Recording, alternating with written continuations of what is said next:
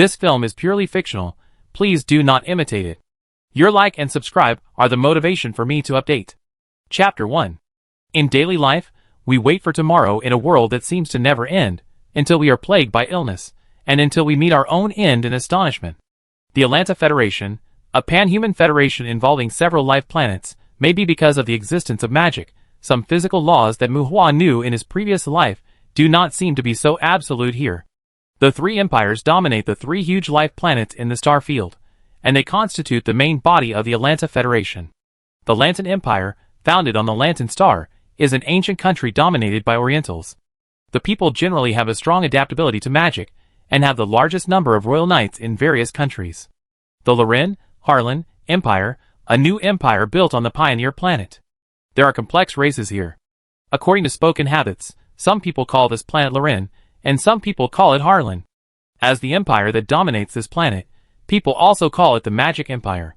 There's a strong magic technology there, which largely makes up for the lack of human beings in magic adaptability, making magic technology gradually become the backbone of human beings against monsters. The Holy Empire, a somewhat bloody name. This name undoubtedly reflects its nature as a religious country. Human beings are constantly fighting around different beliefs throughout the planet, and it is difficult to locate the country. The Elanta Federation, it is said that civilization originated from a life planet called Earth. Because there are many surnames, dialects, vassal states, and customs that Muhua seems to have seen before. However, the debate on the origin has been fought out by the archaeological community, and there is still no conclusion. Muhua said, ignore it. With the courtyard as the foundation, in addition to the three empires, there are countless countries with independent regimes on the three main stars. Although this world is a human integration composed of the Elanta Federation, it has a complex social system and system. Under the empire, there are still kingdoms, principalities, and even lord city-states. The integration of human groups is not absolutely unified. The civilization history with clear written records for tens of thousands of years has experienced several collapses, breaks, reorganizations, and reconstructions. The distant civilization has become blurred and difficult to trace.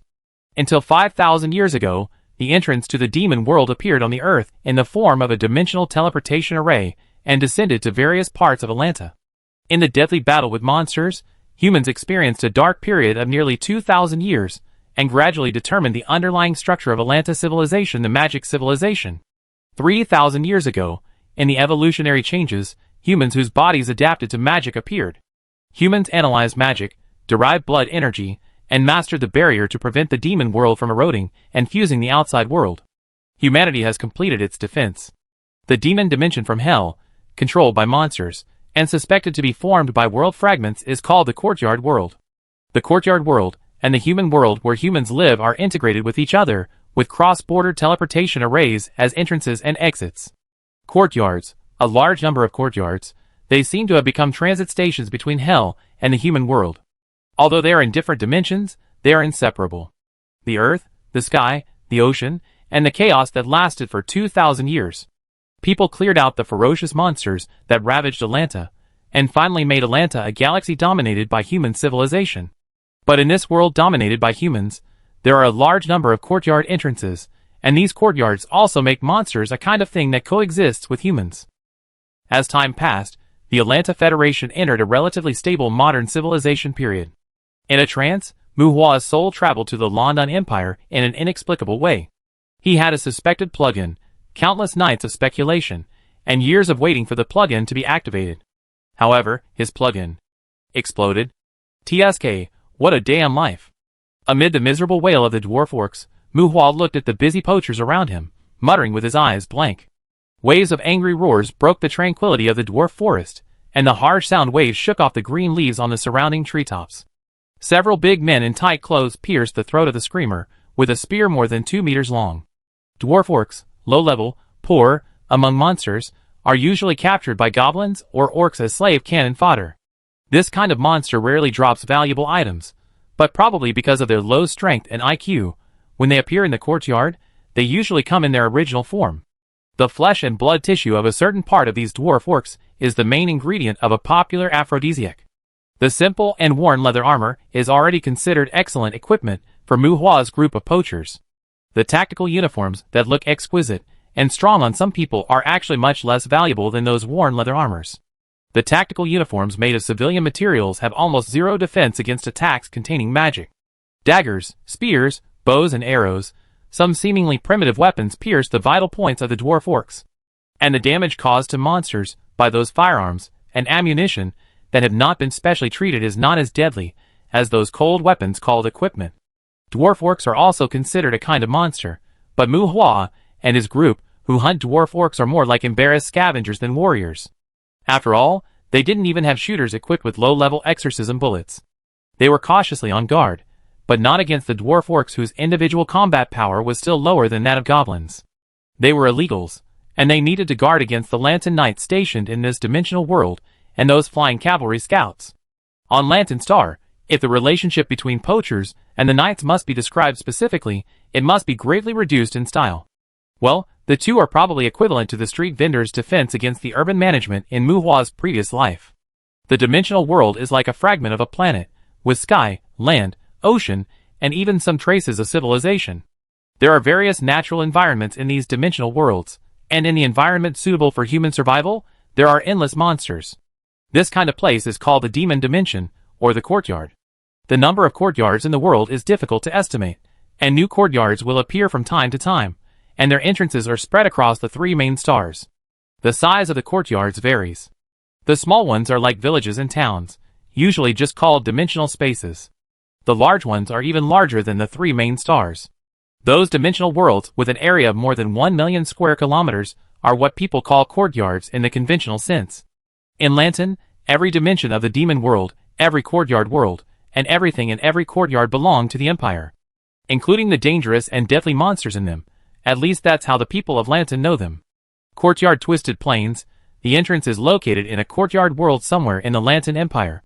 Greenland, valleys, lush forests and clear streams, it has an excellent natural environment.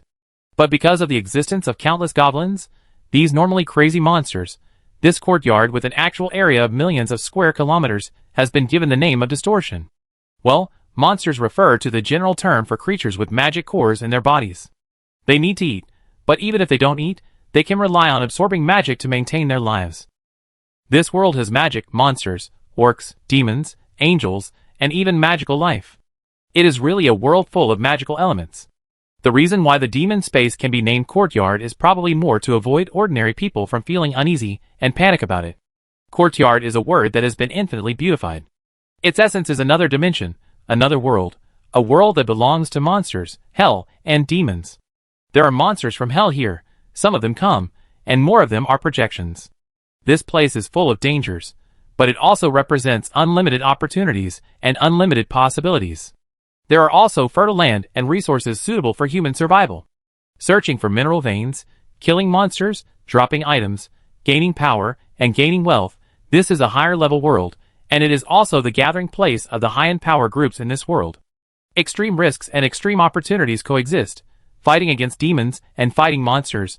This should be the place for adventurers to explore. Of course, in the Lantern Empire, there is actually no adventurers' union. Strictly speaking, there is not even the title of adventurer in Lantern. Those who can legally enter the courtyard of Lantern are the Royal Knights, and the outside world also calls these Lantern Knights the Army. In addition to strengthening the awareness of loyalty and filial piety of the people from an early age, magic materials, magic tools, and even magic itself are strictly controlled in the Lantern Empire, and the courtyard full of dangers is absolutely forbidden to ordinary people. In order to improve the body's adaptability to power, some training and body transformation also have certain risks, coupled with the Empire's multiple restrictions. In the Lantern Empire, the regular entrances to various courtyards are guarded by the Knights. The Knights protect the people from being disturbed by the courtyards and monsters, and protect the stability and safety of the people. Therefore, there are also a large number of ordinary people on Lantern who have no clear understanding of magic. To enter the courtyard normally, joining the Knights, accepting the Empire's dispatch, training, management, and material distribution is probably the only way. At this time, Mu Hua and his party were in a remote corner of a courtyard, and their means of entry were obviously not so normal. Hey Mu, the inferior magic potion you prepared is really useful. This group of dwarfs are useless. We should go hunting goblins, or try to kill the lone big goblins, or even ogres. A blond young man came up to Mu Hua and greeted Mu Hua in a familiar tone, in exchange for Mu Hua's disgusted and vigilant gaze. Jim, get out. Go do what you should do." A middle-aged man, with a hideous scar on his face, drove the blonde youth away with a stern shout. As he spoke, the man came to Muhua, with a fierce look on his face, but gave Muhua an apologetic look. Muhua stared at the blonde youth with a cold gaze, until the youth avoided his gaze and retreated in anger. Then Muhua looked at the middle-aged leader. "What's the matter? New here?" Muhua asked the middle-aged man in a bad tone. "Well, the ruffians from Luren Star, you know, scouts are usually more tolerant of them. He can be used as insurance." The middle-aged man glanced at the young man with different skin and hair color, and while speaking, he raised his hand and handed a roll of leather with delicate patterns to Muhua. "You'd better explain it to him clearly. I don't want to cause trouble." Out of trust in the middle-aged man, Muhua explained casually. Chapter 2. Pharmacist, or to be more precise, an unlicensed potion master.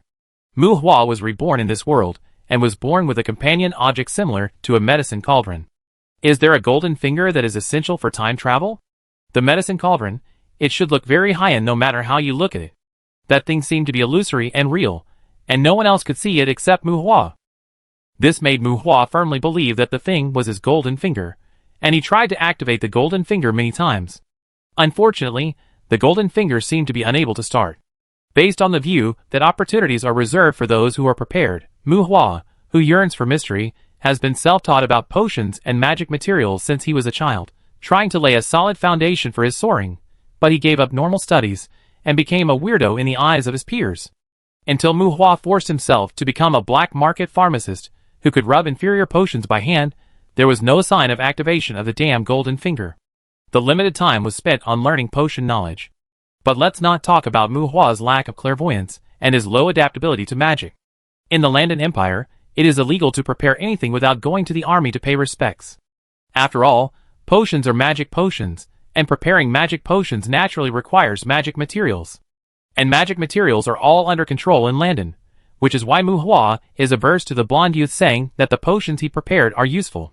Speaking of which, if you are caught sneaking into the courtyard, at most you will be confiscated, fined, or detained. And the private manufacture of contraband can be a big or small matter, all depending on the mood of those officials. If you meet someone who doesn't care, they will force you to be a military member, give you a smile, and tie you to their side as free labor. Well, you still need to be grateful. After all, Muhua's talent is low enough. Having learned a lot of illegal knowledge, he could not do normal work, and the income from the black market made Muhua look down on the 2 wages of screwing screws. As a result, when the golden finger that Muhua had been thinking about exploded inexplicably, he naturally became a poaching boy in the black market. Well, it exploded and dissipated completely, without any reaction, as if the existence of that thing for many years was an illusion, and there was no place for reason. After all, no one except him had ever seen that thing. Life collapsed, and Muhua's bloody life made his mentality explode in various ways. Unwilling to join the royal knights as cannon fodder, Muhua became a black market scoundrel, and lived a life of speculation and profiteering with some lawless people. At present, this twisted plain belongs to a relatively safe courtyard. Although there may be a goblin king here, compared to those courtyards where some demons occasionally emerge, the monsters here are of more uniform specifications, and it can really be regarded as a world suitable for human survival. Muhua is very weak, including the scarred face as the leader. After all, the improvement of strength is closely related to talent, time, resources, weapons, and equipment. They are unwilling to accept the control of the empire, and have very limited ways to obtain resources. There are strange rules in the courtyard. After the projected monsters are killed, they will turn into dust, which is clean and environmentally friendly. The dust can also fertilize the land. In addition to dust and magic stones, there is a chance that the projected monsters will drop some items after death. Just like killing monsters and dropping treasures in the game, but these drops are sacrificial items when the monster projection descends. It can be understood as spending money to buy life, so that they will not really die when they are killed in the courtyard. After the projection dies, their bodies will be reshaped in hell.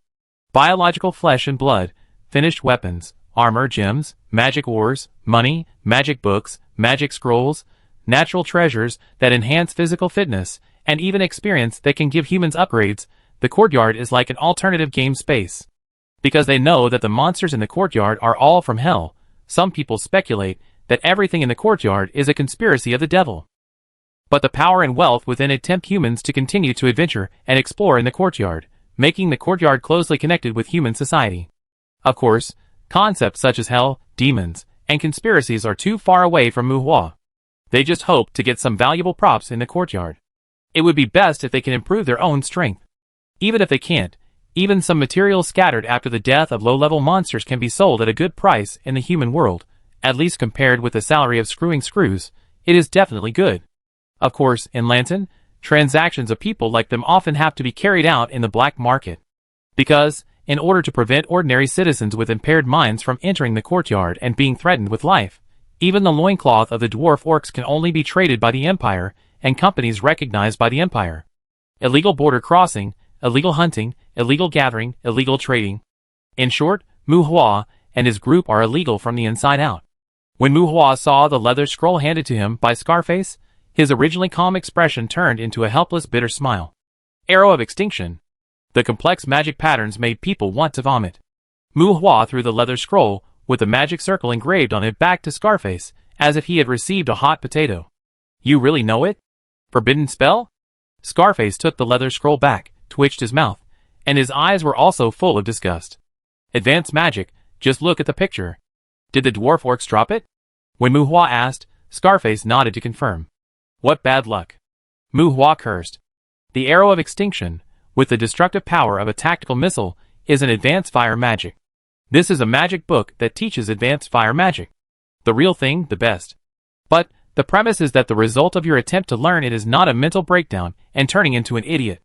Humans have indeed evolved magic adaptability, but most people only have magic adaptability comparable to that of low-level magic beasts.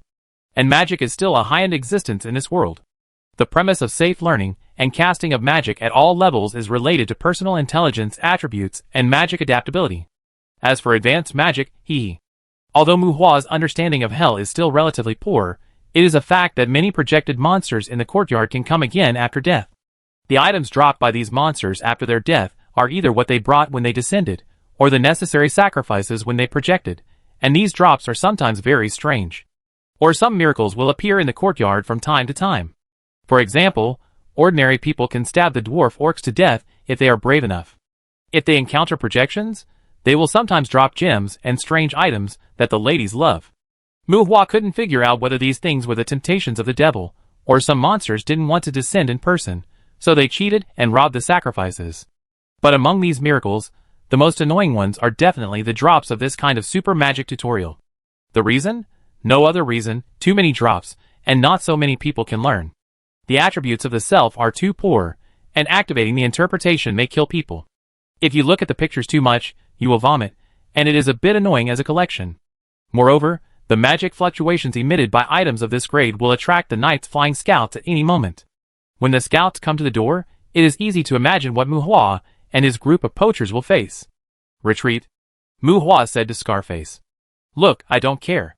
Anyway, there is nothing to gain from this trip. If you are called by the scouts, you will only be detained for a few days. However, the guide fee is not refundable.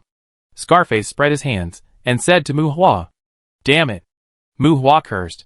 Not only did he pay the guide fee for the team, he also paid a set of inferior magic potion. I'm leaving. I won't mess around with you anymore. See you again if we're lucky. The sound of the shuttle could be heard faintly in the sky in the distance. Regardless of Scarface, Muhua turned and ran towards the woods and ran towards the teleportation point from when he came, where there was a guide holding the courtyard key. Oh! Fate? Where are you going? Scarface called out unexpectedly. Luren Star, Magic Empire. Muhua replied angrily. This ghost empire is so annoying. Oh! Smuggling?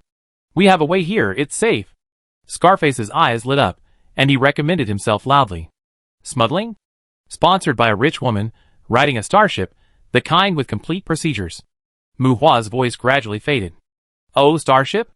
Next time you start a group with some corrosive poison, I give you a 20% commission. Scarface chuckled, with disdain in his eyes. Obviously, he regarded Muhua's words as bragging. In this world full of swords and magic, humans also have the ability to travel between stars. The three empires are located on 3 planets, but for most ordinary people in the London Empire, it is probably difficult to buy a ticket to board a starship with their life savings. Not to mention those remote areas far from the hustle and bustle, the people in some city-states on Lantan Star don't even have a specific concept of interstellar travel. The Empire, Principality, City-State, and courtyards of the other dimension, under the supervision of the magic network, seem to be endless living space, which to a certain extent has also created a huge deviation in the cognition and information of some people. Chapter 3. Luxury and metallic steel starship. Outside the crystal glass window, the energy shield flows with soft arc light. The good side makes people feel as if they are in the starry sky, the deep space that makes people tremble, and the soft harp music echoes in the ship. A space starship with interstellar navigation capabilities. 2 days ago, Muhua's daily contact was still some unruly people wearing sour leather armor, and holding rough knives and axes. Now he is in the starry sky again, and everything in this starship full of science fiction elements under his feet makes him feel full of novelty. The spacious ship cabin is like a dance floor in the rich man's castle. No, maybe this is itself an alternative castle for the rich. White-collar elites in suits and dresses, luxurious and cumbersome noble ladies' dresses, solemn helmets, streamlined leather robes. Although the starship restricts the carrying of explosive weapons and contracted monsters, there are many people with swords and daggers on their waists. People of different styles sometimes gather to chat. Standing in a corner of the warehouse, Muhua's eyes were full of interest, and his wandering sight avoided looking at a certain place for a long time to avoid causing dissatisfaction among people. Although he has lived in this world for more than 20 years, the relatively closed Lantan and the potential cognition of the previous life still made Muhua feel somewhat inconsistent and novel about the things on the starship. Bumpkin? Well, no one in the starship should express such contempt for others. Although there may be some people who stay in the courtyard for a long time, and although some people here are like Viking pirates who have mixed into civilized society. But those who can board this starship may not necessarily be powerful demon hunters, but they must be relatively rich. Even in a world full of magic, financial wealth often represents strength and social status. Sir, the Emerald Bird is about to enter the atmosphere, and there will be slight vibrations in the cabin. If you feel uncomfortable, you can take a seat and rest for a while. A soft female voice came, and a girl in uniform came to Muhua and reminded him softly. The white girl's face, eyebrows, and eyes flow with mature temperament. Under the short skirt, flesh-colored stockings wrapped around her delicate calves. Muhua looked at the woman in front of him, who looked like a flight attendant, and saw the ribbon-like lace pattern on her neck, and the novelty in his eyes became more intense. Muhua looked around slyly, and seeing that no one was paying attention to him, he reached out and stretched out a finger, as if he wanted to touch the girl's cheek. The girl quietly retreated and avoided Muhua's touch. Sir, you seem to have the intention of infringing on the private property of Daryl Airlands. I have to remind you to pay attention to your behavior. The girl sighed and gave a helpless warning, annoyed, but seemed to be used to Muhua's behavior. Heh. Muhua chuckled, with more novelty and exploration in his eyes. Can you leave me your contact number? Muhua asked the cute girl. I'm sorry, I have to spend the next 6 months on the Emerald Bird. If you have a fixed flight plan, I would be happy to accompany you to spend some boring travel time. The flight attendant girl looked at Muhua, young, healthy, with long bangs half covering his eyelids. Somewhat decadent, but the unconcealed willfulness in his eyes made Muhua's temperament a little bit ruffian. The well-proportioned facial features, not handsome, but not annoying. The girl nodded slightly as if satisfied, not caring that Muhua's clothes were not high-end, and her tone seemed a little more casual than before. Oh! Are you a creation or a transformation? I heard that there is a Terra witch on this starship. Muhua asked curiously. The girl questioned, stroking her hair. Looking closely at Muhua, the flight attendant found that Muhua should be very interested in her body, but I'm afraid his starting point is more from an anatomical perspective. Alas, the technology of creation is not perfect nowadays. You can simply understand me as a medium-quality magical life, and you need to know that the superior species don't like the name of witch. Little brother, we sell our bodies, not our skills. Go find a place to sit down. With a slightly teasing tone, the girl rolled her eyes at Muhua, with a teasing look in her eyes, and her high heels made a light sound, turned around and left, no longer paying attention to Muhua. Heh. Watching the girl's back as she left, Muhua chuckled and didn't continue to pester her, but his eyes couldn't help revealing envy and desire. Magical life, the girl is not a real human being. If we use the cognition of the previous life, they should be bionic people, modified people, mechanical dolls and the like. They are suspected to be a cutting-edge product of magic technology. Although their potential is restricted by many external objects, they have talents and physiques far beyond ordinary people. Their thinking is not much different from that of normal humans, and they have almost absolute loyalty to their creators. Mu Hua subconsciously classifies them as bionic dolls. Envy, desire, and even admiration. In the previous life, animation, games, and the like accompanied Mu Hua for countless hours. Mu Hua likes this kind of existence very much, without any derogatory meaning. By the way, who doesn't like chubby dolls? Ahem. For all kinds of subjects in this world, Mu Hua is actually most interested in puppeteers, which involve magical life. But looking at the charming girl in front of him, who is no different from humans, you should know that this major is definitely a noble profession, and you really can't afford it if you don't have money at home. And Mu Hua really thought that his golden finger was related to magic potions in his early years, but the result, well, let's not talk about it. The orange light outside the window accompanied the slight vibration in the ship cabin, and the starship arrived at the end of this journey, opening up the planet Luren. The young man who did not carry any luggage and mixed in the black market never had any burden when he went out. The more than 30 demon gold coins he carried with him were all Mu Hua's belongings. Credit points, magic silver, mithril, and demon gold coins, these 4 currencies are the main common currencies in the human world, among which demon gold coins have the strongest circulation, and it even has a certain circulation effect among monsters. 1 demon gold coin is equivalent to 10 mithril coins. 1 mithril coin is equivalent to 100 magic silver coins, and 1 magic silver coin can be exchanged for 100 credit points. In terms of the official exchange rate, generally speaking, 1 demon gold coin is equivalent to about 100,000 credit points. In addition to the credit points that are equivalent to money in the previous life, the other 3 currencies can be used as a magic material, and the black market exchange rate will be slightly higher. It is not without reason that Mu Hua wanders in the gray area in Lantan. For most ordinary people in Lantan, these more than 30 demon gold coins are probably just a lifetime accumulation. If you come to Luren at this time, if you get a proper identity, you should live a much easier life than Lantan. Because many things here are not regulated, there are many professional certifications in the Adventurers Guild, and Mu Hua can completely obtain a Pharmacist license. And most of the courtyards here can be entered normally, as long as you have the identity of an adventurer. I heard that the people of the Magic Empire even use the courtyards as a place for leisure picnics, which is also the fundamental reason why Mu Hua is willing to cross the Star Sea to Luren Star. Walking out of the airport, a silver-haired woman walking towards him made Mu Hua's pupils shrink. Even seeing the war beasts that signed a contract with humans in the airport did not surprise Mu Hua. But the beautiful woman in front of him wearing a stereotyped maid outfit made Mu Hua feel a sense of hair standing on end. Demon, silver hair, generally have beautiful and handsome looks. When observing something carefully, their eyes will become red eyes and snake pupils. The hybrid of demons and humans. This thing belongs to the existence of monster stories in Lantan. I didn't expect that in Luren, it would walk under the sun so openly. Because they generally have the blood of demons, demons have extraordinary potential far beyond that of normal humans, but they also have the devil's nature lurking in them. Smart, cruel, bloodthirsty, full of extreme emotions and destructive desires, if there are no necessary means of restraint, the awakened demons will inevitably become monsters who enjoy killing. The existence of demons also leads to the existence of legal slave laws in the Elanta Federation, because only slavery contracts can guarantee that demons have normal human nature. In other words, demons that appear in human society must be the relatives of a certain human. The legendary Waiter clan, this thing is indeed a legendary existence in Mu Hua's cognition. My cousin, my wife has been waiting for a long time. Please come this way. The beautiful and cold silver-haired demon, with a smile on her eyebrows, does not have a smile at all. My wife?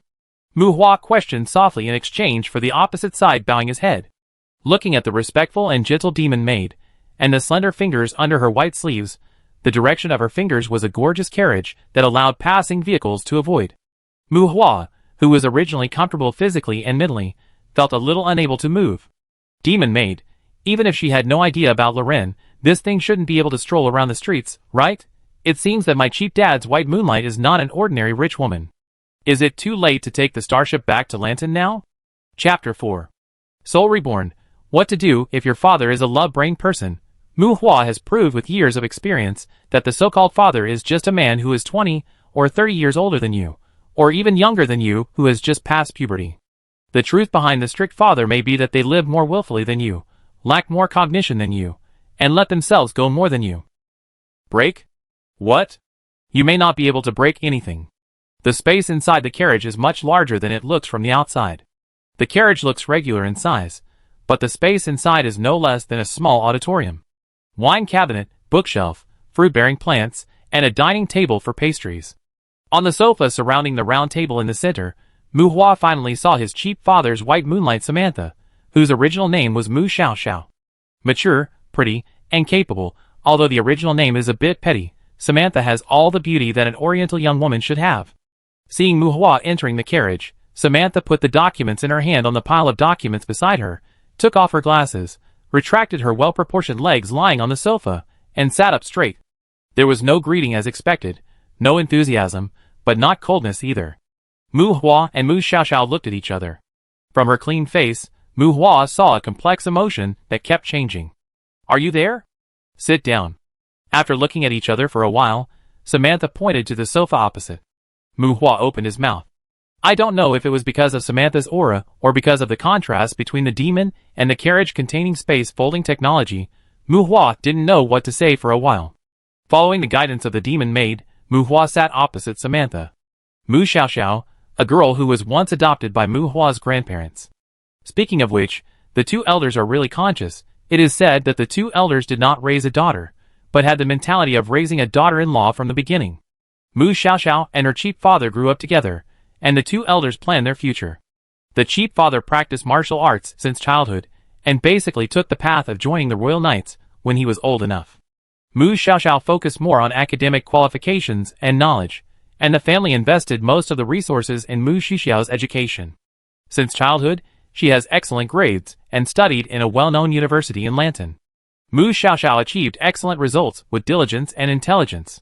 The cheap father fought in the courtyard, and spent more time on how to please his superiors, and how to find a way to speculate. Mu Xiaoxiao studied economics, and was familiar with the magic materials, props, spells, equipment, etc. produced in the courtyard. His goal was to become a certified businessman. Originally, everything was going well. Perhaps this will be an inspirational story of the rise of a civilian family. But as an international friend became obsessed with Mu Xiaoxiao, after experiencing an incident that Mu Hua didn't know the details of, Mu Xiaoxiao left Lantan with the international friend and became the rich lady of the Magic Empire, which is now Samantha in front of Mu Hua. She was just poached by an international friend. Mu Hua had seen this a lot in his previous life, and it was nothing rare, but the problem was that Mu Hua's cheap father was a love-brained. His childhood sweetheart married a foreign country, and Mu Hua's cheap father was decadent in various ways. Even after his parents died, and he married and had children, Mu Hua's cheap father seemed to have no interest in his wife and children, except for taking care of the family's living expenses. It seemed that marrying and having children was just to fulfill the wishes of the two elders, and leave a descendant for the Mu family. For Mu Hua, it was impossible for a father to be kind, and a son to be filial. Of course, his mother was not a pushover either. If you don't care about me, I won't serve you anymore. Cheating, divorce, leaving the kids and running away with a handsome uncle, don't even think about motherly love. Is it the beginning of hell? It's also thanks to Mu Hua that he doesn't lack all kinds of love, thanks to his rebirth with an adult's mind, thanks to his constant thinking about his golden finger awakening, always ready to soar into the sky. Otherwise, such an unlucky child would be born with an antisocial personality. Dad doesn't like Mu Hua, and Mu Hua can't be filial to his cheap dad, who ran away with his wife, and still holds by Yue Edwang's photo all day. After that, the cheap dad went to a courtyard for duty, and never came back. When Mu Hua received the death notice, he was still sighing in his heart. Why hasn't our system been online yet? You are in your 40s, and my mental age is over 50. Brother, have a safe trip. Since you are trembling a little at my rebirth, if there is a chance, I will help you take care of your white moonlight. Her black hair was tied up, and the soft silk skirt highlighted her graceful figure. Looking at Samantha in front of him, well, the shape of her chest is very beautiful. Mu Hua subconsciously thought about something else, and when he saw the demon maid standing behind Samantha, he shuddered and quickly restrained his emotions. You are not like your father. After a moment of silence, Samantha looked at Mu Hua, who was slightly decadent with his bangs covering his eyes. Even if she found a fleeting desire in Mu Hua's eyes, Samantha curled her lips, and her eyes only flashed with memories. Mu Hua pursed his lips, but did not respond for a long time. Samantha looked at him with a very complicated look, with memories, guilt, hatred, and sadness. Mu Hua couldn't figure out what this woman was doing, and didn't know what to say for a while. As for Samantha's true feelings for Mu Hua, Mu Hua told himself, with his years of experience in the black market, that he should never trust the emotions shown by the other party, especially married women. There was another silence. The two seemed to not know how to communicate. Mu Hua lowered his head and said nothing. After a moment, Samantha sighed softly and spoke again. My husband is dead, and his parents are dead too. I hope you don't hate the Benson family anymore. Samantha's tone was calm, and her face gradually became cold. Mu Hua was stunned. What hatred? What hatred? He only knew the surname Benson until now, but in a moment, Mu Hua's mouth hung a trace of self-mockery again. Sure enough, it was not so simple for this woman to take me to Luren. Mu Hua was secretly on guard. Samantha's husband was older than her, but as far as Mu Hua knew, he should not be much older, and his parents should not be more than 100 years old. TSK, all three members of the family died. The technology in this world is even more advanced than that in Mu Hua's previous life. Add to that the development of magic and magic technology, and in terms of medical treatment, for these rich people, it is not easy to die unless they encounter some accidents. All dead? In Mu Hua's opinion, Samantha is showing off her skills? Helen. Unable to see Mu Hua's expression, nor paying too much attention to Mu Hua's silence, Samantha greeted the demon maid standing behind her. As Samantha called, Helen picked up a suitcase that had been prepared from the side, and put it on the table in front of Samantha. This is your new identity, and your name has not changed. You have always been a member of the Benson family. You wandered to Lantern Star in your early years, and you are still a legal citizen of the Magic Empire now. Take these life experiences and familiarize yourself with them. Samantha first took out a file, and pushed it to Mu Hua. Mu Hua nodded, and Samantha attributed his identity to an inconspicuous branch of the Benson family. That branch died out many years ago, and now Mu Hua has come to rely on the main family, which is convenient. After looking through a few pieces of information, Samantha took out a few more certificates from her suitcase. Driver's license, Potion Master certification, Professor of Potion Department at Springer College. The driver's license was not surprising to Mu Hua, and the Potion Master certification allowed Mu Hua to further confirm Samantha's ability. As for the identity of Springer, a college professor, who had also heard of Elanta, Mu Hua was even more surprised. Professor of Potions? In fact, Mu Hua is not qualified to be a potion master, right? Because soul materials are often used to make potions, Mu Hua can't even see ghosts. At most he is a knowledgeable pharmacist who can only prepare some inferior potions. You need a decent resume, and you should not go to Sprinkle if you can, Samantha explained, as if she saw Mu Hua's doubts. Yeah. Mu Hua nodded with a twitch of his mouth, and finally made a nasal sound. Just when he was about to sigh at Samantha's meticulous arrangement for him, the next moment, Samantha took out another item from the suitcase, which made Mu Hua's pupil shrink. Gun, a revolver that looks like M500. The magic engraved on the silver gun body depicts mysterious patterns, and 10 bullets were taken out along with the pistol. The magic patterns engraved on the bone-white bullets make people dizzy. Origin bullet? Mu Hua had never seen the real thing. But just guessing, Mu Hua was already complaining in his heart. Sure enough, the benefits are not so easy to get. Using this kind of weapon, using this kind of ammunition, what on earth does this woman want him to kill? Chapter 5. Don't resist, I need to know your attributes. The guns and ammunition were placed on the table. While Mu Hua was nervous, Samantha said that Helen brought a beautifully decorated mirror. The mirror was facing Mu Hua, and the feeling of being peeped came over him. Mu Hua did not resist. The Heloise magic mirror, a magic item with identification effect, can display the physical condition of the person in the mirror in a digital form. Race, human. Level, 21. Life, 95%. Magic, 100%. Physique, 9. Intelligence, 15. Spirit, 43. Magic adaptability, E. Allocated points, 0. Simple attributes, the word scum is revealed between the lines. As for the deeper talents, magic, combat skills, etc. of life, there are too many complex connections, and the identification technique cannot detect them. The Heloise magic mirror is an auxiliary magic item. Even identification magic can hardly detect people deeply. If it can really see through others, it would probably be defined as a taboo by people. Race needs no explanation. Levels are increased by gaining experience through killing. Such killing targets include animals, humans, and monsters. Each level up will gain 1 free allocation point. Unless you learn identification magic to view your own attributes, you can sense the free allocation points gained by upgrading.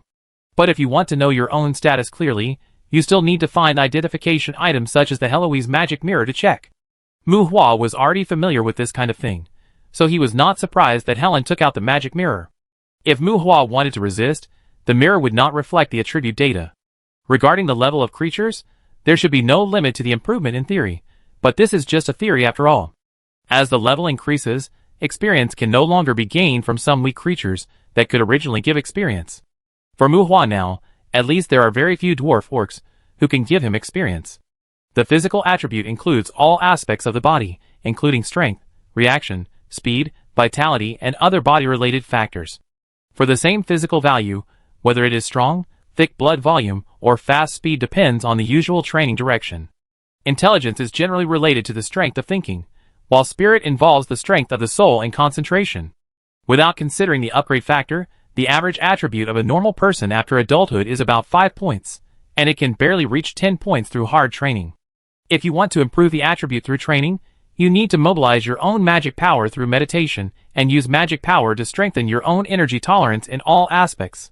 There is no specific value for life value, which is affected by many factors such as physical constitution and race. However, people with less than 50% life have already had movement disorders, and most of them have lost their ability to move if their life is less than 30%. It's hard to say about other races. Most humans don't need to use up their health points. If their health points are less than 20%, they will basically die. The magic value corresponding to the health value is much more harmonious. The spiritual attribute affects the amount of one's own magic power, but when the magic power is full, continue to meditate and temper your intelligence, which can also improve your own magic limit. Although it is difficult to improve, it is at least a kind of energy that is not affected by the attributes and can be used. Magic adaptability? It's best not to have surgery. You don't need a high demand for magic adaptability. Looking at Mu Hua's attributes, Samantha seemed to be comforted. While talking, she took out several fist-sized crystals from the suitcase. High-level magic core? Ignoring the uneasiness brought by the pistol and the origin bullet, Mu Hua looked at several crystal stones that were full of magic power and exuded a dangerous aura and asked, "This sacrificial array can be used 5 times. There is a chance to get a response from a mid-level demon by sacrificing a high-level magic core. A mid-level demon may not be too strong. You can try to summon it with these. Use these 10 magic cores to sacrifice. If it doesn't work, well, you are still young. Being a potion master is not the only way out. You can consider learning something else." Samantha seemed not used to comforting people. Her comforting words were a bit stiff. "This gun is for your self-defense." While speaking, Samantha pushed the revolver and 2 trays of bullets towards Mu Hua. Mu Hua looked at the pile of things Samantha sent, and looked at Samantha up and down with doubt for a moment, and couldn't help but sit up straighter. This world's understanding of monsters comes from the courtyard. People have a wide range of definitions of monsters, including demons, orcs, undead, and angels, all of which belong to hell creatures, and demons are the masters of hell and belong to the stronger race among monsters. Humans divide monsters into low-level monsters, mid-level monsters, and high-level monsters according to their conventional combat power, and each level has 3 grades. Above these 3 levels, there is a gap of demon generals whose strength is difficult for humans to determine. After that, there are Lord-level and King-level monsters that represent natural disasters, which are difficult for most people to see in the data videos. After the King level, the information is confusing and basically belongs to legends in human cognition. High-level magic cores are naturally taken from high-level monsters, and they must be the original body. Projected monsters will only drop magic stones. Of course, if they use the magic cores of other monsters as sacrifices for the projection, they can probably explode the magic cores after death. Let alone high-level monsters. With Mu Hua's current combat power, without the help of long-range weapons, at most, he can fight to the death with the low-level goblins at the bottom of the low-level monsters. And when high-level monsters are besieged by a well-organized night group in Lantan, it is also very common for a large number of casualties. It is not difficult to know the preciousness of high-level magic cores. As for the lower, middle, and upper levels of demon species, they usually represent the race, bloodline, and growth potential of those demons, and are not directly linked to the class strength. Because it is not uncommon for the same demons to have large differences in strength, and even the newly hatched little demons have the cunning wisdom of humans, it is difficult to accurately assess the threat level of demons through the group. Samantha's previous words were unclear, but Mu Hua understood it very clearly. Mu Hua has been learning about potions since he was a child. Souls can be said to be an indispensable material in most magic potions, but he does not have the clairvoyance to see souls and ghosts. Clairvoyance can also be understood as psychic communication. Clairvoyance is a kind of soul's cognition of an alien dimension, which is not something you can have just because you have magic power or magic. There are ways to obtain clairvoyance, but most of them are very demanding. Among them, if financial resources and luck are equally important, signing a servant contract with the devil is feasible. But obviously, normal people will not become servants of the devil for the sake of clairvoyance, psychic physique. Then it is inevitable to make the devil a servant, and let them sign a servant contract that is only slightly more harmonious than a slavery contract. Demons are cunning and brutal, but also arrogant and domineering. They are the true masters of hell, and they are beings that can use their own blood to deny the human classification of monsters. For most demons, humans are just low-level creatures. This cognition is even largely irrelevant to strength. It is a kind of contempt from the level of life. It is easy to imagine how difficult it is to make demons become servants of humans. If you want to sign a contract with a demon, the complex environment in the courtyard is too dangerous. In a safe environment, summoning monsters from hell through sacrifices, ensuring that the summoned demons are demons, and ensuring that the demons are willing to surrender, each of which is a necessary process. Once the servant contract is signed and cannot be cancelled, the request for the demon to surrender is almost destined to anger the demon. In order to protect themselves and to ensure that the demon will not plot to kill the contractor after signing the contract, it can be said that it is a more common choice for people to bypass the content of the contract and kill the demon servant first. Unlike those cross-race romantic stories, taking a demon as a servant is definitely a very irrational choice. All of this is just to make a contract with the devil to give himself the ability of clairvoyance and gain psychic physique. Few people dare to maintain a master-servant relationship with the devil. This series of operations is probably a crazy move that only people with a lot of money can afford. Samantha made a full set of preparations for Muhua here, including the forbidden sacrificial array, the use of high-level magic cores to summon monsters, and the enchanted guns and origin bullets to expel or kill monsters when they are rampaging. And these 10 origin bullets have the effect of breaking magic, can cause soul damage, and are also a certain fatal threat to high-level monsters. The value is probably not much worse than the high-level magic core. Samantha's attitude was very clear. 10 magic cores, 5 sacrifices, go and try.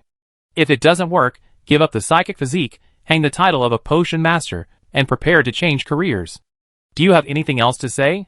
Facing Samantha's suggestion, Muhua did not comment, but sat up straight and asked respectfully. Yes, respectful. Well, it's not that Muhua is useless, it's just that Samantha gave him too much. Just these things Samantha gave him are enough to buy him dozens of lives. That's right, his life is so worthless now. As for Muhua's life experience after rebirth, even if Samantha wanted him to be a dead soldier, he actually found himself quite useless, and was somewhat touched by Samantha's appreciation of him. People with poor ambitions are short, and the key is that the golden finger also exploded. Muhua definitely did not live to this day by relying on his awesome character. You use the upgraded attributes to improve your spirit? Do you want to go the way of a necromancer? Sensing the change in Muhua's attitude, Samantha hesitated for a moment, and asked Muhua, but did not wait for Muhua to answer, and continued. You are still young, and there will be plenty of opportunities in the future. Try not to delve into necromancers.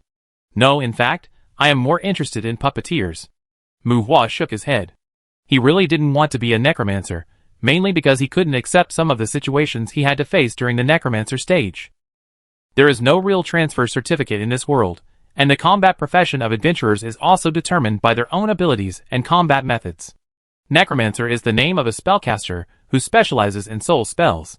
Psychic physique is also a necessary ability for necromancers. If there is no chance, such as having a mine at home, humans who want to practice soul magic will inevitably become necromancers in order to obtain spiritual vision.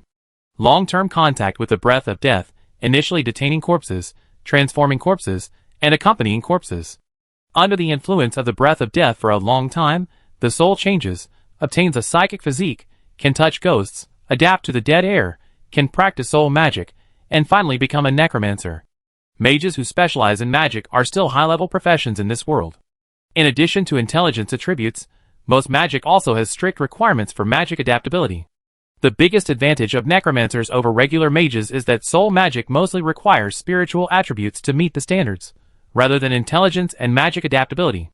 As long as the spiritual attributes are sufficient, that is, as long as the soul is strong enough, most soul magic does not require magic adaptability. This also makes some people who have insufficient magic adaptability, but have a dream of being a mage choose to start as necromancers. Of course, necromancers are not a panacea. A soul without mutation cannot bear the breath of death. If the body is corroded by the breath of death for a long time, weakness, skin diseases, rotten hands, rotten feet, and rotten internal organs are all minor issues. It's okay to die. If the fragile little brother under the crotch is damaged, don't be a necromancer. The next goal of life is to quickly change to a lich. Mu Hua declined this. He is more interested in mystery. He also yearns for magic, but he is not crazy enough. As for Mu Hua's desperate efforts to improve his spiritual attributes, alas, that is another sad story. Chapter 6. There are two mainstream languages in the Elanta Federation. One is the Federation Common Language, and the other is the Demon Language. Ahem. You heard it right, it's the Demon Language. When it was confirmed that the Demon Language was inseparable from the mysterious side of this world, Mu Hua felt a kind of collapse. Children learn their mother tongue very quickly. If they are guided well, and spend some time to learn a second language, the difficulty is not too exaggerated. But Mu Hua, I speak Chinese, and I know a few words like ya might die, iku, oh, yeah, f ***, k, and so on. After learning the Federation Common Language, by almost pulling out all the hair on his head, when he heard that there was a non-human language to learn, Mu Hua's collapse can be imagined. The most important thing is that this language still needs to be interpreted with consciousness. As a child with adult thinking, Mu Hua has no understanding of the Demon Language. The pronunciation of the Demon Language does not refer to the meaning. It can be the pronunciation of any human language, but a simple pronunciation may contain a long expression. Its most important influence is the construction of magic, and the most common phenomenon is the chanting that assists the formation of magic. In fact, as long as you don't consider casting spells, don't brew potions, don't touch enchantment, don't touch the magic manufacturing industry, just farm and screws honestly, and say goodbye to the magic side, well, there's nothing wrong with not learning demonic language. But who made Mu Hua prepare for his bright future? Demonic language must be learned. Otherwise, what if the golden finger arrives in the future, and you can't fly? If you can't understand, intelligence can make up for it. Unfortunately, increasing intelligence is useless. After trying to improve his spirit, Mu Hua found that it worked, which led to his rather strange attributes now. His physique was poor and his intelligence was not impressive, but his already high spirit did bring other benefits after adding some points. The direction and angle of learning were different. At least his demon language was more professional than most people who started learning it when they were ignorant. For example, in terms of language expression, most people who speak the native language are actually not as good as an international friend who has a level 10 diploma in this language. Mu Hua said that even if he met a demon, he could still use Shakespeare to make the other party vomit. And Mu Hua's attributes, anyone who saw it would probably think that he had the intention of soul magic. Necromancer seems to be a shortcut, but there are also great risks. Mu Hua, you should understand that you will have many choices, and don't need to go to such extremes. Samantha said to Mu Hua seriously, as if she was worried. The warlock in this world is itself a not very popular profession. Unlike mages who cast magic with bare hands, warlocks usually carry a lot of magic materials with them. They draw magic circles by hand, use their own magic power as a guide, use magic materials to condense elements, and use rituals to build the structure of the spell, and finally release the magic. You are doing so many messy things. Wouldn't it be better to buy a rocket launcher? In fact, warlocks are more like setting traps than casting spells. As for necromancers, Samantha has a physical resistance to their various bad behaviors. I understand, ma'am. Mu Hua nodded again. Let's not talk about whether there is a choice or not. You are the boss, and you have the final say. You should call me Aunt. Samantha seemed unhappy with Mu Hua's address to her. Mu Hua was silent. After the benefit was given, you first told me what I should do? Murder and arson? Smuggling and selling drugs? Taking the blame and carrying the bag? Aunt, etc. It was a bit hard to call her. The carriage was driving on the flat road. In addition to the vehicles that avoided from a distance on the road, floating flying cars could be seen from time to time in the air. In the environment full of science fiction, some adventurers driving floating motorcycles, with pistols on their waists, swords and battle axes on their backs, shouted like cowboys from time to time as if they had entered the wrong set. This kind of scene would never be seen in Lanton, which is a country full of harmony and tranquility.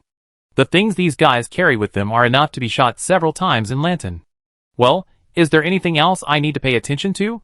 After sorting out his emotions and retracting his gaze to the window, Muhua coughed dryly and asked Samantha again as if hinting. Get used to the new environment first. There is a hotel in Bear Pig Town that you can manage. Let Helen follow you first. Call her when you perform the sacrifice summons just in case. Samantha said, and took out another silver bracelet and a sachet-like pendant and handed them to Muhua. An exquisite communication bracelet, similar to a magic version of a smartphone, with a chip-like adventurer's certificate embedded on it, which does not need to be charged. A multifunctional magic prop that integrates adventurer's certificate, judgment of good and evil, magic network, communication, music and video player, photo and video recording, etc. For Muhua, who came from Lantern Star where there is no adventurer's union, this thing is similar to the Knight's Medal of the Lantern Knights. Muhua does not have a Knight's Medal, and it is as fresh to him as the first smartphone he got in his previous life. Leaving the silver bracelet behind, Samantha put the things given to Muhua on the table into another pendant one by one. Amazing space props. Muhua looked at Samantha in astonishment again. Could it be that his mother who pursues a happy life is fake? Could this woman be his real mother? A new courtyard has appeared in Bear Pig Town in recent years. The children of the Benson family will challenge that courtyard. The one who defeats the lord of the courtyard will inherit the right to be the head of the family. Looking at the stunned Muhua, Samantha chuckled and handed the pendant and bracelet to Muhua. Defeat the lord of the courtyard? Muhua questioned. The so-called lord of the courtyard is also called the devil in the more popular words of the outside world. They are generally the strongest monsters in the courtyard. Don't be surprised if a hell lord pops up from time to time. It is said that the real hell devil may appear. What is the hell lord? If he gets angry, he will smash the doomsday judgment. If he runs to the three main stars, he will create the existence of the end of the world in minutes. Are all the Benson kids so fierce? Oh, it doesn't necessarily mean you can defeat them, as long as you can get the city core. Samantha laughed. City core? You can plant a safe zone in the courtyard so that no monsters will come to this area. Having this kind of safe zone is the prerequisite for humans to build a safe city in the courtyard. This kind of city core can be dropped by killing the courtyard master in one shot, and it can also be negotiated. It's quite ridiculous. You can negotiate with the courtyard master. If the other party is in a good mood, he will be kind enough to give you a city core and let you build a safe zone. This situation also makes some people firmly believe that the courtyard is simply a temptation of the devil to humans and a conspiracy to bring death. It's not that easy to get the city core, right? Samantha's explanation still aroused Muhua's doubts. Monsters are not politicians. They can talk, but more people talk themselves into the monster's belly. There is no rush. If 1 year doesn't work, then 10 years. If 10 years don't work, then 20 years. I will take care of the family affairs for the time being. The Benson family does not need to determine the heir urgently. Samantha sneered. Here it comes, this is it. Muhua was refreshed, guessing that Samantha had asked him to come because of this so-called heir. He said that it was impossible for him to get so many benefits for nothing. The young woman's sneer was fleeting, and Samantha looked at Muhua with an inquiring look on his face. I have a daughter, your cousin, Tabitha, Samantha said in a flat tone. Holman is a complete scumbag. In addition to those children who did not obtain status, he also left me 3 illegitimate children. Those 3 little bastards will compete with Tabitha for the status of heir. When mentioning Holman and the illegitimate children, Samantha's tone was full of annoyance, just like a vicious stepmother. Very good, that's it. It turns out that she wants him to get rid of the 3 illegitimate children. Tabitha has always wanted to form her own demon hunting team, but the child has not experienced much real demon hunting adventure. I hope you can help her by her side for a few years first. The tone of seeking opinions, Muhua sighed in his heart. The rich people speak with level, and there is no leakage. Think about the things Samantha gave him. Think about the identity he was assigned.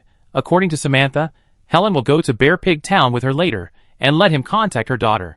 Obviously, Samantha did not want to get rid of her relationship with him. If there is a problem, he will not be sacrificed casually. Well, that's enough. Muhua touched the origin bullet in the space ornament. The biggest feature of the origin bullet is that it can cause soul damage. Being injured by it is more lethal than the exorcist bullet. Muhua thought to himself. No wonder he was given 10 origin bullets. Well, I understand. Don't worry, I will get along well with Tibesha. Muhua made up his mind. Since he had a mission, he would feel at ease to receive some benefits. He said solemnly. Thank you for your hard work. Looking at Muhua with a serious face, Samantha smiled with satisfaction. The carriage was quiet again. Samantha looked at Muhua and thought to herself, this kid is quite steady. I hope he can get along with Tibesha. Muhua took out an origin bullet to play with, and held it in his palm for a moment, feeling ruthless. Heir? Illegitimate child? Give it a try. I take these 3 lives. Obviously, Muhua's understanding seems to be a little different from Samantha's understanding. Chapter 7. Supernormal and Ordinary People, or Adventurers and Settlers. Although adventurers are divided into different levels according to their personal combat power, and there are also nobles and wealthy people among settlers. But adventurers, who represent the supernormal, and settlers, who represent ordinary people, are the 2 groups of people who jointly build the main components of human society. The supernormal needs ordinary people, because the supernormal also needs clean cities, neat roads, drainage systems, and flush toilets. The supernormal is not interested in growing food, raising livestock, building infrastructure, fighting with ordinary people endlessly, and being excited about politics all day long. Stronger power and healthier bodies allow them to pursue more mysteries, excitement, and treasures. They are not interested in giving birth early, and most of them are not interested in giving birth to a bunch of burdens that affect their lives. The settlers with a larger population base are responsible for production and labor, responsible for the reproduction of the human race, responsible for replenishing new blood for the adventurer group, and responsible for trivial logistics production. Adventurers fight monsters, and bring back more resources and technology to human society.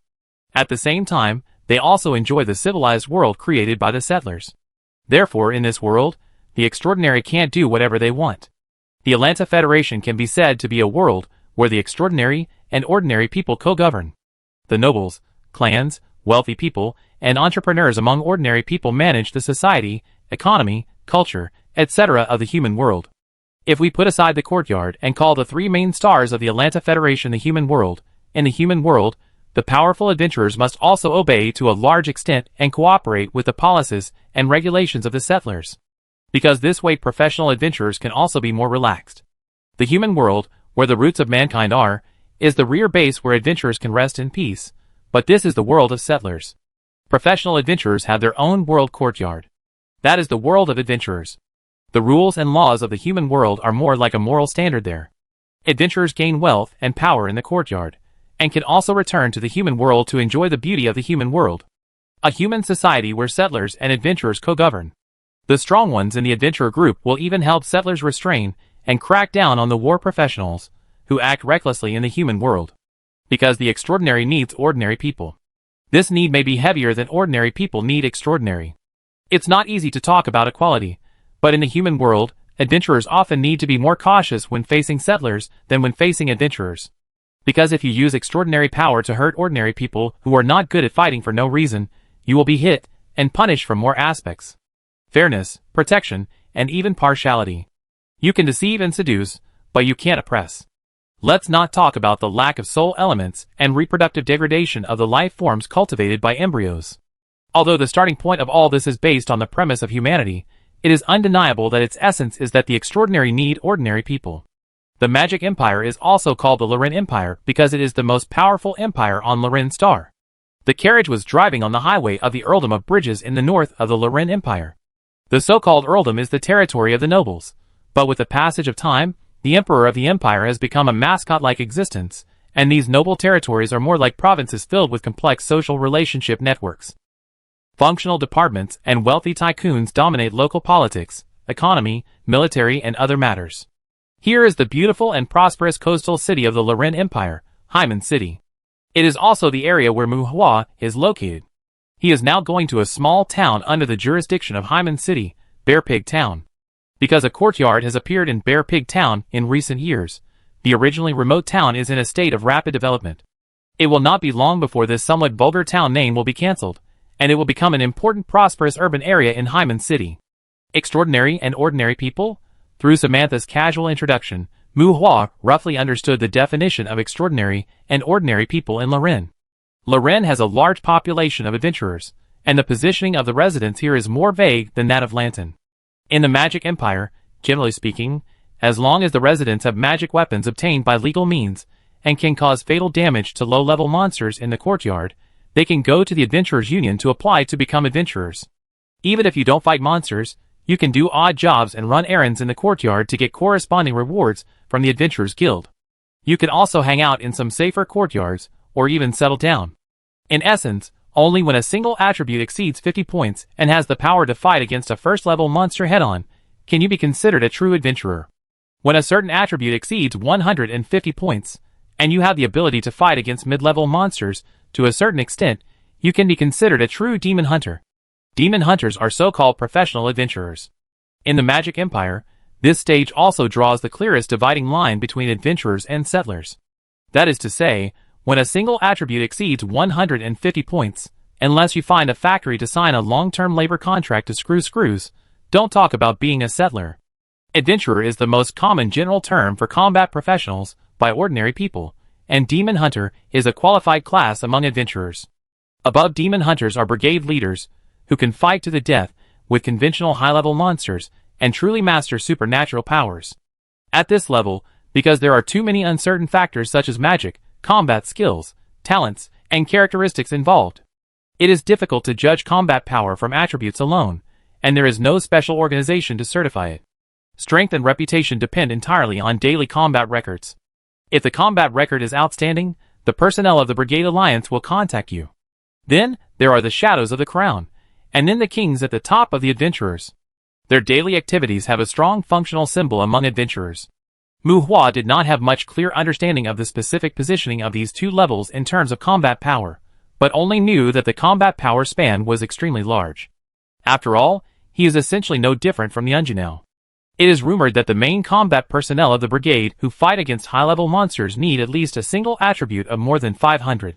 Samantha said that it was too far away from him, and did not explain it to Mu Hua. She even used her daughter, who wanted to form a brigade since she was a child, as a negative example and teased her. Of course, it includes magic and combat skills that are difficult to accurately evaluate the combat power. The standards for fighting against monsters of different levels mentioned here mostly refer to strength and intelligence attributes. For people like Mu Hua whose spiritual attribute is less than 50, he should be a model of discouragement who may be stabbed in the back by goblins at any time. It's okay, you're still young, your level is low enough, and there's still a lot of room for growth. Samantha comforted him, and Mu Hua felt mixed emotions. The wide road forked, and beside the fork, the towering fortifications with T-71 long-range cluster magic cannons blocked the view from afar. Turning down the fork is the area of Bear Pig Town. The fortifications scattered around the town are mainly to prevent the monsters in the courtyard from running out of the courtyard, and preventing the monsters from coming to the human world to wreak havoc. These fortifications are maintained all year round, and are usually not activated. Because if there is a magic tide in the courtyard, the brigades from all over the world will gather here, and they will be the first to enter the courtyard to fight against the monsters until they can no longer be eliminated and resisted. When the brigade withdraws to the human world, and the monsters rush out of the courtyard, it is the time for these fortifications to be activated. And at that time, people may be lucky enough to see the legendary king leading the crowned shadow to appear on the front line of the battle. While of course, there should also be the brave. However, the heroes in this world are all so ridiculous that Mu Hua feels like he can't help laughing or crying when he thinks about them. Because of some family rules, I can't enter Bear Pig Town for the time being. You can get off here. After stopping the carriage, Samantha said to Mu Hua, "Well, don't worry, I will be attentive." Mu Hua nodded, and looked at the road leading to Bear Pig Town with determination in his eyes. When he stood up, he brushed up his bangs in front of his forehead, and even exuded a bit of banditry. Attentive? What attentive? Get along with Tibesha? Is this kid not good at interacting with girls? Samantha was stunned. As for helping Tibesha to conquer the courtyard, Samantha didn't think much about it. The so-called strategy of the courtyard is more of a farce caused by the illegitimate child, which may be an impossible trial. Without further communication, Mu Hua got out of the car, and walked on the road leading to Bear Pig Town. This land is the new starting point of his life. After completing the task hinted by Samantha, and killing the 3 illegitimate children, perhaps this will also be his new home. Samantha pulled Helen to explain something, and Mu Hua walked forward alone. After turning a corner, the view in front of him suddenly opened up. The higher terrain gave Mu Hua a wider vision. Buildings full of rural style were distributed in disorder. Looking around, the main road extended. Because there were large areas covered by vegetation, the town covered a large area. Further away, on the outskirts of the town, high-rise buildings were rising from the ground. This originally remote and quiet town, because of the appearance of the courtyard, will inevitably attract the prosperity of the modern city. An area in the east where a roadblock fortress can be vaguely seen should be the entrance to the courtyard. In the distance, on the avenues and paths, in the blurred vision, there were scattered pedestrians, civilians wearing ordinary clothes, adventurers carrying weapons and armor, and pets following their masters. Looking at everything that caught his eye, Mu Hua smiled. The black youth, who was swaying with every step, came towards him. Mu Hua took a deep breath. He liked the breath he felt from the youth. Rogue, slick, and with signs of being affected by magic addiction on his face, Mu Hua smiled more.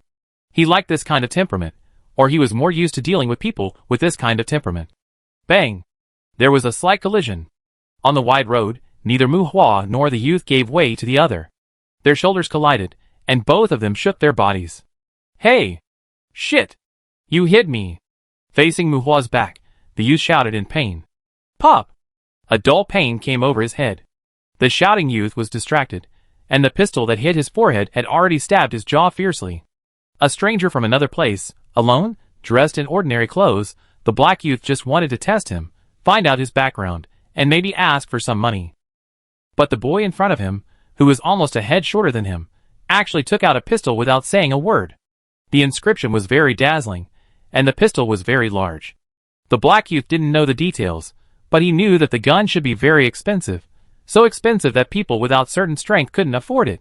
Hey, dear brother, what did you say?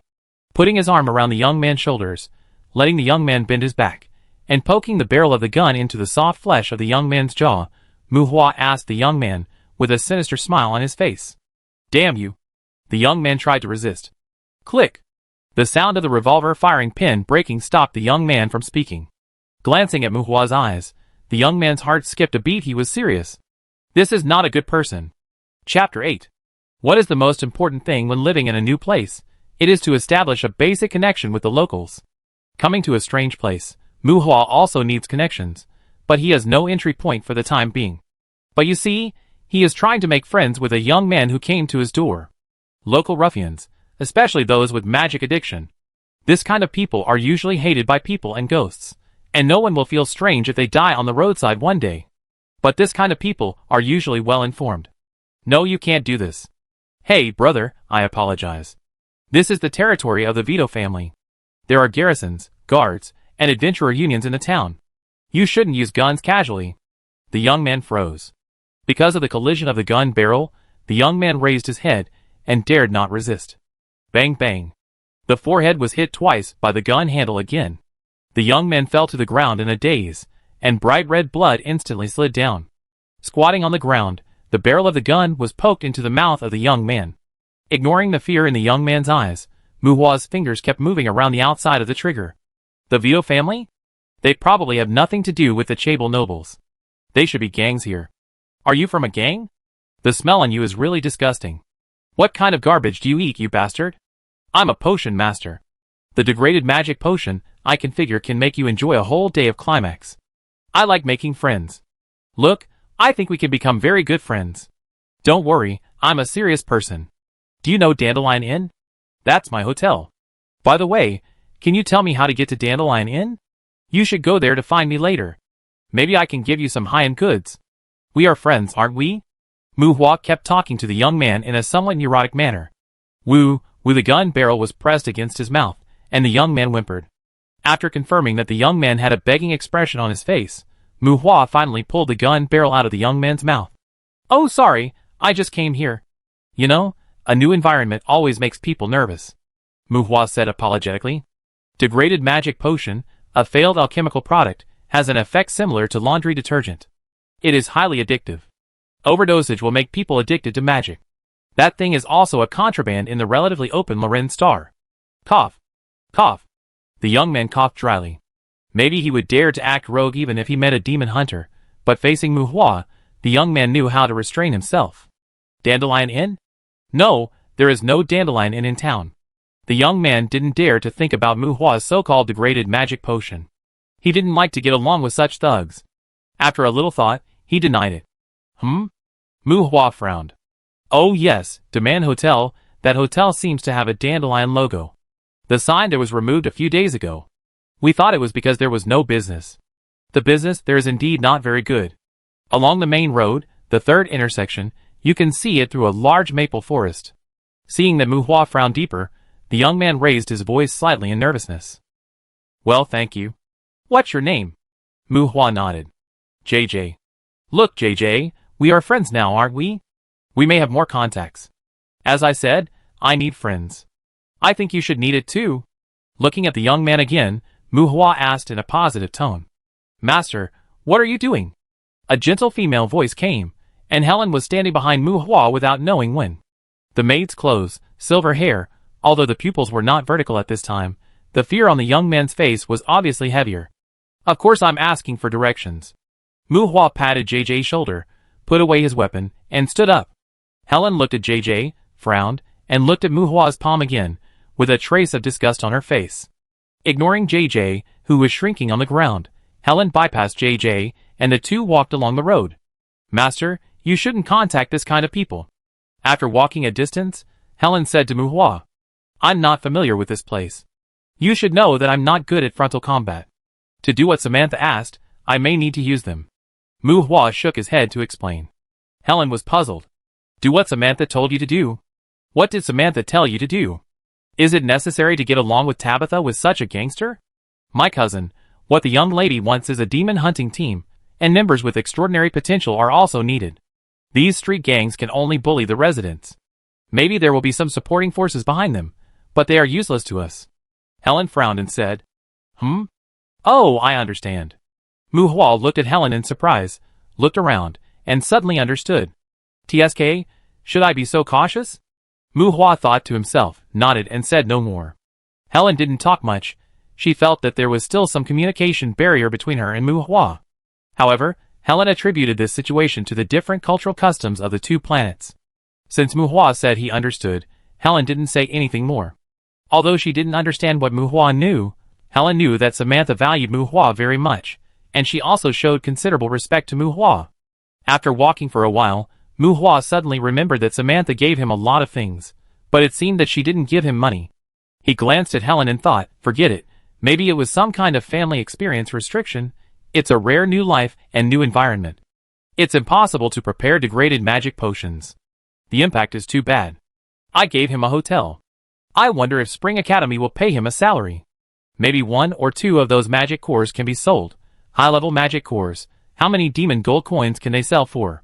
Thinking about something in his mind, Mu Hua followed Helen through a forest road. The road was flat, with fallen leaves scattered, and covered by trees on both sides, just like walking into a natural park. After walking for a while on the fallen leaves, an open space appeared in front of him. The 3-story building in the forest seemed like a secluded palace. Hotel? It covers at least 4,000 to 5,000 square meters. It seems to be a large hotel. The overall appearance of the hotel is a pentagram structure. From a distance, Mu Hua almost thought he had bumped into the pentagon. After walking through the open space, 40 to 50 meters away from the hotel, Mu Hua looked up in front of the main entrance. This place is completely different from the rural hotel he imagined. Perhaps because it is too big, it has an excessive contrast with expectations. Mu Hua can't find a sense of belonging here. Although it has only 3 floors, because the floor height is high, looking from one direction alone, this angular building looks like a villa with monotonous specifications. The balconies on the second floor seem to indicate that it can accommodate more guest rooms. The building as a whole gives people a heavy and solid feeling. The walls are covered with green vines, making it difficult to distinguish the building materials. But a slight buzzing sound, the magic circle rises from the ground. Solidify the cleaning magic circle, and a cleaning magic circle with a large range of effect is arranged in front of the main entrance of the hotel. The dust on Mu Hua's way was filtered and cleaned by the magic circle, and his new and clean clothes and even his body felt refreshed. TSK, magic is responsible for destruction, with killing as the purpose, and pursuing extreme power. Life system? TSK. Mu Hua curled his lips. He has his own understanding of magic. Mu Hua despises this kind of magic that is not doing its job. Of course, this understanding may be more because he can't use even this kind of life system magic. My cousin, I think the devil will like your understanding. Helen agreed.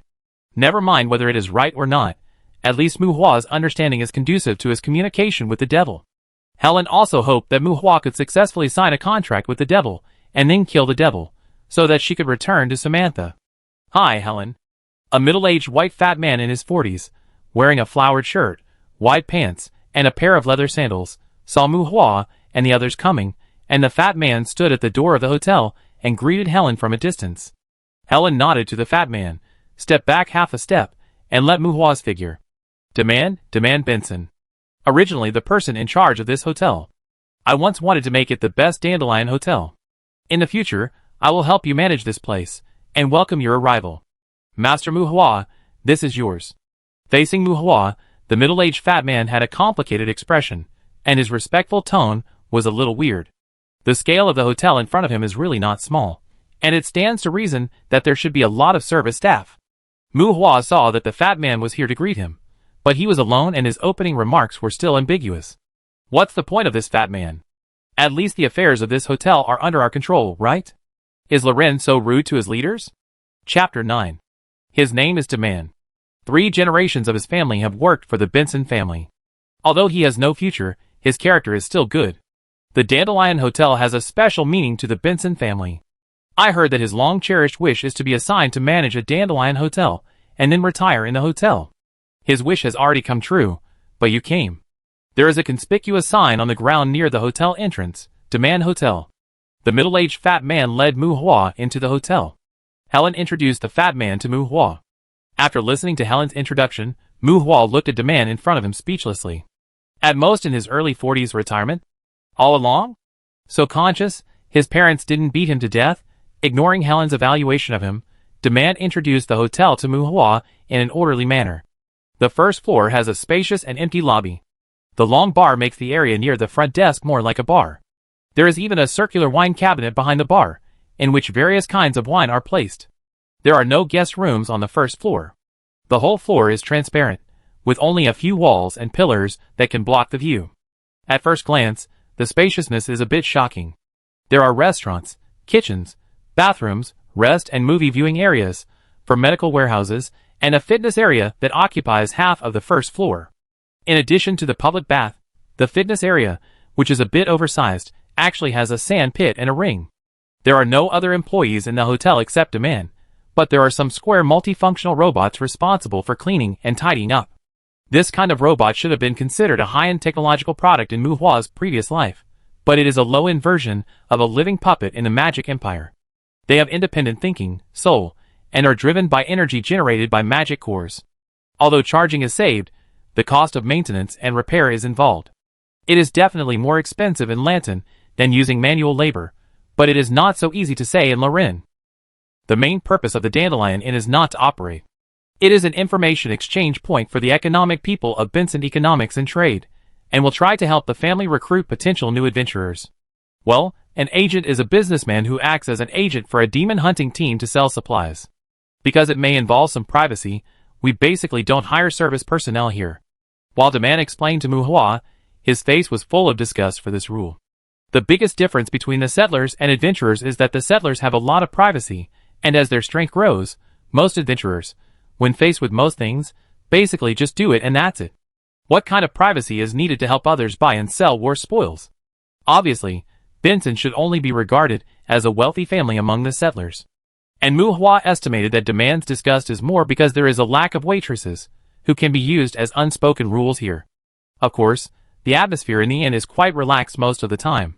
After all, the Dandelion Inn is built to be affordable, and there are obviously not many poor adventurers with potential. Just pay attention to recruiting new adventurers. Anyway, there are not many guests.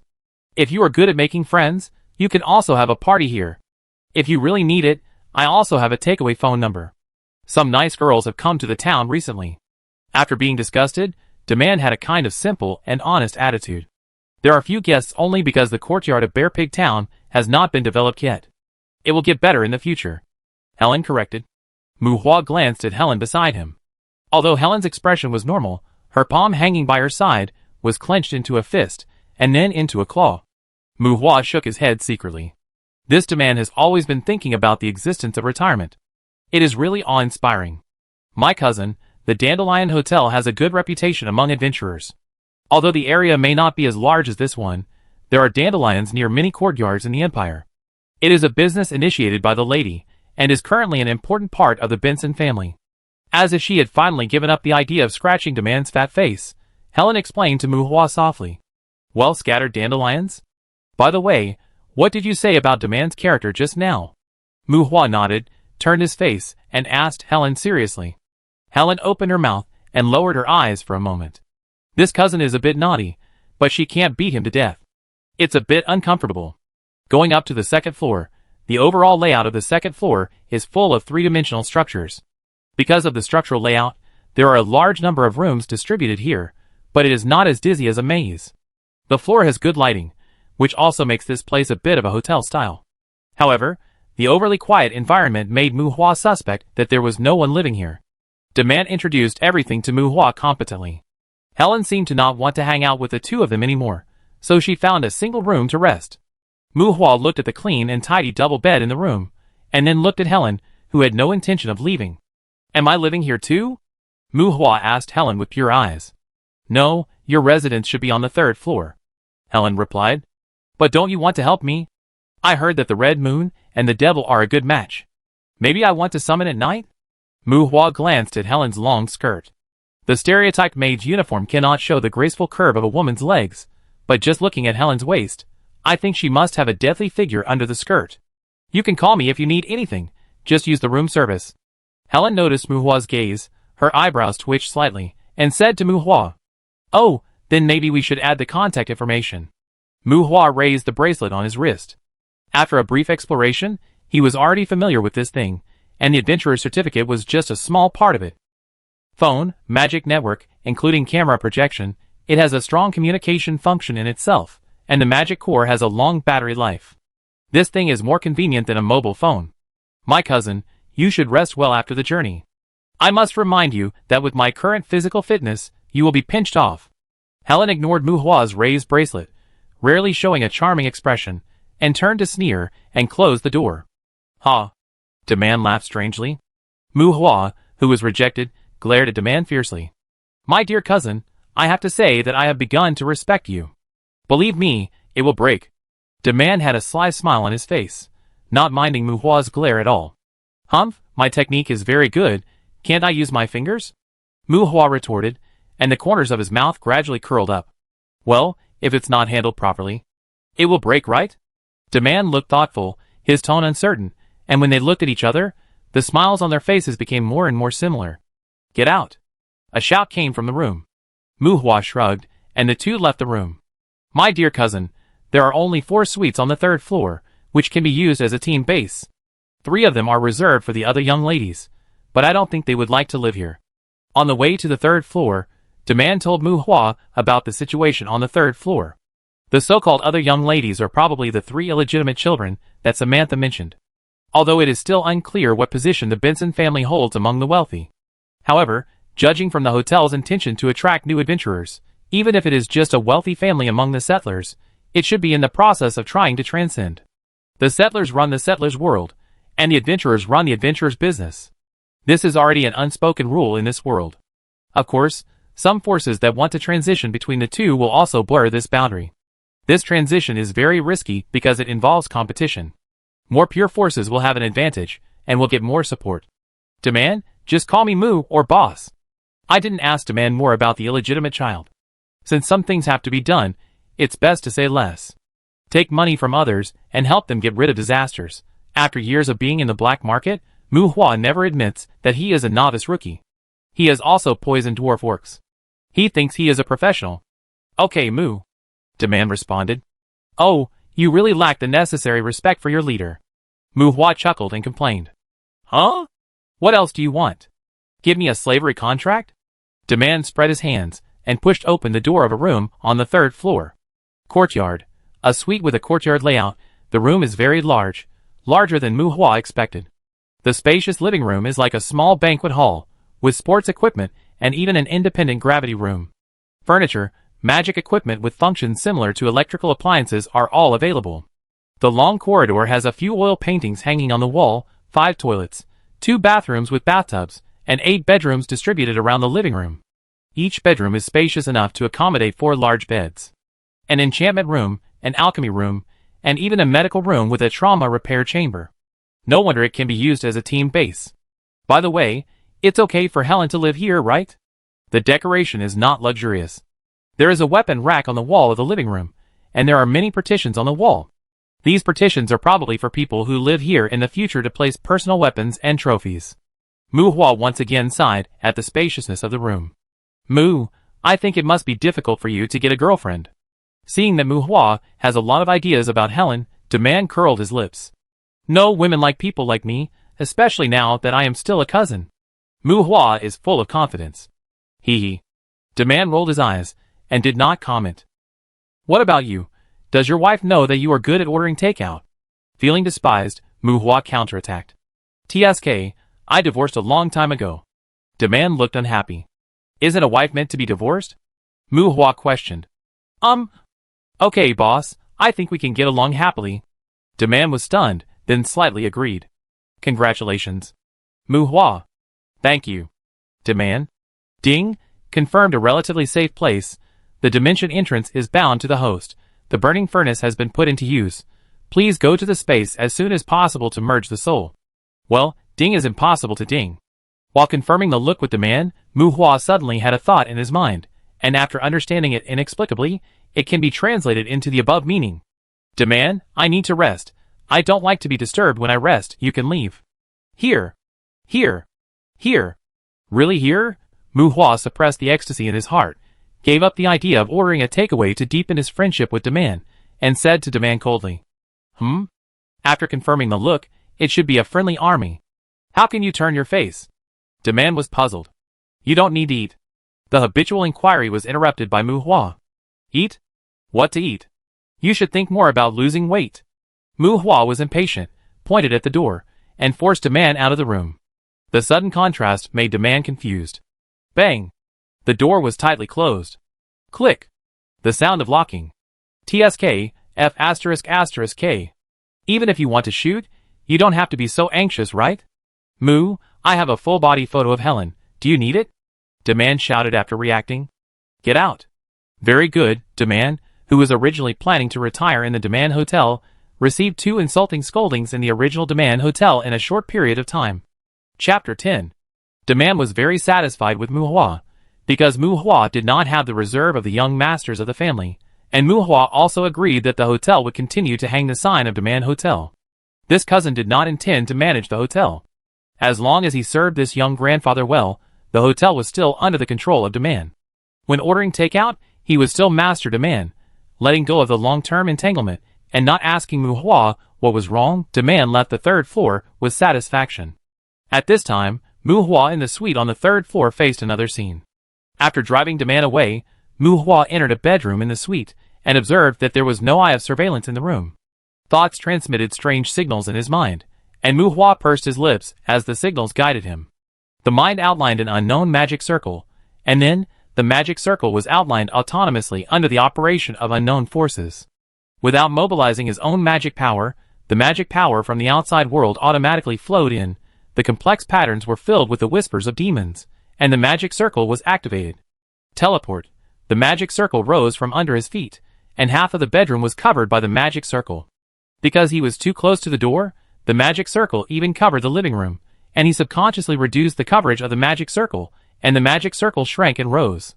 The magic circle swept across Mu Hua's body from bottom to top like a scan, and as the magic circle rose, Mu Hua's figure completely disappeared in the bedroom. A distorted starry sky flashed in his eyes, and the discomfort of spatial dislocation came over him, which was more intense than the discomfort caused by the sudden drop in height. Saliva oozed from his mouth, and after a short dizziness, the scenery in front of Mu Hua suddenly changed, like a dissipated dream, and the clean and tidy bedroom was no longer in front of him. The land mixed with sand and mud was bare and monotonous. Standing on the gentle slope, looking around, there was a deserted island under his feet. And outside the deserted island, there was a gray foggy sea. The Sea of the Abyss. Seeing it was understanding. For no reason, Mu Hua had a flash of cognition in his mind. The endless area around the deserted island, which was like a liquefied fog, was the legendary place of punishment for sins, the abyss of hell. Although there was no specific cognition, whether it was myths and legends, or the palpitations reflected in the body, or the warning flashing wildly in the soul. Obviously, the foggy sea outside the deserted island was definitely not something he should approach. It was definitely very dangerous. Standing on the ground, there was a piece of land with a radius of several thousand meters under his feet, like an isolated island in the abyss. Courtyard? No, this small area of land cannot be called a courtyard world. Moreover, even if it is not a complete planet, the periphery of the courtyard is usually a space fault that cannot be entered, and there will be no abyss full of dangers. The essence of the courtyard is a fragment of the world, or a broken planet with an ecosystem preserved. This place is essentially no different from the courtyard. It should be a very small fragment of the world? No, is this really a courtyard? Is it really a fragment? Think carefully. If you add the endless abyss sea around it, maybe this place can't be called small? Or, is this a complete world? Is it hell? Without explanation, without cognition, it seems that the feeling of seeing and understanding earlier is not so comprehensive. But Mu Hua no longer has too much energy to think about it, because he saw something very familiar to him in the center of this abyss desert island. Ding? Furnace? Mu Hua is still not sure what it is. That thing exploded and dissipated in the early years, and Mu Hua's heart was broken. And now, it appeared in front of Mu Hua in a larger form, and in a physical state. Ignoring the possible dangers in this strange area for a moment, Mu Hua took a big step and ran towards the furnace, just like his lost youth. The cauldron, which was more than 2 people tall, was heavy and solemn. There were ancient and rough patterns on it. Running closer, Mu Hua slapped the heavy body of the furnace without caring.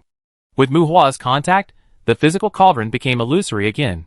In Mu Hua's worried eyes, the cauldron turned into a stream of light, entered his body, and merged into his soul.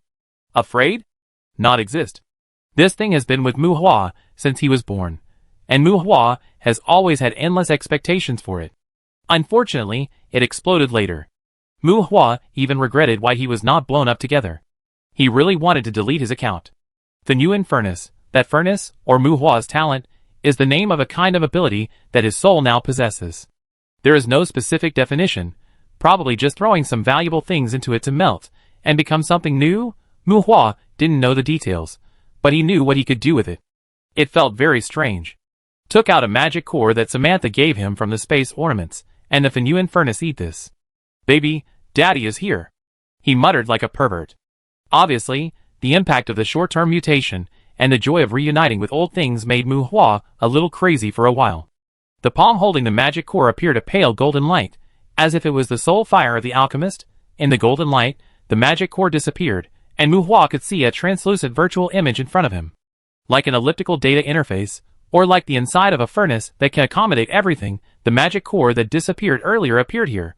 In addition to the magic core, there is also a small fishing rod icon in the upper right corner of the interface. Fishing in the Abyss. That is a fishing rod, and its name is Fishing in the Abyss. Mu Hua had a strange expression. This thing seemed to be used for fishing in the abyss, although I don't know whether the area that looks like water but not water, and like fog but not fog can accommodate living things. Are there really fish in the abyss? The icon of fishing in the abyss shows 1/1. Obviously, a fishing rod can be extracted here, but Mu Hua did not pay too much attention to it for the time being, because the smelting area where the magic core is located has changed. The magic core disappeared like decomposition, and 3 round stone objects slowly emerged at the location where the magic core disappeared. Salamander Skill Stone. After using, you can skillfully cast the Fire Magic Salamander. Usage conditions: Intelligence 600, Spirit 100. Hurricane Armor Skill Stone. After using, you can skillfully master the Wind Magic Hurricane Armor. Usage conditions: Intelligence 400, Spirit 60. Raven Summoning Skill Stone. After using, you can obtain the Blind Raven Summoning Magic. Usage conditions: Spirit 40. Looking at the 3 items that appeared, Mu Hua was stunned. Skill Stone? I haven't heard of it. The outside world does have the concept of Inheritance Crystal. No requirements for magic adaptability. But even if there is no requirement for magic adaptability, Mu Hua seems to be unable to afford the 2 things mentioned above. Magic Core is not Magic Stone. The reason why he suddenly remembered the difference between Magic Core and Magic Stone is because Mu Hua suddenly had a feeling of waste in his mind, as if throwing a magic core directly into the burning source furnace wasted something. Magic stones come from monsters that descend from projections. In addition to projected monsters, some real monsters will also appear in the courtyard. These real monsters will not turn into dust like projections after death. They will leave corpses, and magic cores can be dug out from the corpses. That kind of magic core contains stronger magic power, and before it is destroyed, it will automatically recharge in nature after exhausting its energy. Intact, complete set of flesh and blood tissues, more powerful magic cores, and treasures that may be better than those dropped by projected monsters. To some extent, real monsters are still more popular in the hearts of some people. Among the items dropped by monsters, there are 3 things that are most directly related to magic. The first is the magic scroll that everyone loves. When the user has a certain degree of magic adaptability, as long as the energy is charged, the magic on the scroll can be directly released, and even demon gold coins can be used instead of charging. The second is the magic book that makes people love and hate it. That thing allows people to learn the magic on it, and even have knowledge of magic technology, potion formulas, etc. However, the magic book will be destroyed after learning it once. Whether you dare to learn it or not depends on your own level, and the projection monster likes to drop this kind of thing.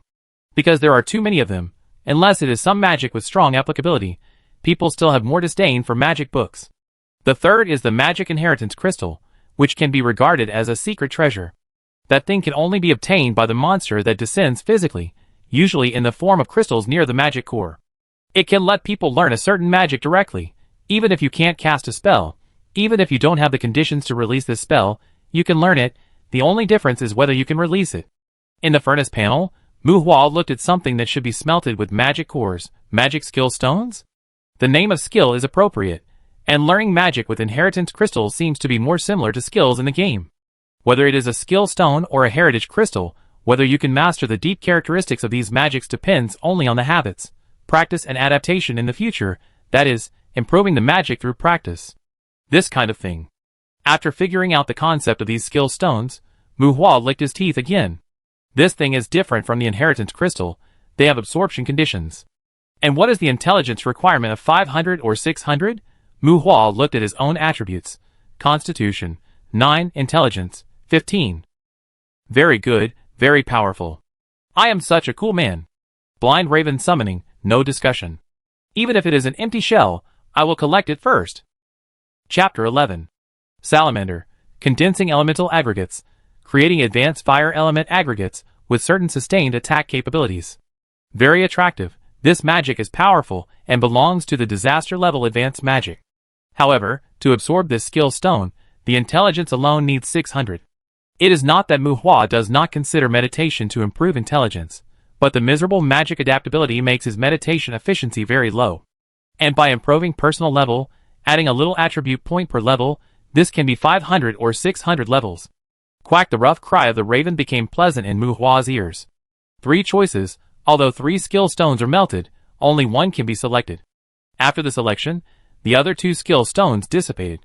Earlier, Muhua chose a skill stone to summon a blind raven, but what surprised Muhua was that after absorbing this summoning skill stone, it actually came with a summoned beast. Well, the outside world also has summoning skills, or humans have a lot of magic knowledge related to the summoning system. But the so-called summoning technique is not something that can be summoned by learning a summoning magic circle. The raven flew several circles in the sky, and seemed to be afraid of the abyss sea, and did not dare to fly over the border of the island.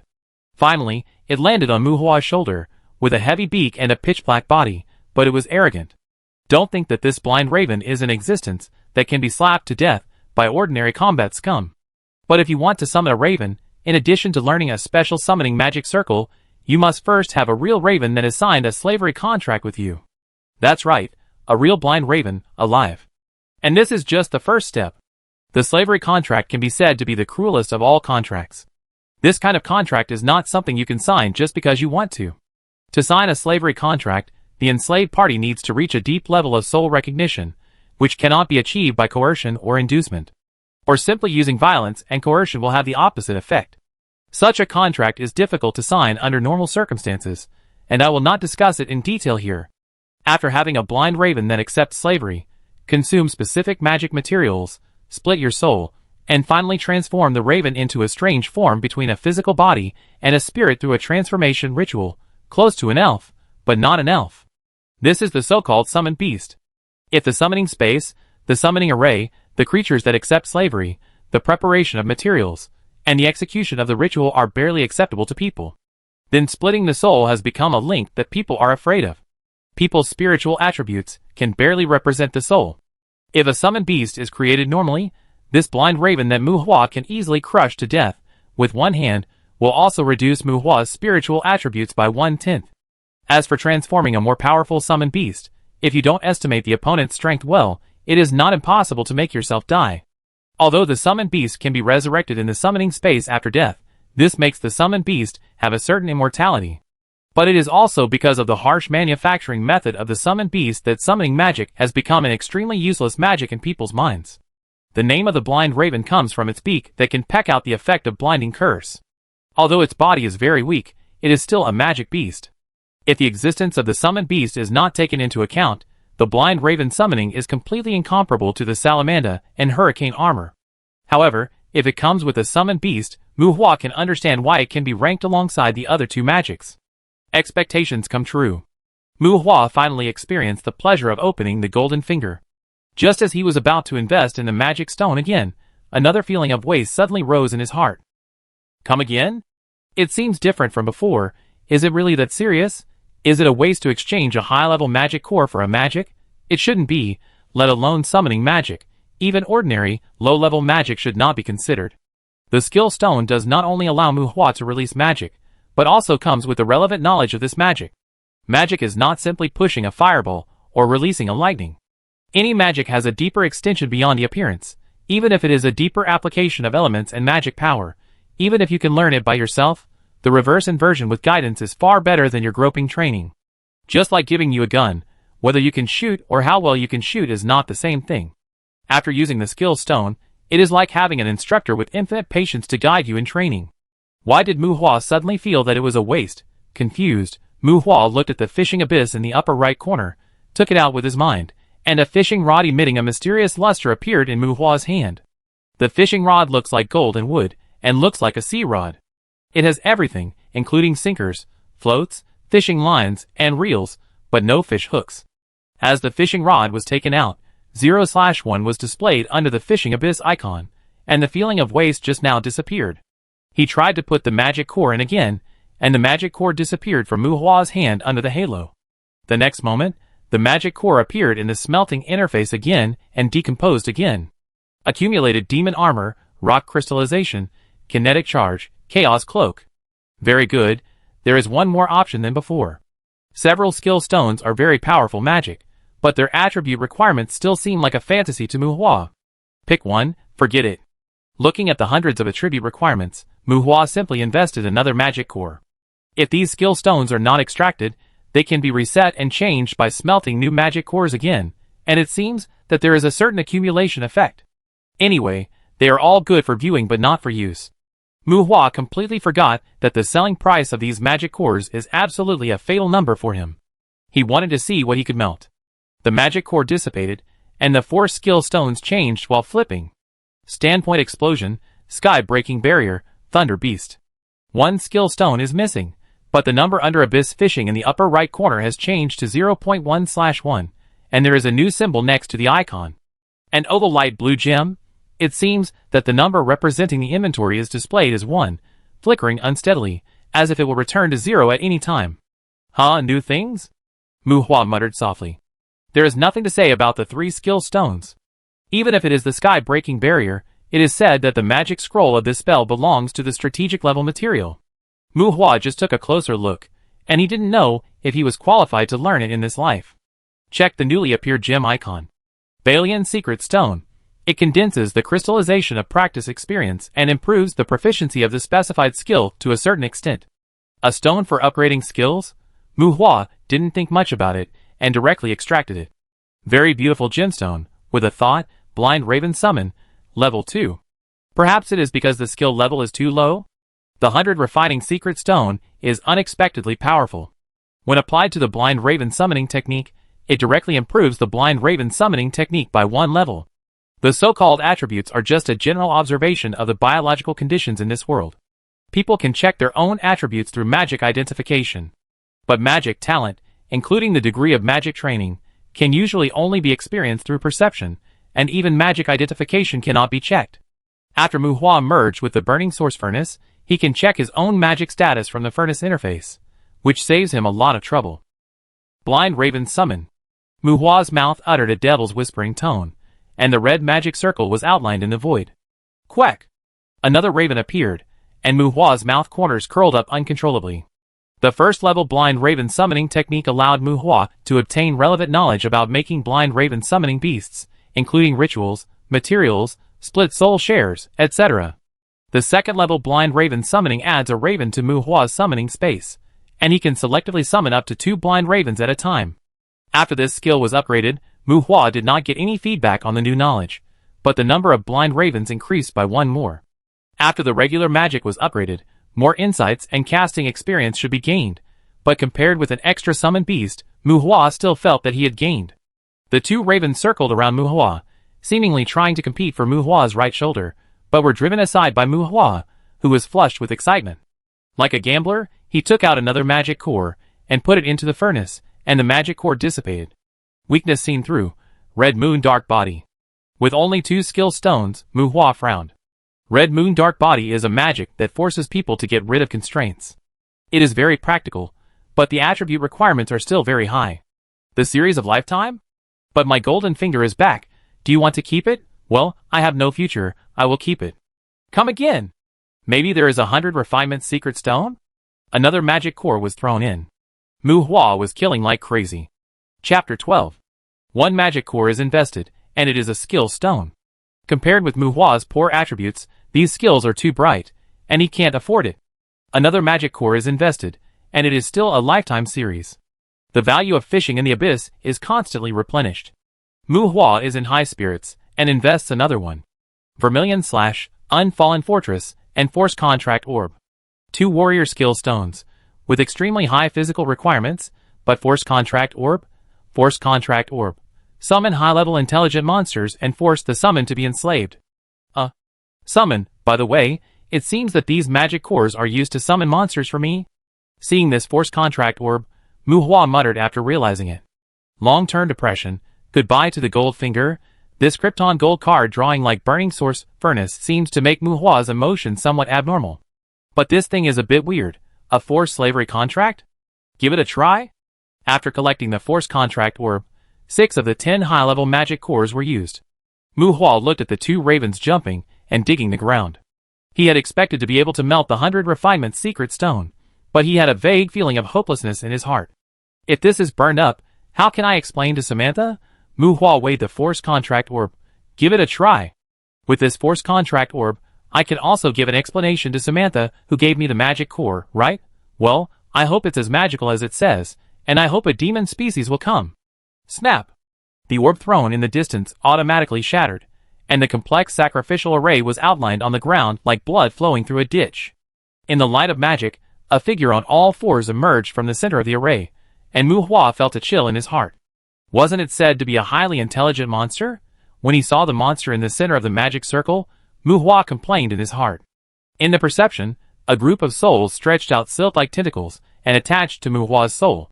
Muhua confirmed that he seemed to be able to control the life and death of the monster in front of him, and he was really considering whether to let the other party commit suicide directly.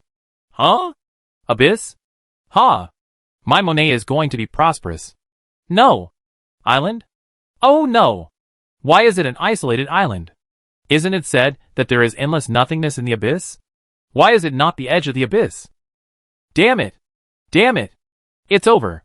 A black dog, hairless, with keratin-like black skin all over the body, and a body shape similar to that of a small dog. Black Evil Dog, a low-level magic beast that can be tamed by goblins. A talking black evil dog? That means there is a demon hybrid. Because the barking of the evil black dog contained the devil's nagging language, Muhua gave up the idea of letting it jump into the abyss to test its depth. Well, jumping into the abyss is totally fine. With the slavery contract, Muhua would find a way to make it eat his head even if he wanted it to. Slavery contract, servant contract, equality contract, these 3 contracts are the most well-known of all devil contracts. Among them, the slavery contract is undoubtedly the most cruel and evil. The evil black dog in front of him had a lot of drama, and his emotions went from excitement to frustration, and finally to despair. Cough. Muhua interrupted the evil black dog's chatter with a dry cough, but the dog ignored him. The dry cough successfully attracted the evil black dog's attention. Looking at Muhua from a distance, the evil black dog seemed to realize something and arched its body alertly. Huh? How can humans survive in the abyss? Damn it, humans! Did you summon me here? The black dog was confused and angry. It did not feel the strong breath from the human in front of it. The high concentration of magic here is simply the gas chamber of the Pale Lord for the weak humans. The black dog was ready to try to bite it. Although it was not sure when it responded to the call, it did not prevent it from venting its anger on Muhua. A shrill scream. The black dog, who wanted to bite Muhua a moment ago, suddenly let out a shrill scream, and the standing body curled up on the ground. The muscles on the thick skin could even be seen cramping and twisting. The black dog rolled on the ground, and Muhua walked up to it and squatted beside it. Hey bastard, your claws touched me. Muhua approached, and the black dog rolled in pain and accidentally touched Muhua's shoe with its claws. Muhua said dissatisfiedly. The shrill dog bark became louder, and this rude and ferocious monster rolled away from Muhua. Damn it! Despicable human, when did I sign a slavery contract with you? The intermittent shouting seemed to make the black dog understand the current situation. Well, a demon hybrid with a monster? It seems that my own attributes are too poor, and I can't even contract a little devil. Muhua rubbed his chin, and he also understood the current situation. Damn it, cunning human. Quick! You should give me some temptation. Tempt me. The man and the dog each thought about their own things. The dog figured out the key point. The black dog, who felt the pain of cutting out bones and smashing marrow, felt the heart contract violently in violation of the normal state, and shouted to Muhua. Temptation? How to tempt? Should I find you two little bitches? Muhua asked. Ga. The black dog screamed even more fiercely, biting its tongue uncontrollably. In the severe pain, the black dog actually bit the ground with a mouthful of sand and stones, as if it was trying to prevent itself from chewing its tongue. Okay, bastard, I didn't make things difficult for you, so why do you make things difficult for yourself? Muhua patted his butt, stood up, and looked into the distance without sympathy. He knew what the black dog meant by temptation. The black dog disobeyed the slavery contract and even wanted to hurt him as its master, so it was punished, even though Muhua had no intention of punishing it. The black dog wanted Muhua to offer some benefits to coax it, even if they were fake, even if they were self-deception. The black dog wanted to try to make it surrender. Don't die. Muhua said this without any care, and then ignored the black dog that wanted to live but couldn't. Well, Muhua told it not to die. Without external force, it couldn't die even if it wanted to. This was definitely Muhua's kindness. Muhua had never heard of the forced slavery contract, but he didn't want to coax the black dog because he had already got what he needed. At this time, in Muhua's vision, the originally empty Abyss Sea changed. In the sky, various souls fell into the Abyss Sea like free fall from time to time. Various races, human souls, high-level magic beast souls, demon souls, and even elemental elves, these were probably guys who violated some kind of demon contract, and the content of the contract probably included eternal torture from the abyss. Oh my god!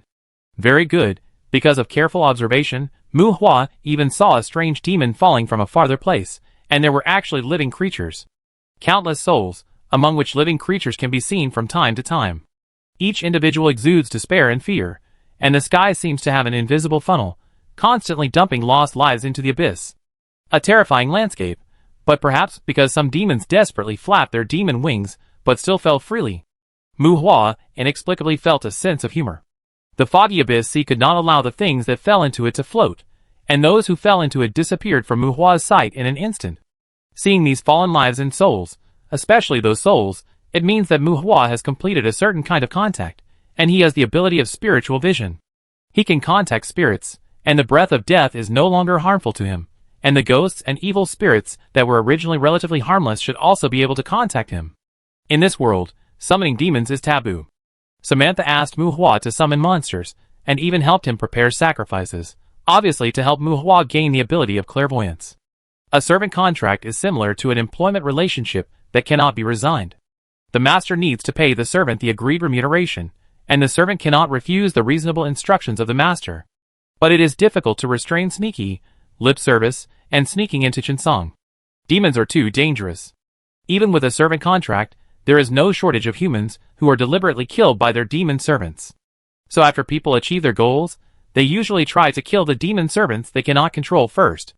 However, when it comes to Muhua, the servant contract that was originally expected to be the highest has become a slavery contract. Muhua at least told the black dog, "Don't die." Look, he is very kind to his slaves. Oh no, his dependents. Mu Hua is still very kind to his dependents. I hope that dog can survive. The demon-like black evil dog is also a rare animal. The howling of the black evil dog resounded across the isolated island. Mu Hua watched the various species falling into the abyss in the distance, and sighed at the vastness of this world, and the brilliance of life. After all, there must not be too many people who would take the abyss as a contract and violate the contract. But this is only a corner of the abyss. There are many creatures that fall into the abyss from time to time, which is enough to prove the prosperity of life in this world. The black evil dog is still struggling. After Mu Hua sighed, he looked at the black evil dog with sympathy. Except for keeping it from dying, Mu Hua really couldn't help the dog. It's all the fault of the slavery contract. Seeing the dog start to rub against the ground, Mu Hua rubbed his hands, took out the magic core, and prepared to shoot again. Chapter 13. Soul Special Weapon. As expected, the mentality of gambling on stones is very important. Mu Hua let go of his mentality, relaxed, and a magic core went down, and he got off to a good start.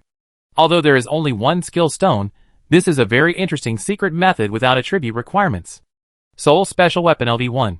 Condense a weapon that is most suitable for yourself based on your own soul strength. Special substances can be used to strengthen weapons. Absorbing the skill stone, Mu Hua closed his eyes and meditated, and the dog's scream in the distance made him frown. Sketching the shape of the weapon in his mind, as he confirmed it in his thoughts, a long-handled axe with a length of about 2 meters and 3 meters. A small axe with a wide blade and a sharp spear appeared in Mu Hua's hand, with a moderate weight and comfortable. Probably because the summoned beast itself accounts for a larger proportion in the summoning magic, the things that exist in one's own summoning space do not consume much magic power when summoning it. After Mu Hua summoned the raven, he still had 90% of his magic power, but as the axe spear condensed, Mu Hua's magic power value dropped directly to 5%. The uncomfortable feeling of emptiness dissipated in a moment. As long as you don't force excessive consumption of magic power, as long as you don't make your magic power value negative, the consumption of magic power will not affect the health of the body. Mu Hua's magic power is not much, but after all, the strength of this soul-specific weapon is also based on the strength of the soul, which belongs to the safe growth type. Moreover, the strength of the soul-specific weapon will be strengthened as the soul strengthens. This thing is condensed once and withdrawn for life. If it is not used, it will dissipate. When it materializes again, it is a bit like summoning magic, and basically it does not consume much magic power. Of course, since it has been condensed, at most some modifications can be made to the weapon in the future.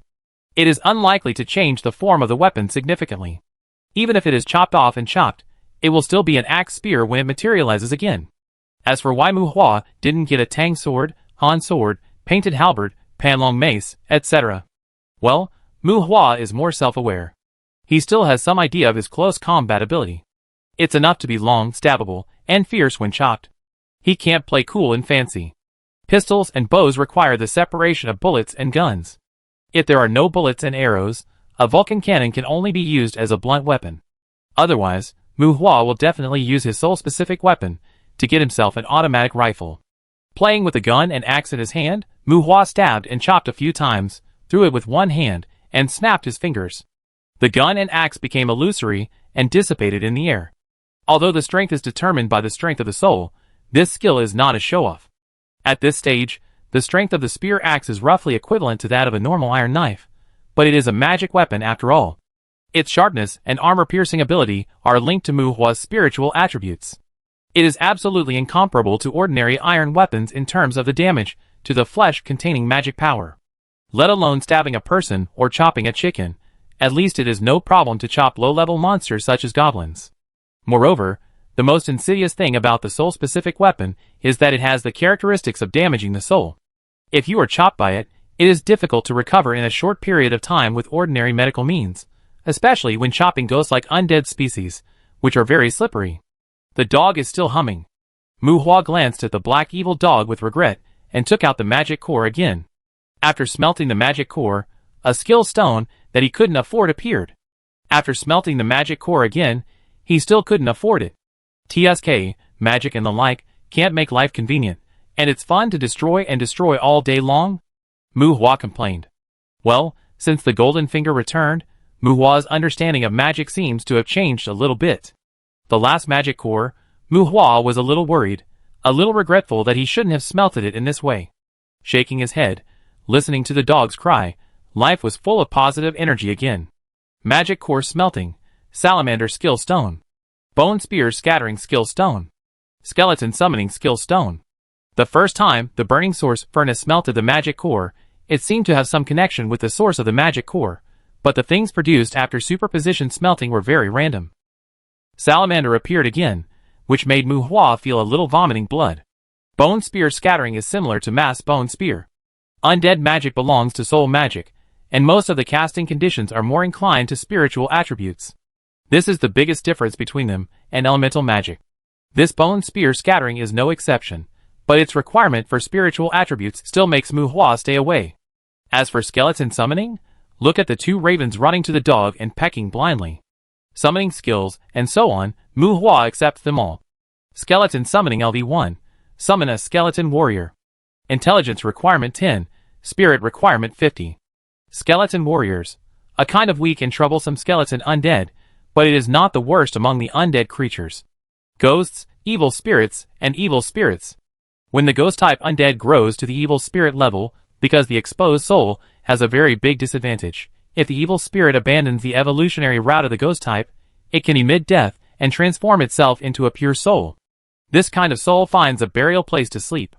When the wind of aging blows, they can condense dead bones and become the starting point of the skeleton undead skeleton warriors. Skeleton warriors are not necessarily stronger than evil spirits, but they completely beat ghosts and evil spirits.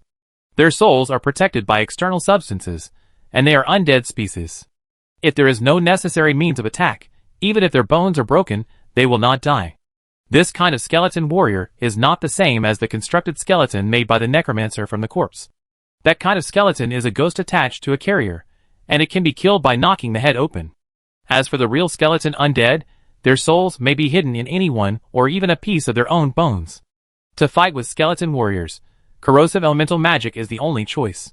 For pure physical attack, people usually tear down the skeleton warriors until they lose their ability to move. If you are lucky, you may kill them by chance. If you must kill them, it may be more convenient to bathe them with healing and purification. So, ordinary skeleton warriors are a kind of skeleton undead that can only fight low-level monsters, but most adventurers are not interested in fighting them. The first reaction when they encounter them is usually to avoid them with disgust. Mu Hua can't learn the skeleton summoning skill stone in front of him for the time being. His spiritual attribute is 43, less than 50, but he still has a lot of hope. TSK Mu Hua put away the skeleton summoning skill stone and spit out a sound. The black evil dog is still rubbing the ground. The magic core was gone, and Mu Hua tried to throw everything on his body into the burning source furnace one by one.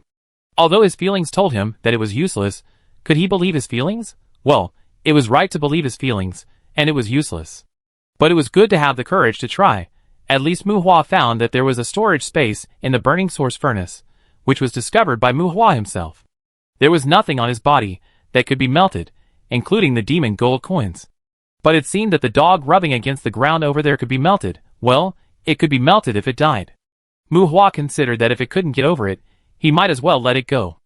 After all, Mu Hua didn't know what the forced slavery contract was, and his starting point was really not to harm a black evil dog, even if it was a mixed-blood black evil dog. Picking up the fishing rod that was thrown aside, fishing in the abyss, a very cool name. However, this thing seems to have no other use except fishing in the abyss. It will break if used as a weapon. It seems that the dog will continue to hum for a while. Mu Hua took the fishing rod and walked to the edge of the island. A crazy warning came from his soul. His sixth sense reminded him not to touch the fog outside the island just like his normal sense. Fortunately, the fog would not invade the island. Standing on the shore, Mu Hua cast the rod and threw the line. Well, there was no hook. Standing, walking, squatting, and lying, Mu Hua kept changing his posture. Raven lost interest in the black dog rubbing against the ground and tidied his feathers beside Mu Hua. Mu Hua didn't know how deep the abyss outside the island was. The fishing line of the fishing rod was a bit weird, and he couldn't figure out how long it was hanging. He tried to cast the rod as far as possible a few times. After 2 or 3 hours, the float didn't react at all. The dog was still humming. Mu Hua, who was about to lose patience with fishing, wanted to introduce his own burning furnace to the dog. Although he couldn't enter alive, he could die, right? suddenly remembering that he had been here for quite a while, Mu Hua prepared to teleport back to see the situation.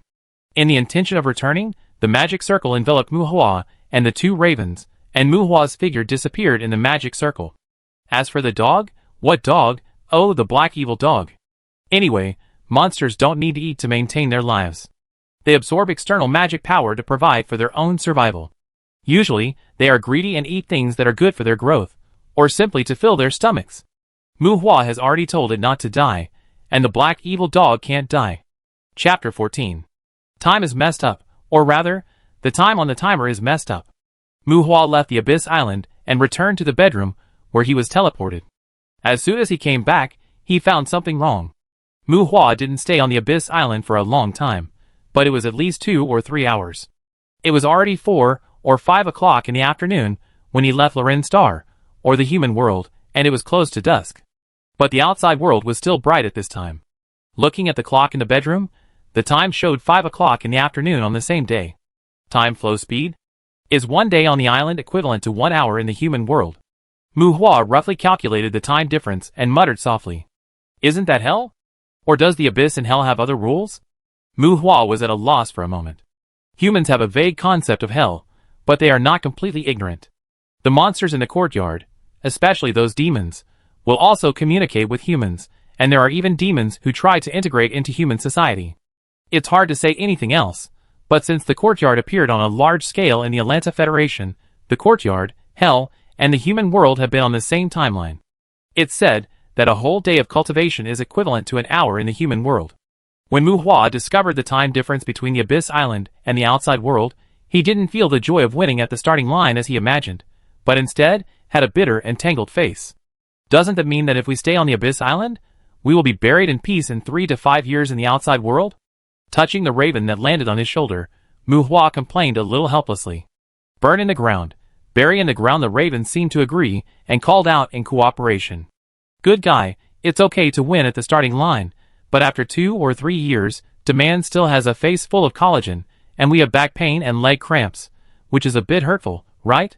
Although strengthening oneself can extend lifespan, humans are not immortal species without external aids, and Mu Hua still lacks confidence in his own growth. He adjusted the time on the bracelet, threw the adventurer bracelet into the burning furnace, and confirmed the time on the clock in the bedroom again. Mu Hua was ready to enter the Abyss Island again, to carefully confirm his own situation. But before Mu Hua could transmit, another cognition with clear meaning came to his mind. Illegal information transmission items were found, and the treatment plan is as follows. 1. Do not deal with it. Conclusion: your own information is very likely to be stolen by the other party. 2. Shield.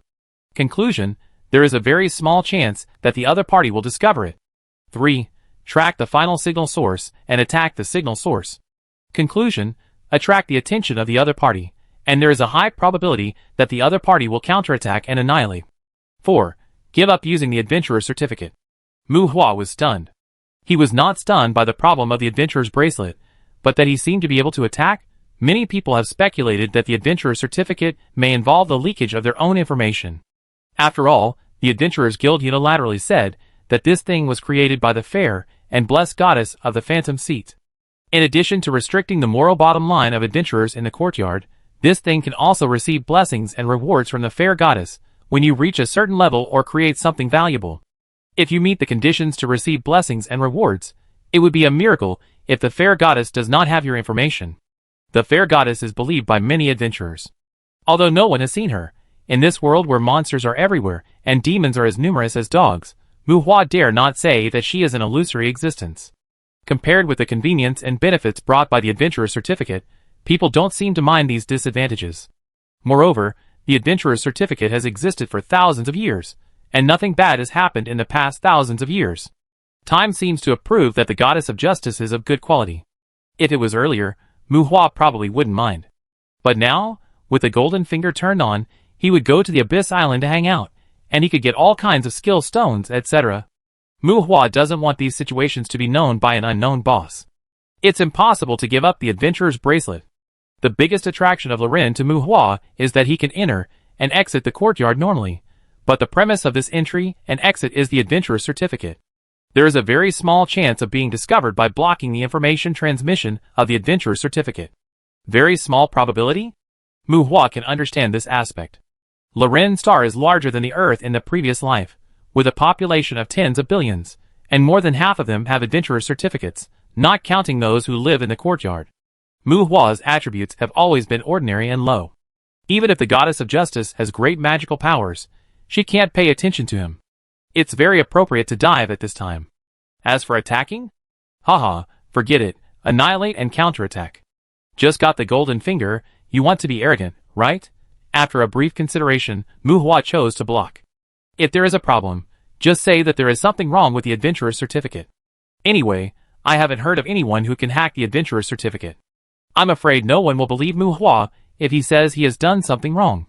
After solving the problem of the adventurer's bracelet, Muhua teleported to the Abyss Island again. As soon as Muhua appeared with 2 ravens, he saw a black vicious dog with blood gushing out of his 7 orifices staggering towards him. The dog in front of him was a little creepy. If it hadn't been kneeling on the ground with its butt raised about 5 meters away from Muhua, Muhua would have let it try to swim in the abyss. Great master, Monet offers you endless loyalty. May your kindness dispel the fog of the abyss. The black dog saluted Muhua from afar.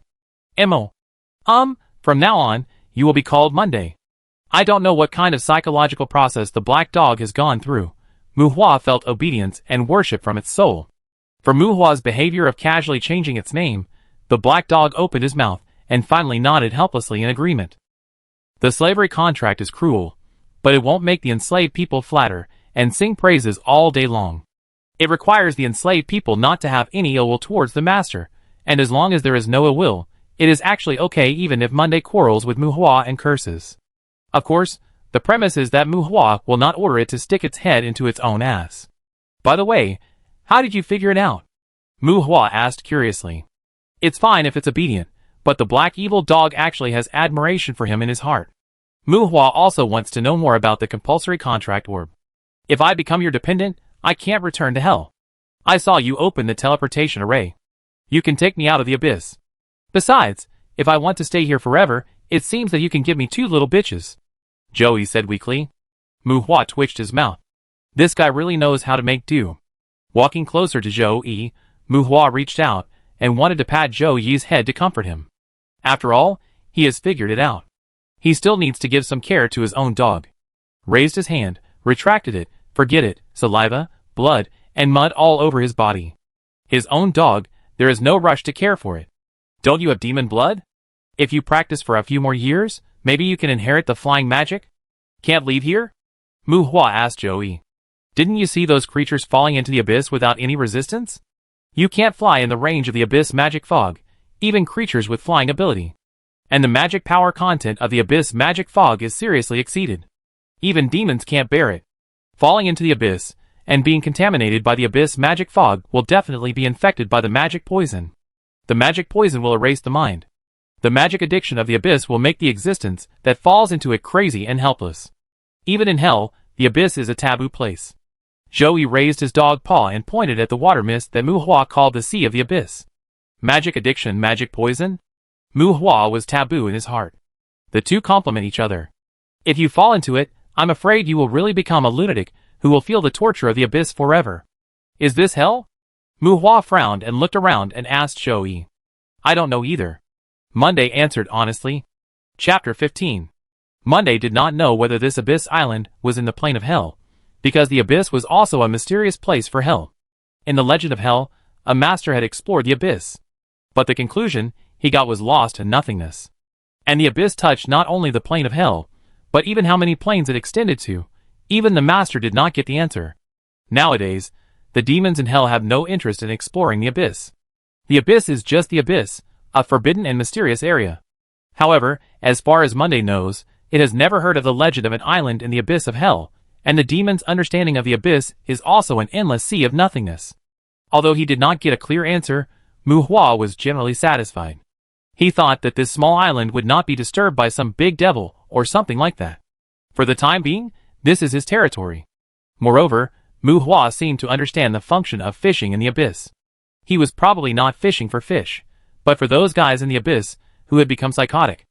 Is this a fishing rod? Are you crazy? You want to fish for floating monsters? Zhou was surprised when he saw Mu Hua carrying a fishing rod and running to the edge of the island to cast. "Call me master?" Mu Hua stared. He was not a particular person, but this dog was getting more and more casual. As Mu Hua scolded, Zhou heart spasmed, and fear flashed in his eyes. "Master." "Very good."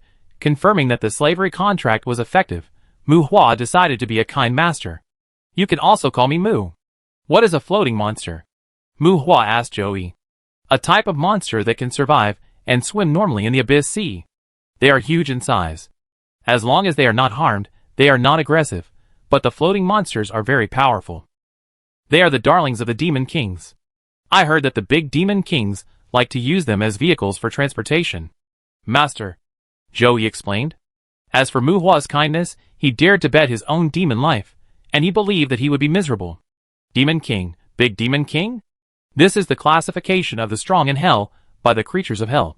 They are also the kings who rule hell. Regarding the division of these levels, the understanding of demons and humans is somewhat different. The Big Demon King is believed by humans to be the demon origin of the legendary 7 deadly sins, and the source of human nightmares. However, demons all know that the number of Big Demon Kings is definitely more than 7, and the origin of demons' cognition is the 7 original sin masters that they may not be able to confirm whether they exist.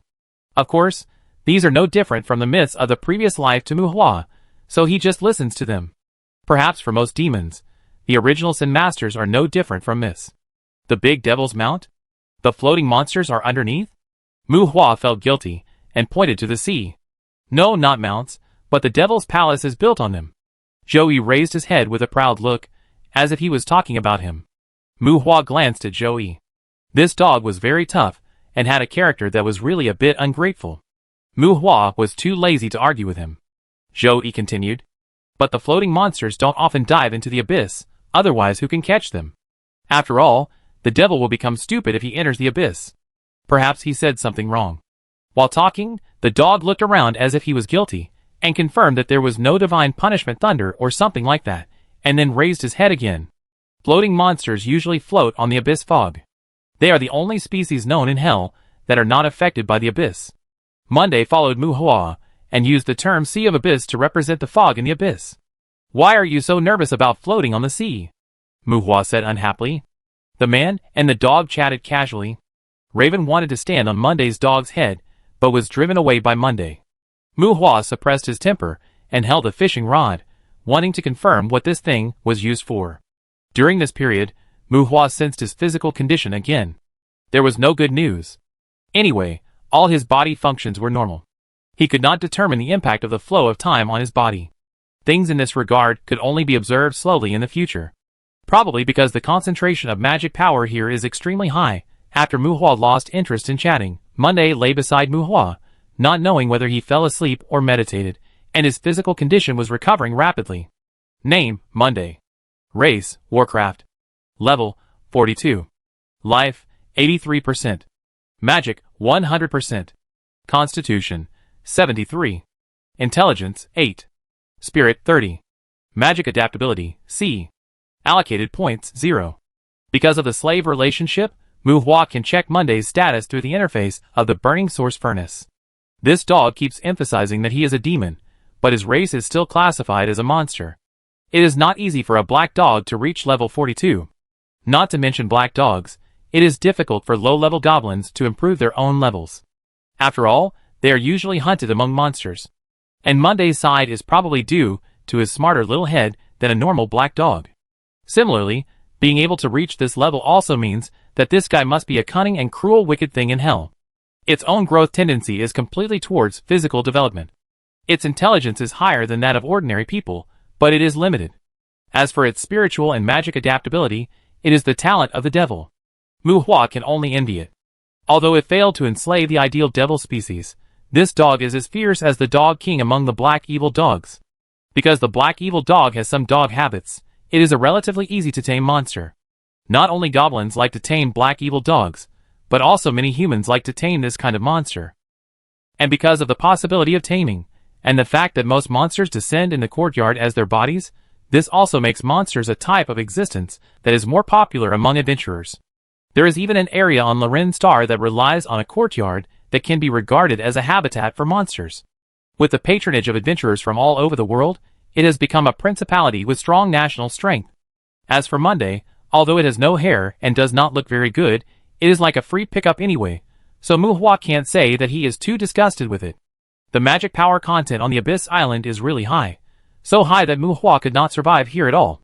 The reason why Muhua is like nothing happened is probably because of the burning furnace that has been integrated into his soul. In this magical environment, Muhua can quickly recover the magic power consumed earlier without even entering a meditative state. I think the effect of meditation here is definitely not comparable to the outside world. Just when Muhua was considering whether to retract the rod and meditate for a while, the fishing rod shook, the float sank, and the fishing abyss finally responded. "Hey! Here it comes!" The subconscious shouting woke up Joey, and saw Muhua holding the fishing rod and standing up. There is not much technical content. Muhua turned the axle without any care and reeled in the fishing line. There is no fish hook, so what technical content is needed? This thing is probably purely for those who are willing to take the bait. Amid the creaking sound of the axle, the falling force from the fishing rod is not that great. A moment later, a strange head with a big nose, pointed ears, bald head and protruding eyes slowly emerged from the fishing line in the sea. "Goblin?" Muhua asked Joey. "A goblin wizard? Can he really fish monsters out of the abyss?" Joey was also surprised. He always thought that Muhua's fishing behavior was a bit nonsense, but he didn't dare to say it. "These dirty orcs? Ha, this fishing rod is really good. The monsters in the abyss have lost their minds. They can't release magic. Get them up and kill them." After a brief doubt, Joey excitedly swung his tail and ran around Muhua. The face is more ferocious than that of ordinary goblins. The ugly green face is full of madness and bloodlust. The thin body is full of dry wood-like muscles, giving people an overall feeling of old age. The goblin wizard in front of him seems to be looking forward to escaping the abyss. Muhua even saw it trying to pull the fishing rod and climb out of the abyss by itself. The short-term escape should not make their magic addiction break out. It seems that the monsters in the abyss do not enjoy life in the abyss. "Get up." Muhua picked up the fishing rod and swung it. It was surprisingly easy to get started, and the goblin was thrown very far, which was definitely not something that Muhua could achieve with his own strength. It's strange that this fishing rod, which might break if it was swung for other things, picked up a goblin wizard who weighed at least 50 or 60 kilograms and threw him in the air, and the fishing rod did not show any signs of damage. Bang! The goblin mage drew a long arc in the sky with his claws and teeth, and was thrown to the ground more than 100 meters behind Muhua. Muhua looked at the fishing rod in his hand in surprise. He definitely didn't use much strength. "Ga!" The skinny goblin mage quickly climbed up and bared his teeth at Muhua. While making a strange cry, he waved his hands with sharp nails and pounced on Muhua. "Kill it!" Muhua raised his hand and pointed, and Joey and two blind ravens pounced on the goblin mage. This thing, no matter how you look at it, seems to be a lunatic, the kind that can't communicate at all. Chapter 16. Summoned beasts cannot be too far away from the summoner. Because they lack a certain degree of independent action ability, summoned beasts are basically positioned at the standard of weapons. The attack power of the blind raven is really touching. In terms of direct damage ability, the blind raven can be regarded as a harmless pet. The goblin wizard, who was fished out of the abyss in front of him, was acting crazy. Two blind ravens flew to the top of the goblin wizard's head before Monday pounced on him. The raven swooped down and pecked at the goblin wizard, but the goblin wizard's oily skin was not pecked off at all.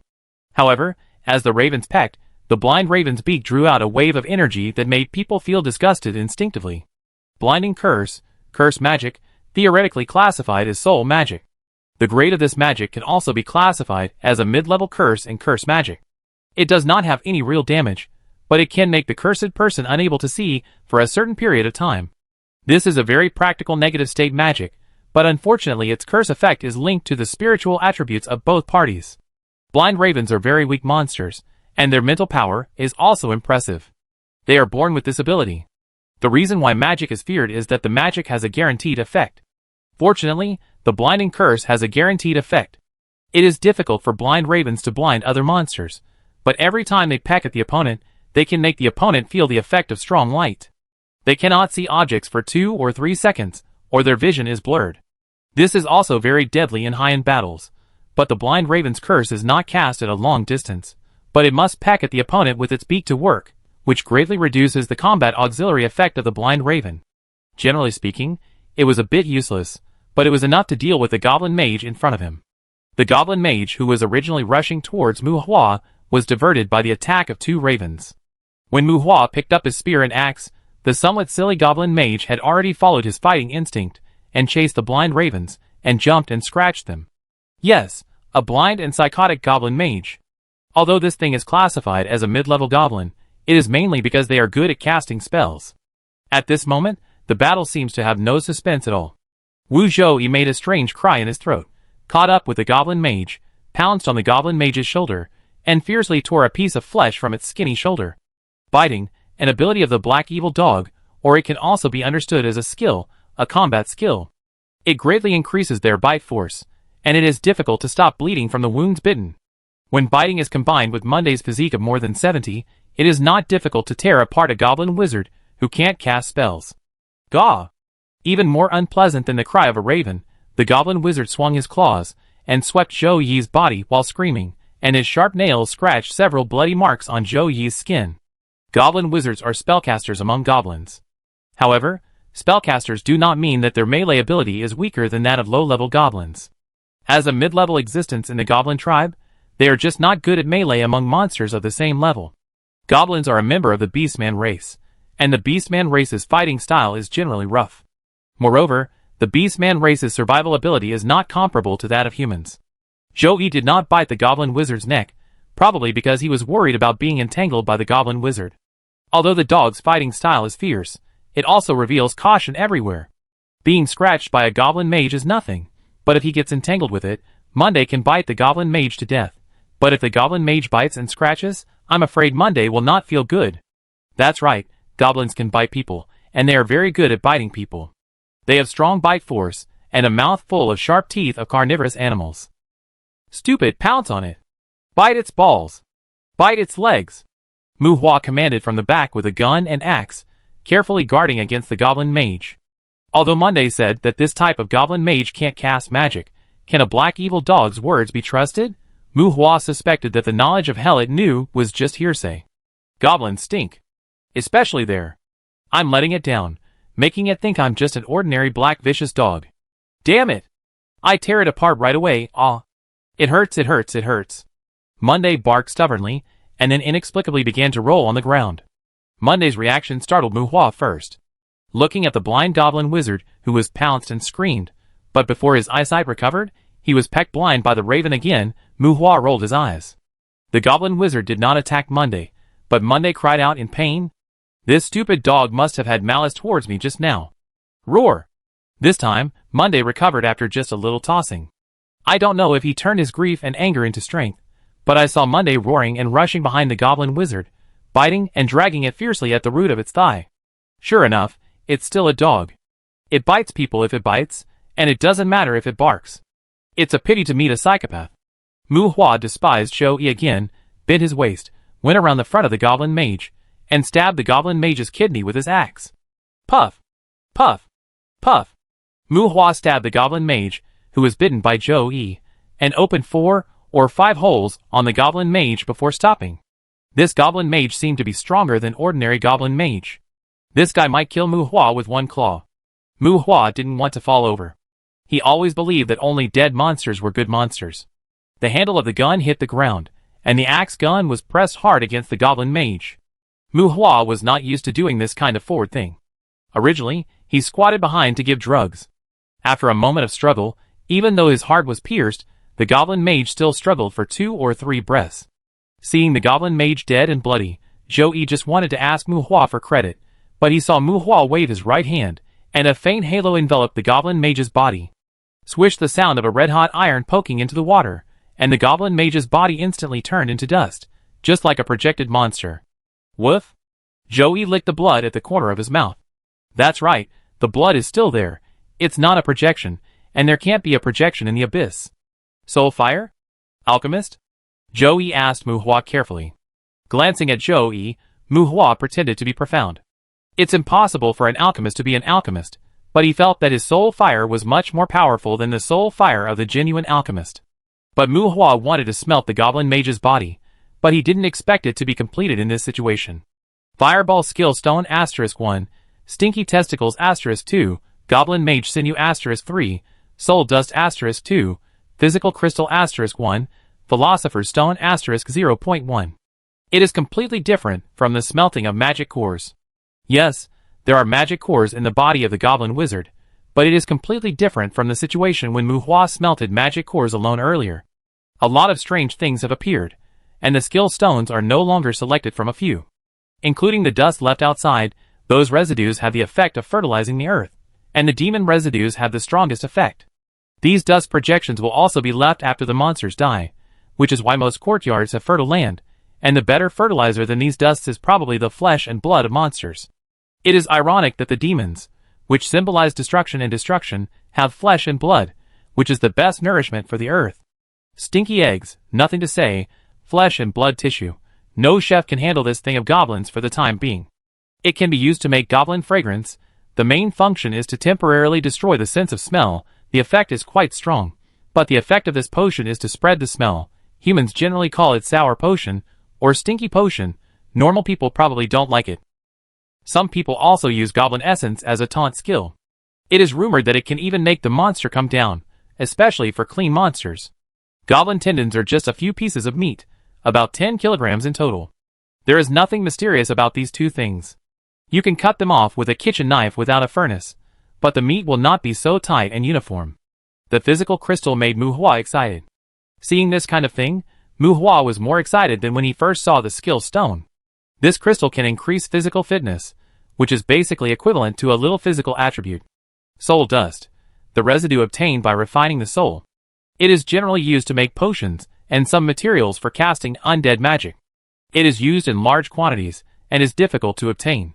The scope of application is not large, but the value is not low. At this time, in the upper right corner of the furnace interface, next to the 100 refining secret stone, there is an icon of soul dust and inventory display. Not only soul dust, but also a new icon of Philosopher's Stone flickers. The Philosopher's Stone, the name is very impressive, but there is not much explanation, just saying that it is a living thing. Muhua does not know its specific use. Other items are stored in the furnace space. Muhua took out the Fireball Skill Stone. This kind of entity monster melted things can be collected, as long as they are not accumulated and reset, and there is no need to make multiple choice questions, like the Molten Demon Core. Fireball Skill Stone. After use, you will get the Fire Magic Fireball, requiring intelligence, 30. This is probably the most likely to be a more serious attack magic that Muhua can master. Chapter 17. Master, are you sure you are not kidding me? Facing Muhua, who spread out his palm, Zhou guessed Muhua's intention with a suspicious look. Muhua frowned. Zhou couldn't see the skill stone? After smelting the Goblin Mage, Muhua took out the Fireball Skill Stone. He wanted to ask Zhou if he had seen such a thing, but Zhou couldn't see it at all. This is a bit problematic. Although Muhua can directly slap the skill stone on other people, if others can't see it, how can they sell it for money? You know, inheritance crystals are very expensive. Directly grant skills? Will they be caught and sliced? Can his small body withstand it? Well, Muhua still lacks some sense of security in terms of money for the time being. It's not that long since he was so proud of stacking magic cores, he has started to think about exchanging skill stones for money. Forget it, if you can't see it, then don't see it. It's impossible to grant it directly to outsiders. I'm not strong enough. Yes, it's just that I'm not strong enough. Muhua was full of confidence at this time, confident that he would definitely become stronger, because using the physical crystal directly increased his physical fitness a little, and he was full of energy. Muhua only knew that taking the blood essence extracted from the body of the monster could help people improve their attributes in meditation. Blood essence is not blood, and refining that thing is almost equivalent to taking the life of the monster, including the difficulty of refining. I heard that even if you take it, you still need to consider the strength of the user's own attributes. Muhua has never seen it. Like the skill stone, the attribute crystal is also something that Muhua has never heard of, but the effect of this thing is quite direct, and Muhua doesn't even plan to let his dog see it. Taking out a piece of goblin tendon, Muhua placed the piece of meat that looked like it was cut from the hind leg of a cow in front of Zhou. Do you want to eat it? Muhua asked. Goblin mage meat? Zhou sniffed it with his nose, and this time he could see it. Low-level goblin meat doesn't have much energy, but goblin mage meat is pretty good. Zhou stuck his mouth out to grab the edge of the meat, and dragged it off Muhua's hand. The two ravens followed and pecked and tore it like they were tasting something new. Joey showed little interest, but he ate it very enthusiastically. Muhua felt that this guy probably hadn't eaten anything good before. Joey chewing on the meat made Muhua feel like raising a dog. He picked up the fishing rod and prepared to go fishing for monsters again. He took out 0.1 units of the Philosopher's Stone and asked Joey casually, "Have you seen this?" The pieces were the size of rice grains, and Muhua couldn't tell what they were made of. They were not hard, and even seemed to be crushed with a pinch. Originally, Muhua had not prepared Monday to answer, and he even thought that Monday could not see it. Unexpectedly, such a small stone made Monday shudder as if frightened, and stared at the stone. Sage. Philosopher's Stone? Great Master, Monday is willing to submit to you forever, and Monday begs for your love. The barking contained strange devil language, and Monday howled like a wolf. You want it? Muhua was surprised. Looking at Monday's character, it was obvious that the Philosopher's Stone was a good thing. Ah. Okay, pure howl. Monday was completely without moral integrity, and did not speak devil language. He simply changed his job to Era, and stopped eating. He came to Muhua, wagging his tail and barking like a dog. Go, go. Muhua pushed it away with his foot in disdain. At this moment, this guy looked like a husky with its hair removed. A black evil dog would never be as mean as it. Tell me what this thing is for. Muhua asked Joey. The Philosopher's Stone, a universal elixir, a secret treasure of life. Master, it can make me evolve, purify my blood, and make me achieve a life transition. Joey blinked his eyes, squatted aside, and swept his tail. Life transition? Can I use it too? Muhua was in high spirits. Muhua's magic adaptability was too low, so meditation was very inefficient in improving himself. He was worried about his lifespan. Because of the problem of time flow, if he stayed on this abyss island for too long, it might become indirect suicide. I achieved a life transition because of evolution. In addition to my own blood, it is best to devour a higher level demon to evolve safely. Human? What will humans become after evolution? Joey looked at Muhua with a confused look. Can't humans also make life transitions? Muhua questioned. But it's not the same as evolution. Joey was at a loss. Muhua had a toothache. It would be better to just talk about evolution. Humans have an evolutionary map. Obviously, this Philosopher's Stone might be able to feed monkeys, provided that old Darwin wasn't talking nonsense. What other uses does it have? Muhua asked. I don't know about that. It's an all-purpose elixir. It can probably be used for alchemy, right? But which fool would use such a treasure for alchemy? Joey shook his head. Muhua said no more, and threw the small Philosopher's Stone to Joey. Probably because he didn't expect Muhua to really give it to him. The Philosopher's Stone hit Joey's nose and fell to the ground. Monday rolled up his tongue, even rolling up a handful of sand, and swallowed the Philosopher's Stone and the sand together. No good. Muhua twitched his eyes. What a goblin wizard cooked. Is it that serious? However, Monday's reaction also made Muhua sure that this thing should be really rare. Yes, yes, great master. This is a treasure that even the devil will be tempted, and the demon lord will even start a war for them. Your mind is broader than the devil. Monday praised Muhua. Okay, you are a black evil dog. You might turn into a hot pot when you see a middle-level demon, let alone a demon king. Muhua despised. No, master, I have the knowledge inheritance from Cerberus. Believe me, great master. As long as there are enough Philosopher's Stones, I will definitely become your most loyal Cerberus. Monday retorted. Three-headed hellhound? Do you mean a three-headed hellhound riding a black dog, or a black dog riding a three-headed hellhound? Monday's self-defense failed to arouse Muhua's thoughts, and Muhua became more and more contemptuous. There is no psychological barrier for demons to have sex across species, but the two are completely mismatched in size, and a three-headed hellhound and a black dog that can treat upper demons as snacks are mixed. To borrow Helen's words, it will break. Maybe it's a two-headed hellhound? Hellhound? Well, you are the master, you win, hellhound, even if the heritage of hellhounds comes from Cerberus. Monday tried his best to defend himself, but the family lineage was getting lower and lower, and Muhua was too lazy to continue to attack it. Maybe there really is a hellhound that rode a female black evil dog, and the black evil dog was lucky enough not to be ridden to death. Otherwise, how did a hybrid like Monday come about? As for a male black evil dog warrior, it is unlikely. As I said before, a hellhound girl will break if she gets a little excited. You want to evolve a hellhound? Isn't Fenrir good? Not interested in discussing the story of a demon and a female dog, Mu Hua changed the subject. Boasting, Fenrir is also a dog. No, Monday will eventually become a great super-level demon, and dragon-like monsters are still monsters, a group of barbaric and stupid beasts. Monday raised his dog head proudly. Mu Hua was stunned and blinked his eyes, calling up the furnace interface that others could not see, and reconfirmed the race mark in Monday's attribute panel. Yes, it is a monster. Yeah, that's right, I think what you said makes sense. Mu Hua patted the dog's head, thinking to himself, this guy's character of not recognizing his relatives is so awesome. Master, did I say something wrong? Mu Hua's attitude changed drastically, and Zhou became cautious instead. Did I? Mu Hua picked up the fishing rod. No. Why do I feel like you are not praising me? Zhou asked, following Mu Hua. It's an illusion. By the way, how many philosopher's stones do you need to evolve a hellhound? Mu Hua shook his head.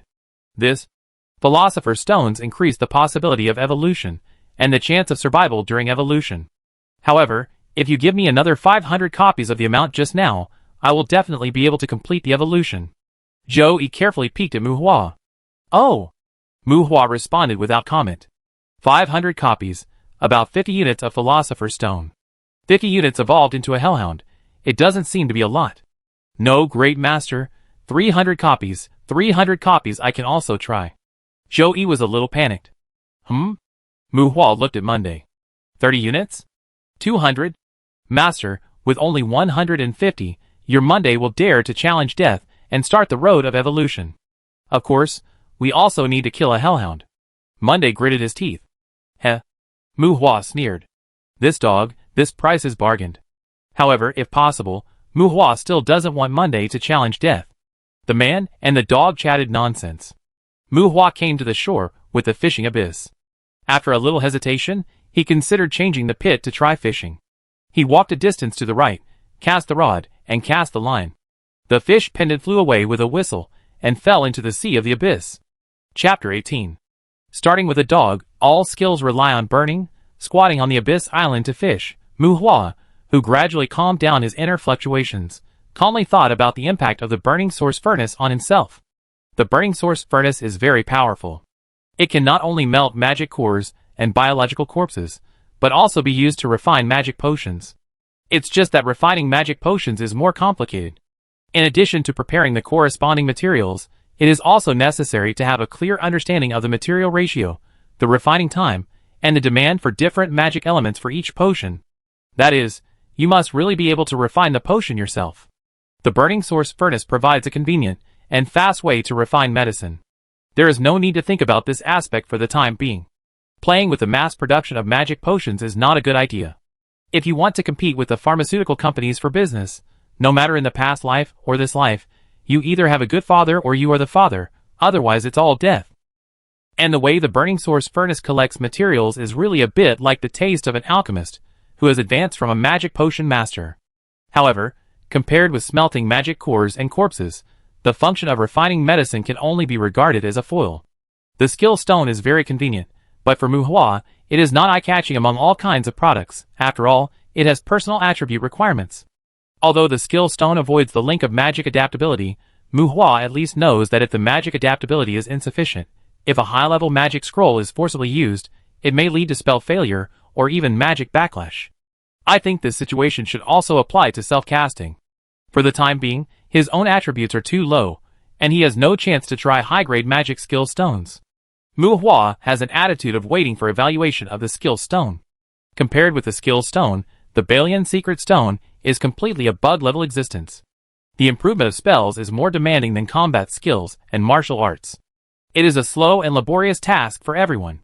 The most efficient method is to construct a spell model in meditation for deduction, which will inevitably give up the physical training of meditation. If you don't use meditation to polish the spell, it is also a regular training method for magicians to repeatedly construct spell models in your mind. However, it is more about training spellcasting skills, which is too inefficient for improving magic training and consumes a lot of energy. The only way is to cast more magic and practice more. The magic power itself has set a strict limit in this regard. After all, drinking too much magic potion in a short period of time will cause big problems. Thinking about it, Mu Hua picked out the 100 Refinements secret stone first, positioning it as something that must be taken in the future. The force summoning orb after that is extremely effective, but the strength of the contractor himself seems to directly affect the monsters that can be summoned. Mu Hua had to sigh again that his foundation was too weak. The preparations he made for the golden finger in his early years seemed to be wrong. Youth, soul dust and philosopher's stone are both good things, but they are of no significance to Mu Hua for the time being. However, there is no need to think too much about these two things. They need to be smelted into monster corpses. If there is, there will be. They are shipped regularly. There is no randomness. As for the attribute crystal, it must be the most important to Mu Hua. The attribute itself is the root of everything. I don't know whether it is a specialty of the abyss, or can be burned out by monsters from the outside world. Thinking about it, Mu Hua even considered whether people could burn it out, but changed his mind and quickly dispelled this idea. The reason why he didn't dare to think about it was not because of public morality or moral standards, but simply because he didn't want to die. Regardless of whether the monsters have other intentions, humans have been fighting monsters for thousands of years, so it's better not to think about things that are outrageous. Mu Hua was thinking about it for a while, and the fishing rod in his hand shook, which was quite surprising. This time, the catch was very fast. It took only an hour or so for the fishing rod to move. It turns out that the fishing spot is very important. The fishing rod responded, and Monday also became energetic. Although Monday seemed to be simple and tough in front of Mu Hua, the blood of monsters and demons made this guy quite fierce and bloodthirsty. Although this guy may have very limited species to kill in hell, he is very interested in biting the psychopaths coming out of the abyss. Perhaps it is a kind of satisfaction from the sense of achievement. Ponyo. The thing that appeared at the end of the fishing rod was shaking and surprised Mu Hua. White, plump, soft, and white. A big bug? Yes, it is a bug, half the length of an ordinary person's arm, and looks like a white maggot, but it does not make people feel disgusted. Mu Hua looked at Zhou Yi with an inquiring look. This is... Zhou Yi's expression was also a little confused, as if he was thinking about what this thing is. There are too many kinds of bugs in hell, and the cannibalism between the demons never subsides. Along with death, there is no shortage of maggots. Lift the rod, throw it, and throw the bug that is attached to the fishing line in some unknown way to the island. For the sake of caution, Mu Hua directly let two ravens attack the maggots. Gaw! The two ravens cried loudly, a bug? They can finally be the main force. G-sharp chirping, the attack of the raven attracted the maggots to scream strangely. Facing the ravens pecking, the maggots seemed to have no means of fighting back. The ravens were arrogant, but the next moment, a strong black magic power emanated from the maggots. It was dark and deep, with star-like light spots, but it seemed like a lightless eternal night. Ah! The worm of the New Valley. The New Valley demon worm. Kill it! Kill it quickly! The terrified barking came from Monday's mouth. While shouting, Monday had already pounced on the maggot regardless of anything. Damn it! Didn't you say that the abyss monsters can't release magic? From Monday's reaction, Mu Hua felt the seriousness of the situation, cursed and questioned, and also chopped the maggots with an axe. Puff! It was like chopping a tough and thick tire, and it was like chopping a non-Newtonian fluid with great force. Well, Newton or something, that old man will also be cremated when he comes to this world. But it must be said that Zhou Yi's biting and Mu Hua's chopping and stabbing did not touch the maggot's body, and were all blocked by the thick magic transformation substance outside the maggot's body. Abyss monsters cannot release magic. But this is the instinct of the New Valley demon worm. It has only one way to attack. It is building a demon body. It has no choice. Zhou Yi replied to Mu Hua's question anxiously. Mu Hua felt that if it had dog hair, it would be in a state of explosion now. Quick! Throw it back to the abyss. It will be finished when it takes shape. Don't be fooled by it, they are upper demons. Zhou Yi shouted, and while barking, he had already started to use his mouth to push the fat worms on the ground. Upper demons are not necessarily born strong, but upper demons who live long must be strong. The lower, middle, and upper levels of the demon species do not refer to the level of combat power of the monsters, but represent the growth potential and racial talent of the demon species. How strong is a higher-level demon living in the abyss? Is there any need to ask? Mu Hua was also anxious. The insect in front of him could not distinguish its head and face. It was thick, long and fat, without a head or a tail, white and tender and soft. Mu Hua could not even find its eyes and mouth parts. I saw the magic material wrapped around the half-arm-long insect flowing and twisting. It was the performance of high-concentration magic materialization, and it was like the progress of Mu Hua's soul special weapon being slowed down. The magic material on the insect made Muhua feel a bit like his sole special weapon, but he didn't know whether the spell level was too high or the abyss had a bad effect on the insect. Muhua felt that the magic power of the insect was shaping abnormally slowly. This couldn't be the first time the insect shaped itself. Was it a spellcasting defect? No matter whether there was a spellcasting defect or not, Muhua didn't dare to underestimate the fluke at this time. Muhua didn't know what it would look like after shaping, but the magic power emanating from the insect at this time had made him tremble with uncontrollable fear. This was a warning from the biological instinct. The thick magic substance extended its tentacles to firmly fix the new Tinder Valley worm on the ground. The small worm, Joey with a physical fitness of 70, could not shake it at all. Seeing that he couldn't dig the new Tinder Valley worm, and had no means to hurt the worm, Joey urged Muhua in panic. "Run! Master, leave here! Leave here quickly!" Muhua stared at the worm in front of him, and suddenly took out a revolver covered with inscriptions. Bang! A gunshot rang out, and a powerful origin bullet broke through the magical substances on the surface of the maggots. Because those magical substances were still in a semi-liquid state, a gap was instantly created in the magical substances covering the new Tinder Valley worms. Bang! The continuous shooting came, the origin bullet penetrated the dispersed magic material, and then drilled into the body of the new valley worm without any hindrance. Gee! The new valley worm screamed like a whale, and the magic material that had expanded to a diameter of more than half a person began to shrink and condense. But fortunately, the place opened by the origin bullet was not filled up instantly. Bang! The gunshot sounded again, and Muhua had already called up the furnace panel. He stared at his level. The level experience did not move. This bug suspected to be a higher level demon was not dead. Then he fired another shot. Bang!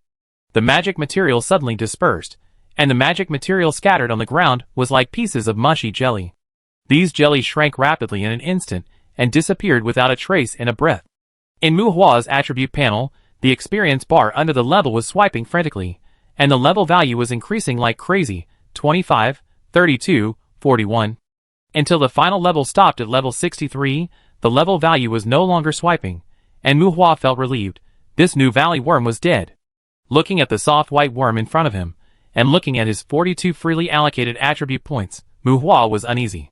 Unlike relying on one's own ability to kill monsters, using guns, scrolls, and other external objects made by others to kill monsters, you can only get 10% 50% of the experience. Muhua was not sure how much experience he got from this worm, but the goblin mage only made his experience bar increase by 1 level, while this new valley worm made him increase by 42 levels. It's terrible, it's terrible. No wonder the dog was so panicked. Dare to let this worm stay for a while longer. This thing is not something they can afford to provoke. Chapter 19. Oh, great master, you have accomplished a great feat in the world. You should be rewarded by the master. You actually killed the long-lost demon guard with a mortal body. The new valley worm died, and Muhua was still palpitating. Monday's dog recovered quickly, full of praises, staring at the corpse of the new valley worm. What is this thing? Putting the pistol on his waist, Muhua asked Monday, turning the gun and axe to pick up the new valley worm. As Monday told the story, Muhua roughly understood the situation of the new valley worm. This is a kind of upper demon with a very weak body, but they are born with extremely high fighting talents. They can use magic to form a golem-like weapon. Because they like quietness by nature, they are also the most dedicated guards of the Demon King's palace. The decorative sculptures in the impression of humans may be the most deadly demons in the Demon King's palace. Great master, can you give this new Tinder Valley worm to your Monday? It will help me grow, and Monday's sharp teeth will crush the throats of all your enemies. The dog didn't know much about the new Tinder Valley worm. As soon as he finished telling Muhua what he knew, he began to wag his tail and ask for benefits. Muhua rolled his eyes.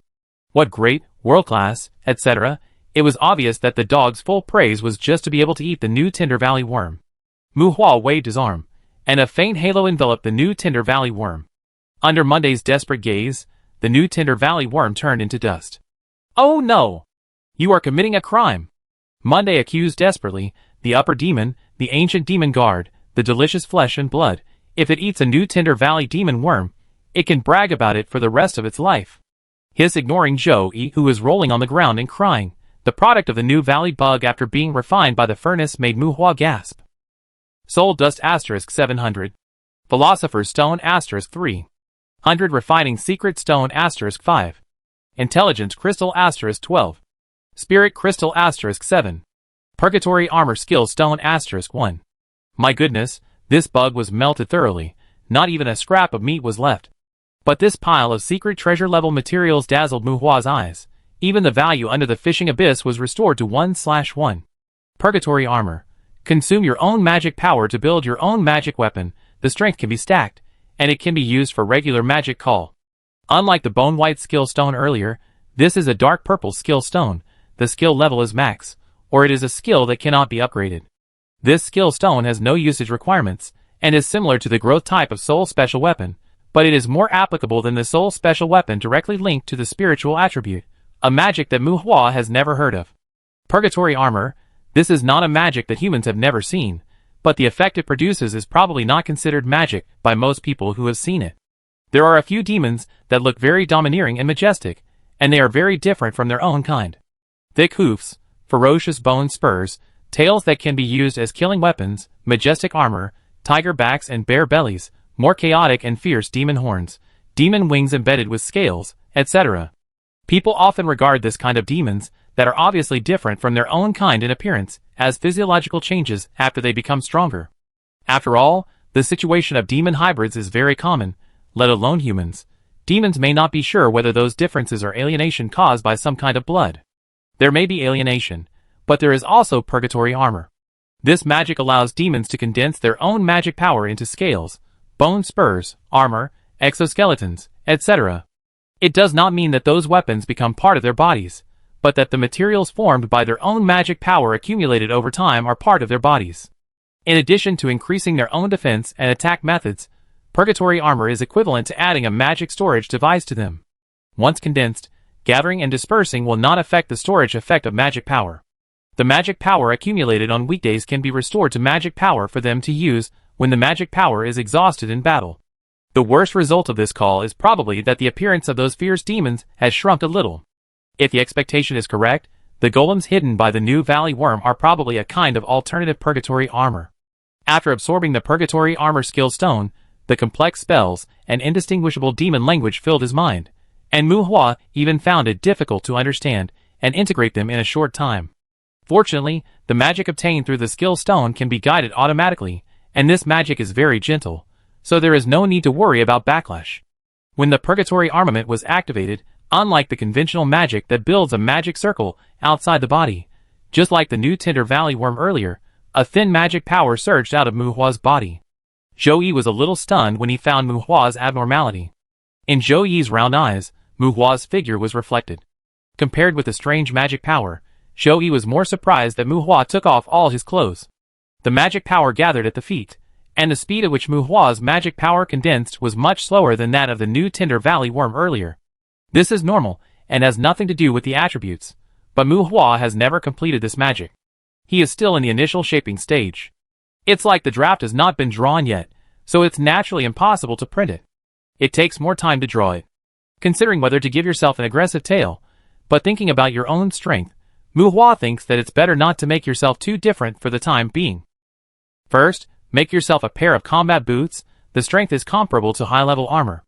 Then Muhua felt that his magic power dropped sharply and returned to 0, and a piece of mung bean-sized skin condensed on the nail of his little toe. Strength, low-level armor. Gray nails are cooler than this thing, right? Blinking, Muhua felt insulted. Magic. The root of purgatory armor lies in its own magic power. Muhua's magic power has been exhausted at this time, and he will convert the armor into magic power again. If Muhua does not absorb these magic powers, they will be in a strange space connected to Muhua's soul. Purgatory armor is much more flexible than Soul's special weapon. After Muhua replenishes his own magic power, he can also strengthen and expand the green bean until he meets his requirements, and even change the shape. But, forget it, with his current magic power, let's be pragmatic for the time being. His clothes were torn off by his excitement, and he didn't even leave his shorts. At this time, Muhua considered whether to shout a few words, transform and change clothes to suit the occasion. The armor and the like cannot be used for the time being, and the magic power will reshape again. Leather shoes, trousers, white shirt. Good, perfect, three-piece suit, finally can cover the body tightly. As for the strength? TSK, I have to admit, rare magic has a lower limit. At least it is stronger than ordinary cloth, and won't be torn apart so easily by him. Well, at least it's comfortable to wear, warm in winter and cool in summer, right? Mu Hua comforted himself, and at the same time adapted to this comfortable feeling like being naked. After all, it's a part of yourself, you can't expect it to have too strong a texture, right? A little embarrassing, but it's really comfortable. After finishing the creation of the purgatory armor, Mu Hua began to work hard on his own attributes. Free attribute points, add. Attribute crystals, eat. Watching his own attributes soar in a short period of time, Mu Hua experienced a luxurious growth. Name, Mu Hua. Race, human. Level, 63. Life, 100%. Magic, 1%. Constitution, 20. Intelligence, 49. Spirit, 60. Magic adaptability, D. Distributable points, 0. Talent, Burning Furnace. Skills, Raven Summoning LV2, Skeleton Summoning LV6, Fireball LV1, Purgatory Armor Max, Soul Special Weapon LV1. 42 points of free attributes, 12 Intelligence Crystals, 7 Spirit Crystals, plus a physical crystal burned by the Goblin Wizard earlier. Mu Hua directly smashed his attributes to the current state. Physical fitness is a must, not to mention survivability. If people always say clipped or something, who can stand it? But to be honest, 20 points seems to be no different from the original, it should be cut off. Now that attribute crystals can be burned, Mu Hua only added 11 points to his physical fitness, which is too rational and positive. Spirit and intelligence are nothing to say, 50 points of spirit to learn skeleton summoning, and the spirit requirement for each level of skeleton summoning increases by 1 point, and the spirit attribute cannot be upgraded if it is insufficient. Mu Hua smashed all 500 refined secret stones on skeleton summoning, increasing the spirit attribute to 60, preparing for the skeleton summoning to be upgraded again. The remaining attribute points were added to intelligence. As the first direct attack magic mastered by Mu Hua, Fireball is obviously not as eye-catching as skeleton summoning. Like Blind Raven, skeleton summoning will add a skeleton warrior for each level. Fireball can be practiced slowly by yourself, but it is too complicated to obtain summoned beasts. In comparison, Mu Hua will definitely upgrade the summoning magic first, with 100 refinements secret stone. Let alone the skeleton undead. If Mu Hua has to choose between Blind Raven and Fireball, he will probably upgrade Blind Raven first. Adding points is not a problem. What surprised Mu Hua the most is the improvement of his magic adaptability. The inexplicable improvement of Mu Hua's magic adaptability is a bit like the Force Contract Orb, just like a bug. Mu Hua's magic adaptability has improved because he learned Purgatory Armament. He retracted his previous contempt for skill stones. I just don't know if this effect is only available for rare skill stones, or if all skill stones can be used. Take a look at your own attributes. Although they are not too strong, they look more like people. Mu Hua clenched his fists. The sudden increase in attributes did not bring him any abrupt feeling. The real mutation will be completed in his sleep. It is not easy to think about it, but Mu Hua still smiled happily. Here, keep me safe and don't let me roll into the abyss. Mu Hua raised his hand and threw a philosopher's stone to Shou-Yi. The magic concentration of the Abyss Island is extremely high. Sleeping here should be able to alleviate the pain brought to the body by a large increase in attributes. Ah! Shou-Yi jumped up and held a philosopher's stone in his mouth. This philosopher's stone is larger than a mung bean. Shou-Yi instantly felt that the future was full of hope. Without disturbing Mu Hua, who was lying down, Shou-Yi held a philosopher's stone in his mouth and was reluctant to swallow it. Look at Mu Hua lying on the ground with his eyes closed. Shou-Yi stood beside Mu Hua and watched around vigilantly. Gulp! Shou-Yi couldn't help it and swallowed the philosopher's stone. Feeling the strange energy washing over his body, Monday suddenly realized that he should perhaps give his master more respect. Chapter 20. Mu Hua had a dream. He dreamed that he was thrown into a blender. In the dream, he was so strong that no matter how hard he tried, he couldn't be killed. It just hurt a little. When he woke up, he opened his eyes and saw Monday pressing on him with a heavy breath. Mu Hua didn't kick him away. He knew in his heart that he probably didn't sleep well. Okay, get up. Mu Hua patted Monday's dog head. It was hairless and felt terrible. When he stood up, perhaps because of his doubled physical strength, Mu Hua felt full of strength and had the illusion that he could knock down the demon lord with one punch. Well, he had never seen a real demon king. He had never seen it in the videos of various heroes fighting the Lord of the Courtyard. Although people like to call the Lord of the Courtyard the Demon King. The difference is probably that one is a noun and the other is an adjective. How long have I slept? Mu Hua asked Monday. A long time. The cheerful dog face froze, and Mu Hua remained silent. It was obvious that Monday had no concept of time. If you count from the time I was summoned by you until you went to sleep, it was about 4 or 5 times that long. Well, one day? You probably slept for a day. Master. After a brief thought, Monday said to Mu Hua. Mu Hua nodded. It must have been a long time. This dog almost forgot to call the master again. It must have been a long time. One day, the clothes on his body were full of mud and sand. With a thought, the foreign objects fell off, and the clothes were brand new. Purgatory armor, this function should be there. Subconsciously patting his trouser legs, Mu Hua touched the area around his mouth, and his expression froze. A little stubble. Does that mean that the physical growth of his body will not stop here? The attributes have increased, but how to calculate the lifespan? Only after completing the attribute upgrade, Mu Hua first focused on his own life. He was worried, but it seemed useless to worry. Mu Hua relaxed his body, and his bones and joints made a crisp sound, and he felt relaxed all over. Okay. Work, catch demons, and catch another new Tinder Valley worm. Mu Hua raised his arms, and shouted to encourage himself. Woof! Monday was happy. Treasure land, especially with a fishing rod, Mu Hua is about to take off, and Monday feels that he is also going to be rich.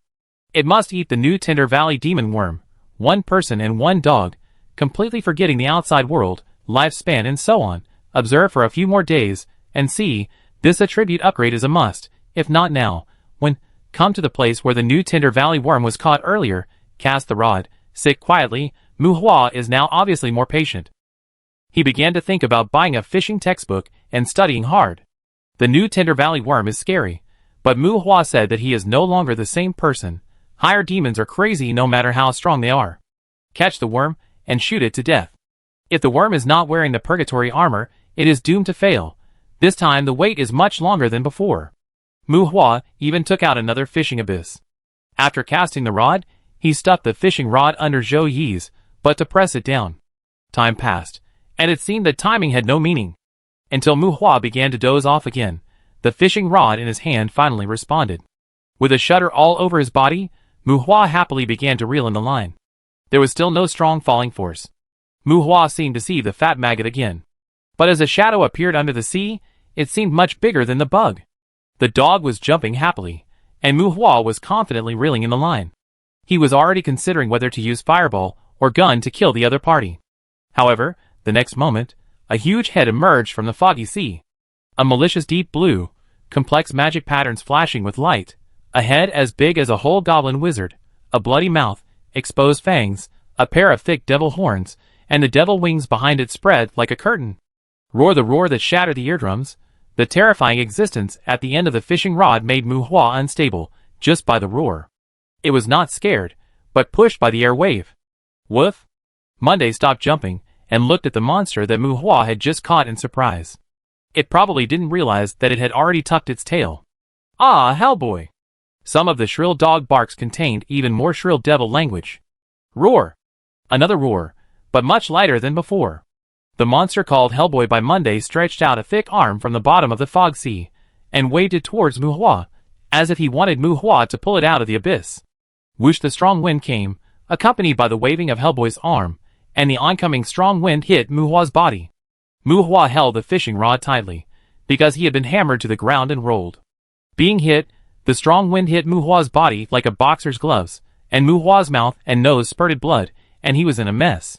There was no force. The other party obviously did not use any force. The other party just waved his arm normally. No need to think too much. Regardless of the fishy taste in his mouth, Mu Hua reversed the fishing rod reel and began to release the line.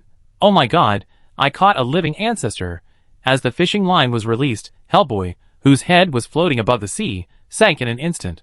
But the next moment, Hellboy began to climb up along the fishing line again. Damn it!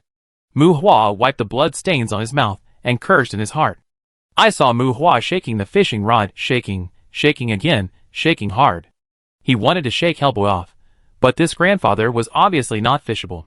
The Hellboy on the opposite side hung on the fishing line and swayed for a while, but he had a tendency to adapt in a moment, and Mu Hua went crazy.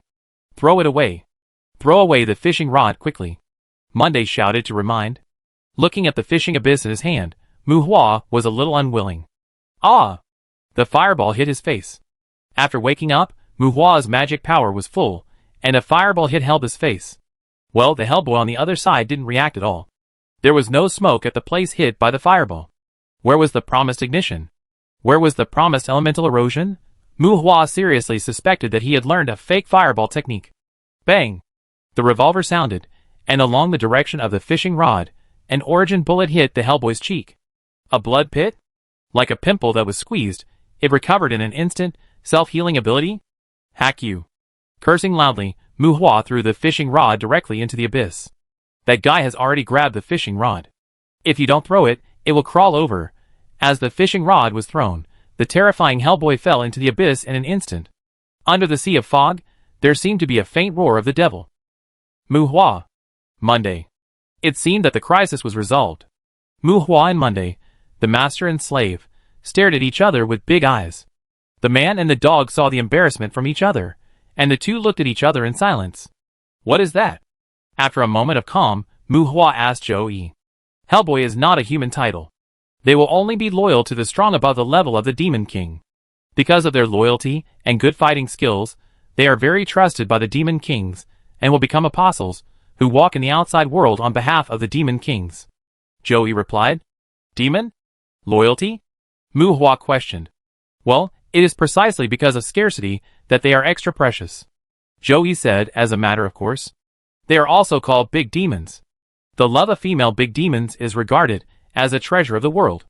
Seeing that Muhua still questioned, Joey emphasized. Hee. Muhua did not comment. The thing just now obviously did not conform to the human aesthetics. Maybe girls will like that style of macho men, but boys will definitely not like that style of girls. Female big demons are very beautiful, and succubi are lowly dwarfs in front of them. Joey tried to gain Muhua's understanding. Hee. Muhua laughed again. With that size, isn't a succubus just a dwarf? The conversation and laughter dispelled the fear in Muhua's heart. Joey wanted to continue to talk about Hellboy, but Muhua suddenly found that another fishing rod placed on the ground was being dragged into the abyss. Quick! It's hooked again! Muhua shouted to Joey, who was closer to the fishing rod. Woof!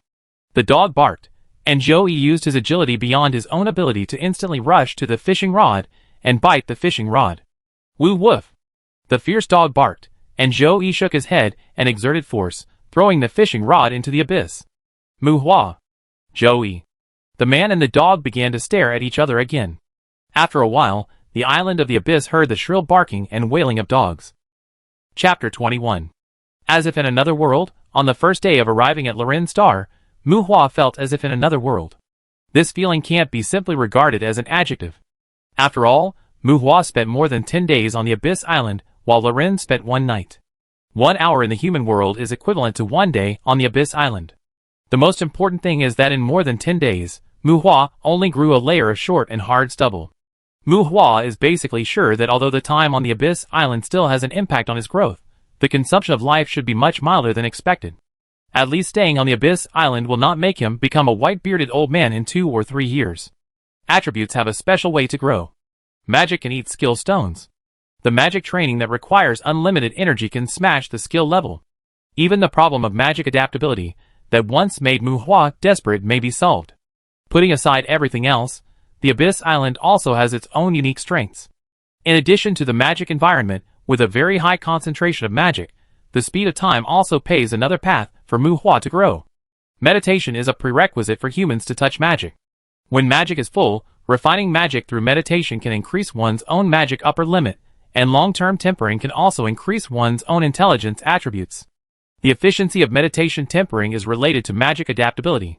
And consuming one's own magic through meditation, using magic to wash one's skin, muscles, and bones, thereby tempering one's own body. This can make the body of stronger strength and endurance, and improve one's own physical fitness. This is also a common way for people to improve their own physical attributes. In addition to magic adaptability, high-quality blood food can also greatly increase the tempering of physical fitness, but this gain is also inseparable from the catalysis of meditation. As for the spirit, well, meditation can improve magic power, but it seems that it cannot help the spirit. The way of spiritual cultivation is rather strange.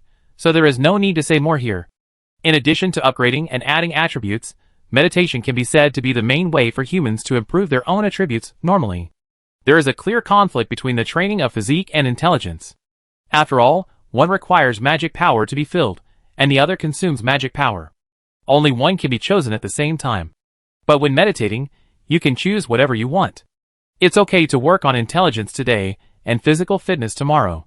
In this world, it's not uncommon for magicians to charge and small animals to escape.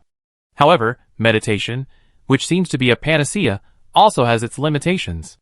The limit is 2 hours a day, and at least one deep sleep must be taken during the period. This kind of meditation is safe and efficient. If you violate this restriction, you can still meditate, but it will make people let go of themselves at the soul level. Emotions and feelings gradually disappear, and the result of perseverance is indifference, cold-bloodedness, and eventually becoming an idiot who empties his mind all day long. The difference between the time axis of the Abyss Island and the human world is equivalent to making Muhua meditate for 20 hours in half a day in the human world. The original E-level magic adaptability seemed to only prove that Muhua was a human belonging to this world.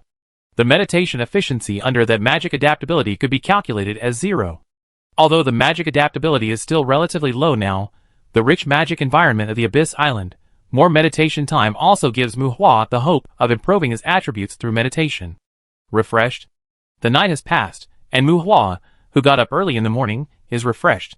When he integrates into the real world again, he is actually a little dazed. Back at the hotel, it was dawn. Muhua needed to interact with people, to feel the world full of natural vitality, and to ensure that he was not so short-lived. Putting aside the issue of lifespan, meditation is good, but even if you follow the rules, meditation without contact with the outside world for a long time will make people indifferent, and their personality will be filled with rationality and toughness that lacks human touch. Commonly known as pervert. You can't always stay at home when practicing, or the more you practice, the more you avoid staying at home. It's hard to say whether you can become a master after you come out of seclusion, but you will become less and less like a human. Going out to eat, drink, gamble, and whore can be regarded as a kind of release. People even suspect that those violent monsters, who bully the weak and fear the strong, may have meditated too much. Demand, give me some breakfast, and refill the refrigerator upstairs. Those fast foods taste good. Muhua left the 3rd floor, and saw Demand in the restaurant on the 1st floor, and said to Demand, "Instant food? Those are emergency foods that can quickly replenish the nutrients needed by the body." "You?" Demand stopped chewing the hamburger, and looked at Muhua, with a strange expression, his eyes always looking at Muhua's lower body. "How fast? Is it faster than a physical potion? I have my own use, not me who ate it." Ignoring Demand's weird expression, Muhua raised his hand, and touched the blind raven standing on his shoulder combing its feathers. Looking closely at the blind raven, Demand seemed to be thinking about something, but he stopped joking with Muhua. There were 4 residents in the lobby on the 1st floor, a single woman, and the other 3 were in a group. The 4 of them also had breakfast in the restaurant. Demand asked the life puppet to prepare breakfast for Muhua, but he didn't mention the blind raven that Muhua brought with him. These puppets are not robots in the strict sense, because they are all made of magic technology inside, and the bionic brain area is even subjected to brain closure. The Elanta Federation is suspected to be the continuation of Earth civilization.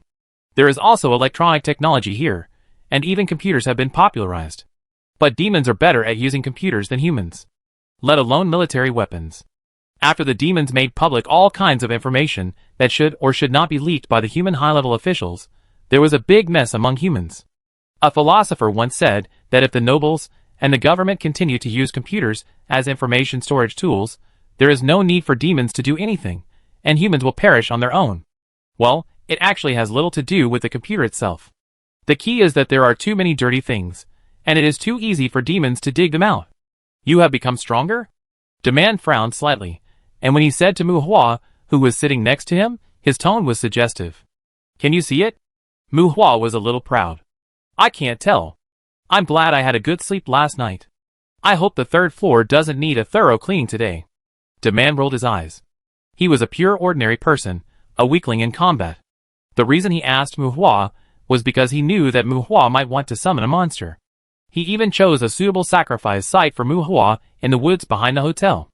And now there is a raven beside Muhua. Combined with what Muhua said just now, Demand suspected that Muhua summoned a monster in the suite on the 3rd floor.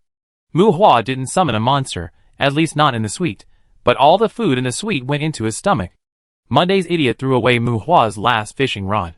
Without monsters and magic cores, the fishing rod could not be replenished. Mu Hua slept too much, so he could only meditate and exercise. After staying in the Abyss Island for more than 10 days, it was necessary to eat. Mu Hua roasted and ate all the meat of the goblin mage, and he naturally did not miss anything edible in the suite. After chatting with Demand for a while, Mu Hua's breakfast was served.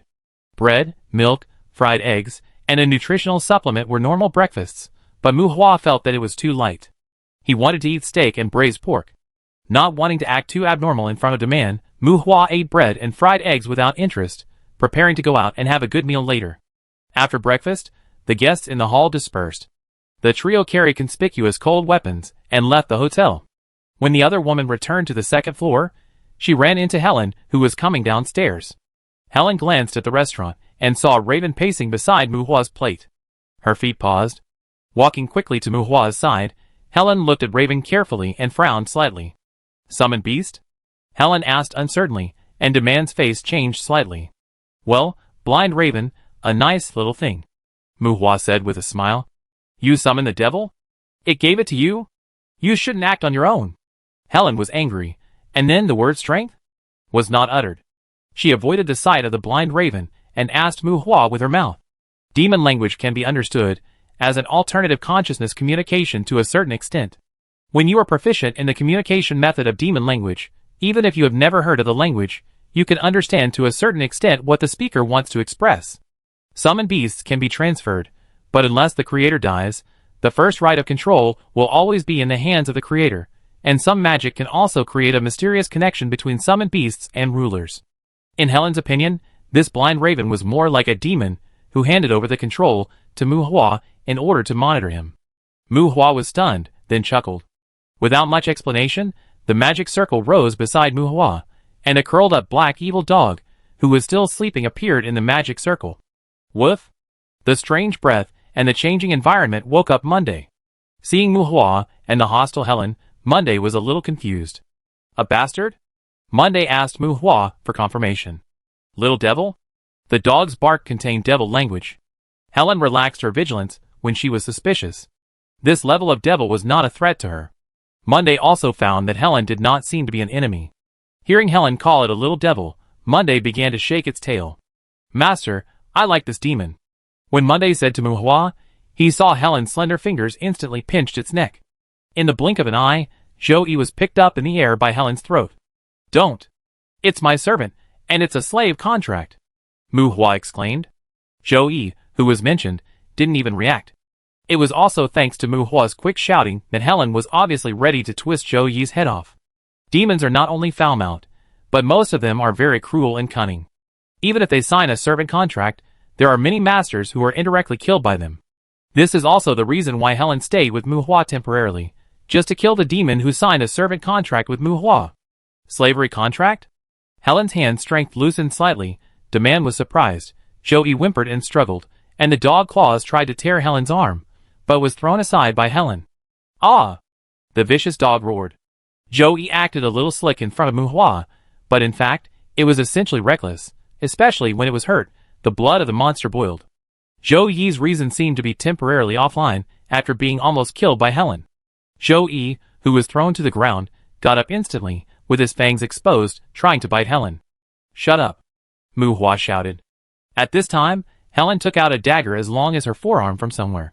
The dagger had an inscription, and the rusty inscription was slowly being filled with a sky-blue magic halo. "Woo!" The dog regained his rationality, whimpered, and tucked his tail between his legs. Chapter 22. "You mean you summoned a black dog that was about to be used for experiments by the Lich, and this black dog happened to be a half-blood demon, and then it signed a slavery contract with you out of gratitude?" There were no outsiders on the first floor of the hotel. Mu Hua and the other two gathered in a remote corner. After listening to Mu Hua's story about his experience last night, Helen and Demand were in a magical mood when they confirmed it. It was reasonable for the Lich to use half-blood demons for experiments, and it was also reasonable to capture some weak half-bloods. It was luck that Mu Hua's sacrifice and summoning happened to link to the half-bloods used as experiments. The slavery contract has a clause of death by master and death by slave. The normal lifespan of a black dog is at most 30 to 50 years, which is shorter than the lifespan of an ordinary human. And a half-blood demon is willing to sign a slavery contract with humans? Well, it is a black dog after all, and it seems reasonable. After some thought, Helen looked at Muhua, and the feeling in her heart seemed to be only magical. You are so lucky. Helen was a little speechless. Mu, if I had your luck, I would have worked hard to become an adventurer when I was young. The man sighed without sincerity. Muhua smiled as usual, lying on the side on Monday and looking at Helen with ill intentions. Since it is a slavery contract, you can try to train it. Don't let it talk nonsense outside. Go to the Adventurers Guild to register it later. Just treat it as an ordinary black evil dog. It's troublesome to register it for a demon, Helen said, looking at the raven that landed high in the hall. What's the matter with that summoned beast? Helen asked. My summoned beast, are you interested? I will teach you the blind raven summoning technique. Muhua smiled. Muhua was not prepared to hide his own abilities. He had had enough of the frustrating life. Anyway, the skill stones were all equipped with knowledge. He was just born at the wrong time. In fact, he was a genius. Well, you can send a complete set of information to Mrs. Samantha. I think she will be very happy, Helen said, and then advised Muhua. You'd better not spend too much time on summoned beasts. Making them will hurt your soul too much. You may consider developing in the direction of black magic. I know. Does the Benson family need summoning? Muhua did not comment, but asked curiously. No, but Samantha should be happy if you send it. Helen sensed a little arrogance in Muhua's attitude, but thinking that Muhua had lived independently for many years, he thought he would be a little self-centered, so Helen stopped persuading him. Okay, I sort out the information about the blind raven summoning technique when I have time. You know, summoning techniques are more complicated. Muhua was very frank about getting along well with the big boss. Well, since you have already contracted the devil, have you used up the sacrificial array? Helen lowered her voice, and even looked around subconsciously, and asked Muhua. Here. Muhua took out the array, and handed it to Helen. 5 times? You didn't use the array? Helen took the array and checked it. She was surprised. When she asked, she directly put the array into her storage props. The sacrificial array that Samantha prepared for Muhua earlier can be used 5 times. This sacrificial array is not something that can normally appear on the market. Demons are not that cheap, and they can't be summoned by just drawing a circle. Otherwise, with the nature of humans, there is no need to break through the courtyard. I'm afraid that the demons would have been wandering around the world. Sacrifice summoning, or demon summoning, is illegal. Don't think that Samantha gave Muhua a formation plate and a few magic cores, and asked Muhua to summon demons.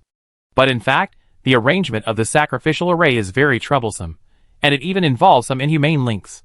Sacrifice arrays are taboos in human society, but Samantha has already done those taboos for Muhua. Muhua only needs to take the formation plate and put the formal sacrifice on it to activate it. Of course, there are always a few people who can ignore taboos with legitimate reasons, and those who should understand know it. So in this era, there are still some people who will try to summon demons for various demands. I originally had a sacrificial formation plate. Before you came to me, I also had my own plans for the future. Muhua said nonsense. Plan? At the beginning, apart from making money and avoiding military scouts, he had no plans. However, in the face of Muhua's answer, Helen still agreed to remain silent. They investigated Muhua. Since they knew that Muhua had been in the black market since he was a child, they knew that Muhua must have some details that they could not understand. At this time, Helen only thought that Muhua had prepared a sacrificial array for her. Thinking about the environment Muhua had been in the past, Helen automatically brought all kinds of hardships into this process. Sorry, cousin, you don't have to explain to me. Helen apologized, looking at Muhua with a complicated look, and her beautiful eyes flickering with emotions. Yeah. Muhua responded casually, thinking in his heart, does this girl like the miserable brother type? Should I? Those magic cores. Kissing Helen's preferences, Muhua mentioned the magic cores, and was interrupted by Helen as soon as he opened his mouth. There are too many uncertainties in summoning demons, so I can't give you the sacrificial array. But those magic cores are all yours. Helen shook her head, and patted Monday's dog head. Besides, it takes resources to cultivate this little thing, so you can keep the remaining magic cores yourself. I hope it can evolve into a real demon. Monday shook his head, and shook off Helen's hand, looking at Helen with disdain. He would not forget that Helen just wanted to kill him. This bastard has never seen the world. Magic core? Who eats those garbage? We eat the philosopher's stone. By the way, does the master have magic cores? Monday lay back at Muhua's feet, thinking in his heart. Heh. Helen chuckled and didn't mind being disliked by the dog. Even if it was a demon who signed a servant contract with Muhua, Helen would find a way to kill it. This was also the task assigned by Samantha. But if it was a slavery contract, it would be her own little demon. Obviously Helen should be the kind of girl who likes to raise beasts. Since you have completed the clairvoyance, let's go to the Adventurers Guild to get certified for Monday, and then I should leave. Miss Tabitha still has to deal with some of her own affairs, and it may take some time before she can come to Bear Pig Town. After confirming that there was no special situation, Helen said to Muhua, Well, Demand, do you have information about the natives in the town? I need to understand the situation and find a chance to get to know them. Muhua responded, and then asked Demand. He may live here in the future, and it is necessary to integrate here. Decades of life experience told him that the more tragic thing than being poor is, one day you disappear, but no one cares. The risk of removing your kidneys and parts, and making you disappear completely is extremely low. So Muhua likes to make friends, in all senses. I pass it to you. Asked by Muhua, Demand raised his wrist, and passed the information to Muhua's bracelet through the watch. Looking at the latest watch on Demand's wrist, this thing is equivalent to the mobile phone in the previous life. Although it is a new model, it doesn't even have an adventurer's bracelet. This guy probably never thought about entering the courtyard at all. After receiving the information, a projection interface popped up on the adventurer's bracelet, calling up a map of the town, which marked the location of various business places in the town and the surrounding areas. Some distinctive town residents' information is also summarized, as well as information on some members of the garrison and the security team. Obviously, Demand is not just squatting in the hotel to eat and wait for death. Is there a bookstore in the town? Muhua asked Demand after flipping through the information. Bookstores, malls. Magic material store sells magic books, but not many. You can go to the Adventurers Guild to ask. Demand turned on the projection screen in the rest area while speaking and searched for film and television programs on the Magic Network. No, not magic books, I mean ordinary bookstores. I want to find a book about fishing. Muhua said to Demand.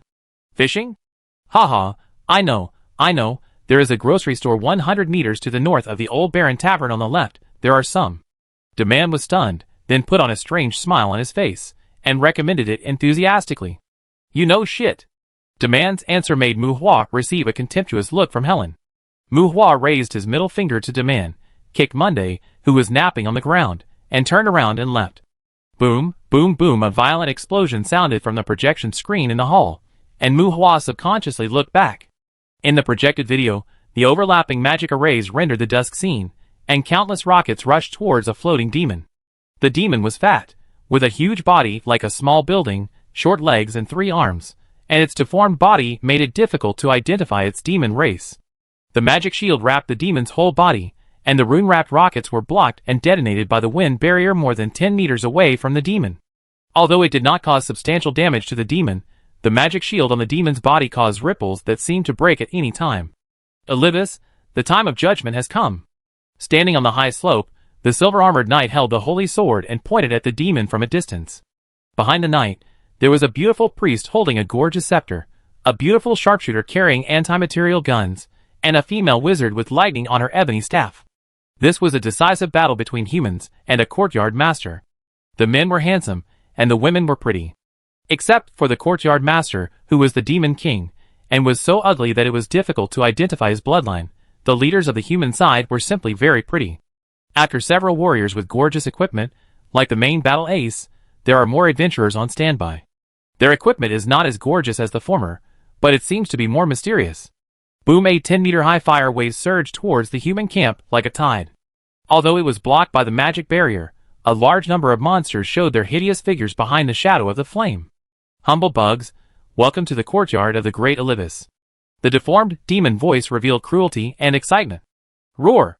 The high-level monsters in the demon group roared in response. Bang! The anti-material sniper of the sharpshooter sounded the order of war.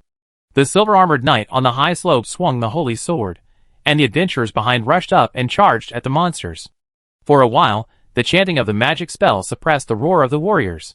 Blood and chi were running wild, and magic was rioting.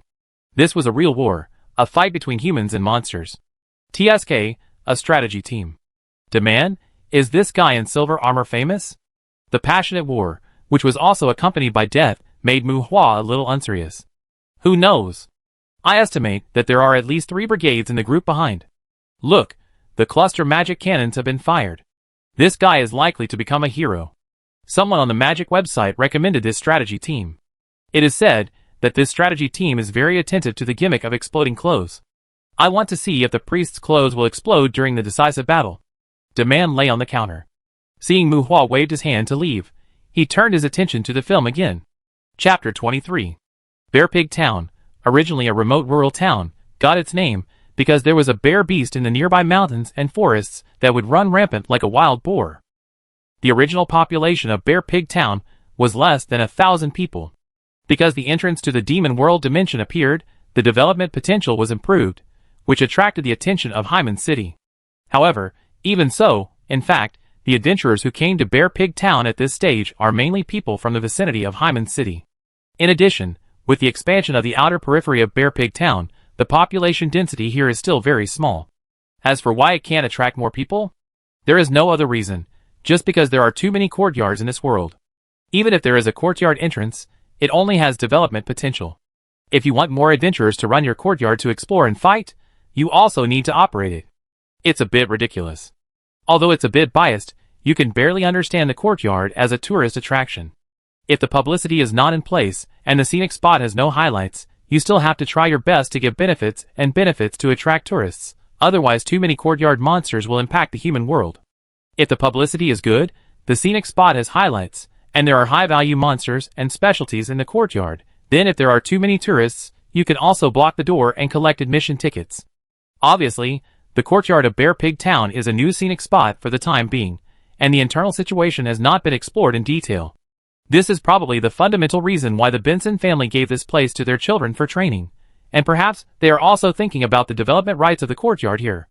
The development rights of the courtyard, in the eyes of the residents, are very cool, but in the eyes of the adventurers, it is just that.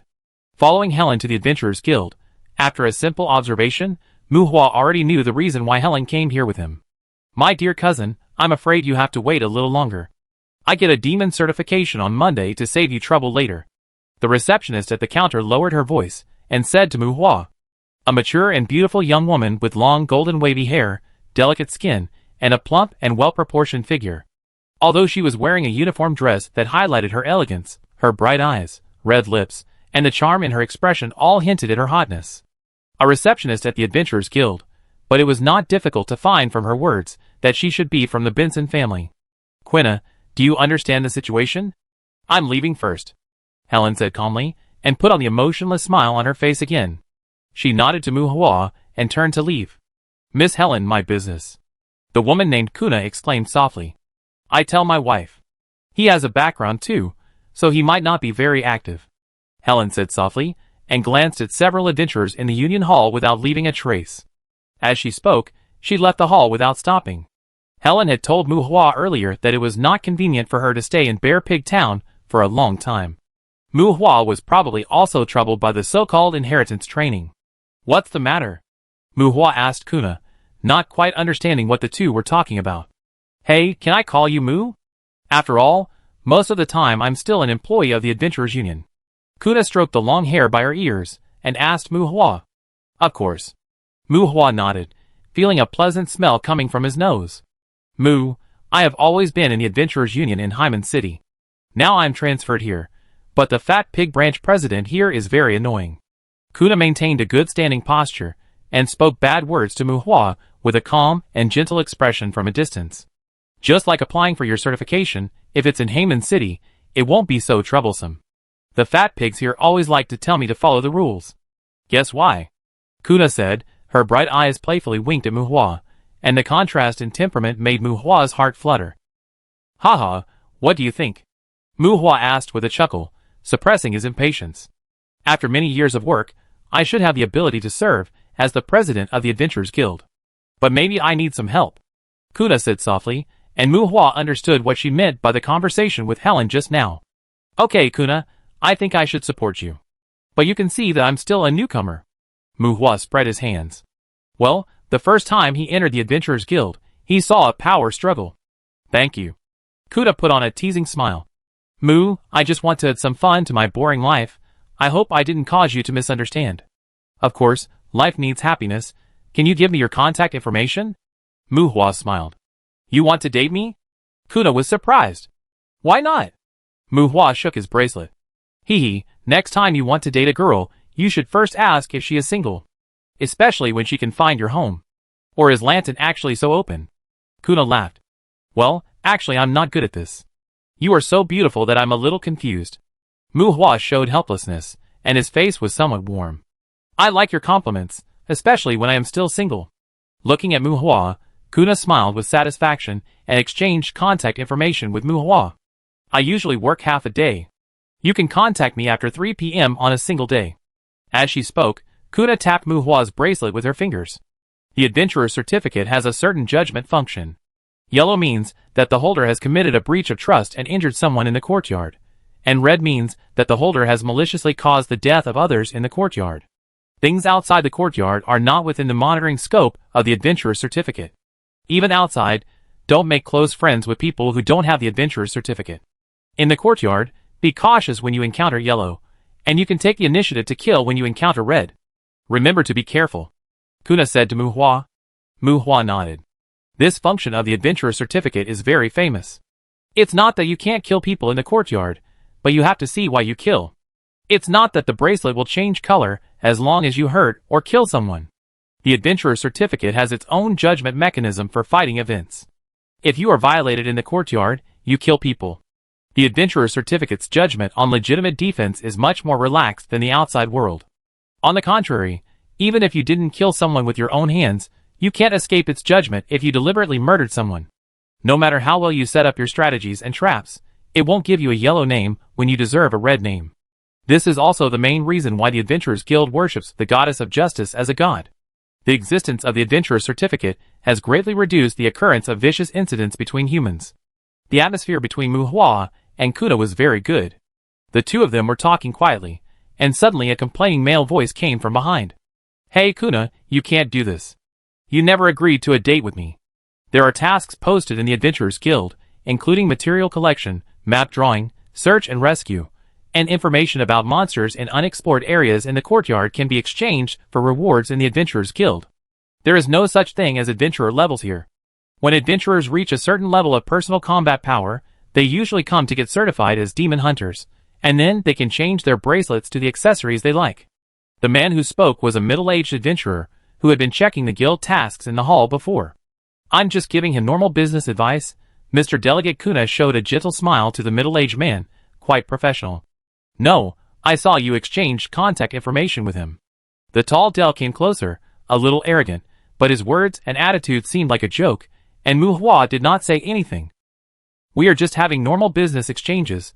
Please don't disturb my work. Okay, Mr. Delegate Kuna was still gentle. Is it because he is young? Dear, believe me, he is not good. He looks weak at first glance. Del pouted, and Muhua raised his eyebrows. Kuna, give Mr. Del a bottle of desensitizing potion, otherwise the areas on his body that have been stained with diamond dust will not just itch. Of course, the juice of the yaya grass is also very dangerous, because as long as it is applied to any part of the body, it can cause ulcers in the areas stained with diamond dust. But perhaps the blue snake fruit should be the most careful.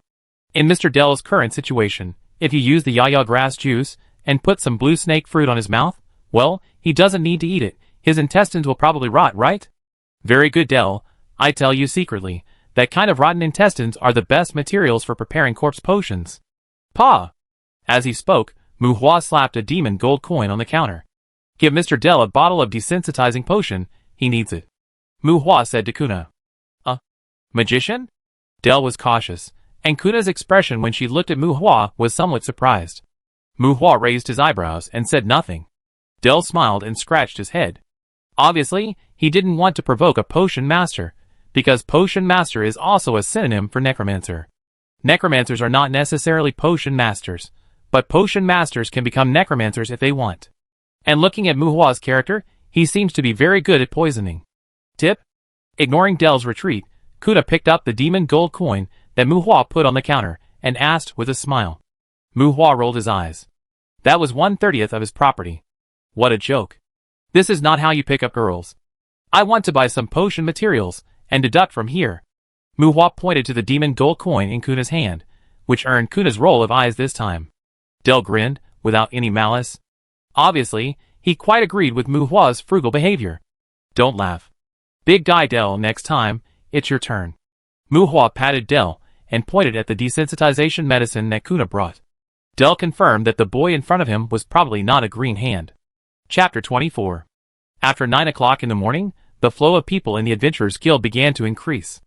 In fact, there is no need to go to the guild to check the tasks and information related to the Adventurers Guild. The Adventurer's Certificate contains many functions. Tasks and most information queries can be viewed through the Adventurer's Certificate. Most of the people who come to the Adventurers Guild in person are to hand and task materials.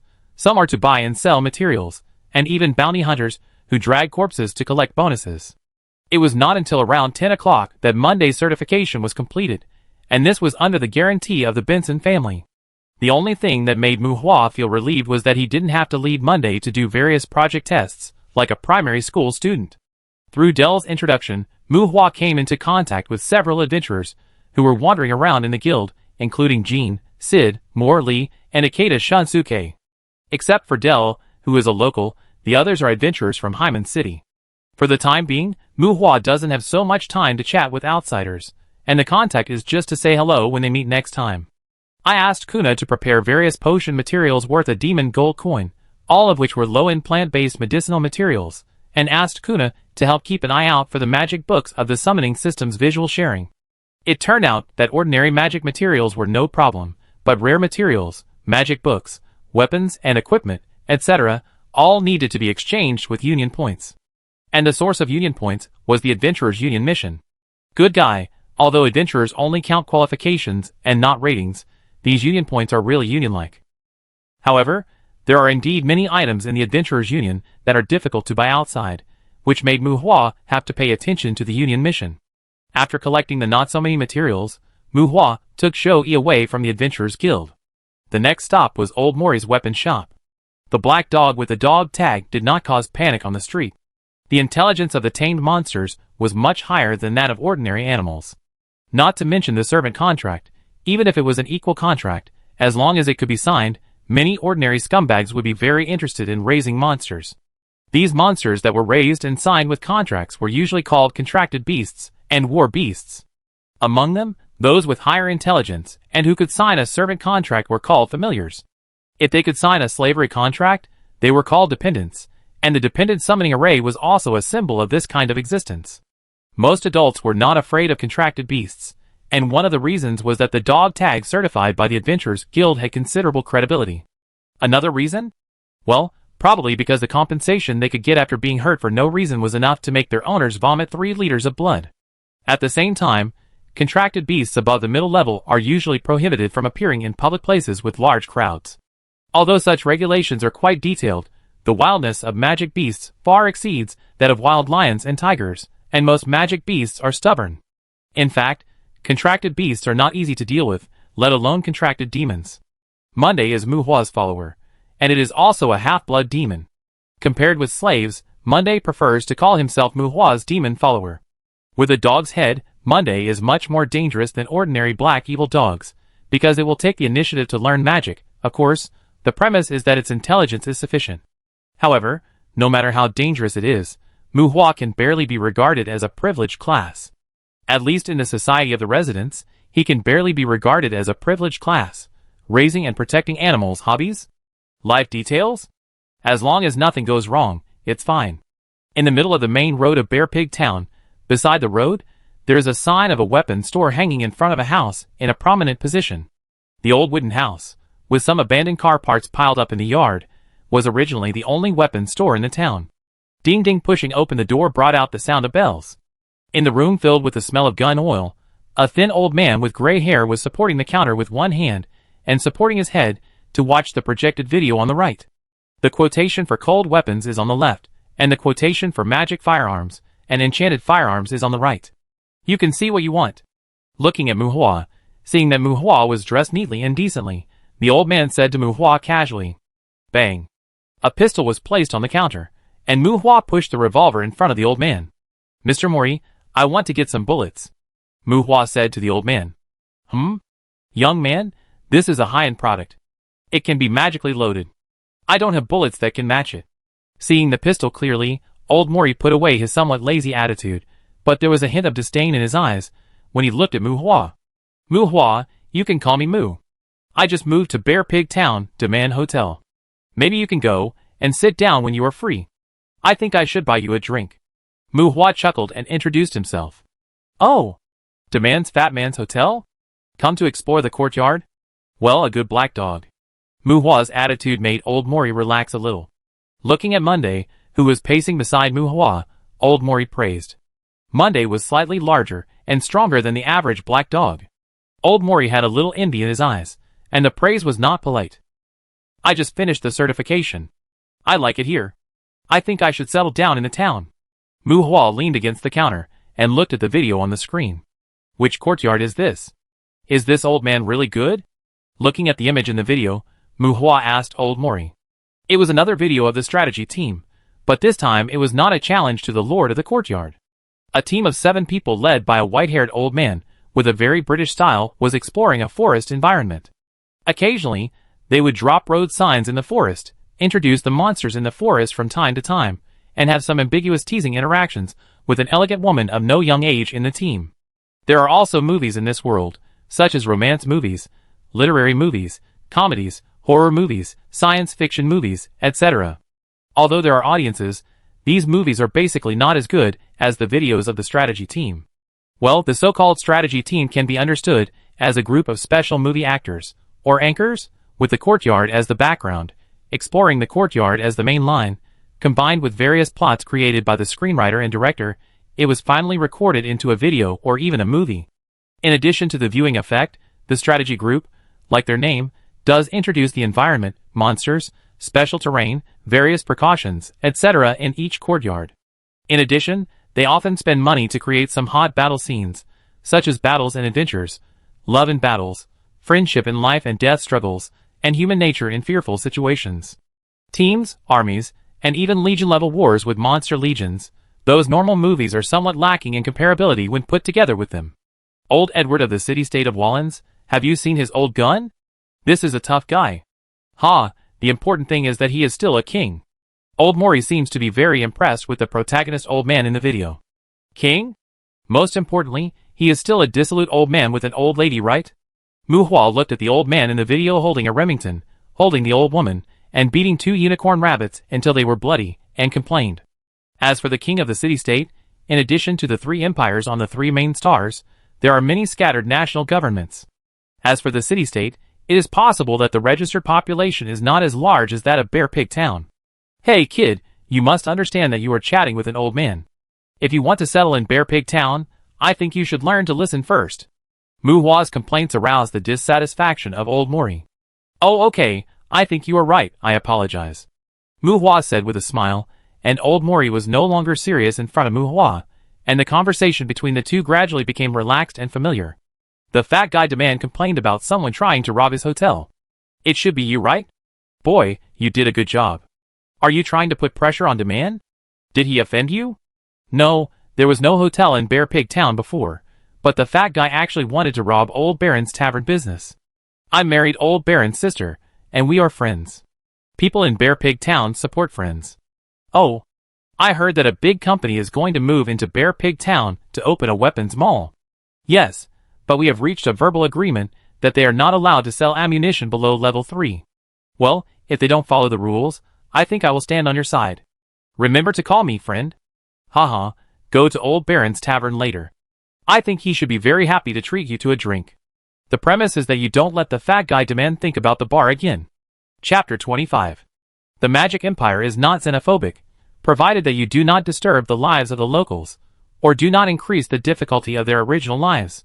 The people here have their own code of conduct, which is a little different from the worship of power. For most people here, all kinds of power are actually used to attack, including official power. If there is an opportunity, they will attack, and if there is no opportunity, they will also create opportunities. For example, they have attacked many imperial nobles and turned them into mascots.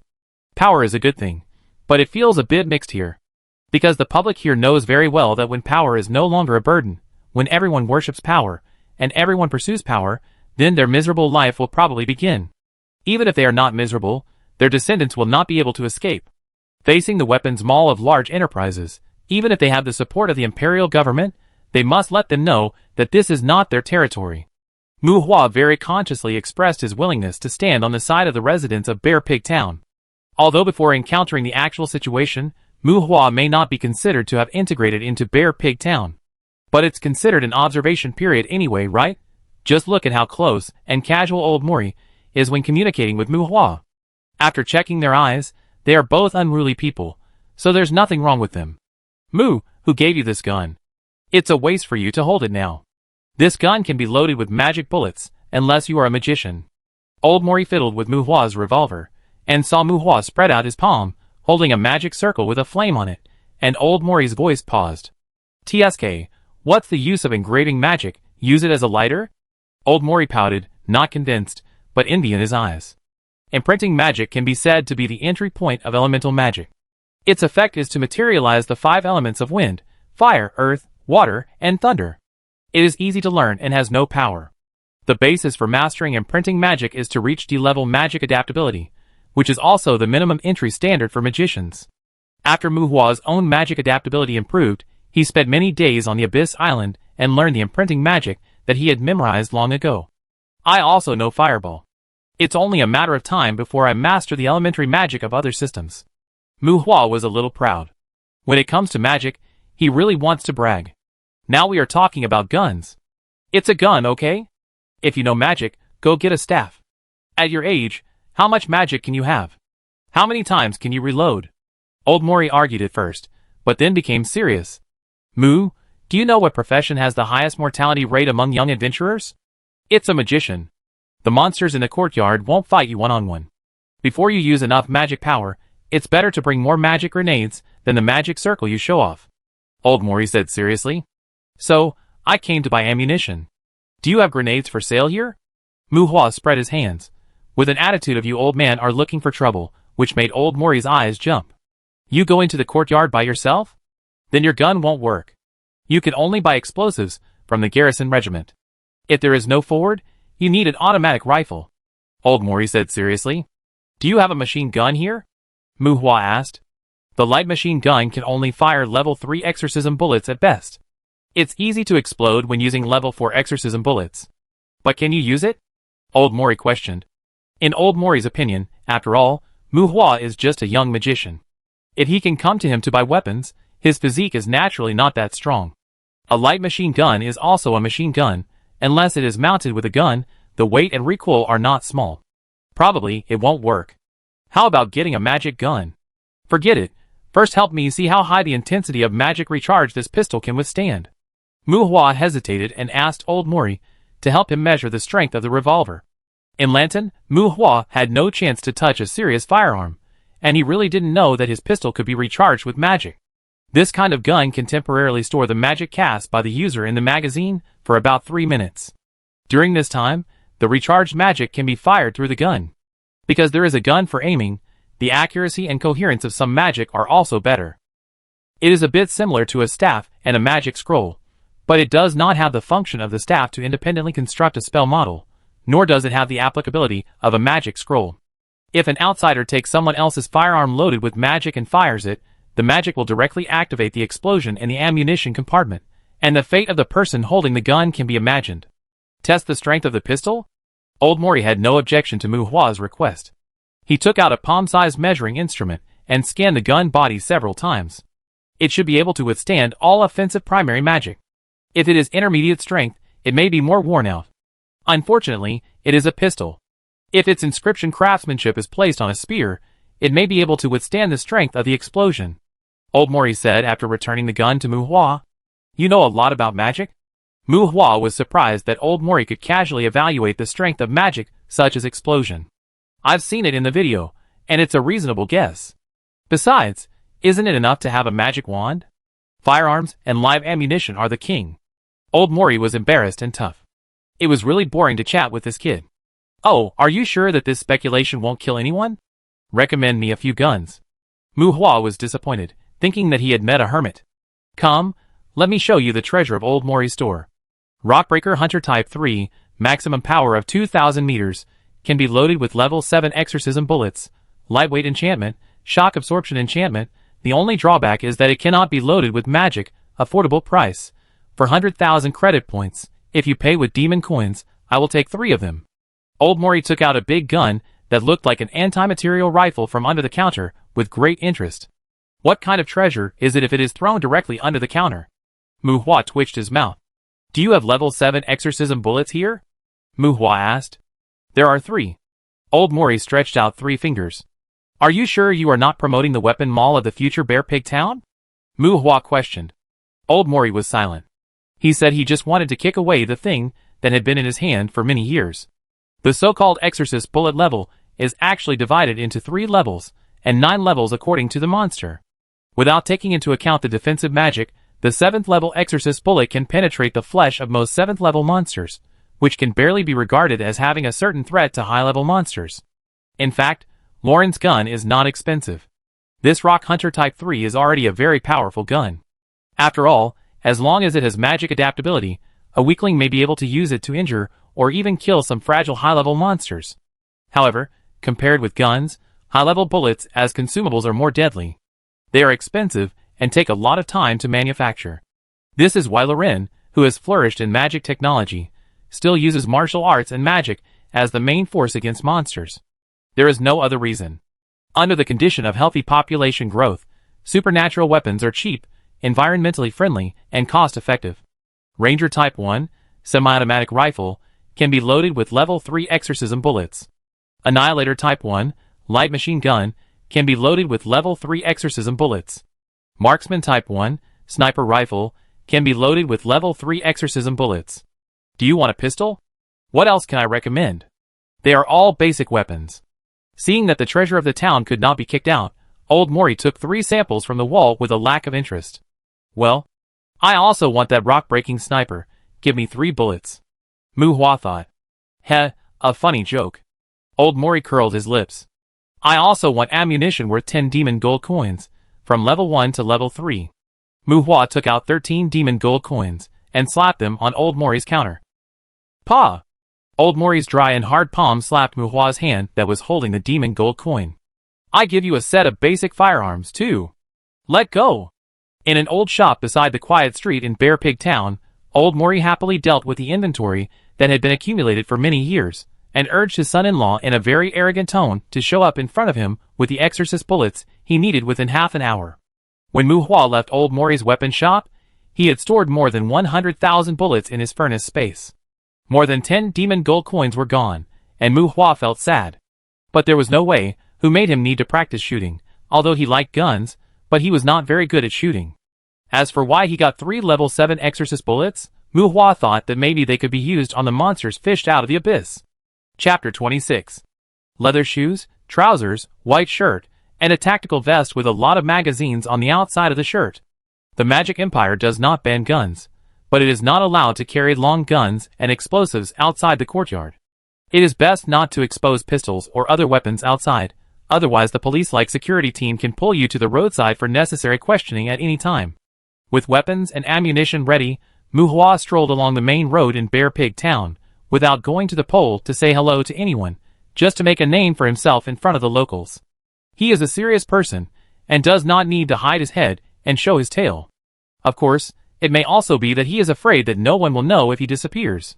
While strolling, he used the burning source furnace to try to refine potions, put the necessary materials into the smelting interface, and low-level healing potions, secondary magic potions, inferior magic potions, and poison potions.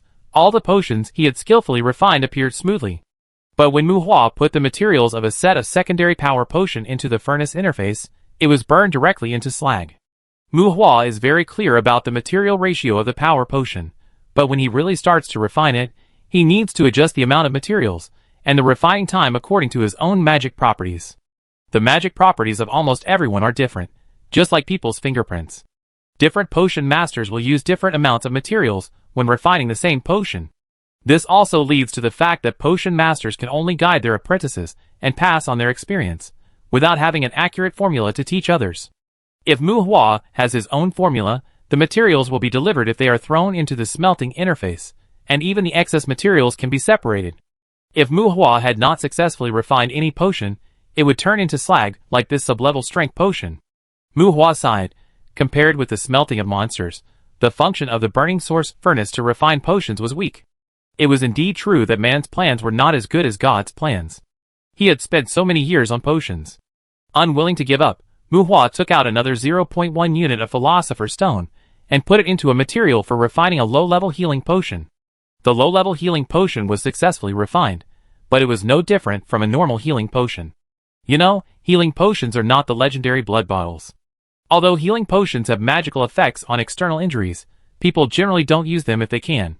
Because its treatment is closer to overdrawing cell potential, the wound can recover, but after recovery, the hands and feet are weak, and they will definitely have to stay in bed for several days. And some powerful healing potions are even more excessive. Life-saving things are also life-threatening things. After treating severe trauma, the patient is usually sent to the intensive care unit to avoid cell necrosis or organ failure. Originally, Mu Hua hoped that the Philosopher's Stone could eliminate this disadvantage. Sure enough, it is an omnipotent elixir. Ah! It still can't steal the business of healing magic and life potion. Seeing this, Mu Hua wisely got himself some hemostatic medicine, the same type as Yunnan Baiao. The healing potion didn't work, and Mu Hua tried the secondary magic potion again. Very good, 0.1 unit of Philosopher's Stone was taken, and the secondary magic potion directly turned into a suspected abyss magic fog. Damn! This thing scared Mu Hua. But on second thought, it seems that it can be used as poison gas, looking at the small bottle of abyss mist that was sealed directly through the furnace interface. Mu Hua found a flaw. Although this thing can't replenish magic normally, it seems to be able to make people idiots. Is this a great weapon? What will happen if you add some ingredients to the poison potion? Just do it, and then... bang! Damn! Mu Hua smashed the potion in his hand while cursing.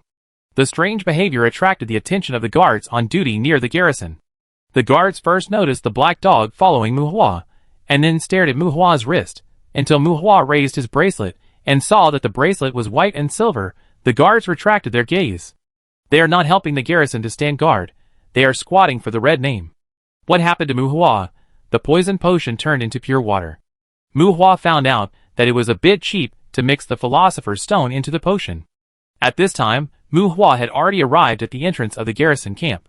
The city defense fortifications of more than 10 meters high were built with reinforced concrete. Like a city wall, the city defense fortifications enclosed a certain area around the courtyard teleportation array. Heavy weapons were also deployed on the city defense fortifications. Entering the camp, there were 25-meter-high magic mechas in the camp, which looked very much like the legendary Gundam.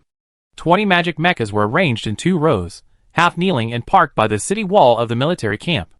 These magic mechas consume magic energy extracted from magic stones for combat operations. They are high-end magic weapons, but they are generally not activated unless there is an emergency. In an emergency, they should try not to move, because moving is all money. Hey, drive directly to the teleportation array, don't stay here. Do you know the rules? Tim, don't go yet. I have some materials here. You have a space prop. Please help me take them to the Adventurers Guild. It can't fit. Aren't there merchants in the camp? The Adventurers Guild charges a high price. Priest, is there anyone who can heal? Go deep into the exploration team and help gain experience. Squat down in the Knoll camp. Pharmacist, bring a pharmacist, bring your own ammunition.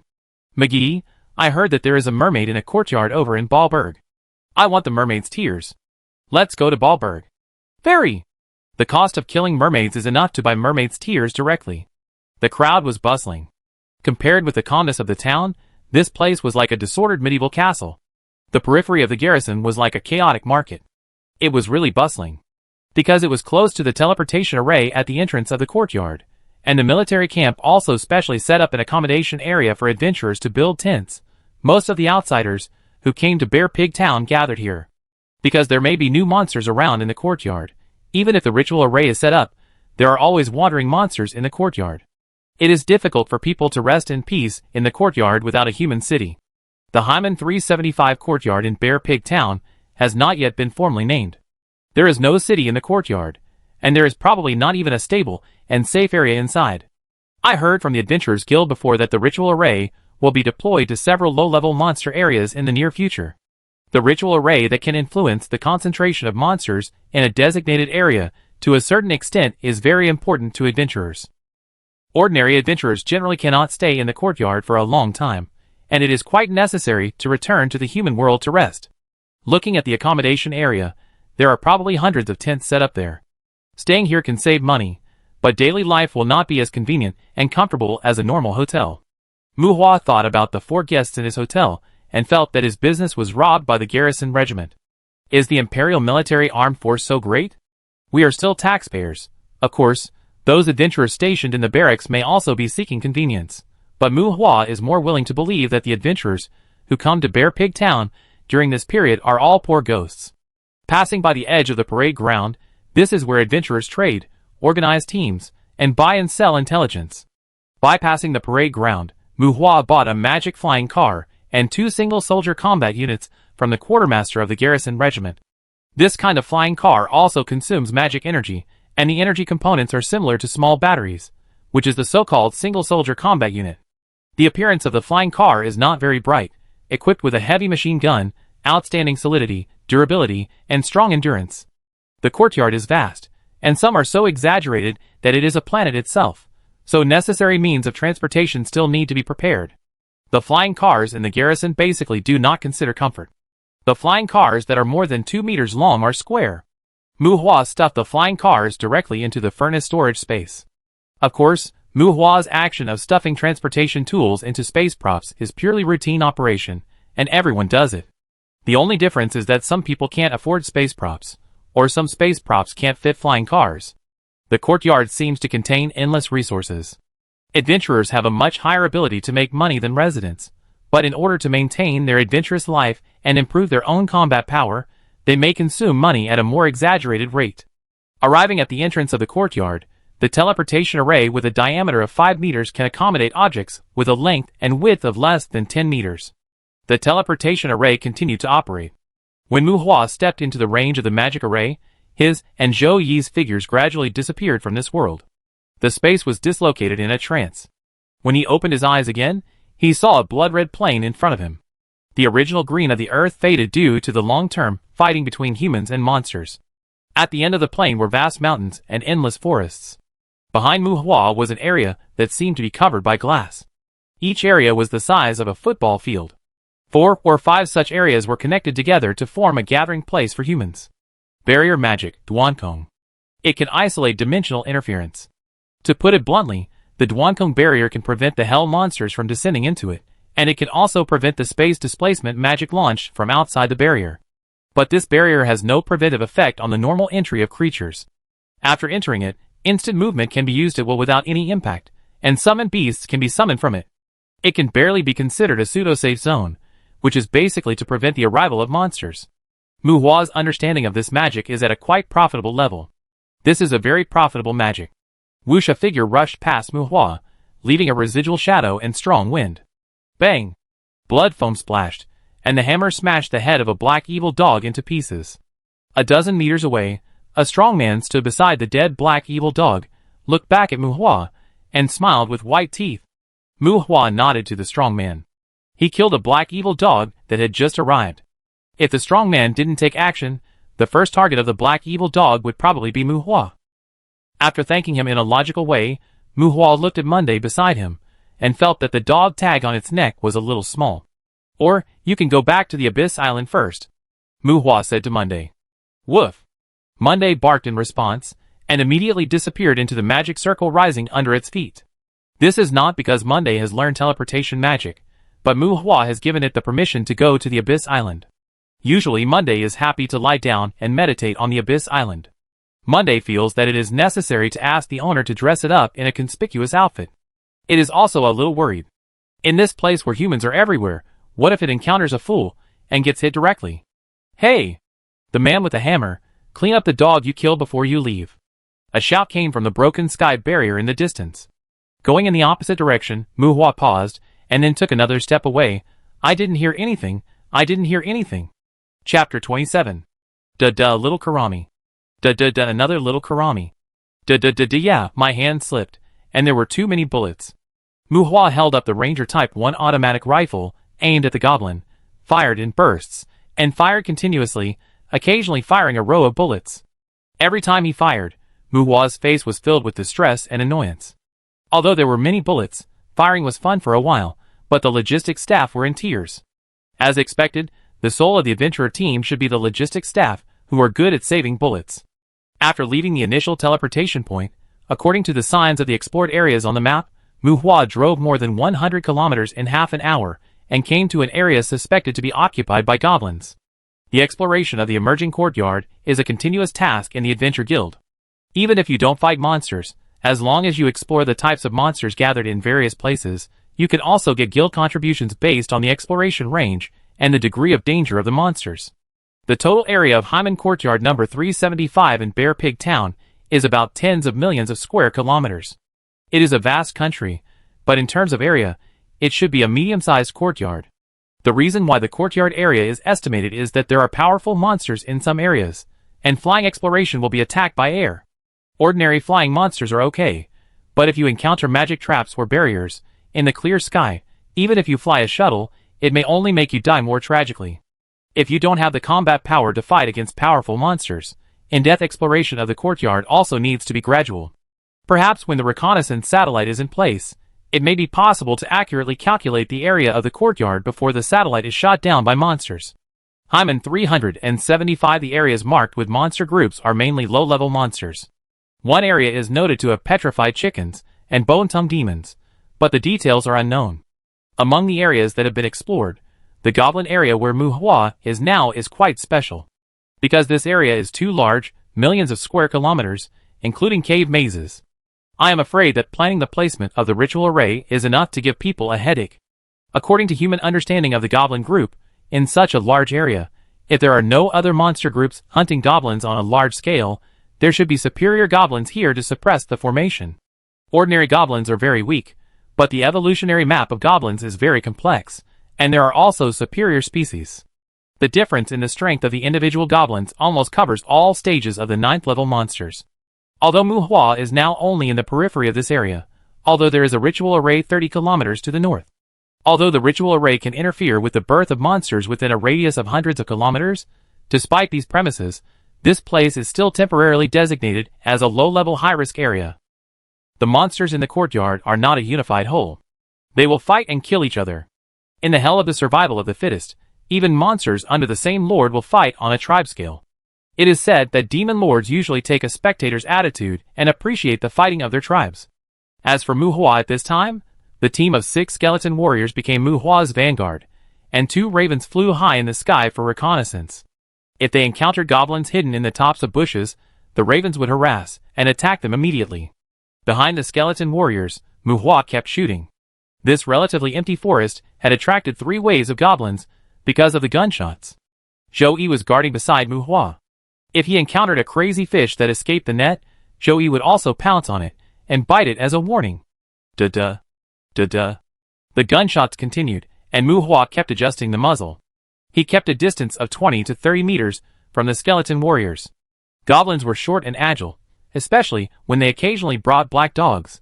Even for such goblins, which could be regarded as the bottom of the monsters, Mu Hua had to be extremely careful. Another goblin with fangs locked his eyes on Mu Hua. He was about 1 meter tall, with a big belly and thin limbs. This ugly green-skinned goblin let a black dog beside him block the bone knife of the skeleton warrior. The next moment, the goblin held a rifle with a bayonet and rushed towards Mu Hua.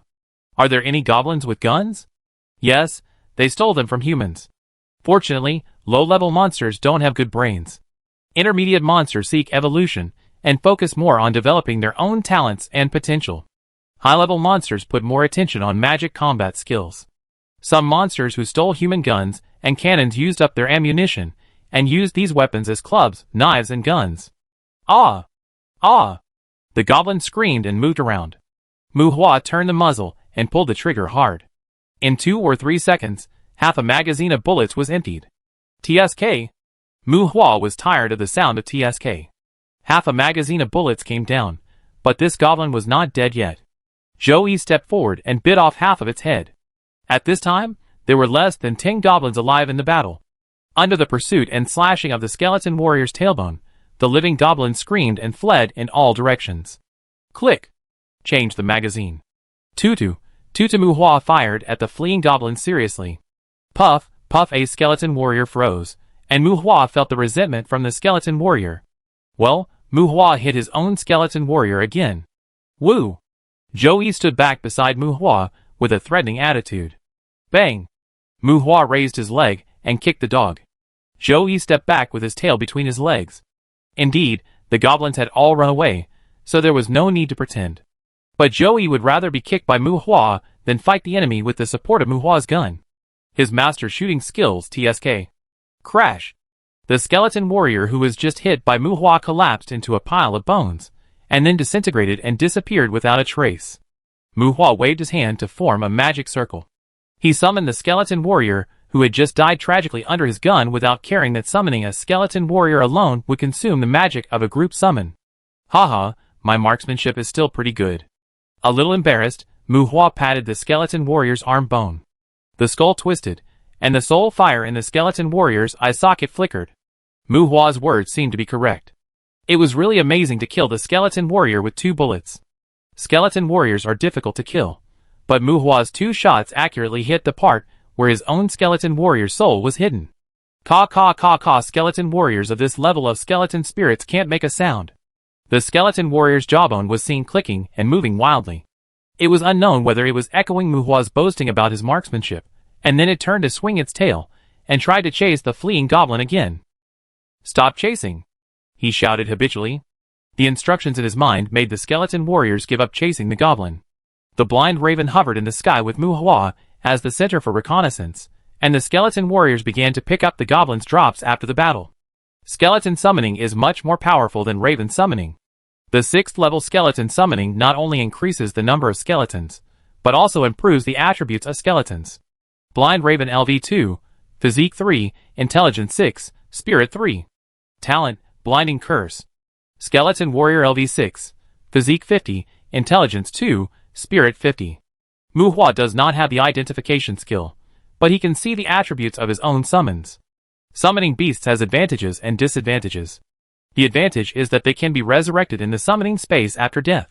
The disadvantage is probably that there is no individual level and cultivation improvement. The summoning skills obtained with skill stones are somewhat special, whether it is Blind Raven or Skeleton Warrior. Their attributes will increase by 2 points at each level. The Skeleton Warrior summoned beast originally has a constant physique of 40. But after the summoning skill was upgraded to level 6, it increased to the current 50. In terms of strength alone, it has met the standards of entry-level adventurers. Crack, crack with the sound of bones rubbing, the skeleton warrior picked up the goblin's drops and brought them to Muhua. The initial battle attracted 2 groups of nearby goblins, and a total of more than 160 were killed, all of which were the lowest level goblins, including 5 unlucky ones, who were born in their original form. Although this area is a gathering place for goblins, it may even be a goblin kingdom, where there are countless goblins. However, even if the cave mazes are not counted, the area of this area is too large. Although Muhua squatted at a certain point and hundreds of goblins came, the gunshots were heard from far away, which actually means that the goblins nearby are not dense. Broken knives, broken guns, rusty axes, and broken animal skins are all items that these low-level goblins often drop. Although they are low-level, the goblins in hell can always find some projection sacrifices to deal with their cheap lives. The 2 guns without bullets should be left by adventurers killed by goblins. Even low-level goblins have the IQ of human children, and they can use guns. But Muhua's shooting skills can beat them by a long way.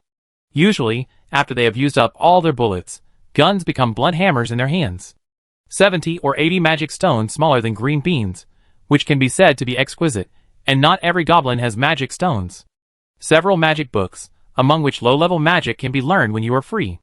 A worn-out leather armor, with who knows how many kinds of strange liquids, with stretching inscriptions, can be loosened to a certain extent according to the wearer's body shape, barely considered a low-level protective gear. But this leather armor with no shoulders and sleeves and exuding a bad smell, Muhua has no interest in trying to wear it. Looking through the spoils, Muhua even put away all the iron tools. This battle, blood loss. Chapter 28. Skeleton warriors are not the same as the skeletons made by necromancers. From the appearance alone, skeleton warriors do not look like human skeletons.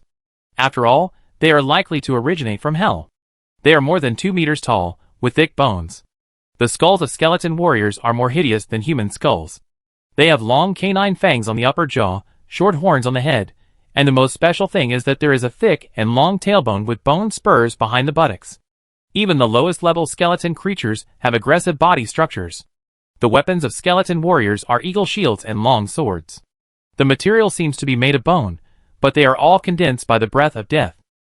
The strength of their swords and shields is very ordinary, but the blades are extremely sharp. After cutting the skin of creatures, they also have a certain effect of damaging the soul. The most obvious manifestation of being injured by them is probably very painful. Muhua collected what he could collect, and melted what he could melt from the goblins earlier. In addition to corpses and magic cores, magic stones have become a new smelting material. It may be that the magic stones dropped by these goblins are too low level, and 83 magic stones can't even melt a skill stone. In addition to 2 experience balls that increase a little level experience, it only improves the progress of fishing in the abyss a little.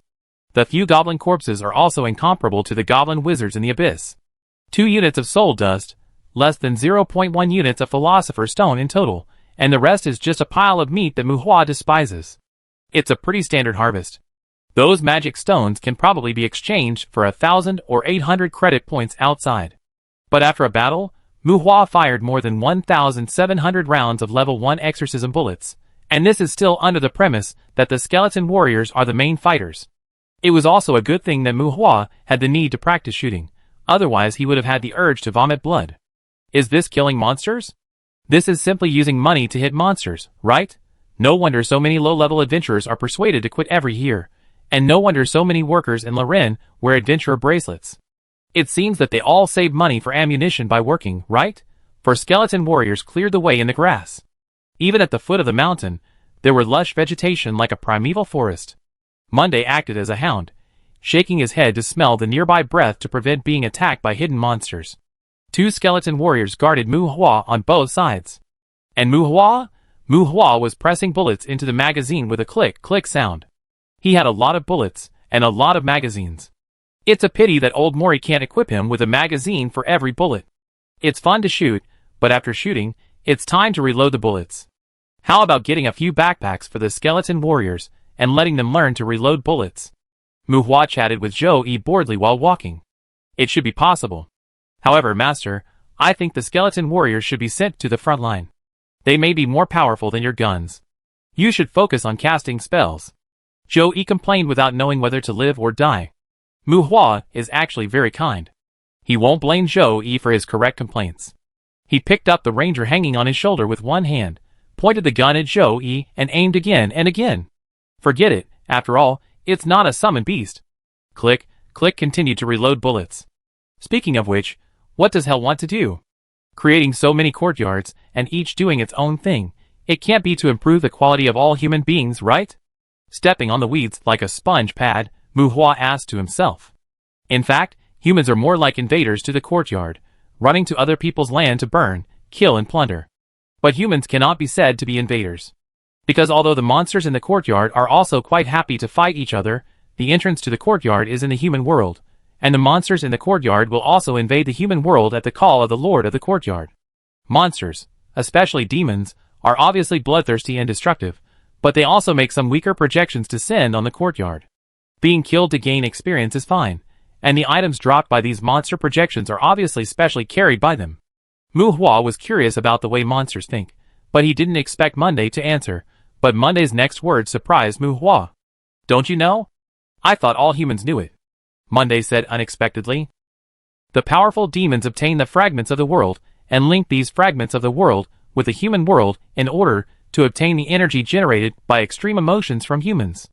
After all, the energy generated by extreme emotions of humans is not worse than that of demons. Monday said, as a matter of course. World fragments? This kind of demonic dimension? How do you get this thing? Negative energy? Muhua was surprised and pointed at the surrounding mountains and jungles. It's not negative energy, it's the energy generated by extreme emotions, which can promote the evolution of monsters.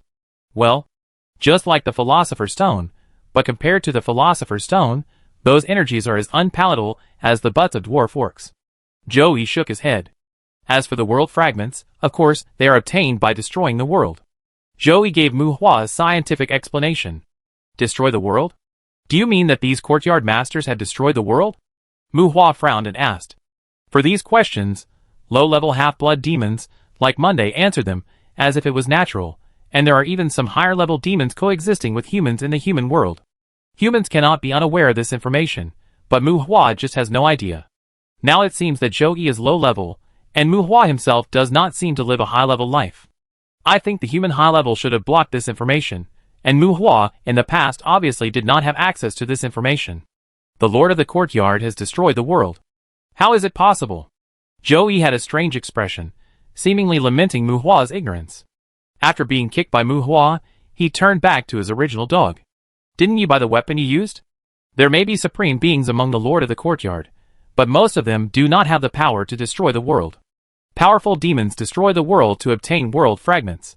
Some are thrown away by them, some are sold by them, and sometimes they are given to their subordinates. Picking up, buying, begging, and robbing, most of the world fragments of the Lord of the Courtyard come from this way. Joey explained. Monday's explanation made Mu Hua feel relieved. Although he didn't have much idea about the world, there must be a planet with life, right? If the master of the courtyard would destroy a planet to make fun of him, then why would he practice shooting? He could just lie down. What about negative energy? Mu Hua continued to ask. He opened his mouth, but Guzzi didn't say anything, probably trying to save some face for Mu Hua. In the end, Monday gave up correcting Mu Hua's mistake in wording. Negative energy is negative energy. Pride, rage, greed, laziness, lust, gluttony, jealousy, these extreme emotions generate energy.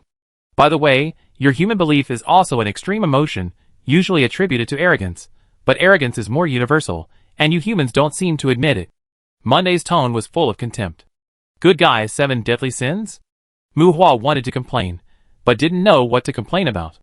Humans generate negative energy. If the demons only need this kind of energy, they should be able to negotiate with humans, right? After all, the moral integrity of the upper class of humans is somewhat hard to praise. Mu Hua frowned, not realizing that he was now a privileged person. Can the energy produced by pretending to be afraid be the same as that produced by facing real death? Giving temptation, granting death, making life furious and loving, and stimulating the jealousy and greed of the soul are not specifically targeted at humans. Demon lords usually do not restrict their subordinates from fighting and killing. Demons have never been hostile to humans. After all, the energy generated by human extreme emotions is no worse than that of demons. The great demons seem to have drafted an agreement on the necessary laws to protect the human race. Joey shook his head. Mu Hua felt that his cognition was a little broken. He could understand what Joey said before, because it was important to be true. But what's the matter? What law and agreement? Those great demons are so cool. Does your master know? Chapter 29. The courtyard comes from hell. Monsters are all creatures of hell, and the demons among monsters are the masters of hell. There is no doubt about this. What Monday said is right. Demons are not hostile to humans, and demons are not even hostile to any race. Demons are just mostly violent, evil, and bloodthirsty. They like to destroy and listen to wailing. When they are in the mood, they will attack anything they see. Demons are not hostile to humans, they just want to attack humans. It seems contradictory, but it is actually bloody. Facing Monday's narration, Mu Hua didn't know whether to complain, sigh, or curse. It feels like demons are still mutually beneficial with humans. Mu Hua looked at the 2 goblins in front of him, who were chopped to death by the skeleton warriors, and looked at the beast-like hideousness of the goblins. Obviously, no matter how they are decorated, it is a life and death struggle, right? Of course, I heard that you have a planet full of arrogant believers. Maybe one day this world will become part of hell? Monday said, shaking his tail. The Holy Empire? There are many beliefs there. That's right. You are only talking about beliefs. No matter what you believe in, it doesn't matter whether you believe in it or not, right? Mu Hua understood what Zhou Yi meant in an instant. Yes, angels are apostles of rage. Zhou Yi's popular science was interrupted by Mu Hua. Rage? Because there is a courtyard for angels, Mu Hua knows that angels are also classified as monsters in this world. The Holy Empire calls angels that attack humans fallen angels. Of course, the wings of fallen angels in this world are not necessarily black. Yes, demons with rage blood are generally good at strengthening magic. Angels are apostles of rage, elves are apostles of gluttony, and undead are apostles of jealousy. Joey pointed his dog paw at the skeleton warrior, who continued to open the way. Mu Hua didn't want to say anything anymore. The devil seemed so awesome. Well, the lord of the courtyard can occupy half of the negative energy in the courtyard. The other half belongs to the monsters in the courtyard. I can understand everything else, but what about laziness? The devil uses the courtyard to stimulate negative emotions in humans, which doesn't seem to have anything to do with laziness. Mu Hua asked. Laziness? The guns you use, the flying cars you buy, including your human mechanical creations and magic creations, all belong to laziness. Monday was puzzled. Oh, master, do you have a misunderstanding of the devil? The so-called extreme emotions are not just unreasonable. Monday seemed to realize something. Laziness is not lying down and doing nothing. The so-called laziness is essentially lying down and finishing what needs to be done. Laziness uses convenient creations to lure life into depravity, and is also good at enslaving others without a contract. Many races seem to have spread this.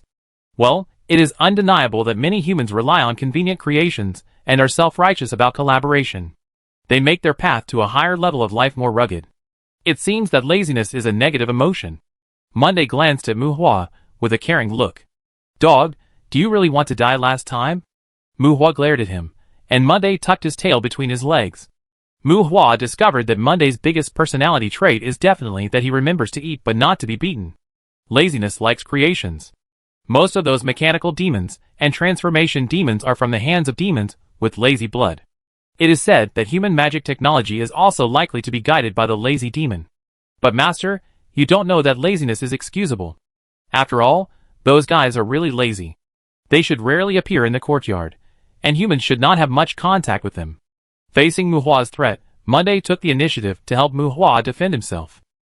Well, according to Monday, demons with lazy blood should be a group of technical geeks and old sluts. They like to hide in the quiet underground palace to do what they like.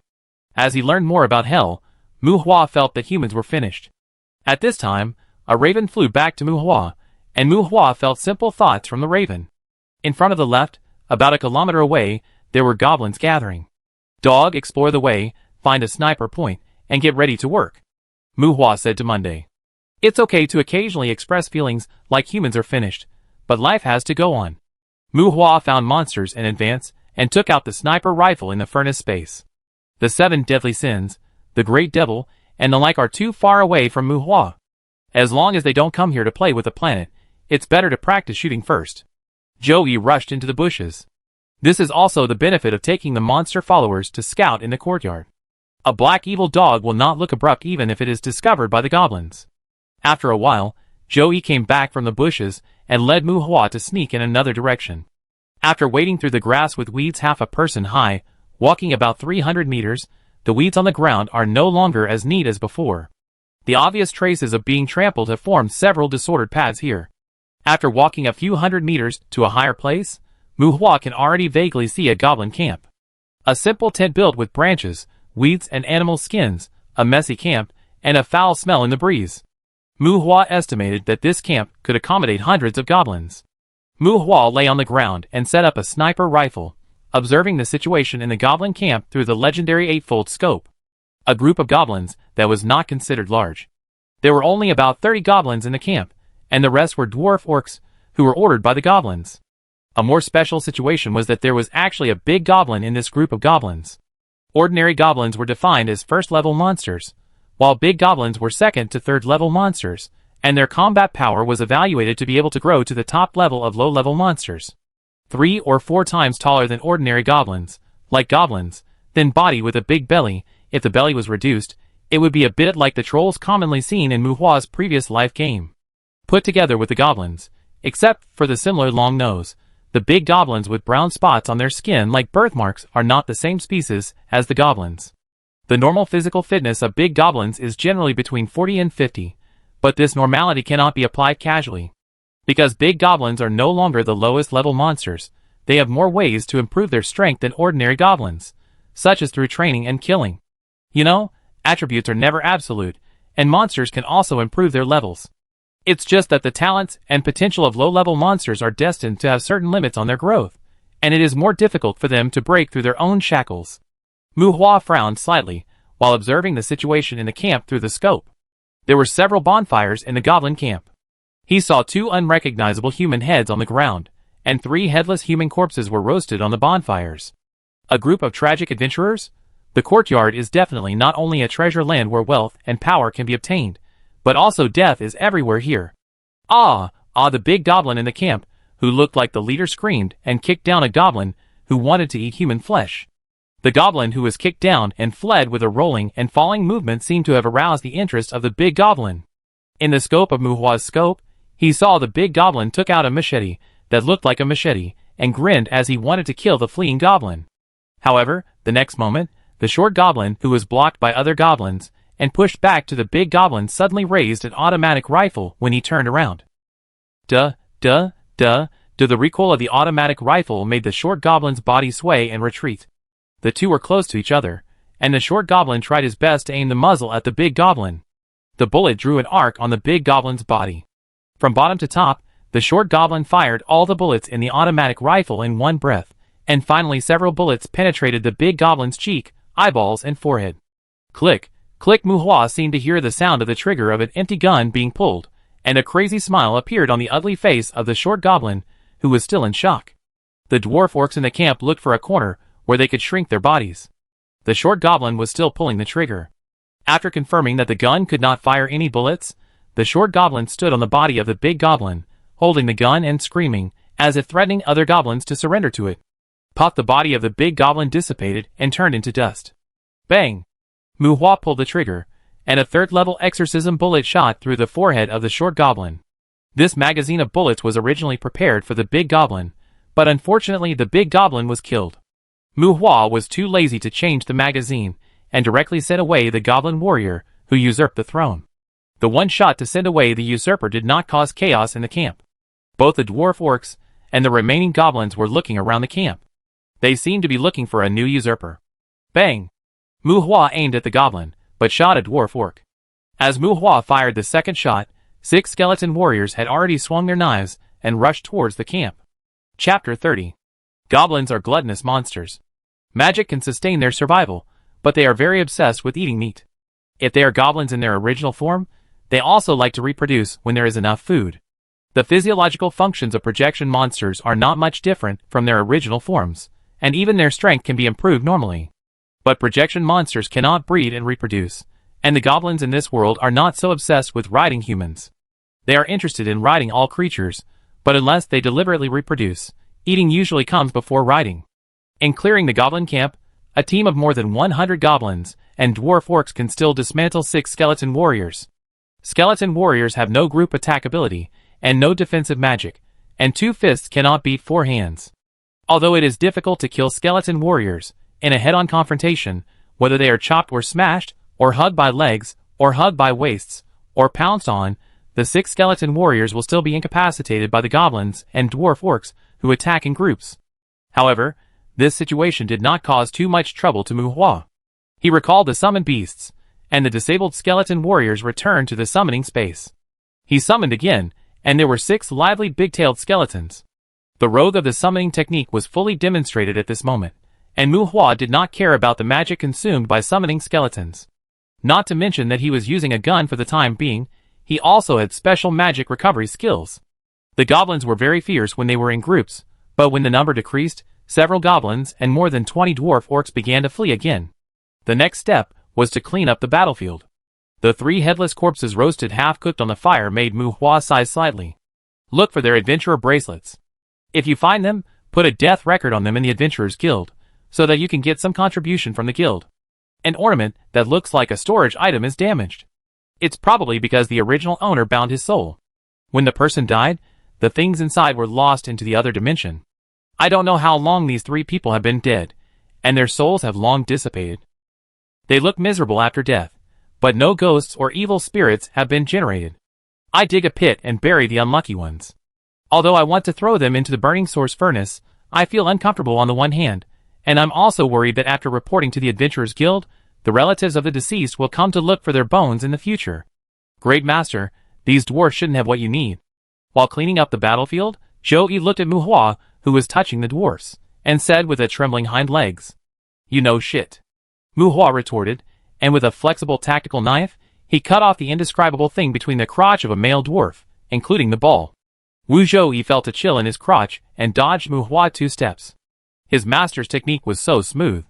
Mu Hua walked to another dwarf beastman again, looked at it, and saw that it was a female. With a wave of his hand, he took the female dwarf beastman into the furnace space for decomposition. Mu Hua walked towards the next dwarf beastman's corpse again. Perhaps because of the low strength among the monsters, or perhaps no one in hell was willing to help the dwarf beastman to project. The proportion of dwarf beastman's real body descending was very high. As for why Mu Hua treated male dwarf beastmen differently, it was because when the burning source furnace decomposed the male dwarf beastman, nothing that Mu Hua thought was valuable was produced. Humans like dwarf orcs. Adding this stuff to energy potions can sell them at a high price among humans. I prepare 2 for you when you go back. When you encounter the Asmodeus monsoon, don't say that the master treats you badly. Mu Hua cut off another indescribable thing, and said to Zhouyi, Master, if this thing is useful for demons, the dwarf orcs would have been extinct long ago.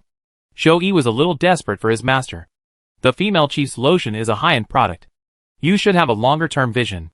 Seeing that Mu Hua was cutting the dwarf orcs again, as if he had picked up a demon gold coin, Zhouyi advised. Female chief? Mu Hua asked. Well, some races also call them Valkyries. Zhouyi thought about how to make Mu Hua understand. Valkyries? Are they also demons? Mu Hua was surprised. It was a high-end humanoid creature. Because the outside world was a bit confused, it was basically a legend to Mu Hua. He couldn't even be sure whether the Valkyries were monsters. They should be a kind of mixed blood, usually born among the descendants of Medusa, and are relatively rare. Zhouyi said. You also know that they are rare? I also know that they hate people who covet their bodies.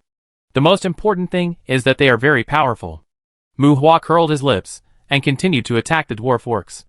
In the past, when I encountered dwarf orcs, I had to share the profits with a lot of people. Now it's all ours, why not cut it? It's a habit that has been developed over the years, and it can't be changed for a while.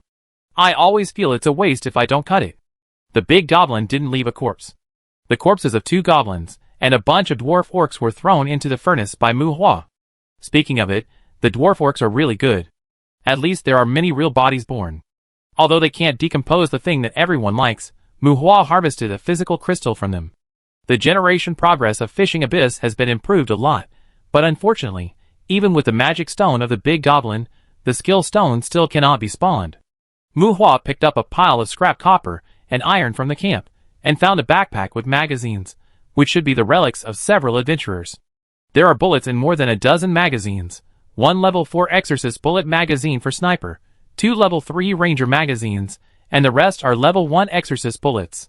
The bodies of several people were buried by Mu Hua, and these magazines naturally became Mu Hua's ammunition supplement. The storage space of the burning source furnace is very large, but it is not infinite.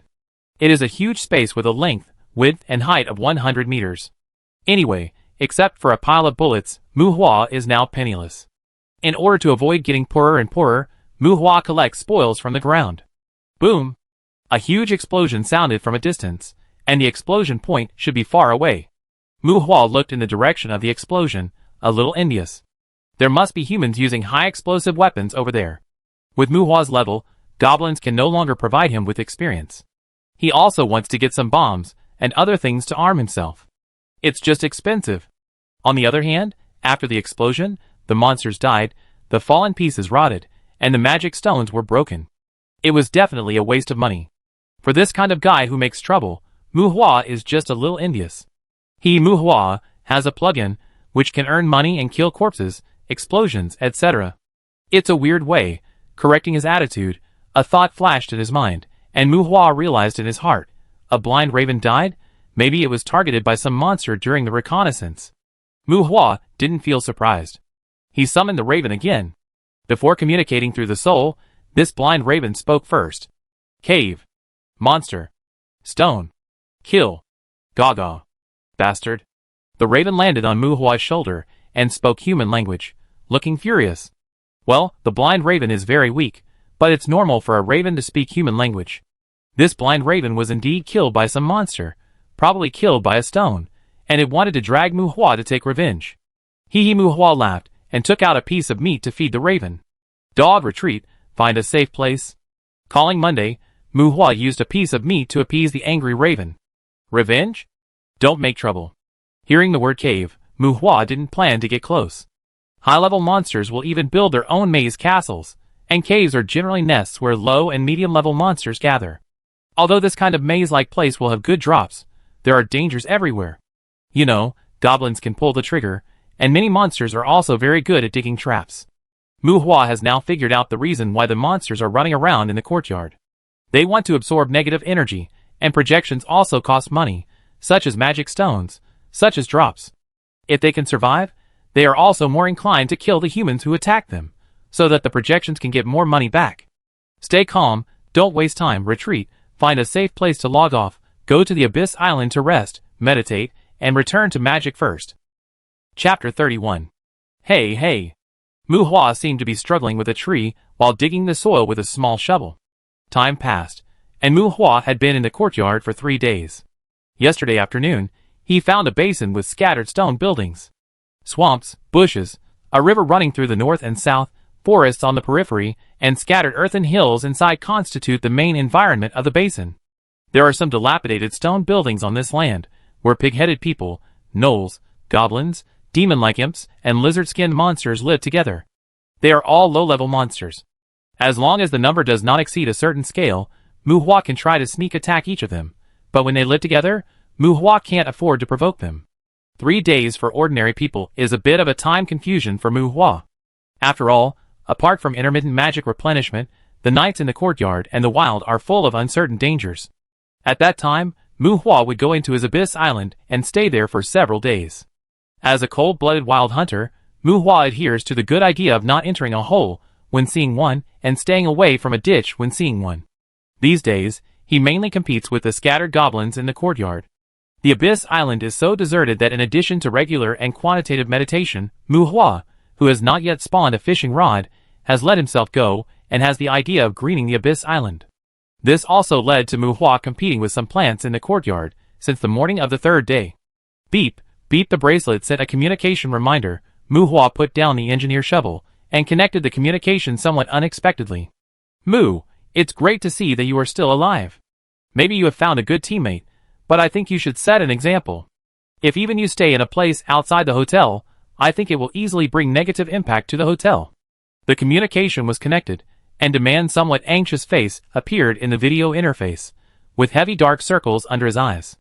If it wasn't because of excessive indulgence, it should be because he didn't get enough rest last night, right? Are they good teammates? Mu Hua muttered, looking up at the skeleton warriors guarding the surrounding area.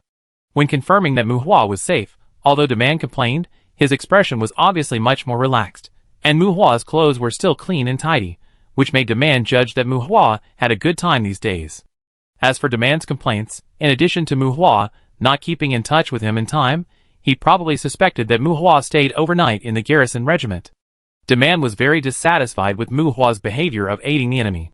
Hey, Demand, although I really didn't know that the adventurer's certificate was so magical that it could achieve cross-border communication. But when do I need to report my whereabouts to you? I think you really need to keep in touch with me, so that at least I can be sure that you are still alive. Mu, the hotel will be Miss Tabitha's base in the future. I hope you can understand the meaning of the base. You don't need to report your whereabouts to me, but you need to report your safety, understand? At least I can help you deal with your affairs as soon as possible after you lose contact. Demand's tone was tough, and he seemed to be complaining. Well, I think we should hire a young girl as a liaison, so that at least I can remember to call. Mu Hua gave in. Mu Hua really didn't have the habit of reporting safety, but thinking about the adventurers who were roasted by goblins in the early days, this kind of thing seemed necessary. Young girl? Do you pay for the salary? Demand asked. Obviously, he didn't have any urgent matters, at least after confirming that Mu Hua was safe. You can just do some bad debt and get paid, right? Don't think I don't know that the hotel is losing money. Mu Hua said, as a matter of course. Are you sure you know that the hotel is yours? You have the right to operate it, and own at least 70% of the shares. But it doesn't make money. Do you know that? I fired 20,000 rounds of bullets in the past 2 days, and I still hope that the hotel will continue to be under Benson's name. Haha, this is why I don't want to be an adventurer. Demand said happily. Isn't it because you don't have the adaptability to magic? Mu Hua said contemptuously. Mu, I think you still need me to help you run the hotel? Demand said in a deep voice. No, I don't need a hotel. Maybe you can turn it into a bar. Ha! I want to see if old Mori will smuggle some high-explosive grenades, Muhua said with a smile. Demand was speechless. How poor must this kid be to take the profit of the Dandelion Hotel so seriously? Okay, I try to keep in touch with you in the future, once every 5 days. No Mu, it must be once a day. Must. Even if you only send a selfie. Hey, Demand, look what good stuff I found. Without arguing with Demand, Muhua picked a red fruit from a nearby bush. Snake fruit? The thumb-sized berry was greasy red. Demand's eyes lit up when he looked at the fruit. Contact once every 3 days, maybe I can help you make 2 bottles of potion. I think you should like a succubus who calls you daddy. Muhua pinched the berry stem and shook it proudly in front of the camera. Snake fruit, a magical fruit, is said to be a special variety that has mutated due to the erosion of the Asmodeus monsoon from hell. It has a strong aphrodisiac effect, and its effect on demons is even stronger than on humans. The only flaw is that it is relatively harmless, and the user must actively absorb it. That is to say, the creature that eats this fruit can clearly sense the abnormal energy in it. If the user resists it in his heart, it is just an ordinary berry with a slightly bitter taste. This is a mutant plant with strange effects, but mild medicinal properties, no side effects, and no harm to the body. There is a strange energy in the snake fruit, which can make the female who absorbs it weak during the period of ecstasy. Even for a scum like Demand, it is definitely not a fantasy to make a succubus call daddy. There is no dependence, no damage to the body, and no need to worry about being drugged unknowingly. It is not even a controlled item in the human world. It is a very valuable magic fruit in the human world. For some people who need it, this thing can definitely be regarded as a treasure of the precious fruit level. It must be said that Muhua is really good at this kind of crooked things. Mu, you are so lucky. Demand's serious expression was a little bit out of control, and his eyes were shining as he stared at the small tree behind Muhua. Daily text messages are necessary, and they are only during the courtyard period. You may not even need to report in the future. Mu, you should know that this is not bad for you. Demand was tangled, but he did not give in on the issue of communication intervals, but the contact became text messages. I don't like trouble. Do those illegitimate children have to do this kind of thing? Seeing Demand's insistence, Muhua asked impatiently. Ahem. Well, at least they have to do it during the period in Bear Pig Town, before the family determines that they can be independent. Demand coughed dryly. Illegitimate children are not words that should be used casually. Yeah. Got it. Muhua looked thoughtful, and he didn't know what he was thinking about. When he nodded in agreement, he wanted to end the communication, but was stopped by Demand again. Mu, you should bring back the snake fruit tree. I think we can try to plant it. I will open up a fertile land behind the hotel. Only we know. After the business was finished, Demand instantly became energetic. Snake fruit is an annual herb. Muhua shook his head. Demand was really thinking about it. No, I understand. If we provide it with a suitable magic environment, it may continue to grow. It's worth our try. Demand corrected. You also said it's suitable. Believe me, you don't understand, you can't afford it. Muhua pouted, ignoring Demand's anxious shouting, and directly closed the communication. Ding, ding, the bracelet sent another communication request, and it was still Demand. Obviously, he was a little excited. Directly rejecting Demand's communication request, Muhua's mouth curled up, and he started to dig the tree again. After the Panshi fruit tree bears fruit, it needs a high concentration of magic environment to continue to survive. Even in a courtyard with a higher magic content than the human world, if you want it to survive, you need to bury a large number of magic cores around it. It's magic cores, not magic stones. A continuous supply of massive magic cores, magic gathering arrays, isolation arrays, and sky-breaking barriers are all necessary conditions for artificial cultivation of Panshi fruit trees in the human world.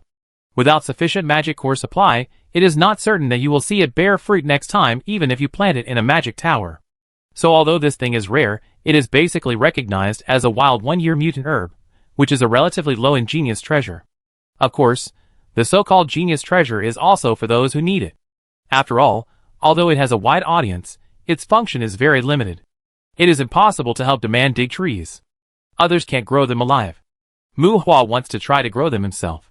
He originally planned to dig the tree to the Abyss Island to plant it, and plant it on the shore of the Abyss. Hey. Putting Demand's matter behind him, Muhua was full of energy. This is all money, and the most important thing is that he can use it. Muhua was digging hard here. There was a noise in the bushes in the distance, and Zhou came back to Muhua with 2 black dogs covered with wounds.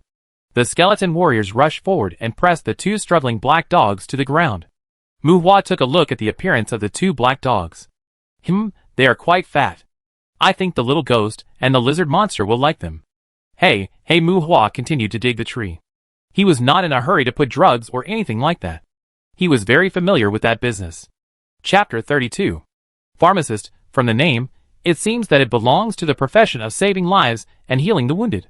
However, on the contrary, this profession, especially when their strength is relatively low, they can be said to have all the 5 poisons. Healing potions and magic potions are not potions that can be used casually. Using too much will either cause cell failure or magic addiction.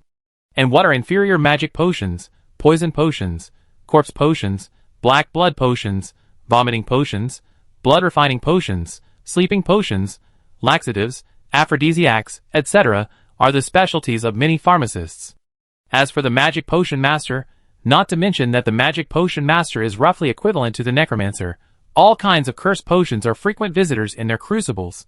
Well, it's not that they can't make enhancement potions, but in most cases, their skills in making poisons are always better than those in making enhancement potions. Even this situation seems to have not improved much when it comes to the alchemist stage. Although Muhua doesn't have much concept of alchemists, I heard that they also like to make some more dangerous magic stones. Yes, that's right, potions are no longer enough for alchemists to deal with. They mainly play with stones, and can play with very expensive stones. Between the broken rocks and low hills, because there were too many trees and grasses in the area where goblins were concentrated earlier, Muhua's high concentration made him a little overwhelmed, and at this time Muhua's hunting direction shifted to this area marked as the Orc Basin. It can't be said to be exploration, because he is alone. Muhua's activities in the courtyard are mainly hunting monsters in some open areas. For the time being, his requirements are not high, and his goal is to brush out the fishing abyss. After all, the monsters in the abyss that can't cast spells are more attractive to him, and in the courtyard, even if he encounters low-level monsters such as imps and gnolls, Muhua has no confidence to confront them head-on. Lurking behind the bunker, about 300 meters ahead, is a monster camp. The reason why it is called a camp instead of a nest is that these monsters only use a ruined wall as a settlement, and there is no sign of construction here. 10 gnolls, they are different from the werewolves of the demon species, about 1.5 meters tall, with a hunched body, a dog head and a human body, and long yellow hair. Gnolls are second-level monsters, with strength and speed similar to first-level goblins, but their weapons are a kind of cylindrical long-range shooting weapon, which can barely be considered a firearm. For pig-headed people, also second-level monsters. The waist is 10 times bigger, the average height is 2.5 meters, and the strong ones can grow to about 3.5 meters. They have human bodies and animal hooves. Just like their name, they have a pig-like head on their short necks. Although they are the least powerful among the beastmen, these pig-headed people are full of brute force. If they fight with strength, the big goblins that Muhua encountered earlier can be beaten by them. However, their movements are relatively clumsy. If the big goblins are given a decent sword, the pig-headed people will definitely die in a fight of equal numbers. Several slimes wandering around like scavengers are like a lump of non-Newtonian fluid. They are naturally immune to low-level physical attacks. They are quite troublesome, but they are almost no threat to humans who are prepared. Muhua can deal with these 3 monsters head-on. With the cooperation of skeleton warriors, it is not too difficult to eliminate them if he kills the pig-headed people from a distance first. However, there are 3 little ghosts and 2 lizard-skin monsters in this group of monsters, which is more troublesome. They are demon species. Even if they are small fish among the lower-level demons, their intelligence and growth potential are far beyond that of ordinary low-level monsters. If they live long enough, the lower-level demons may even feed on some mid-level monsters. Although the imps are shorter than ordinary goblins, they not only have dagger-like claws, but also have the inheritance of fireball magic. Due to the limitation of magic power, imps may not be able to cast fireballs, but they can basically master fire-based imprint magic. As they grow up, it can be said that the imps, who have spent their lives to familiarize themselves with fireball magic, will not be too bad in fireball magic. Corresponding to the imps with elemental spellcasting ability, the fighting style of lizard monsters tends to be close combat. In addition to being thick-skinned and tough, as a second-level monster, they can naturally give themselves the benefit of low-level acceleration. Lizard monsters are used to using one-handed swords and swords, and their attack method is like that of a dead swordsman. It is very troublesome to be close to them. Among the group of monsters in front of them, The number of imps and lizard monsters is small, and their size looks very weak. But the jackals and pig-headed people in the ruins are dominated by the two. Observing from a distance, the group of monsters in the ruins seem to be sharing a few dwarf orcs. The imps and lizards tore off pieces of meat and occasionally threw them to the gnolls as a reward, just like feeding a dog. The imps and lizards preferred to eat the internal organs, and the remaining bones and meat would be chewed and swallowed by the pig-headed people. It was a terrible scene, like a wild beast eating. I asked the raven to confirm the surrounding situation again, and saw that Muhua waved his hand, and several skeleton warriors threw out the two black evil dogs that were suppressed by them. Once the restraints were removed, the two scarred black evil dogs fled towards the ruins while barking. "Dog, go from the side." When Muhua said, Joey trotted and lurked towards the ruins. Muhua left a skeleton warrior to guard him, and the other 5 skeleton warriors swung their tails, like crocodile tails, to chase the fleeing black evil dogs, limiting their escape direction and ensuring that they reached the ruins where the monsters gathered. The expressions of the 2 black dogs were much more ferocious than normal, and their speed was slower than that of ordinary black dogs. The external injuries on their bodies were secondary, mainly because Muhua had given them painkillers and inferior magic potions. What was Muhua going to do? Poison them? The inferior magic potion had a certain effect of disrupting the operation of magic power, and it could also cause some low-level monsters to feel uncomfortable. Muhua's firepower was still too weak. In order to avoid accidents, he needed to reduce the opponent's combat power as much as possible, at least to ensure that the little ghost could not cast spells. The suddenly appearing black dogs and skeleton undeads first caused the pig-headed man to scream. The monsters on the ruins were in chaos. The slimes with almost no intelligence were still twisting their bodies aimlessly, while the gnolls, little ghosts, and lizards picked up their weapons, stood up and looked at the 5 skeleton warriors. Low-level beast men are generally stupid, but the IQ of demons is relatively high. The little ghost and the lizard-skinned monster looked around until the 2 black dogs and the skeleton warriors approached them within 100 meters. They seemed to confirm that the black dog was just chased by several skeleton warriors and accidentally escaped here. The strange cry of Guala, Guala came from the mouth of the little ghost. Dark red skin, pointed ears and sharp teeth, body shape is like a handsome version of goblin. The little ghost has no weapon in his hand. Muhua found that the screaming little ghost was trying to persuade the black dog to surrender. It probably means that he is willing to rescue the black dog, and the black dog will listen to it in the future. These low-level monsters are generally crazy, but they are different from madmen and fools. Seeing that the little ghost opened his arms to express goodwill, trying to recover the black dogs that were being chased, but the 2 black dogs had been tortured by Muhua. The painkillers and a large amount of inferior magic potions brought indescribable discomfort to the body. The 2 black dogs were thinking about avoiding the skeletons chasing them. Bang! The red magic circle unfolded in front of a little ghost, and a spark emerged from the magic circle. The magic power gathered, and in a blink of an eye, a fireball shot out with a gas explosion sound. At a distance of dozens of meters, the fireball technique, which is not known for its speed in elemental magic, still hit a skeleton warrior with a fire tail afterimage. The speed of the fireball was only faster than the rocket launcher. Bang! Sparks flew everywhere. The fireball technique did not have the explosive property, but the impact force still caused the skeleton warrior's bones to fly where it was attacked. Bear! The hot flame spread all over the skeleton warrior's body, and in a blink of an eye, the skeleton warrior turned into a flaming skeleton. Burning, the fireball magic without the explosive property has the property of ignition. Without sufficient magic resistance, it is impossible to eliminate the erosion of this fire element. No matter flesh, bones, or steel, it will burn as soon as it touches. Crash! It took 3 seconds to cast the spell, 1 or 2 seconds to attack, and within 5 seconds, the skeleton warrior 50 meters away from the little ghost turned into a pile of broken bones.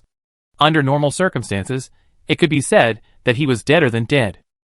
A low-level magic that seemed to be extremely inconspicuous direct attack elemental magic.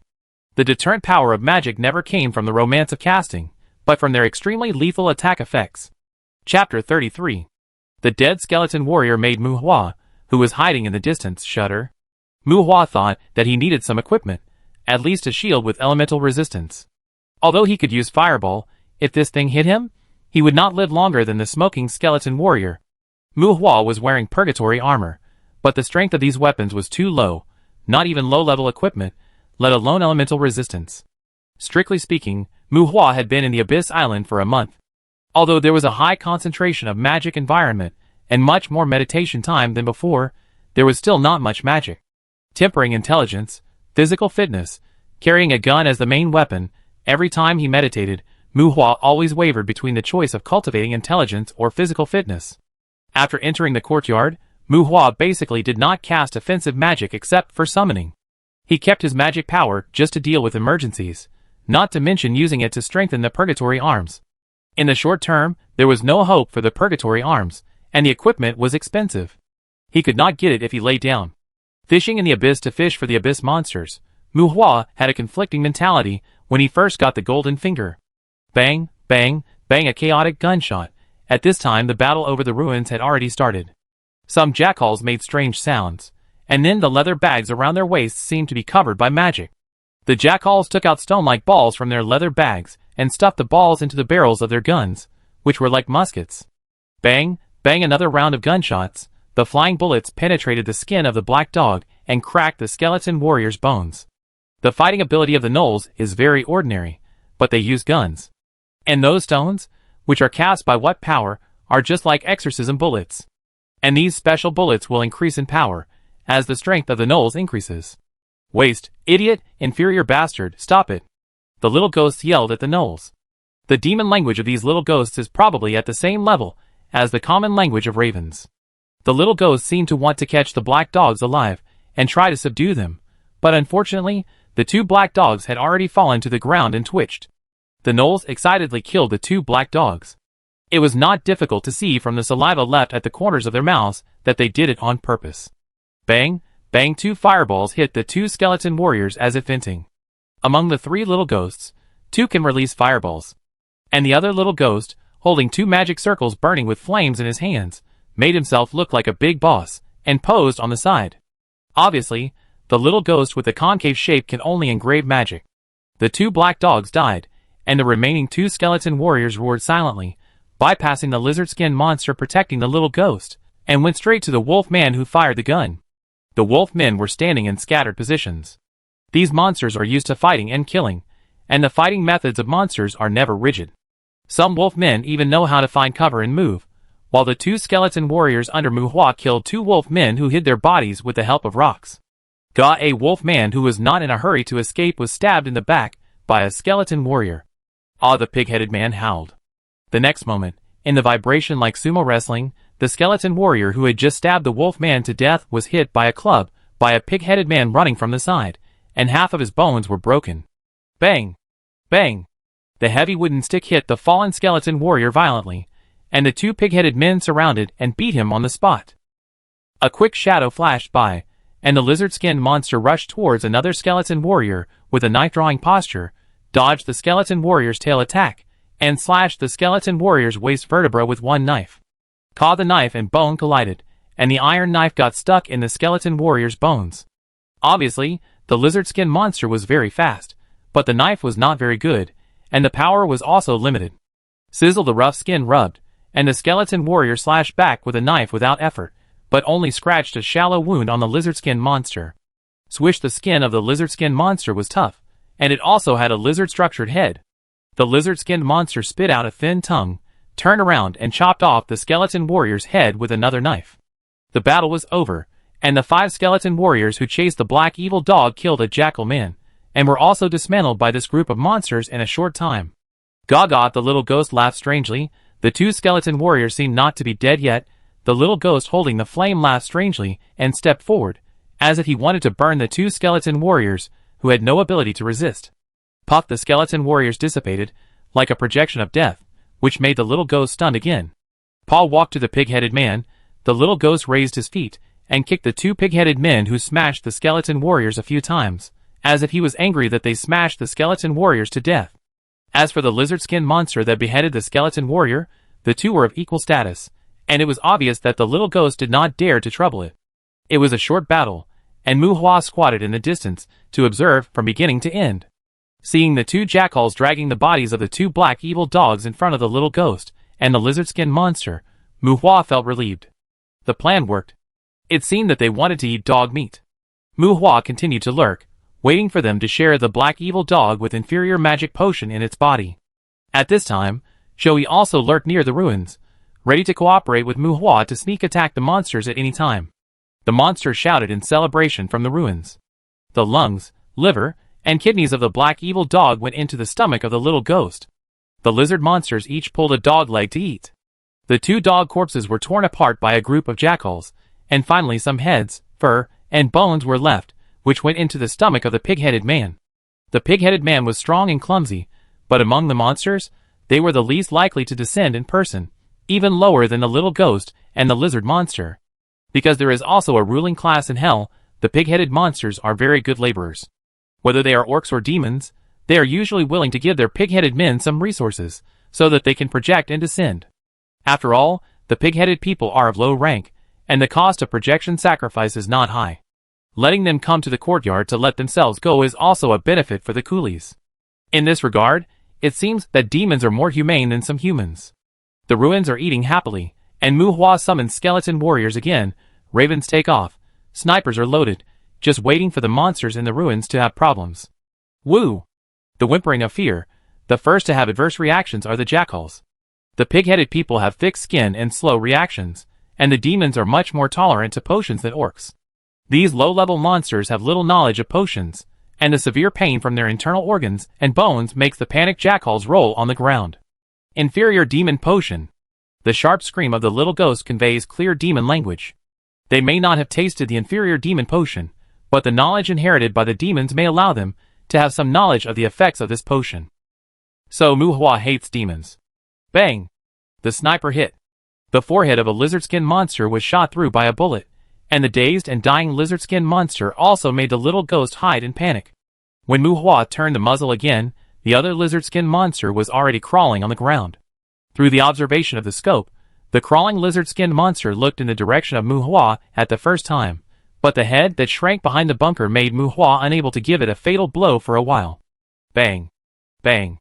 2 shots were fired at the pig-headed man's head, and the huge body fell to the ground with a bang.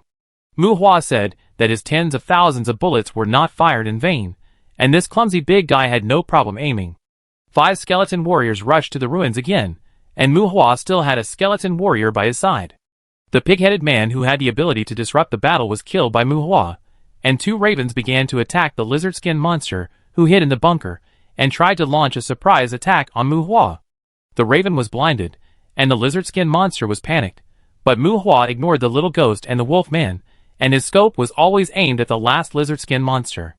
The little ghost's ability to cast spells was limited for a short time, and the lurking Monday could tear them apart in minutes.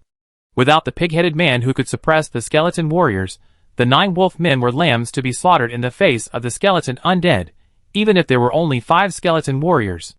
Cece, si the sound made by the lizard-skin monster when it was angry was still a Cece sound. Muhua found it difficult to aim at the lizard monster that was running around, but the 2 blind ravens that kept harassing it made it impossible for the lizard monster to run at full speed. Bang! Bang! Bang! The sniper rifle fired continuously. The lizard monster continued to approach, and Muhua was also desperate. He was ready to empty the magazine, and directly took out the annihilator and fired. Bang! The lizard monster staggered again under the harassment of the ravens, and was finally bitten by a bullet. Caw, caw! The moment the lizard monster's body stiffened, Muhua's face changed in the sound of the empty sniper rifle, and he threw away the sniper, and faced the lizard monster approaching with a knife. Ada the fireball hit his face.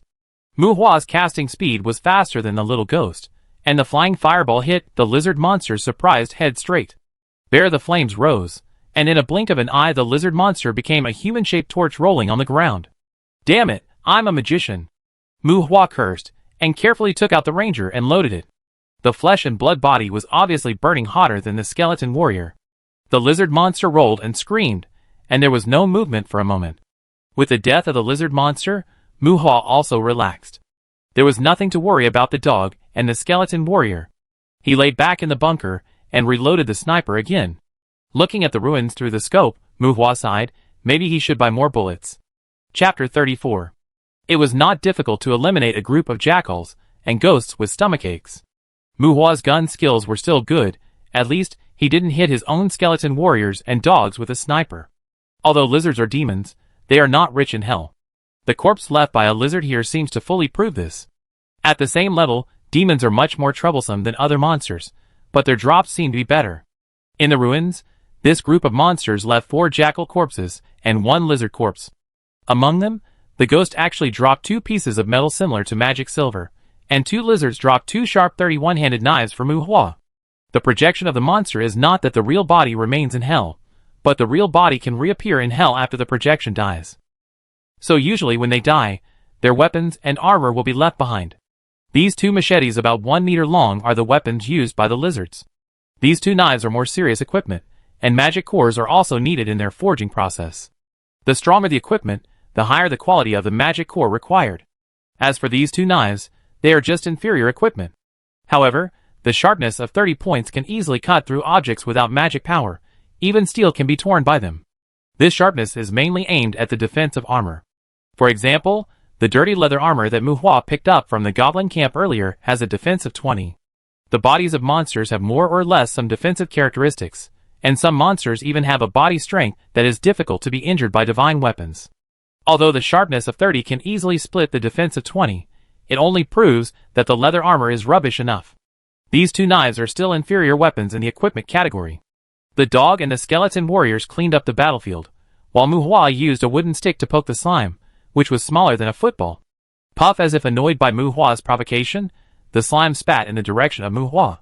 The amount of water was not large, but it was corrosive. Ordinary people's skin might develop blisters similar to burns after about 5 minutes of contact. The cute kings in this world are not very powerful. They are scavengers in nature, and are not even included in the regular food chain.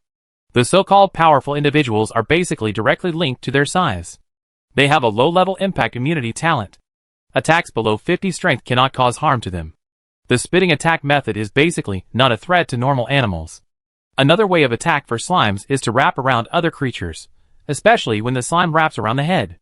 In that case, suffocation and corrosion are still quite fatal, so they also pose a certain degree of threat. After fiddling with the slime for a few more times, Muhua cast the engraving magic, and a handful of flames fell on the slime. The slime, which was touched by the flames, instantly turned into a pool of slime and died. This creature has no resistance to elemental damage. You may find it difficult to kill them even if you shoot them with a machine gun for a long time, but if you poke them with a torch, they will probably be dead. After the slime died, it left a lot of slime on the ground. The magic core was pitifully small, and it didn't react at all when thrown into the burning furnace. The skeleton warrior picked up the magic stone and some garbage. The jackal's fire gun had no value. After they died, the bullets turned into ordinary stones. Among all the drops, except for the 2 knives, the metal dropped by the little ghost was a bit interesting. Magic silver. The magic silver coins in the human world are made of this metal. This metal contains a thin layer of magic power, and people will blend it into some steel, such as steel bars, iron sheets, armor, etc. Magic silver makes these steels have a little magic resistance. It is not a rare thing. At most, it can prevent the metal from being rotten by equipment weapons, and it can also be used to make low-end equipment. 2 fist-sized magic silver ores are roughly equivalent to 5 or 6 magic silver coins, several hundred credit points, which can barely be considered as direct money. The magic stones of several monsters are smelted separately. The pig-headed man is the largest, but they do not leave corpses. The magic stone of each pig-headed man only melts an experience ball. The experience added by this experience ball is very limited, which is probably equivalent to the experience of killing them normally. However, Muhua's current level of butcher has no experience, so it can barely be regarded as an additional way to gain experience. Grinning, if I save more of this thing, it seems that it can also be sold at a high price? 3 little ghosts' magic stones piled up a fireball skill stone. Obtaining another skill stone made Muhua's eyes brighten. Absorbing this fireball skill stone can upgrade the fireball skill to level 2. If you want to use the fireball skill stone to increase the level of the fireball skill, you need 2 for level 3, 3 for level 4, and so on. It is equivalent to an alternative 100 refined secret stone, that is, when the skill level is high, the number required will also be very large. To say that the little ghost is also a monster hated by humans, after all, the danger level is not proportional to the output. Feeling the training brought by the second level fireball skill, Muhua has a great interest in the little ghost. The corpses of the gnoll and the lizard skin monster brought Muhua 2 physical crystals, but the skill stones melted from the 2 surprised Muhua even more. 10 gnolls, along with their corpses and magic stones, gave Mu Hua 3 Soul Special Weapon skill stones. Soul Special Weapon is considered a rare magic after all. Mu Hua has never seen a magic book. He thought the gnolls would also give him some experience beads, and the delivery rate is too high. Mu Hua rubbed his chin and thought about it. After thinking carefully, he originally thought that the gnolls' talent for making bullets belonged to the ability of enchantment. Now it seems that it may be an imperfect soul special weapon. Unable to figure out the details, Mu Hua absorbed the skill stone and upgraded the soul special weapon to level 3. Then Mu Hua was a little surprised. Very good, his own weapon was not strengthened, and the weapon slot seemed to be more. Originally, he made an axe gun, and the level 3 soul special weapon seemed to allow him to make 2 more weapons. 1 more per level? What's this thing? Soul special weapons seem to be able to be strengthened with external objects. Since they are special weapons, who doesn't have 1 weapon? Why do you need so many weapons? 3 swords? Mu Hua complained in his heart, and was very dissatisfied with the level-up effect of this magic.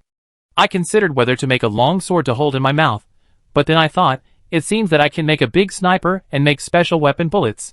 As for whether it is useful or not, who cares? Anyway, it can be upgraded, and the gnolls can burn skill stones, and we will have more weapon slots in the future. If the soul special weapon has become a toy for Mu Hua, then the skill stone given by the lizard monster makes Mu Hua more surprised. Magic protection. Use magic to strengthen the body structure, and to a certain extent, exempt the burden of the buff magic on the body. It seems complicated, but the effect is quite direct. Just like the low-level acceleration in the lizard monster's talent can increase their movement speed, but the sudden increase in speed will definitely cause a burden or even damage to the body. The so-called magic originated from demons. Demons born with magical physiques can largely ignore the burden of enhancement magic, but they are obviously not interested in helping creatures with weak physiques to improve enhancement magic. To a certain extent, magic protection has become a general spell that is a prerequisite for enhancement magic.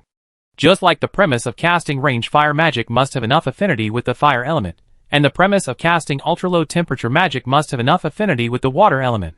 It doesn't mean that you can't learn or use these magics.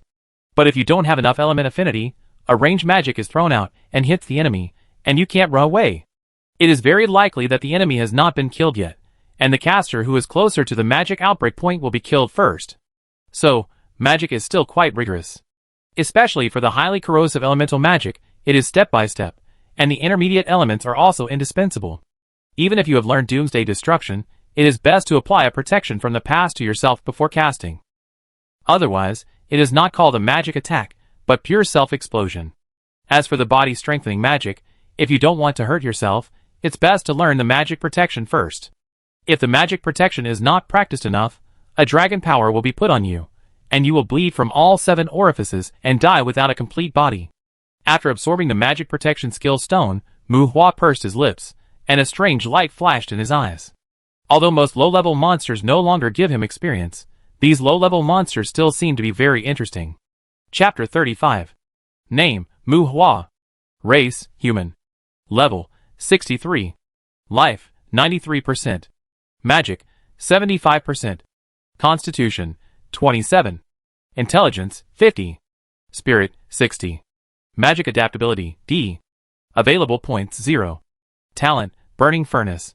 Skills, Raven Summoning LV2, Skeleton Summoning LV7, Fireball Spell LV2, Purgatory Armament Max, Soul Special Weapon LV3, Magic Protection LV1. After cleaning up the ruins, although there has been no extraordinary growth in the past few days, compared with the early years, Mu Hua is already very satisfied. The most important thing is that fishing in the abyss has spawned another one. Taking out the floating car from the furnace space, Mu Hua plans to go back to meet demand first, rest up, and it would be best if he could get some more explosives or something. Roughly estimating the harvest, if not counting his own attribute skills, this hunting trip is definitely a loss. But the account can't be calculated in this way. The magic stone has been melted, the corpse has been melted, and the attribute skill improvement is something that many people can't get even if they spend money. Moreover, as the strength grows, you can use various magics for hunting in the future, which can save money, so just treat it as an investment. Mu Hua comforted himself in various ways. However, he still needs to think of some ways to replenish consumption. It won't last long if he only takes in, but doesn't spend. Mu Hua considered selling some potions? Isn't there a demand who is idle and maggoty in the hotel? Find something for him to do? Mu Hua called up the map and prepared to return. At this time, a strange sound came from the direction of a jungle in the west. Frowning and looking, assigning ravens to scout, Muhua was ready to run away at any time, but saw a streamlined flying object rushing out of the air. This is a floating motorcycle that highlights speed. The overall shape is like a shuttle, so people usually call this type of vehicle a shuttle. The rider driving the shuttle obviously also discovered Muhua, because there were multiple skeleton warriors gathered around Muhua, and 2 small caliber machine guns popped out from the head of the shuttle. The shuttle drew a messy trajectory in the air like a fish, slowly approaching Muhua from hundreds of meters away. Hunting demons. A young man shouted from the shuttle. Hunting demons. Muhua responded. As they spoke, both of them raised the adventurer bracelets on their wrists. The bracelets were silvery, without yellow light, red light, or even bad black light. The machine guns at the front of the shuttle were retracted, and the rider driving the shuttle lowered the altitude and approached Muhua. I saw a floating car parked next to Muhua, and several skeleton warriors were climbing on the shell of the car in a weird posture. The rider's original taboo against Muhua seemed to be diluted a lot because of this scene. The young rider was quite smart. He roughly understood that this necromancer with 7 skeleton warriors seemed to want to overload his small flying car to fly. Where is the necromancer's aloofness? Where is the necromancer's cruelty? Or is this another necromancer's uniqueness? Whose young master is this? 7 skeleton warrior summon beasts. How many people did he cheat to get this number? It is very troublesome to make summon beasts, but humans are not without summon beasts. Especially for necromancers, who use driving the undead as their signature, adventurers are more familiar with skeletons. The young man is taboo about necromancers, and at this time, he is even more taboo about Muhua, because most necromancers have come all the way from necromancers, and they are either weird or twisted. People agree that their personalities are either weird or twisted. In addition, Muhua is young, which also makes the young man believe that the 7 skeleton warriors in front of him must not be made by him. To create a summoned beast, one must split one's own soul, but the control of the summoned beast can be transferred. That is, if someone else creates a summoned beast and then gives it to you to control, you can also own the summoned beast. The first control of this summoned beast is always in the hands of the creator, but if the creator dies, the so-called first control will naturally be transferred. So usually, unless they are close relatives or have enough power to suppress the other party, few people will casually hand over their summoned beasts to others. Asking for someone else's summoned beast is considered a provocation, which is the kind of mortal enemy. Even killing the requester will be given a lighter punishment in law. But there are exceptions to everything, such as having money, and having money. Given enough benefits, or adding a little coercion, there are still people who are willing to sacrifice part of their mental power and make a summoned beast to give away, even if there is a risk that the other party may kill them. So when the young man saw Muhua's skeleton warrior, he had already directly put some terms such as young master and second-generation ancestor on him. Hello, I'm the scout of the Adventurers Guild of Bear Pig Town, Bob. Are you alone here? Rider Bob came to Muhua and asked him. Taboo, but not too cautious, because Muhua's adventurer bracelet has proved that Muhua is a good person. And the young man had no hostility, and he had a team behind him, so Bob didn't have too much guard against Muhua. Muhua, you can call me Mu, I'm about to leave. Muhua pointed to the flying car beside him, and smiled at Bob. Ha, what a good skeleton warrior, independent exploration, cool. Bob kept a distance of 5 meters from Muhua, and praised Muhua when he saw that he could communicate normally. Have you accepted the mission? Are you here to place the ritual array? Muhua asked, glancing at the direction Bob was coming from. The Stationed Adventure Group, or Stationed Adventurers, are adventurers who have signed a labor agreement with a local adventurers union. The station union will assign them work, and they usually work in the courtyard designated by the union where they are stationed, and they will also receive a similar basic salary. For some tasks with higher returns, the adventurers union will also give priority to them. They can be said to be alternative employees of the adventurers union. Yes, the ritual array, a disgusting task. The contribution that can be divided is too small. Bob looked disgusted. Muhua was puzzled. The importance of placing the ritual array to human activities in the courtyard is second only to obtaining a safe zone. And because of the area of the courtyard, there are usually many ritual arrays that need to be placed. The union contribution for this kind of task should not be small.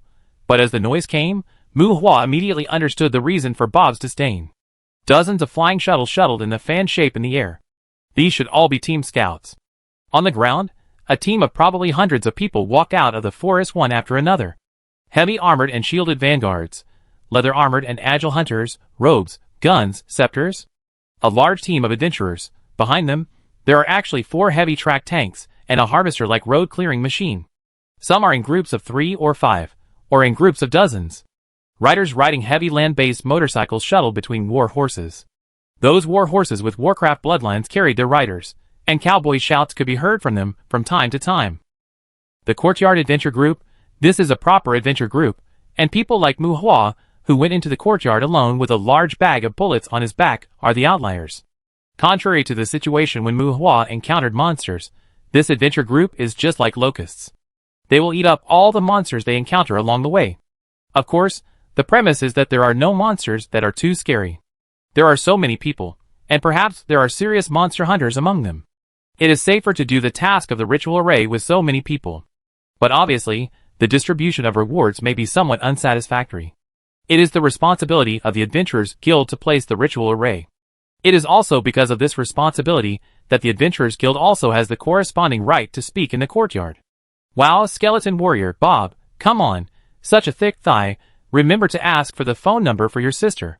A shuttle flew over Muhua's head, and a woman's strange voice came from the shuttle. Rumble, rumble, the warhorse trampled on the gravel, and the knight approached Muhua first, and did not stay. When he ran past Muhua, he cast an observant look at Muhua. Muhua exclaimed. He saw Lee on the motorcycle. They had known each other through Dell and the Adventurers Guild earlier. Because he was also born in Lanton, and came to Luren a few years ago, Muhua had a deep impression of him. However, he was the closest to Muhua among the few people earlier. Now, after seeing Muhua with the skeleton undead, he avoided him as if to avoid suspicion. Do you want to go together? Bob asked Muhua. No, I'm going to go back and rest. There are little ghosts here. Be careful.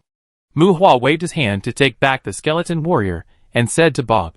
Muhua didn't mind others seeing his skeleton warrior, but it was a bit embarrassing to let the skeleton warrior climb the car. He originally just wanted to see if he would encounter easy monsters on the way back, keep summoning, and save some magic power. Understood, be careful.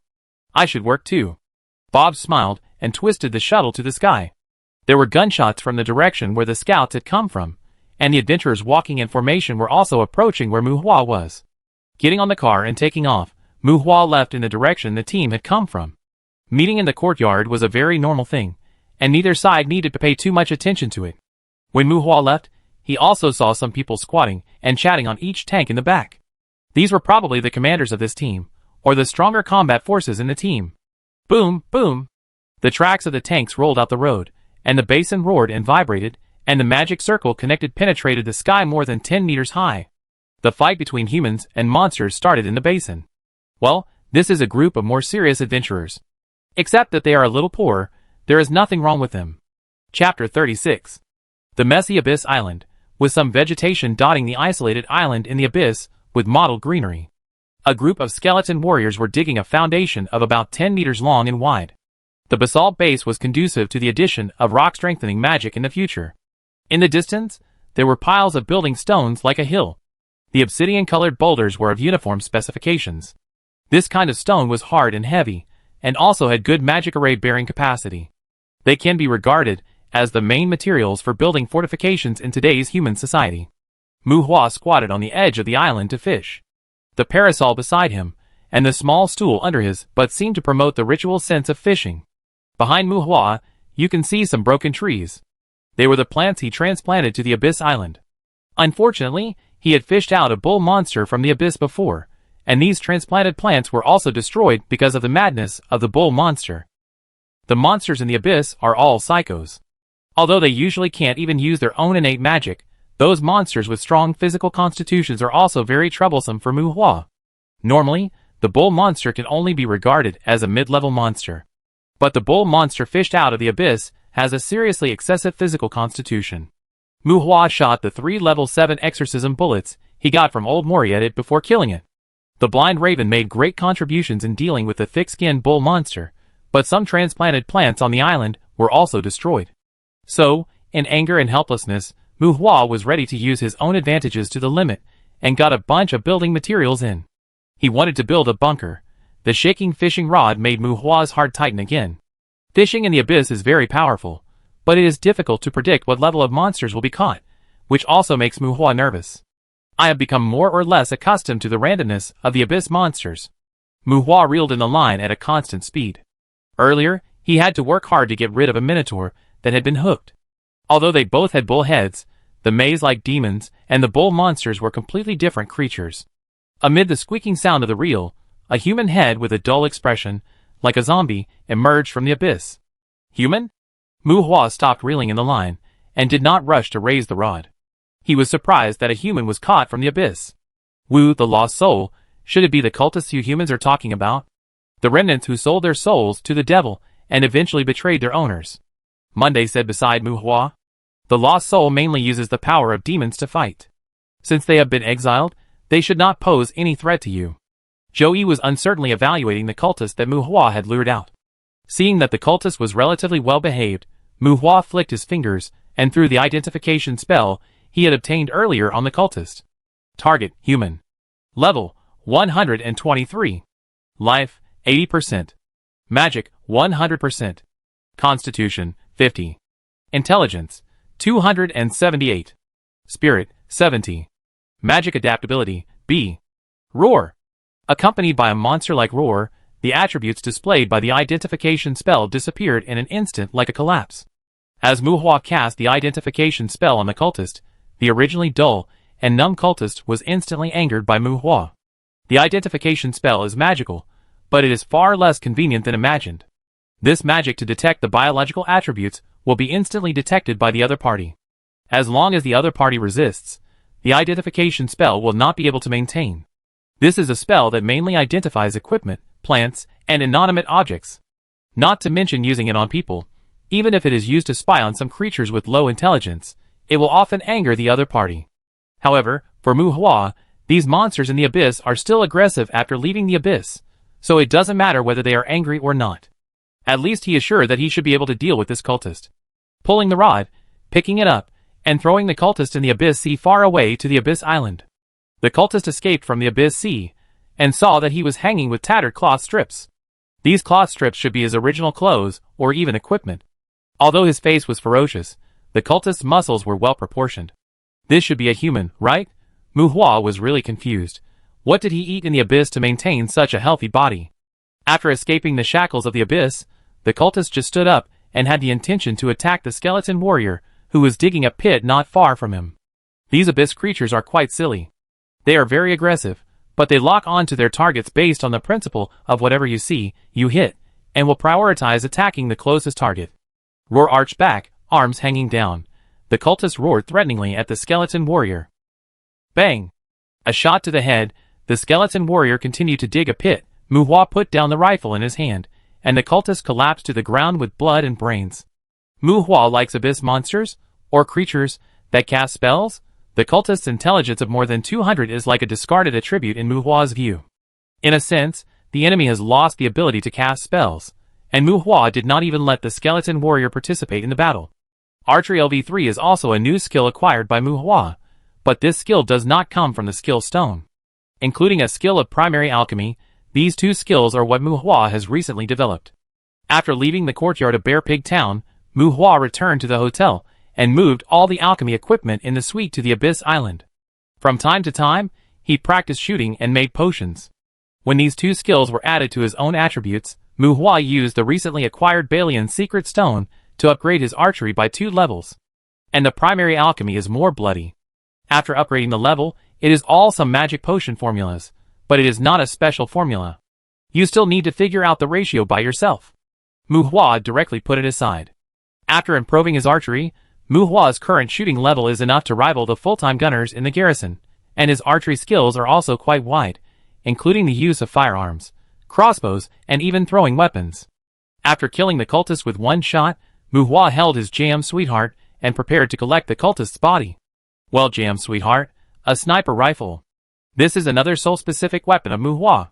As for this slightly fresh name, looking at the red and white brains on the cultist's forehead, it is obvious that this is the meaning of Mu Hua's name for this gun. Mu Hua not only condensed jam sweetheart, but also made a matching bullet. After 1 shot, it dissipated and could be repeatedly materialized. It is an alternative special weapon that can only be fired by jam sweetheart. Mu Hua likes to play with guns, but it is undeniable that the upper limit of guns is not actually high. Perhaps there are many ways to improve the power of bullets, but the range and speed of bullets are relatively constant. In the low-end and mid-end combat power, guns are still weapons with absolute deterrence, but in the high-end combat power, bows and arrows are the mainstream long-range weapons. Because bows and arrows can cooperate with blood and chi, without sufficient speed, let alone those combat skills involving bows and arrows, even throwing weapons may be more threatening than guns. Flip the corpse of the cultist, and let him lie on his back.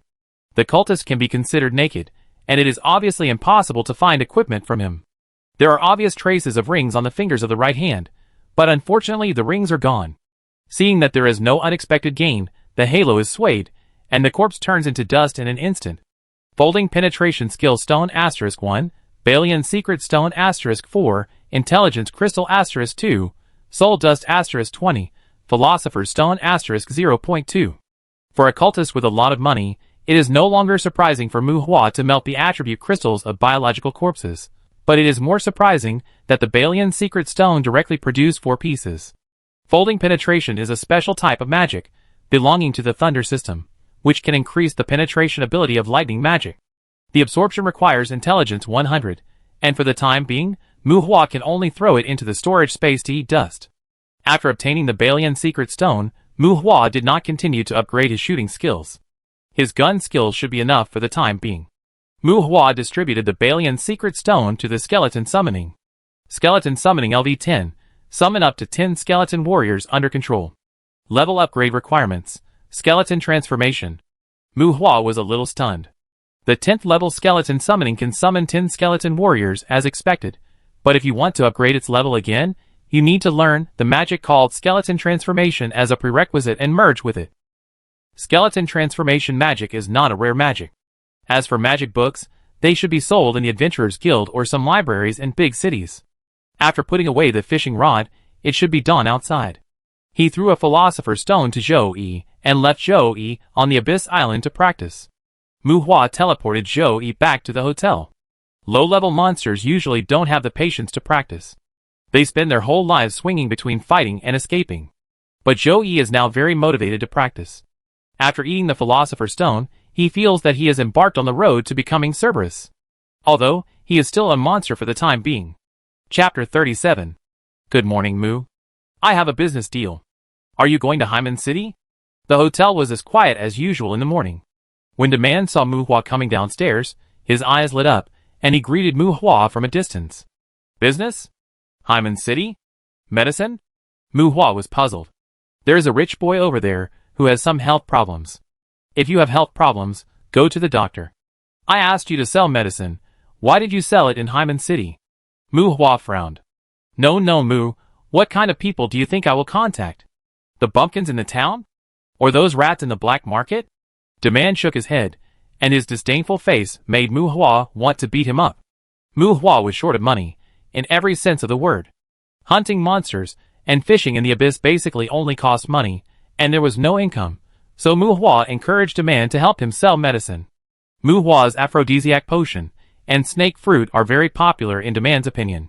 Through his understanding from Demand, Mu Hua also found out that the main source of income for the Benson family is not the Dandelion Inn, but the so-called Benson trade is the main body of the family.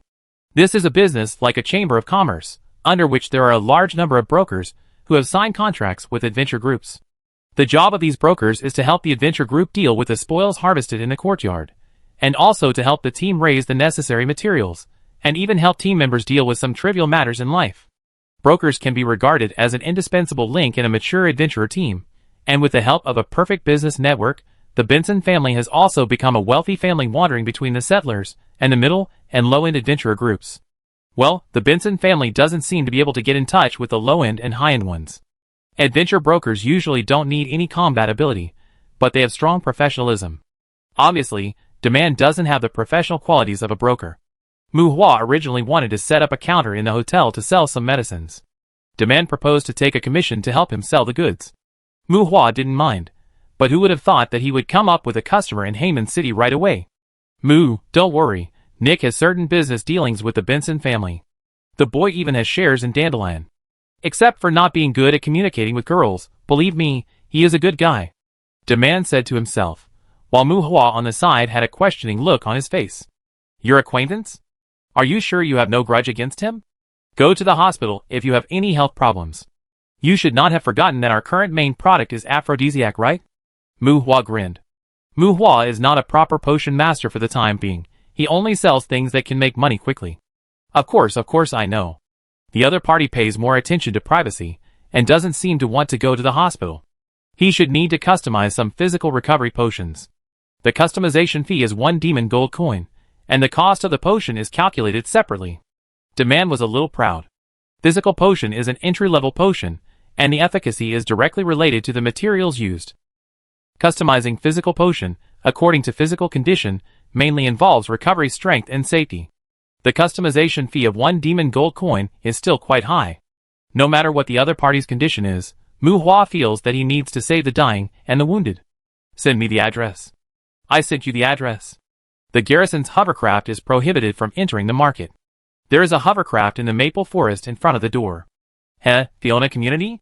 After checking the address, Mu Hua whistled and asked unexpectedly. Fiona courtyard, that is a courtyard controlled by humans. Fiona community is a high-end villa area built with the courtyard entrance as the center. In addition to the wealthy people from all walks of life in the Earl of Bridges, there are also many luxury stores, which can be said to be the concentration of high-end consumption places in Heyman City. Of course, so, do you want me to sell energy potions to those old guys in Bear Pig Town? Demand raised his chin slightly. In addition to being proud, he also tried to express his poor impression of the people in Bear Pig Town. Haha, I think you should try it. Patting Demand on the shoulder, Mu Hua smiled strangely, no longer paying attention to Demand, and raised his legs to leave the hotel. Mu, if the situation is complicated, don't mess around. Remember to contact me. I think we can also help him contact a more professional potion master. Demand shouted at Mu Hua's back. With his back to Demand, Mu Hua raised his arm to indicate his understanding when he left. Obviously, these two people were probably going for the demon gold coins. As for the physical condition of the client? Let's wait and see.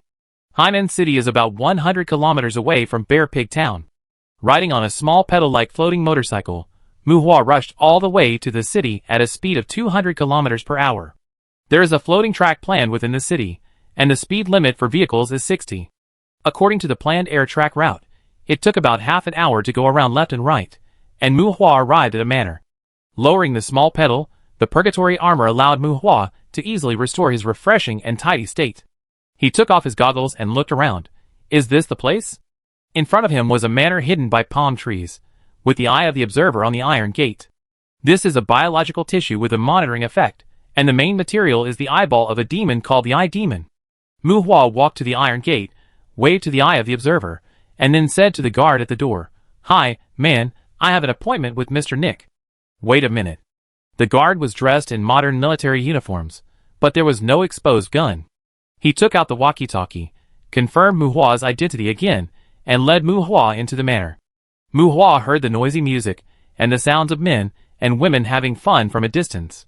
There was a villa in front of the manor, with a spacious courtyard in front of the villa. Many young people gathered around a swimming pool in the courtyard. Mu Hua walked past the swimming pool. Young men and women beside the swimming pool were wearing swimming trunks and bikinis, playing in the water or on the shore.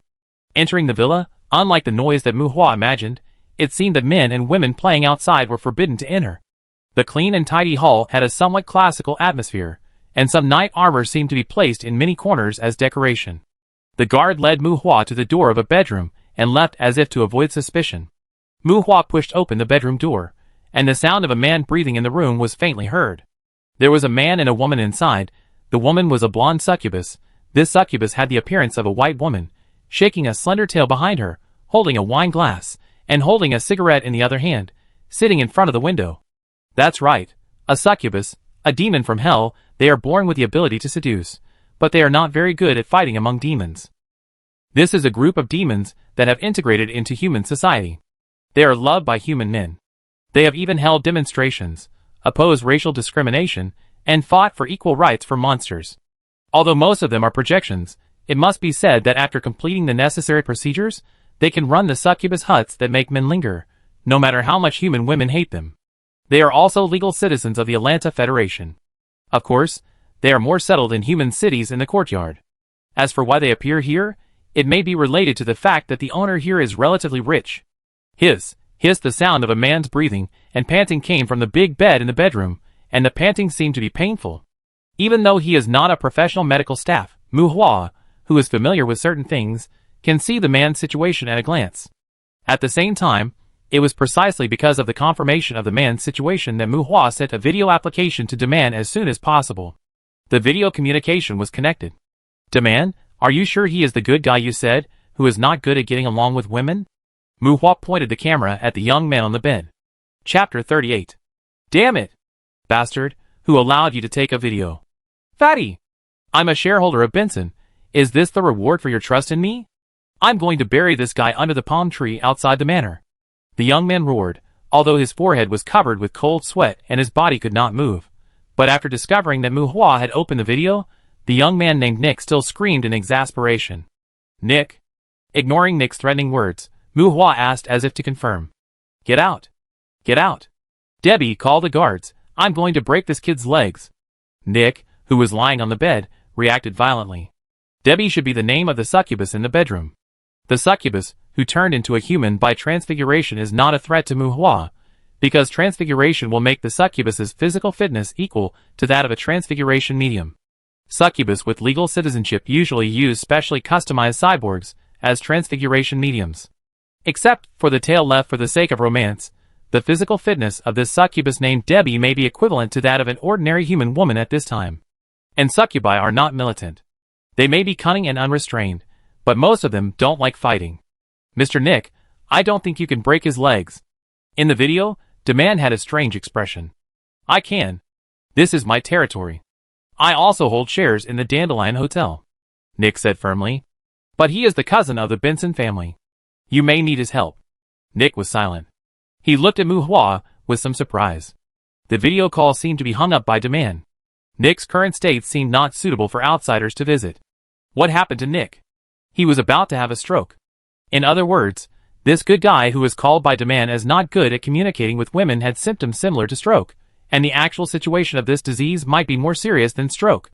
But anyway, this situation is usually caused by excessive loss of true yin in a short period of time. In simple terms, it is to shiver too many times in a very short period of time. The physical loss and strong mental stimulation make the body and soul out of harmony, and even damage the soul in severe cases. It sounds bloody, but this disease is really not so easy to get. However, Mu Hua glanced at Debbie in the room. Very good, Succubus is an expert in inducing this disease. Succubus can not only absorb the silver desire energy produced by other creatures, but also make male creatures shiver wildly on them. It can turn the original single-shot musket into a banging Gatling gun, which can give the ultimate pleasure, but if you don't know how to restrain yourself, Are you the descendant of the Benson family? There was a moment of silence in the bedroom. Nick calmed down and lay on the bed unable to move, and asked Mu Hua. You can call me Mu. Mu Hua did not comment. Okay Mu, I think I need your help, Nick said to Mu Hua.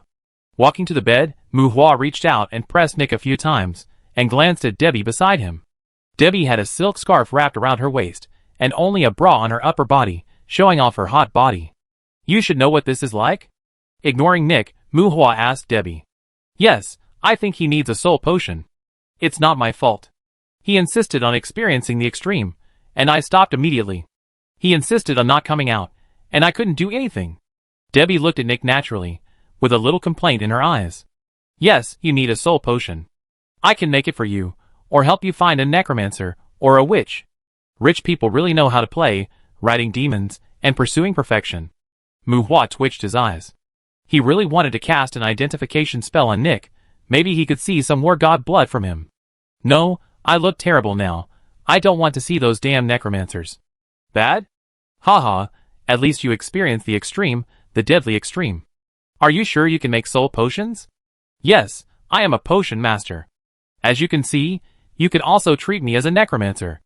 As he spoke, a magic circle rose up beside Mu Hua, and two skeleton warriors walked out of the magic circle. Okay, I apologize for my slip of the tongue just now. Mu, I need your help. I think we can become good friends. I need a mandrake, a piece of thorn vine, and if you have a ghost, you can also give me one. After a brief chat with Nick, Mu Hua said to Debbie beside him. As the name suggests, the soul potion is used to repair the soul. The most important ingredient in this potion is actually soul dust. The quality of various materials, and the amount of soul dust determine the treatment effect. And Nick's soul damage does not require a soul potion with too strong effect. Do you need a ghost? You don't have soul dust? Debbie hesitated and looked at Nick, and Nick asked Muhua. Yes, if you don't mind adding more material costs. Muhua nodded. Soul dust comes from spirits, and it can be extracted by killing a ghost. The reason why Muhua was long-winded with Nick was just that he wanted to make himself look more professional. My mental strength is not high. 2 demon gold coins. I need a soul potion that matches me. Nick confirmed. Muhua naturally had no objection. After a while, Debbie took the materials that Muhua needed. Muhua cut a bunch of Nick's hair. The vision of throwing the materials into the burning furnace made Nick and Debbie show unexpected expressions. Alchemist? Mu, how old are you? I think I may need to invest more in the dandelion project. The potion was generated. Debbie fed the potion into Nick's mouth.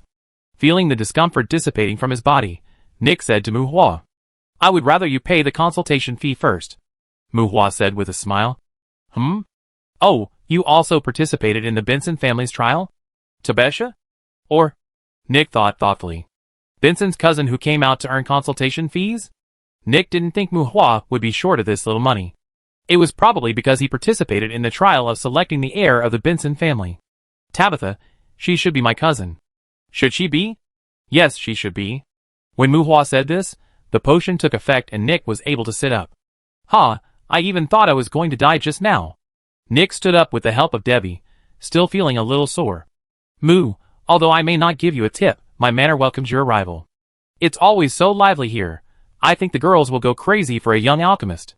After pacing in the bedroom for a few times and recovering from some of the soreness in his body, Nick stood by the window, looking at the men and women playing in the yard, and said to Muhua, I heard that you are not used to communicating with girls. Looking at Nick, who was supported by Debbie, and still did not forget to play with the succubus's tail, Muhua questioned the Magic Empire's definition of communicating with girls. People always grow up, don't they? Nick turned the heart-shaped tail tip in his hand. Debbie's face flushed. Nick smiled. Maybe you are right, but I hope you don't challenge the extreme again. What does it feel like to watch a young man who is almost sucked to death by a succubus tease a succubus? Muhua twitched his mouth, and he even saw Debbie's body began to emit a pink breath. That kind of trembling from the soul is too tempting, Mu. To be honest, maybe you should try it. Nick's reckless speech was exchanged for Debbie's slightly sharp shout. Nick! If you dare to mess around again, we will break up. Break up? Muhua was stunned. Are this man and this demon still in love? Sure enough, rich people really know how to play.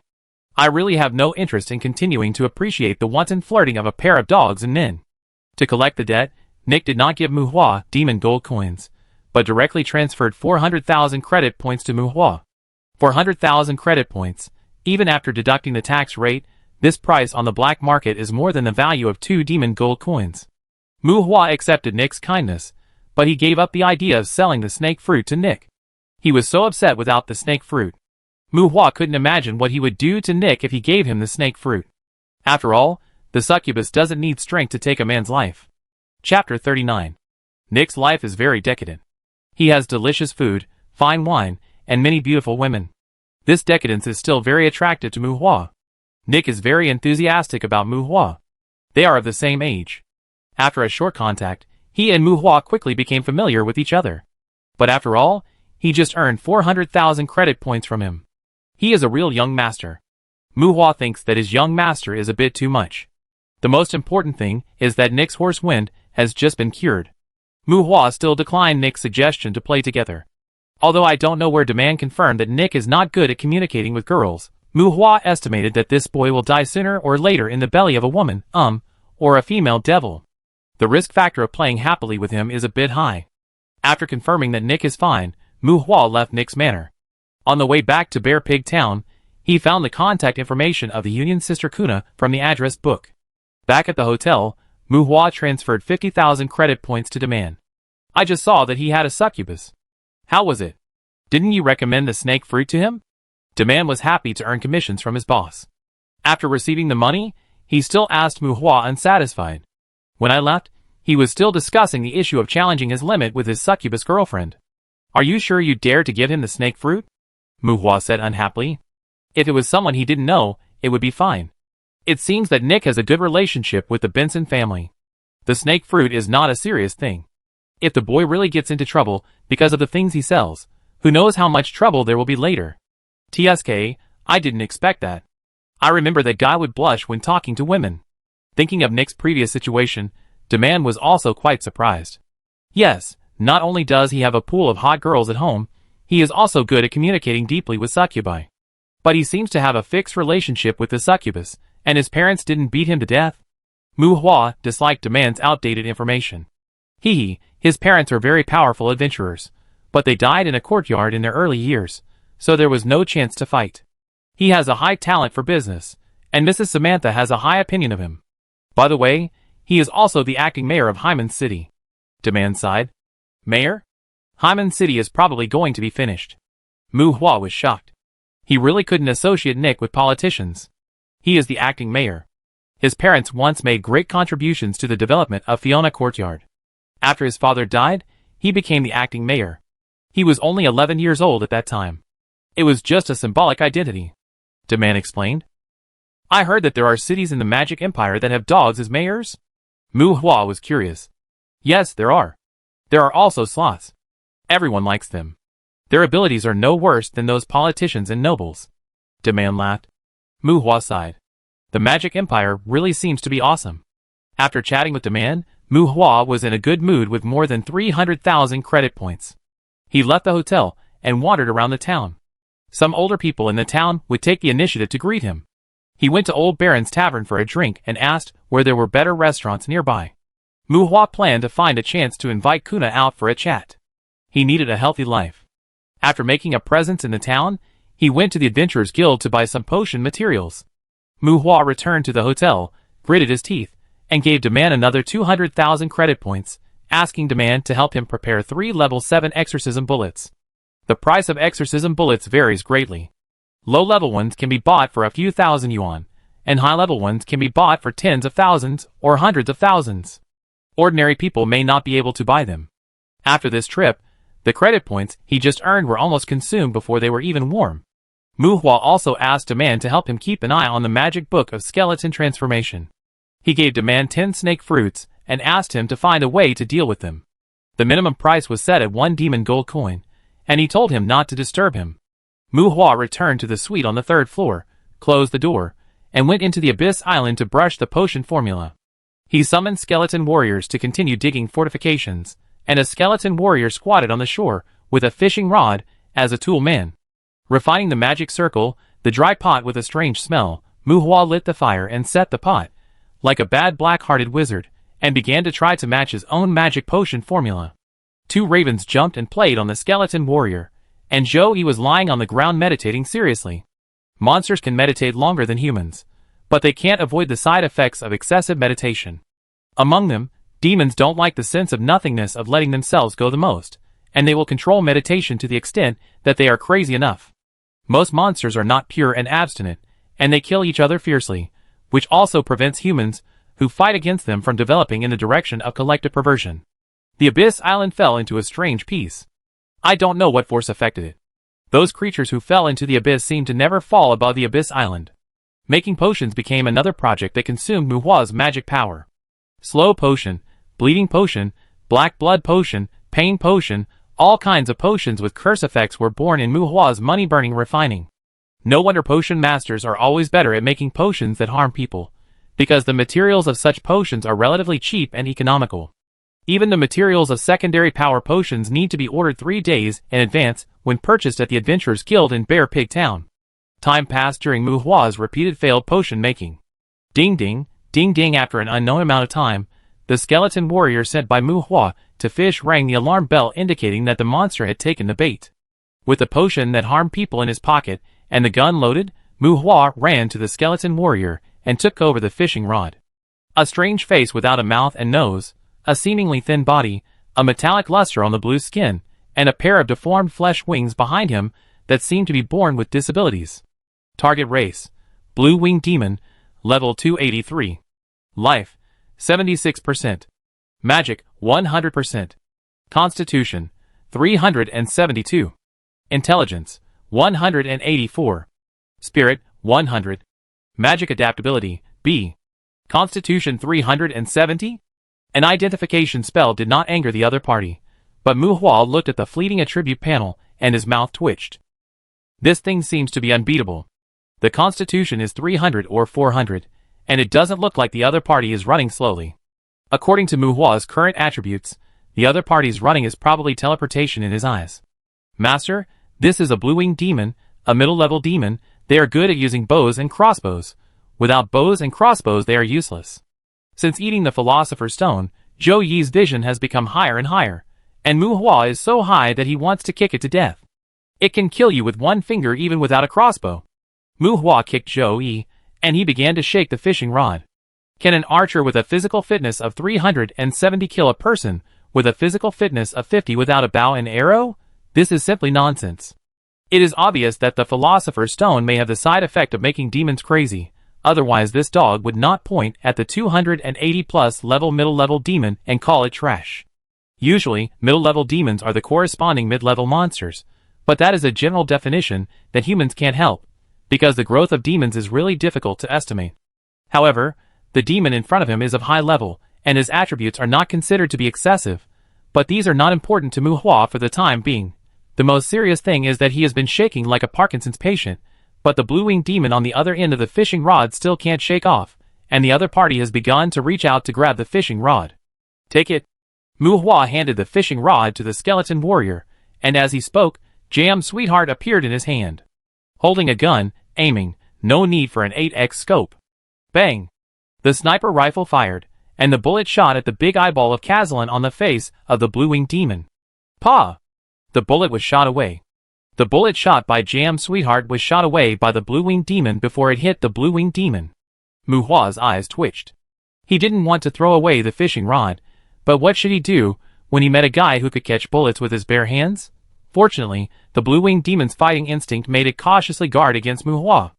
The guy was hanging on the fishing line, but he didn't grab the fishing rod for the time being. Slow potion, pain potion, black blood potion, Mu Hua threw them at the blue-winged demon all at once. The low-level curse produced by the potion seemed to have no effect on a demon of this level. The fireball hit the face, which was effective, but the effect was slight. Not only did it fail to ignite the blue-winged demon, but Mu Hua's fireball at this time was only strong enough to blacken the opponent's skin. Throwing away the Jam Sweetheart, Mu Hua took out the Rock Hunter 3 sniper rifle. Bang, bang, bang. The sniper loaded with level 4 exorcism bullets fired continuously. The frequency of shooting made the blue-winged demon raise his hand to protect his eyes. The bullets hitting his palm could not break through the defense, and one of the bullets hitting his cheek penetrated his skin.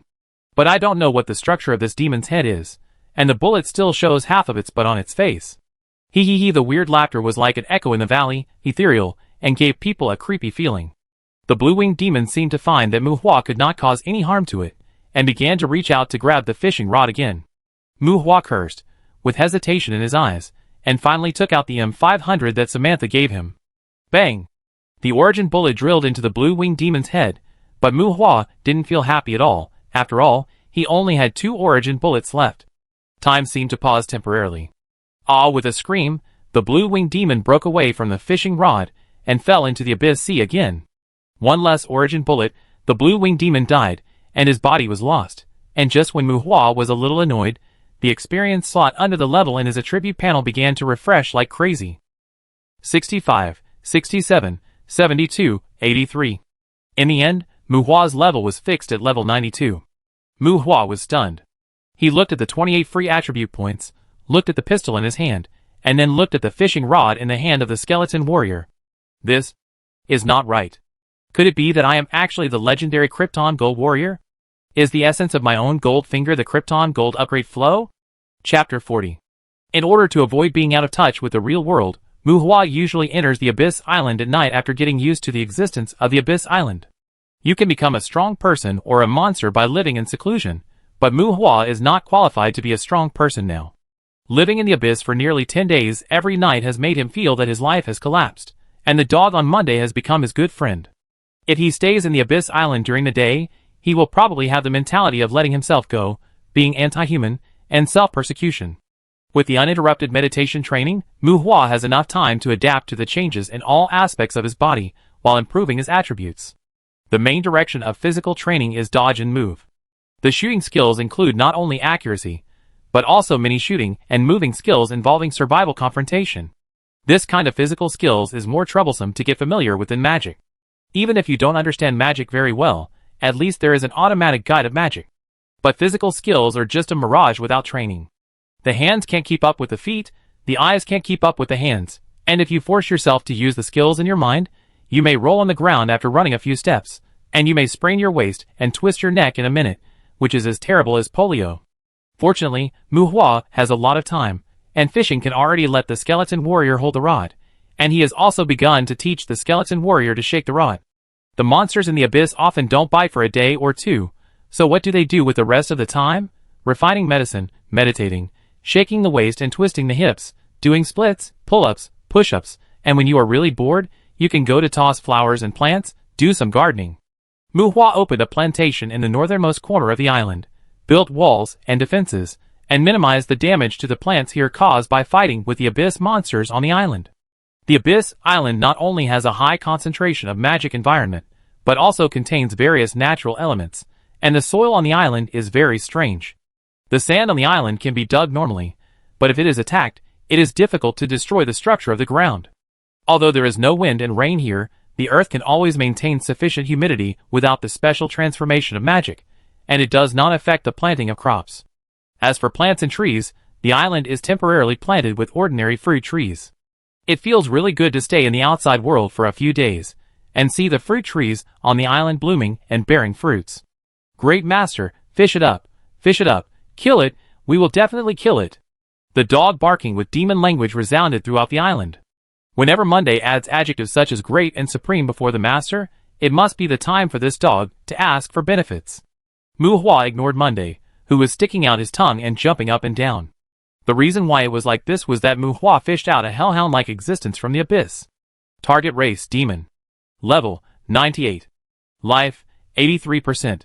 Magic, 100%. Constitution, 134. Intelligence, 70. Spirit, 40. Magic adaptability, C. A hellhound that seems to be a bit unlearned. Level 98 is relatively mediocre. Although it is a lower-level demon, the hellhound has a snake tail containing poison, and is born with a certain ability to mobilize fire elements, which gives them many hunting options. And the hellhound in front of him? The highest constitution in the attribute is only 134. This attribute makes Muhua guess that this dog may have never meditated in his life. The bully among the lower demons, the hellhound. This level has such attributes, which is a bit unbelievable in Muhua's opinion. The identification interface disappeared, but the hellhound did not bark in anger because of the prying. It's not that this hellhound has a good temper, but this guy should be holding the fishing line in his mouth now, and he may fall back into the abyss if he barks. After confirming the attributes of the hellhound, Muhua thought about the jammed sweetheart again.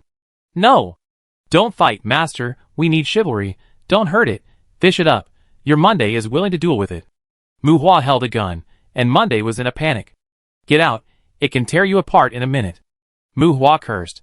Monday's attributes are not low among ordinary black evil dogs, but its highest attribute, physical fitness, is also 40 to 50 points lower than this hellhound. Moreover, the biological structure of the races is different. Not to mention the snake-like tail of the hellhound. Can the skin of the black evil dog be the same as that of the hellhound? The toughness of the skin, the bite force of the jawbone, the sharpness of the claws, etc., the two are basically two different species. Even if the attributes are the same, the hellhound can tear the black evil dog apart in minutes. Muhua wanted to shoot the hellhound first. Muhua discovered the slot earlier. Most of the creatures in the abyss are eager to escape from the abyss and climb onto the fishing rod. Even if they are injured, they are unwilling to let go easily. Muhua plans to bang the threatening monsters on the fishing rod first. It doesn't matter if they fall back into the abyss. If they haven't fallen yet, it's safer to throw them out. At this time, Zhou-Yi was obviously afraid that Muhua would shoot the hellhound back into the abyss. It wanted to devour the hellhound. For a mixed-blood monster like Zhou-Yi to evolve into a demon, swallowing a hellhound is a necessary prerequisite. Chivalry? Duel? Bullshit, we just have to go shoulder to shoulder after we throw it up.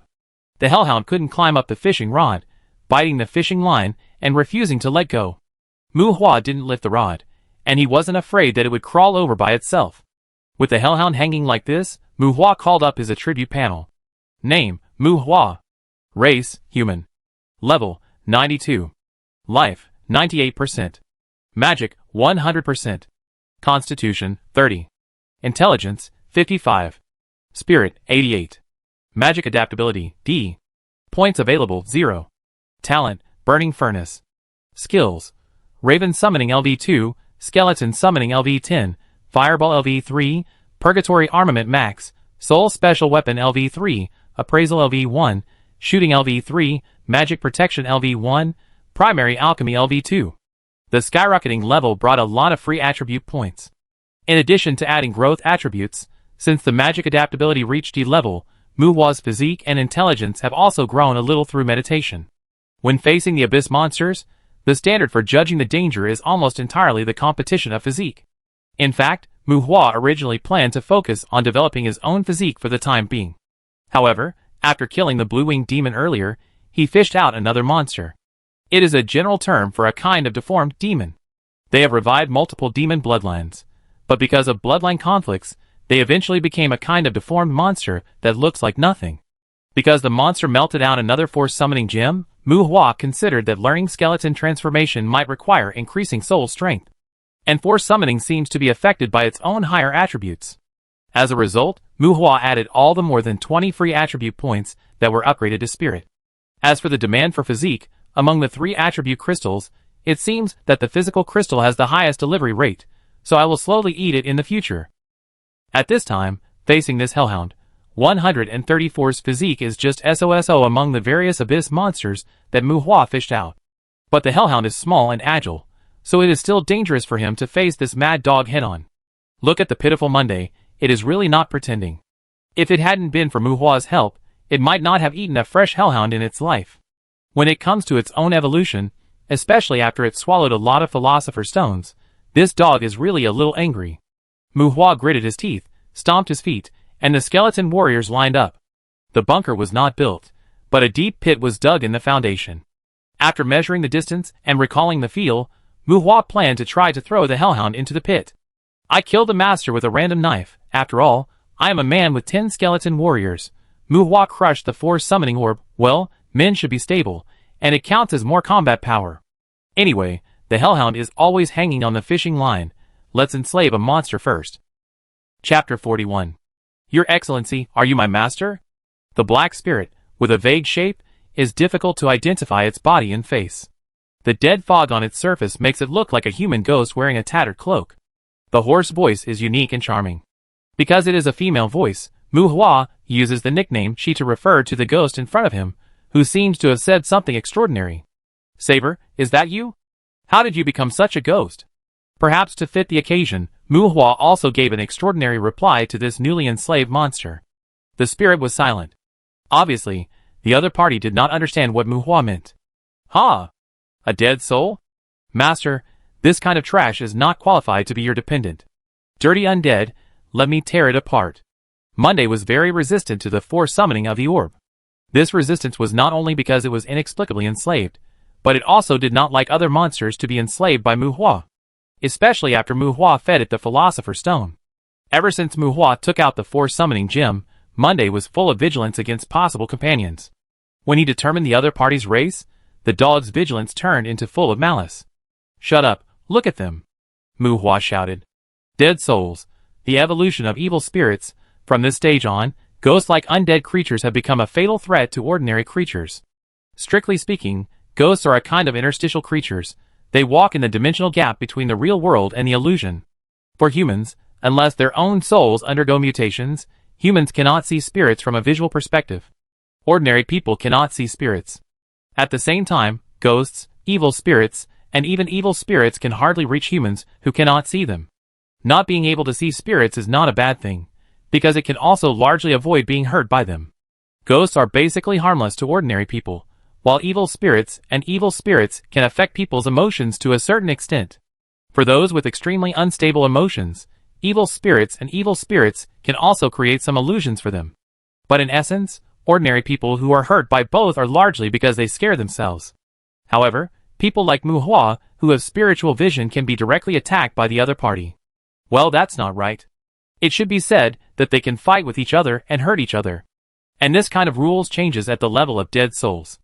The presence of undead creatures above dead souls is too strong, and they can already physically interfere with the outside world. In other words, even if you can't see them, they can pick up a knife and stab your kidney without you knowing it. This kind of undead creature is very strange, but its combat ability is usually average. Because they are pure spirits, their defense is 0 for attacks that can reach them. So they often do things like possession, and more often bully weaker spirits. Weird, but not good enough. For someone like Muhua who has psychic vision, getting a dead soul through a slavery contract that he pinned his hopes on? This is somewhat disappointing. But disappointment is disappointment. Who can blame them for being well behaved? Look, Monday was a toss when he was summoned. Look at him, he came up and said nothing, just floated quietly for less than half a minute, and then directly recognized the situation. He is simply a model of bowing his head, right? Dead souls have no faces, and Muhua couldn't see the other party's expression, but he sensed the other party's submission in his soul, and the other party floated quietly in front of Muhua, as if waiting for Muhua's reply. I summoned you, so you will be called Tuesday from now on. The other party was too direct, and Muhua didn't care much about dead souls, so he changed the other party's name directly. Okay, I know. Tuesday responded, and his head with a hood turned to Monday, and the two lights in the hood seemed to be its eyes. Bastard, I am the tortured princess, the pale elegant woman, the holy spirit that gives comfort to the soul. Ignorant beasts can always be forgiven, but if you want to lose pleasure, I would like to give you eternal withering. Confirming that Muhua is its master, it is obvious that Tuesday doesn't seem to be a good-tempered master. Tortured princess?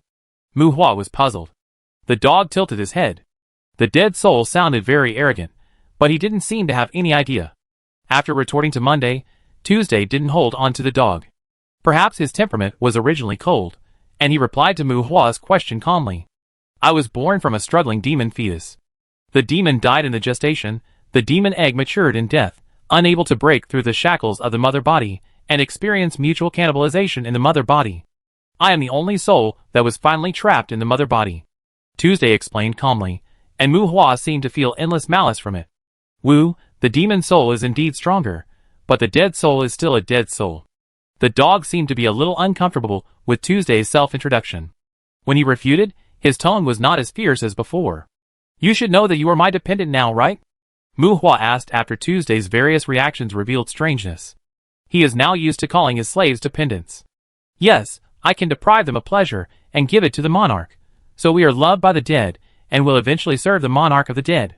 I have never heard of forced slavery, nor have I heard of the existence of territories in the abyss. So, my lord, I am willing to offer you eternal loyalty. Tuesday's figure was erratic, and he seemed to be bowing. Muhua only understood a little, but at least he confirmed one thing, that Tuesday was very smart, and standing with it, Monday was a fool. After a brief exchange, Muhua probably understood Tuesday's ability. The various behaviors of creatures, the ultimate result they want to achieve is basically physical and mental pleasure. And the tortured princess can plunder this pleasure, and then give this pleasure to the undead creatures who cannot experience pleasure. To put it bluntly, you eat, drink and have fun, but you can only feel empty and withered, and the pleasure is taken by others. It's quite abstract and bad. But the tortured princess is undoubtedly a treasure for the undead creatures. As long as they experience the stolen pleasure, I'm afraid even the lich is willing to kneel in front of the tortured princess and be a little milk dog. Well, although this ability seems to be useless to Muhua, the tortured princess has other values. For example, it promotes the growth of the soul much better than the dead soul. They are soul comforters. Soul growth? Indeed, the physique and intelligence can be tempered through meditation, and in fact, the spirit can also be tempered and grown. However, the tempering of the spirit is more bizarre. It needs to be beaten and stimulated, and the simplest, most popular, and most efficient way is to let the ghost-like undead creatures dig out your soul. You can imagine that the claws of the ghost reach into your soul and tear it apart. If you can't control it well, you will be dead in a few minutes. This kind of training method should be considered strange, right? But the soul can only grow stronger in this kind of torment. A new tortured princess has been added to the family, but now it seems that this tortured princess should not have any means to threaten the hellhound on the fishing rod. Not only can it not threaten the hellhound, but the hellhound's racial talent seems to have the ability to restrain spirits. Ghosts are basically crunchy for hellhounds. Muhua let Tuesday attach to his soul, and feel the strangeness of the soul, like a cat scratching. It's a little itchy, a little painful, a little comfortable, and it makes the hair all over the body tremble from time to time. Tuesday, remember to remind me later, and buy you an encyclopedia of massage. Lifting the fishing rod, the skeleton warrior raised his knife, and Muhua set up the Annihilator Type 1 light machine gun with a full magazine, and said to Tuesday in his mind. Chapter 42. Ao the beast roared, like a dog or a tiger. Tat, tat, tat, tat the machine gun spewed out flames, and Muhua moved with the gun to prevent the hellhound in the earth pit from breaking through the blockade of the skeleton warriors. Kara, a skeleton warrior, was knocked over by the hellhound, and another skeleton warrior was bitten into a mess of bones by the hellhound's crazy continuous biting. Tat, tat, tat, tat the machine gun fired, and the exorcism bullets hit the frantically biting hellhound, and also hit its own skeleton warriors. Fortunately, the hellhound did not show any beast's fighting instincts, and was still crazy enough to attack nearby blockers. The bullets that penetrated into the body made the hellhound's attack more crazy, but it did not try to chase the source of the bullets. The skeleton warrior's slashing could not cut the hellhound's bones, and could only leave dents and shallow knife marks on the hellhound. Whenever the hellhound roared in anger, the sparks from its mouth from time to time made Muhua's pupils shrink. It was not fear, but an excitement of expectation. In this tense battle, Muhua actually wondered whether the hellhound could melt a skill stone with affinity for the fire element. After all, there was no magic book to learn that thing. Muhua felt that as a wild warrior, he was becoming more mature. Bang! Seeing the right time, a bullet that drilled into the hellhound's eyeball ended the battle. The hellhound was exhausted in the siege of a pile of half-broken skeletons, and fell to the ground twitching. The hellhound was not dead yet, and the skeleton warrior raised his sword and stabbed it hard into the soft flesh of the hellhound's body. The exposed fangs and the exoskeleton protecting the head had cracks, but they were not damaged. The monster-like body structure greatly improved the survivability of the hellhound. A skeleton warrior that was bitten in half crawled forward and stabbed the hellhound's eyeball again. The hellhound's body could no longer move, but its tail with a snake head was still whipping and swaying. Like the sting of a wasp, some demons are not safe even after death, but this tail itself has no attack power, and the maddening toxins are of no use to the skeleton warriors. In a battle with completely unequal strength, the hellhound has stronger combat power. Monday, who requested a duel with the hellhound, could only hide aside and bark to cheer. Under Muhua's gun, the skeleton warriors acted as tanks and cannon fodder. In order to kill the hellhound more efficiently, more than half of the injuries on these skeleton warriors were caused by Muhua. On Monday let out a rather majestic howl. Muhua wanted to kick the hot gun barrel a few times. The battle subsided, and the hellhound's tail stopped twitching. Zhou Yi walked down the pit with a heroic and proud step, without recognizing any relatives. Woo, woo, a whimper came from his throat. Zhou Yi was like a dog looking for a place to poop, circling around the hellhound's body and digging the soil. The dog's posture at this time once again fully proved its identity as a monster. Summoning the skeleton warrior again, Muhua asked the skeleton warrior to fiddle with the hellhound's body again, and confirmed that there was no problem, and then let the skeleton warrior drag the hellhound's body out of the pit. Zhou Yi was anxiously chasing the hellhound's body, and Muhua sensed the complexity of his emotions. Excitement, desire, worry, fear. Zhou Yi has the blood of the hellhound, but it also has more monster blood. It needs to devour a hellhound to start the evolution, but it may die in the process, and death is also a risk that most monsters must face when evolving. Monsters are obsessed with the energy generated by extreme emotions, because this energy can promote the growth of their bloodline and increase the success rate of their evolution. Although Zhou Yi ate some philosopher's stones, it still did not reach the level of safe evolution. How about I melt it? Muhua stared at the body of the hellhound with ill intentions. Because he just saw sparks in the hellhound's mouth, he really wanted to try whether the hellhound could melt out the affinity of fire elements. Wu Zhou Yi completely turned into a dog, and said nothing, pacing anxiously around the body of the hellhound. As Muhua's dependent, Zhou Yi's stronger emotional fluctuations will be fed back to Muhua. In Muhua's perception, Zhou Yi's hesitation and uneasiness were gradually replaced by a fierce determination. Master, I want to eat it. Zhou Yi's fangs were exposed, staring at the body of the hellhound, with a fierce light flashing in his eyes. Oh, wait! Seeing the strange magic fluctuations on Zhou Yi's body, Muhua sighed and stopped him. Master? Zhou Yi looked up in confusion, and his mood became uneasy again. Heh, at least you still know how to call me master in the end. Tell me, how many philosopher's stones do you need? Muhua squatted down and patted Zhou Yi's dog head, and 9 mung bean-sized philosopher's stones appeared on his raised palm. These philosopher's stones are Muhua's inventory during this period. His early life made him accustomed to keeping inventory. Anyway, Muhua couldn't figure out what the actual use of this thing was for the time being. In fact, he would share it with Zhou Yi after storing more. Sufficient philosopher's stones can ensure Monday's safe evolution. Seeing Monday's persistence and risking his life.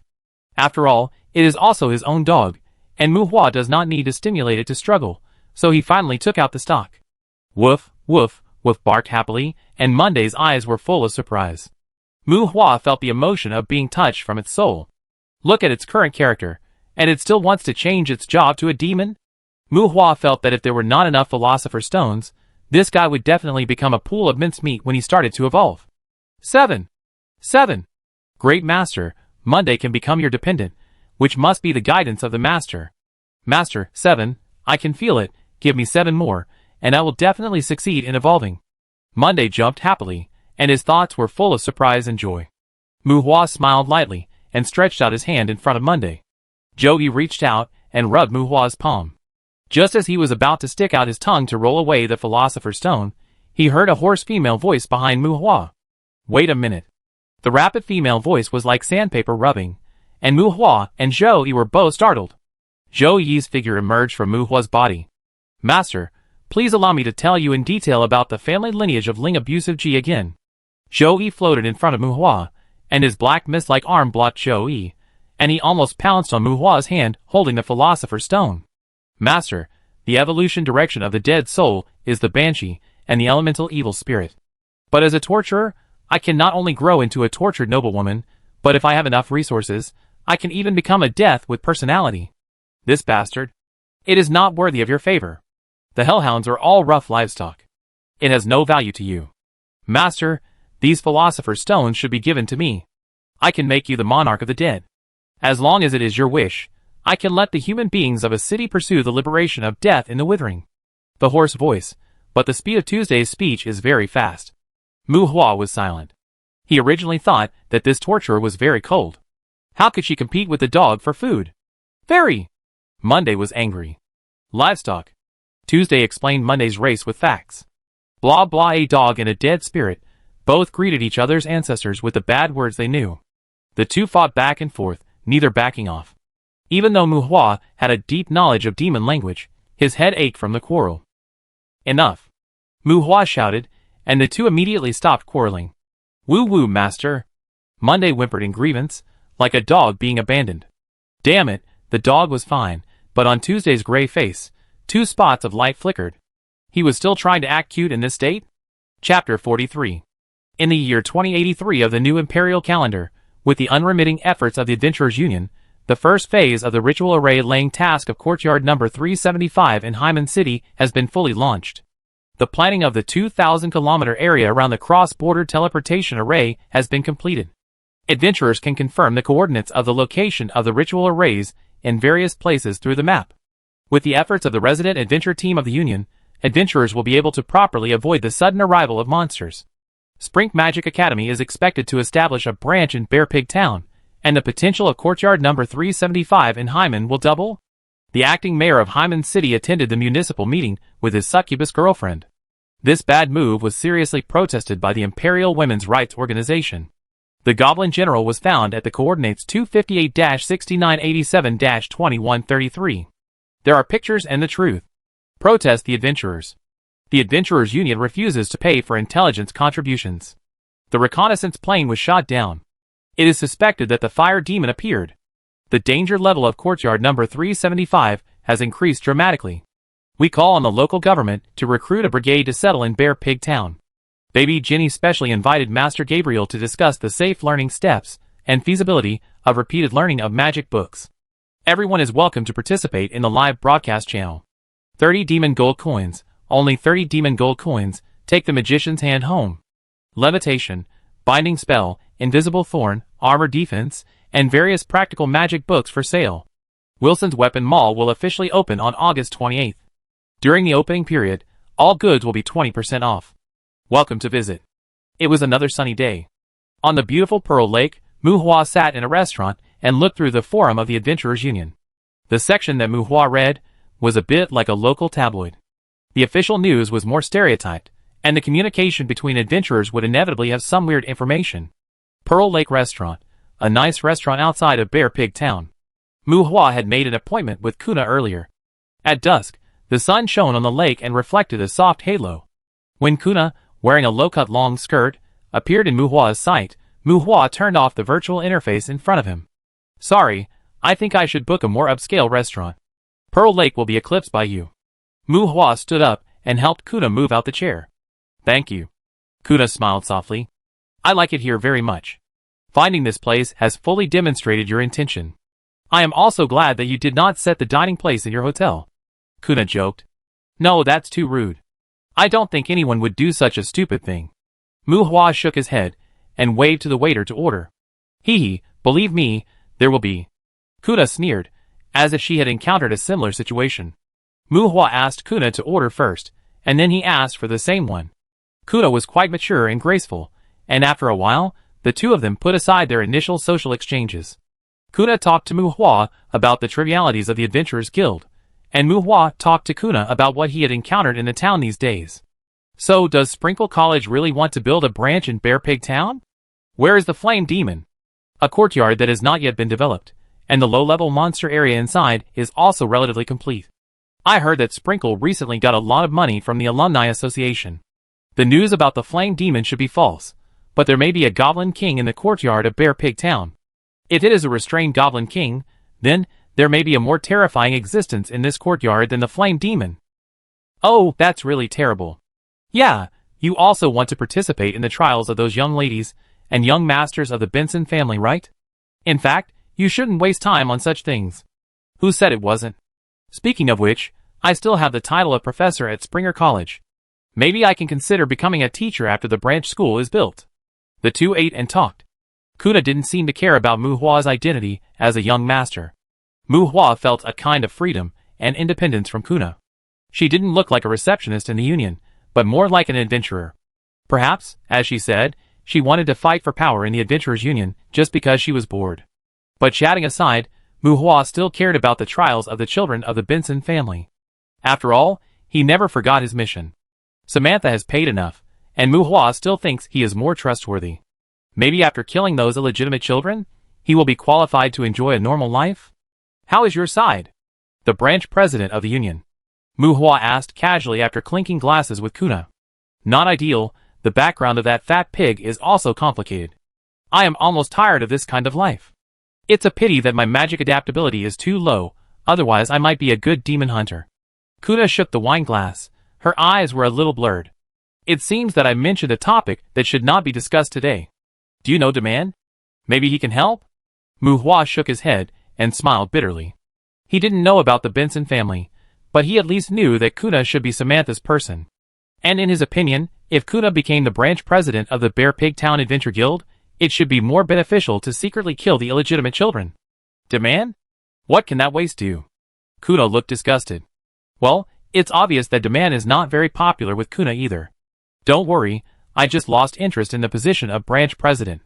Or, what topic do you want to discuss today? The food in the restaurant tastes good, but the ingredients are all ordinary ingredients. I don't know if Kuna is a little drunk, her words are suggestive, and her pursed lips are also very sexy. Hee, you know, I don't have much impression of Luren, and there are many things I need to know. Kuna seemed to be coquettish, and Muhua's heart was moved. Hee, Mu, it seems that you really don't have much impression of Luren. Here, you first need to have courage. Kuna laughed. No, I never lack courage. Muhua raised his eyebrows. Are you sure? Of course. Well, we should go to a quieter place, for example, take me home. Kuna seemed to be provocative. Are you sure? Of course, have you forgotten? I'm still single, and there's no one at my place. Kuna leaned over the table, and deliberately lowered her voice to Muhua. The attractive cute king appeared in his sight. Muhua gritted his teeth. This woman is seeking death. The two stood up tacitly. Kuna smiled and took Muhua's arm. A warm touch came from her arm. Madam, do you mind if I take a look at your attributes? Muhua asked Kuna. You know the identification technique? But, have you forgotten? Courage. Kuna was surprised and turned to tease. No, I just want to recommend a magical fruit to you. It has nothing to do with courage. Mu Hua was thick-skinned, holding a snake fruit with 2 fingers and shaking it in front of Kuna. This woman said that her magic adaptability is low, but what about the demon hunter? Mu Hua is not sure about her physique. Looking at the snake fruit that Mu Hua took out, Kuna was speechless for a while, and her cheeks were slightly red for a while. Mu, I take back what I just said. You are very courageous, and have the potential to be a jerk for taking out the aphrodisiac on the first date. Isn't it a good thing? Mu Hua asked innocently. Yes, it is indeed a good thing. At least I haven't tasted it. Kuna slapped Mu Hua's arm with a look of anger and laughter. In private, Kuna's temperament is somewhat different from that in the Union. The two left the restaurant in a low voice, and when they went out, a tall and thin man walked past them. The man had a cold expression and ordinary looks, and there seemed to be nothing special about him. But Mu Hua clearly felt that Kuna's body stiffened. After passing by the man, Mu Hua felt Kuna's subtle pulling, as if she was avoiding the man. Walking out of the restaurant, the sky outside was already dark, and the surface of Pearl Lake not far away reflected the moonlight, and Kuna's action of dragging Mu Hua became more obvious. Kuna? Mu Hua asked in confusion. Quick! Get out of here! Kuna lowered her voice very low, and her beautiful face was already showing anxiety. Chapter 44. Kuna was very nervous. She exerted force on the hand that was originally holding Mu Hua's arm, causing Mu Hua's arm to hurt. Can you explain the situation? Mu Hua asked. The Pearl Lake restaurant is located in the suburbs. To park, you need to go around the lakeside path in front of the restaurant. Behind a forest of 400 to 500 square meters is the main road leading to the town. Moonlight grass dispels the darkness of the night. These magical plants planted on the roadside will emit soft light at night. When Kuna and Mu approached the woods with rustling night wind, there seemed to be a faster frequency of footsteps coming from behind. The man just now, he killed 32 adventurers in the courtyard in 1 year. The Union system shows that he has surrendered to the devil. If he still has the adventurer certificate, it should be marked with black light. Kuna explained quickly. This kind of people are extremely dangerous. They may have gained power from the devil. They are no longer something that ordinary bounty hunters can handle. Bounty hunters are not people who catch criminals in the general public, but ruthless characters who capture and hunt red names in the adventurer group. Hee, Kuna, I remember you. I like your pretty face. I think we should talk. Kuna's voice just fell, and the voice of a middle-aged man came from behind. There was a hint of ridicule in the tone, and there seemed to be a little arrogance in controlling the fate of others. Felix. Kuna exclaimed, and subconsciously blocked Mu Hua with her arm, blocking Mu Hua behind her. Haha, sure enough, you remember me too. You know? The first time I saw you in the Adventurers Guild, I fell in love with you, remember? In Hyman. The man walked out of the darkness under the reflection of the moonlight grass. The night wind blew, and the middle-aged man named Felix dragged a twisted shadow behind him. Felix, you should know that the demon follower will be blacklisted by the goddess of justice. You should find a courtyard to stay, where it is safer for you. Your information has been posted in the bounty area of the guard team. Kuna refuted Felix's slightly ambiguous words. At this time, Felix was no longer cold as before. An evil smile hung on his originally stiff face. When he heard the words of the goddess of justice, Felix's eyes showed obvious disgust. Shut up, goddess of justice? That's just a false god you imagined. I was forced. Where was she when I was tortured by the devil? No, the devil accepted my loyalty, so I'm still alive. Felix rebuked crazily. Well, facing the devil, many times, we really don't have too many choices. Kuna did not continue to refute Felix, and even a trace of tenderness and sympathy appeared on her clean cheeks. Mu Hua looked at Kuna unexpectedly. It was obvious that she had no fear for the goddess of justice. At least when her life was threatened, she didn't mind protesting against the goddess of justice's inaction. My dear, you are still so gentle. But I really don't want to see those hyena-like night hunters again. Kuna cooperated, but unfortunately Felix was not a love trouble. Felix's tone was fierce, but the evil in his eyes was clearly visible. The night hunters were an organization among the ordinary people of Luren to deal with extraordinary criminals. They obeyed the dispatch of local governments, and it was said that the top leaders were likely to be members of the Crown Shadow who belonged to a certain king. Felix was ready to kill, and Kuna's face suddenly changed. Felix, we can pretend that we have never seen you. We don't want to cause trouble. Kuna said nervously. Should dear, I don't want to cause trouble either, and I am good at solving trouble. I like it here. Felix put his finger on his mouth, and when he spread his palm, he scattered several objects similar to canine teeth on the ground. As Felix moved, the sacrificial array rose beside Felix, and in the swaying light, the breath of wild beasts filled the lakeside at night. Black evil dogs, 10 black evil dogs appeared beside Felix, with hairless black skin, sharp claws, and fascinating blue light flashing in their eyes. These black evil dogs are generally stronger, and their common feature is that they all lack a canine tooth. The sacrificial array is not a summoning array for summoned beasts. In addition to randomly summoning monsters, the sacrificial array can also use magic tools to summon specific monsters. The canine teeth that Felix just dropped should be the magic weapon of these black dogs. Unless there is a contractual relationship between the two parties of the sacrifice, that they will not harm each other, few people will summon ferocious monsters in this way. Keep your voice down, I will give you a quick death. Believe me, it is not comfortable to be bitten by these little cuties. I got them from the devil. They once tore 3 demon hunters to pieces. Look, the so-called goddess of justice did not give me any punishment. Felix had a mocking expression on his face, and at this time Muhua pushed away Kuna, who was blocking him. Muhua roughly understood the situation, a villain who had murdered other adventurers in the courtyard and surrendered to a certain devil. The devil also gave him 10 trained black dogs. The black dogs are of low rank, but they are similar to wolves, and they are troublesome when they form a group. But Muhua wondered, what is there to be proud of having 10 black dogs given by the devil? Or, what kind of devil would have the nerve to give a group of dogs to those who surrender to it? This is simply a devaluation of the devil, isn't it? A group of dogs? Is this the power given to him by the devil? Muhua stood out from behind Kuna. Without any sarcasm, his words were full of doubts.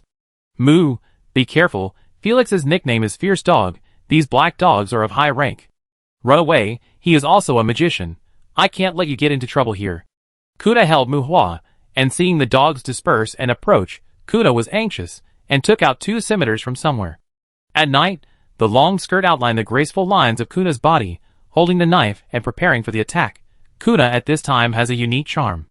Determined and firm, but from her nervous expression, it is not difficult to see that she is obviously not sure to fight Felix. And Muhua, even though he didn't know the specific combat power of Felix, he was still not used to letting a woman he just wanted to ride on risk her life to cover his escape. He was not used to it. Escape first? Because of the Benson family? Haha, I don't have much to do with the Benson family. Muhua's eyes also flashed with determination. He didn't block Kuna again, but stood side by side with Kuna, facing Felix, who was driving the dogs together with Kuna. Pull out a gun? The opponent is not a psychopath born in the abyss. Muhua is worried about provoking the dogs to kill him immediately. And looking at Kuna's posture, Muhua feels that this sister should be better at fighting than him. Haha, a love-struck little boy. Boy, I like you. I decided to kill all the people nearby. I will let you listen to the woman's screams before you die. The conversation between the two made Felix smile morbidly. Kuna didn't say anything more, because the black evil dog was close enough to them. It might be more dangerous to let Muhua escape alone at this time. Kuna lowered her body and took an attacking posture. The hem of her skirt could no longer cover her plump long legs. A summoning array also rose around Muhua, which was a dependent summoning array. The black evil dog under Felix leaned forward and bared its teeth. Unexpectedly, he also took out a staff from the space props at the first time. The staff was about 1.3 meters long, and the top was a magic core with blood vessel-like patterns. The next moment, the creature that appeared in the summoning array made Felix's expression change suddenly. Roar, a beast roar, that was completely different from a dog's bark. The dark red skin is keratinous, and the bone armor covers the head except the jaw. Over 1 meter in height, if the size of the black evil dog is similar to that of a German shepherd, then the evil creature that appeared in the summoning array at this time is more like a large mastiff that has undergone biochemical transformation. The summoning of the dependents is a summoning function unique to the slave contract. This summoning does not even require Muhua to pay for the magic power. The magic power required by the summoning array is paid by the summon Monday. Damn livestock dog, retreat. How dare you show your teeth in front of the powerful Monday? Monday appeared, and as soon as he saw the surrounding environment clearly, he immediately shouted angrily. Hellhound, Monday has completed the blood transition. When it became a hellhound, it seemed to forget the fact that it was once a black evil dog. Chapter 45. Black Evil Dogs, Level 125, Physique 157, Intelligence 6, Spirit 20. The level of the black evil dogs that Felix brought out was seriously over the standard. The physique of these black evil dogs has reached the entry standard of demon hunters. Although the level can be improved by killing, there is no experience distribution between combat participants in this world. The killer gets all the experience, which also involves the experience reduction of killing without one's own power, etc. These black evil dogs have obviously been specially trained, and the black evil dogs with low talent potential are even more troublesome to train. The physical attributes of these black evil dogs have caught up with the hellhound that Muhua brought out from the abyss earlier. No wonder Felix would show off his power with a group of dogs. However, no matter how strong the attributes of the black evil dogs are, they are still black evil dogs. Relying solely on attributes, they can only bully creatures that lack talent. Monday, who became a hellhound, was no longer a salted fish that was used as evolutionary material. In Muhua's opinion, the evolved Monday could be regarded as an inspirational example of counterattack. Name, Monday, race, demon, level 43. Life, 100%. Magic, 100%. Constitution, 221. Intelligence, 80. Spirit, 70. Magic adaptability, B. Distributable points, 0. Talent, primary fire element affinity, weakened flame breath, soul devouring fierce frenzy. Skill, bite LV3.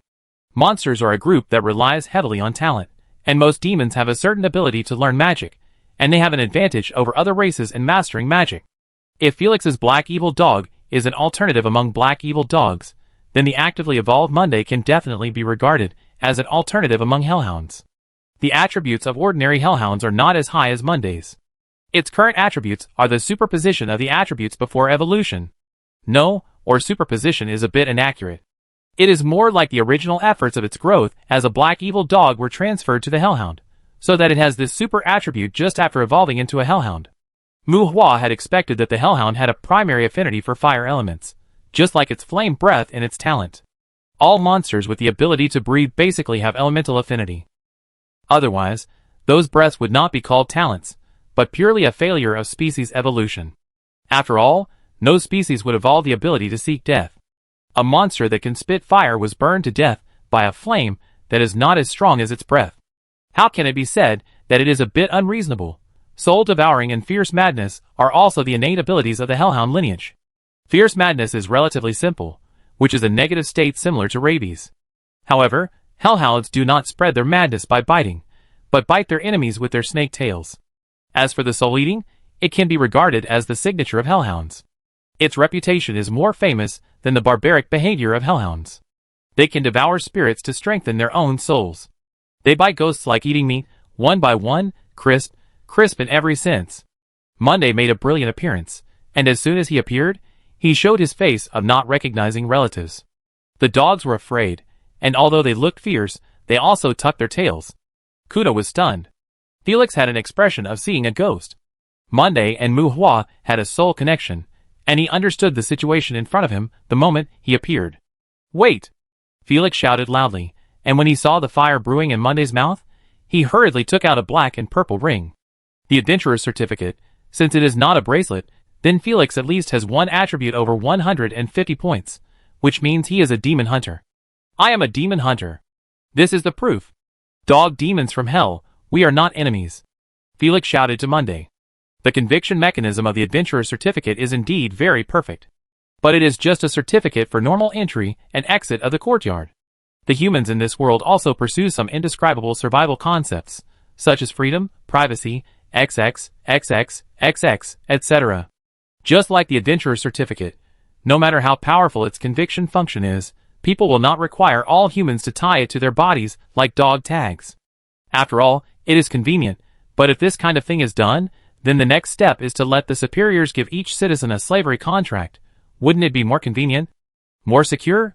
Although the adventurer's certificate can be used to convict some things in the courtyard, let alone adventurers, even ordinary people refuse to define such things as something that must be shown to others at all times.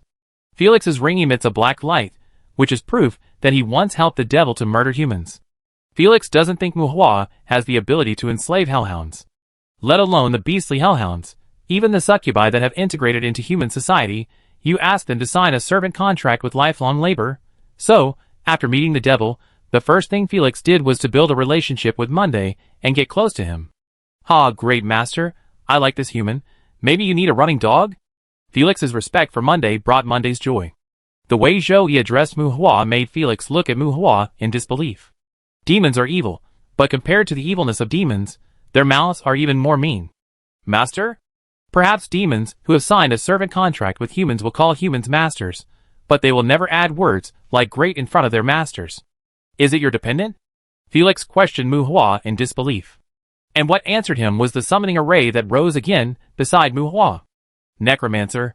Felix subconsciously stepped back, trying to distance himself from Muhua.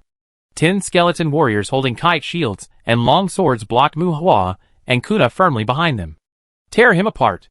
Muhua shouted coldly. "Roar!" Zhou roared, stretched out his claws on all 4 legs, and pounced on the nearest black evil dog. The originally scattered black evil dogs gathered again. Although the changes in the field made them afraid, they still protected Felix behind them. "Ah!" A shrill dog barked. A black vicious dog was bitten on the head and face by Zhou Yi, who passed by and flew to the side. 5 skeleton warriors also rushed into the pack of dogs with their bone tails swinging. Hot fire element. Felix raised his staff and instantly judged the situation. He tried to cast a spell to repel the hellhound first. The magic circle was formed in front of the staff, and the fireball was brewing in the magic circle. "Ah!" with Muhua's weird cry. The fireball hit Felix's face.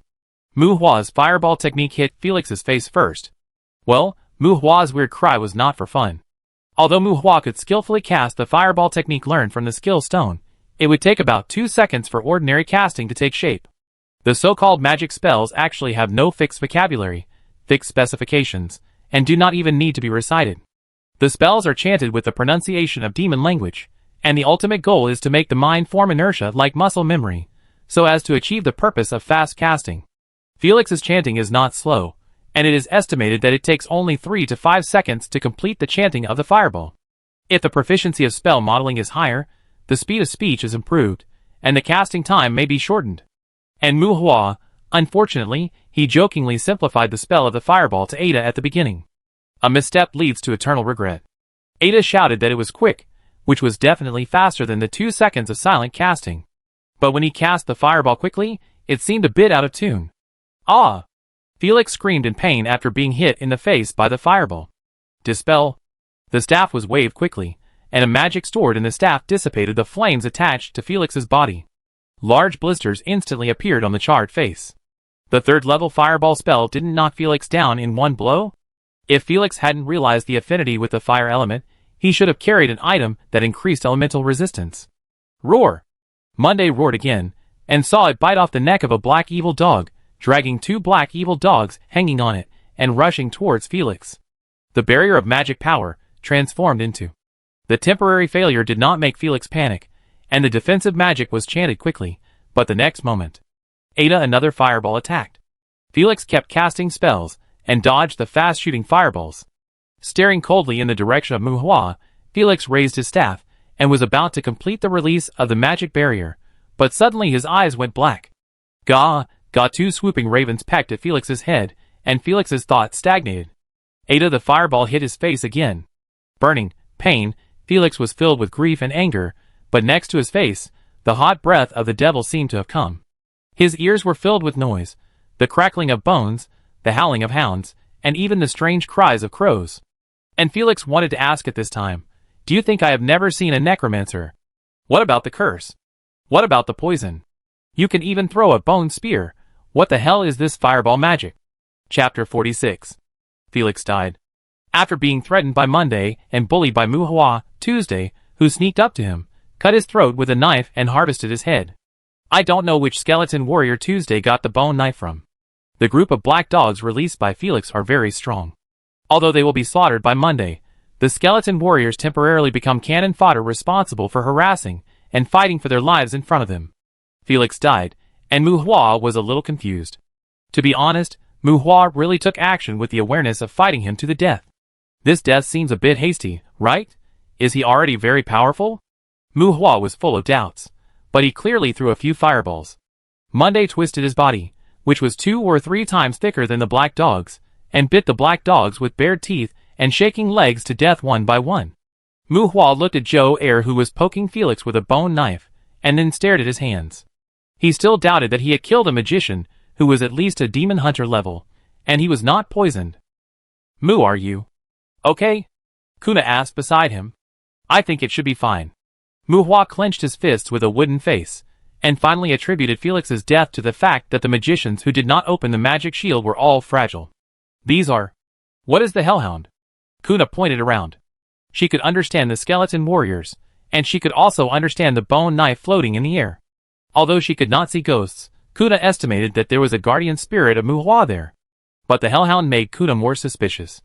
It was okay that Mu Hua had enslaved a mixed-breed black evil dog earlier. This was a real demon. Oh, it's Monday. You know, I'm a potion master, and my research direction is actually the evolution of monsters. Mu Hua began to add settings to himself without any pressure. It's Monday, that black evil dog? No wonder you can become a professor. Kuna was surprised, and suddenly realized. She didn't understand much about intellectuals.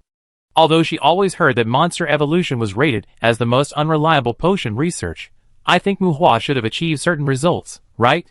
Killed all the black evil dogs, and the hellhound came to Kuna obediently. Kuna reached out, and touched the warm bone armor on Monday's head. If it weren't for its head, and face stained red with blood, the hellhound with its tongue sticking out almost made Kuna mistakenly think that it was a docile big dog. The evolved Monday was very well behaved in front of Mu Hua, or it could be said that after Tuesday joined the gang, Monday began to become well behaved. Compared to Tuesday, who could merge with Mu Hua, Monday felt a serious threat, so much so that it now did not hesitate to please the woman around Mu Hua, and ran to Kuna to act cute. I didn't know you were so powerful. Kuna sighed. Oh, actually I didn't know either.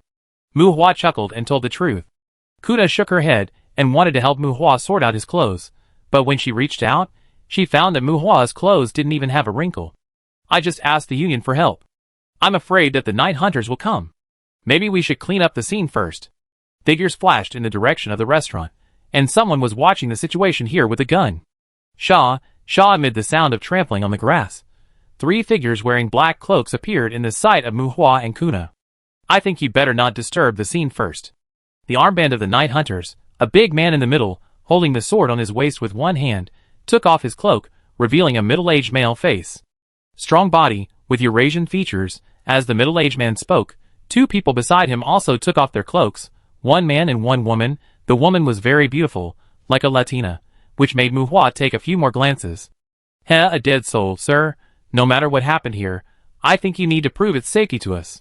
Another man among the 3 laughed and said after seeing Tuesday, and showed his ID. This is not that he is looking for trouble with Mu Hua, because they are different from the night hunters outside the security team. Their main job is to eliminate the spirits and ghosts that threaten ordinary people in human society. Without much explanation, the skeleton warrior and Monday dissipated in the magic circle, and Tuesday sneaked into Mu Hua's body as if possessed, and the night hunter who spoke earlier whistled teasingly. There is no need to explain Monday's demon identity. The magic circle unique to summoning followers has proved that Mu Hua is its master. Night hunter, Buck. We received a notice that a demon has appeared here. It seems that you have solved it?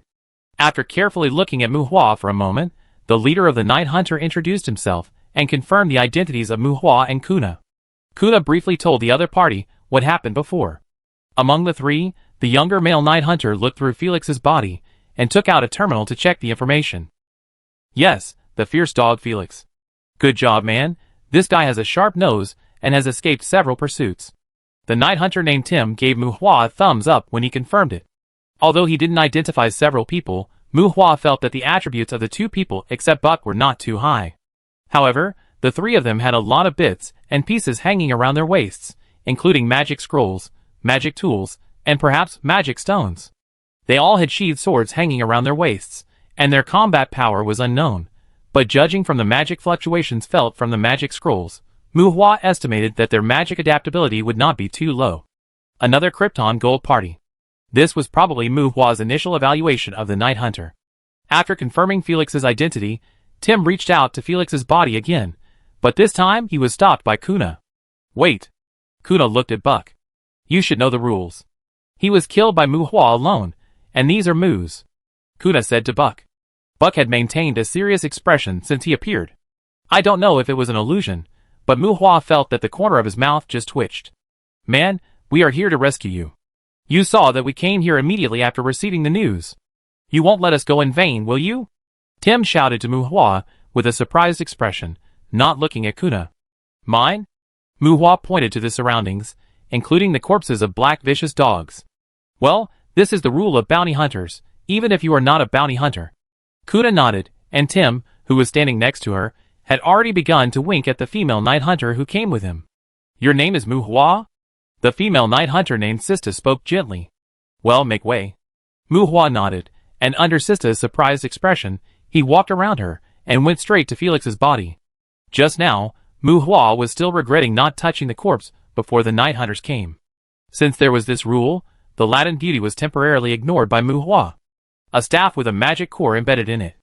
The staff itself should have been infiltrated with a lot of mithril. I took it. A storage ring with a space of 5 cubic meters. The space is not large.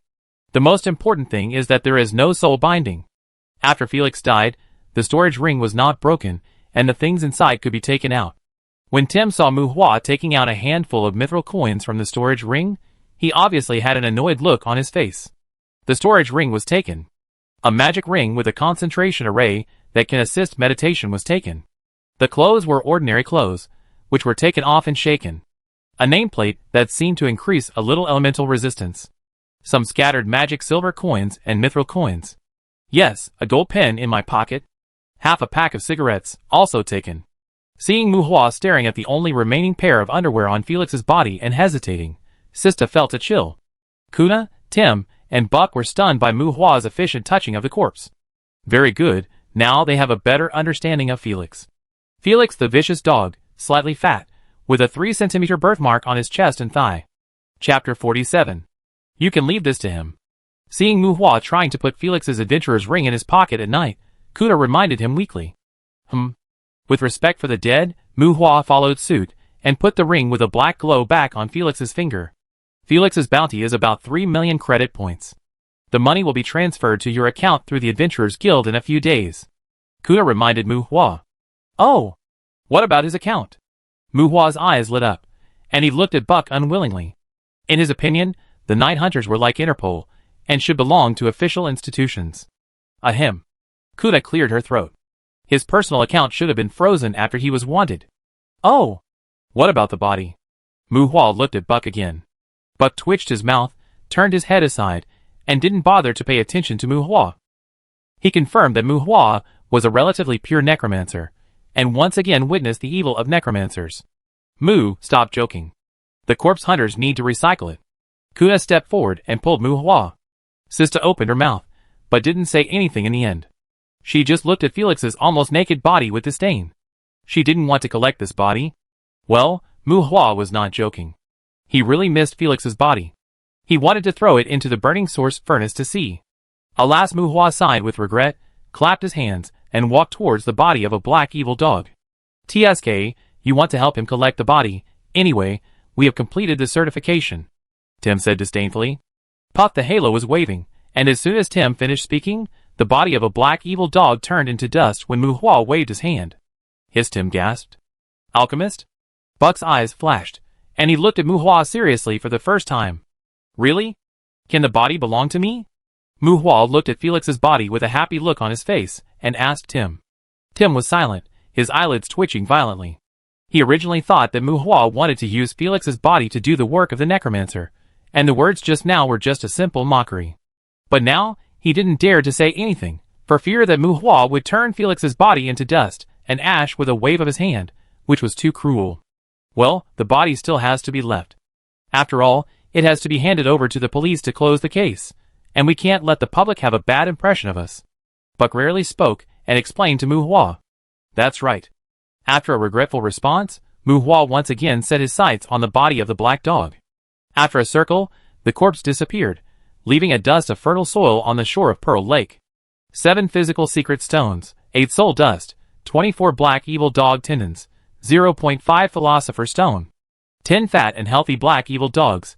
The harvest from melting is good, and the progress of the abyss fishing rod has also increased a little. Although there is no secret stone of Balian, These black evil dogs actually gave Mu Hua 8 skill stones called Bite.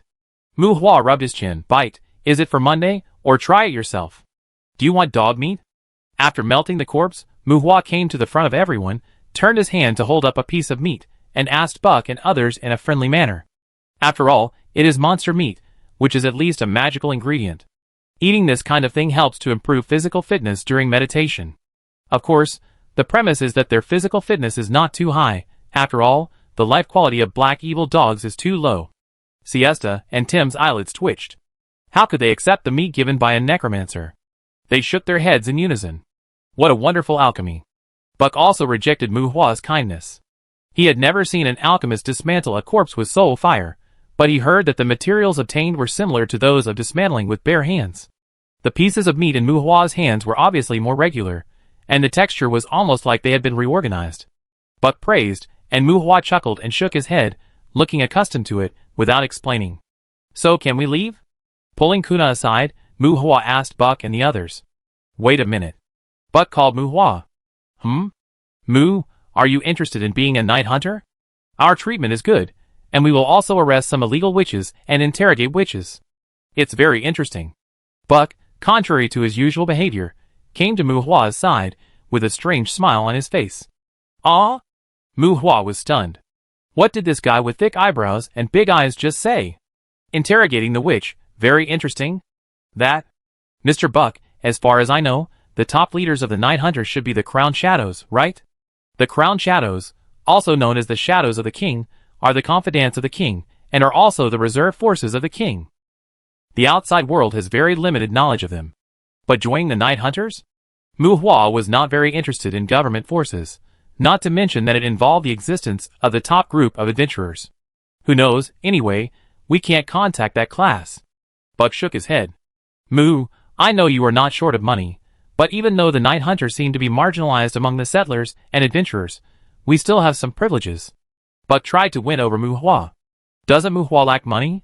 When Buck saw that Mu Hua had 10 skeleton warriors, he determined that Mu Hua was not short of money. As for Mu Hua's overly experienced corpse touching, Buck attributed it to the traditional craft of the necromancer. I have lived in Lanton for many years. Believe me, I respect privileges and should understand privileges better than you do. Buck's sudden change of attitude made Mu Hua uncomfortable. Well, okay. But you are so young. As an alchemist, if you join the Night Hunters, you should be able to obtain a lot of resources. Maybe you can get in touch with the top leaders, or even the king. Buck was speechless for a moment, but he still didn't give up. And Mu Hua smelled a strong fragrance of big cake from his words. Alchemy? Mu Hua suddenly realized that if Buck wanted to pull him into the Night Hunters organization because of this, he was probably thinking too much. His alchemy is a fake. As the saying goes, alchemy ruins your life. That thing is very troublesome to brush. Even the elementary alchemy that can improve the level of practice has been put aside by Mu Hua.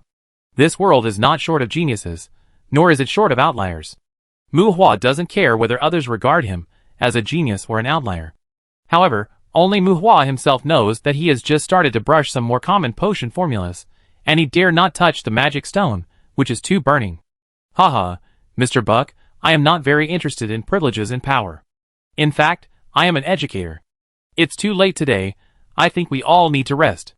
Mu Hua smiled and asked Kuna to leave. Mu Hua's refusal attitude was obvious, and Buck's face was obviously disappointed. Tim took out the terminal to look for Mu Hua's information. Damn, he is really a professor. Looking at Mu Hua's back as he left, Tim handed the information he found to Buck. He is from the Benson family. Forget it. Buck, there is no benefit in being the guide of these young masters of the family. Siesta said on the side. Benson? Forget it.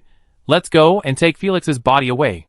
Buck frowned, and seemed to have no intention of pestering Mu Hua. At this time, Mu Hua also got into Kuna's car. After a brief silence, Kuna started the car. Mu, there are not many people with psychic ability among the Night Hunters. They are just equipped with psychic potions. Kuna hinted, with a tentative tone. Oh, that's really luxurious. I'm not interested in accompanying an organization whose affiliation is unclear. Mu Hua leaned back in his seat and muttered. Join the Night Hunters, you may get some help from the family. Kuna suggested while driving. Have you forgotten what I just said? I have nothing to do with the Benson family. Mu Hua shook his head. After a series of events, he and Kuna got along more casually. Well, yes, I think I won't forget it. Kuna smiled and stroked her long hair. She remembered Mu Hua's back blocking her before. Mu, where is the snake fruit you took before? Kuna asked Mu Hua in the dimly lit car. This? Mu Hua was puzzled and took out a snake fruit. Kuna reached out and asked for it. But Kuna drove with one hand and held the snake fruit in front of her with the other hand. I haven't tasted this kind of fruit. Well, it tastes good. When Kuna said this, she put the snake fruit into her mouth. Go! Mu Hua sat in shock. You're crazy. Ha Mu, have you forgotten that you need courage? Damn courage. We are flying in the sky at a speed of 200 kilometers per hour. Hee, don't worry. Sister's skills are very good in every sense. We will be home soon. Kuna's laughter echoed in the car, her eyes that seemed to be about to squeeze out water, her pink tongue licking her red lips, her plump breasts, her silky legs. Mu Hua found that he was a little scared. Chapter 48. Kuna is very sexy in every sense. It was a crazy night, and both of them enjoyed it very much. In private, Kuna is a very open-minded woman, and with her mature charm, she can handle any posture. After a night of tossing and turning, it was the first time that Mu Hua had a normal night in the human world since he opened the Abyss Island. Kuna is much older than Mu Hua, and she is also very open. The next morning, the two got up lazily, and Kuna said that Mu Hua could try to date her at any time, at least before she found a man who could be a stable boyfriend. This argument undoubtedly stimulated Mu Hua, who was still a little worried about gains and losses. Obviously, Kuna did not want to become a boyfriend and girlfriend with him. I have heard that the atmosphere between men and women in Luren is much more open than that in Lantan. This time, Mu Hua also had a deep experience. It is hard to say who slept with whom in their lingering. Both of them have their own lives. If one of them finds a partner, both parties will stop too close contact. To be fair, Mu Hua likes this kind of tone. Kuna taught Mu Hua a good lesson. This way of thinking seems very common for women in Luren. There is no pretense of being both responsible and upright. The impulse to let go of oneself is brewing in Mu Hua's heart. But thinking about Nick, whom he met a few days ago, in order to avoid becoming that kind of person, Mu Hua still thinks about going to the Abyss Island during the day to make up for the practice time last night. Kuna has a normal job, although she doesn't seem to mind Mu Hua staying at her house. But Mu Hua doesn't want to break the vague boundary between the two of them. After Kuna went to work, Mu Hua left her apartment. The morning in the town was full of peace, and the rising sun cast a beautiful halo on the distant Nordre mountain. Mu Hua, who was in a good mood, regarded it as a rainbow representing luck. The raven that landed on Mu Hua's shoulder greeted people doing morning exercises on his behalf from time to time, and occasionally attracted the curious eyes of beautiful women. Hey Mu, I heard that demand got the snake fruit from you. Buddy, you should send them all to me. Believe me, I will give you a satisfactory price. Nick really didn't think about it, and Mu Hua received his call early in the morning. I don't know where he got to know about the snake fruit, and he ran to Mu Hua to buy it. Nick, you don't need it, so leave it to those who need it. I can help you prepare soul potions at any time, but I don't want to see you in a more serious condition. Ignoring Nick's generosity, Mu Hua refused Nick's request. Although aphrodisiacs are not very presentable, just like all honest people don't mind preparing 2 kilograms of drugs, these things are probably more popular than most life-saving things. There is no shortage of buyers for the snake fruit, and Mu Hua doesn't want Nick to mess around with it. After all, he has a real succubus by his side. Hey man, it was a misunderstanding. Nick protested when Mu Hua brought up the embarrassing incident. Oh, okay, a misunderstanding. Nick, let's end the topic of aphrodisiacs. We should all enjoy a refreshing morning. Mu Hua responded casually, and hung up the call without waiting for Nick to say anything else. After ending the communication with Nick, Mu Hua returned to the hotel. Mu Hua, who did not return home at night and was in high spirits, was disliked by Demand. However, seeing that Demand transferred 1.5 million credit points to him, Mu Hua decided not to bother with him. No demon gold coins? Credit points were credited, and these profits came from the 10 snake fruits given to Demand. Credit point transfers are more convenient, and snake fruits sell well. I found different buyers for them. Believe me, customer channels are always more important than demon gold coins. Demand was a little proud. Oh, as long as you like it, see if you can handle these, and give me breakfast. How about those energy potions? He handed the scraps looted from Felix last night to Demand, but Demand was not interested in these things. He didn't care that Demand disliked the low-level things, anyway, they were all picked up, and the snake fruit made Muhua get ideal profits, so he didn't care how Demand shipped them. That kind of energy potion with added ingredients is too common, so we need more high-quality customers. We need to let customers think of us directly when they need it. The people I contacted are all rich people. For that kind of energy potion, sometimes the amount they buy at a time even exceeds the sales of those black market rats in half a year. Of course, in order to deepen their impression, it would be better if there were snake fruit. Occasionally, they would love us if we put some good goods. Demand came to Muhua and talked to himself, but it was obvious that the sales of energy potions should not be ideal. Hee, the snake fruit is gone for the time being, but I should be able to get some more in a while. Muhua had breakfast. The snake fruit tree is originally a dwarf shrub. The snake fruit tree found earlier did not have many fruits. After picking, Muhua transplanted it to the Abyss Island. The fruit tree did not wither, and grew well for the time being. The snake fruit can grow for about one season a year, but there is a big time difference between the Abyss Island and the outside world. One day in Luren is almost equivalent to a month inside. Maybe in a month or so, we can see whether the fruit trees will continue to bear fruit. Moo, you said that the snake fruit can't be grown. Are you hiding something from me? Demand has also carefully searched for information about the snake fruit these days. He knows that the snake fruit is difficult to grow. At this time, Demand guessed whether Muhua had found an environment like a fruit forest in the courtyard. Do I need to confess something to you? Demand pretended to be aggrieved, but unfortunately Muhua didn't buy it. Please help me buy some magic stones when you have time. I need magic stones from gnolls, lizards, and imps. After finishing breakfast, Muhua stood up and said to Demand, "Low-level magic stones? The energy of this kind of magic stones dissipates quickly, and they are usually collected by energy companies to make energy units as soon as possible. No one will bother to distinguish them. How can I buy them?" Demand looked disgusted. Then just collect some low-level magic stones, which can be higher than the price of the Adventurers Guild, and maybe it can bring some guests to the hotel. Muhua thought, and now he had some money in his pocket, he began to think about the skill stones that can be melted from the low-level monsters. Attract guests? With your 1.5 million credit points? Demand questioned. Low-level magic stones are quite cheap, and they are really sold by kilogram. Some adventurers are even too lazy to pick up low-level monsters after killing them, because the energy dissipates too quickly. No matter how much they get, adventurers usually deal with them directly to the Adventurers Guild after leaving the courtyard. But no matter how cheap it is still magic stones, because it is relatively easy to obtain. If you offer a high price to buy it, maybe a few people will come to buy it, and Muhua's money will be used up. I killed a follower of the devil last night. There should be a reward of 3 million. I will transfer all the money to you. Let the news go out first, until the money runs out. Muhua frowned. He was a bit greedy, but he was not a miser. You killed a follower of the devil? Demand was surprised and looked up and down at Muhua, who was dressed in a refreshing manner. Forget it. Don't let the news go out. I contact some team agents to see if the money saved is not enough, and then someone will come to the hotel to make trouble. Demand shook his head. It is convenient and fast to sell those low-level magic stones to the Adventurers Guild. It is inevitable that some poor people will come here specifically if you offer a high price for purchase. If you can't eat their goods again, there will be some trouble. That's fine. By the way, what is the price of the Hellhound's magic stone? Muhua asked again. I don't know. I'm not a magic material merchant. By the way, Demand shook his head, stood up, and took out a few bullets from behind the counter and handed them to Muhua. These were the high-level exorcism bullets that Muhua asked him to buy earlier. Oh! A bit more?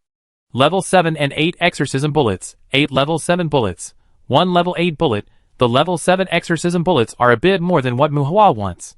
Of course, boss, you should give me more trust. Demand said with a hint of meaning. He didn't like to help Muhua buy those low-level magic stones, which was troublesome and unprofitable. Obviously, he was still thinking about the snake fruit tree in Muhua's hand. I have always trusted you. For example, Demand Hotel. Muhua spread his hands, and Demand curled his lips. Although I don't know the price of Hellhound magic stone, it can be used to make antidote for the madness virus, and the price should be much higher than the same level of magic stone. But there is a dog cave maze in Fiona courtyard, and Hellhound should be there. Muhua was about to go upstairs, and Demand said to Muhua, Fiona courtyard? Can you get the courtyard key? Muhua turned around and asked. Oh, you probably can't afford the key there for now. If you want to go through the courtyard entrance. Although it's a playground for the rich, It's free to enter. Demand shook his head. Why, do you want to train your black dog? A two-headed dog or a wolf? Believe me, it's definitely not a good idea to let a black dog evolve. Demand seemed to be making fun of Mu Hua's fantasy. No, it's a hellhound. Come, Monday, say hello to Demand. Mu Hua summoned Monday, with a wicked smile. A moment later, Demand's terrified scream came from the hotel. Chapter 49. Scarlet Claw. On an isolated island in the abyss, two skeleton warriors were fishing on the shore. A hellhound stood up and rushed forward, waving its front paws at the front. Well, the claws of hellhounds are different from those of ordinary dogs. Their claws are more like the claws of dragon beasts, with thick and sharp nails on their strong sawls. Master, I still suggest you give up this stupid dog. Scarlet Claw is a werewolf's fighting skill. This stupid dog will only be a stupid dog pouncing on food all his life. Tuesday half stuck out of Mu Hua's back and looked at Monday, who was messing around in the open space, and said with contempt, "Dirty undead, you will never experience the beauty of evolution. The Philosopher's Stone will eventually reward all efforts after evolution. Cerberus has infinite fighting talent. Master, I will never stop evolving. Monday will tear all enemies apart for you." Discovering that Tuesday was whispering in Mu Hua's ear again, Monday came to Mu Hua and stared at Tuesday with ill intentions. Cerberus is just a docile hound in front of death. Tuesday was angry. He hated the dog mentioning the word evolution in front of him the most. Tuesday has emphasized to Mu Hua more than once that he can evolve into death with personality. However, Mu Hua has only heard that some alien species among the elemental elves would use similar words to call themselves, and even Monday has no idea about the evolution direction of Lingma Ji. Death with personality? That kind of existence is probably also called the god of death, or the death in the apocalypse in human legend. In short, Tuesday emphasized that he could be awesome, provided that Mu Hua gave him more philosopher's stones. Ha! Death? Ignorant undead, you are just unpalatable food for hellhounds. Has the extravagant desire for evolution burned your brain? Oh yes, you don't have brains in the first place. Monday laughed. Evolution is an eternal topic in hell, especially for most demon species. Demons reproduce on a large scale every once in a while. When the Asmodeus monsoon blows, each female demon will breed a large number of demon eggs. But strictly speaking, those demon eggs are not the offspring of demons, and even the demons who lay eggs don't mind frying a plate of poached eggs for themselves. When those demon eggs hatch, they will become small demons of various shapes. Most of these small demons have multiple demon bloodlines. When a certain demon bloodline is activated, they will become a certain demon. The small demons usually activate the lower bloodlines with lower requirements, less consumption, and safer evolution. If some lower demon bloodlines have an evolutionary lineage, or if they contain higher-level demon bloodlines, evolving into higher-level individuals will inevitably become their pursuit.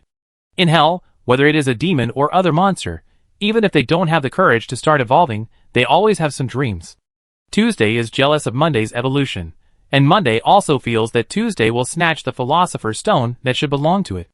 If Mu Hua hadn't restricted them from fighting, the two would never be so obedient and only talk but not fight. Crude beast, I can help the master grow, but what else can you do besides eating? Master, your own strength is the root of everything. Tuesday leaned on Mu Hua's shoulder, with a ghostly aura, proving his own value. Well dog, don't bully Tuesday. Mu Hua nodded. Tuesday had been tickling him in his soul these days, which had indeed increased his spiritual attributes by 2 points. Mu Hua didn't have to worry about this kind of growth at all. Mu Hua was very satisfied with Tuesday's ability in this regard. No master, I didn't bully it. You must order her not to steal my pleasure. Monday was wronged. Tuesday couldn't beat Monday. Monday's soul eating had a natural restraint on it. But Tuesday could also torment Monday, such as the weird withering curse, which could make Monday's various demonic lives hopeless. I will learn the undead detention. We can catch as many dirty undead as we want. I will make them the master's loyal servants. Seeing Mu Hua defending Tuesday, the hellhound barked. Ignorant beast, you know nothing about the undead. Please don't compare those garbage with me. Tuesday said disdainfully. Mu Hua felt that Tuesday was exactly the same as Monday in terms of not recognizing relatives. I am a demon, not a beast. Monday roared. But you are a hellhound.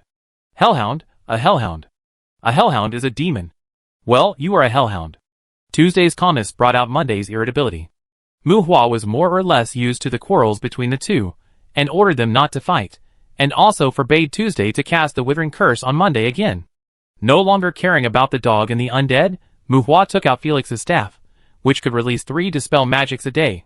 Depending on the user's magic training, this magic could dispel natural elements, and even become a means of interrupting the enemy's spell casting. Dispel is very useful in magic confrontation, and it is a must-learn white magic for magicians, along with purification. In addition to the dispel magic engraved on it, this staff focuses more on magic conduction and magic breaking effects.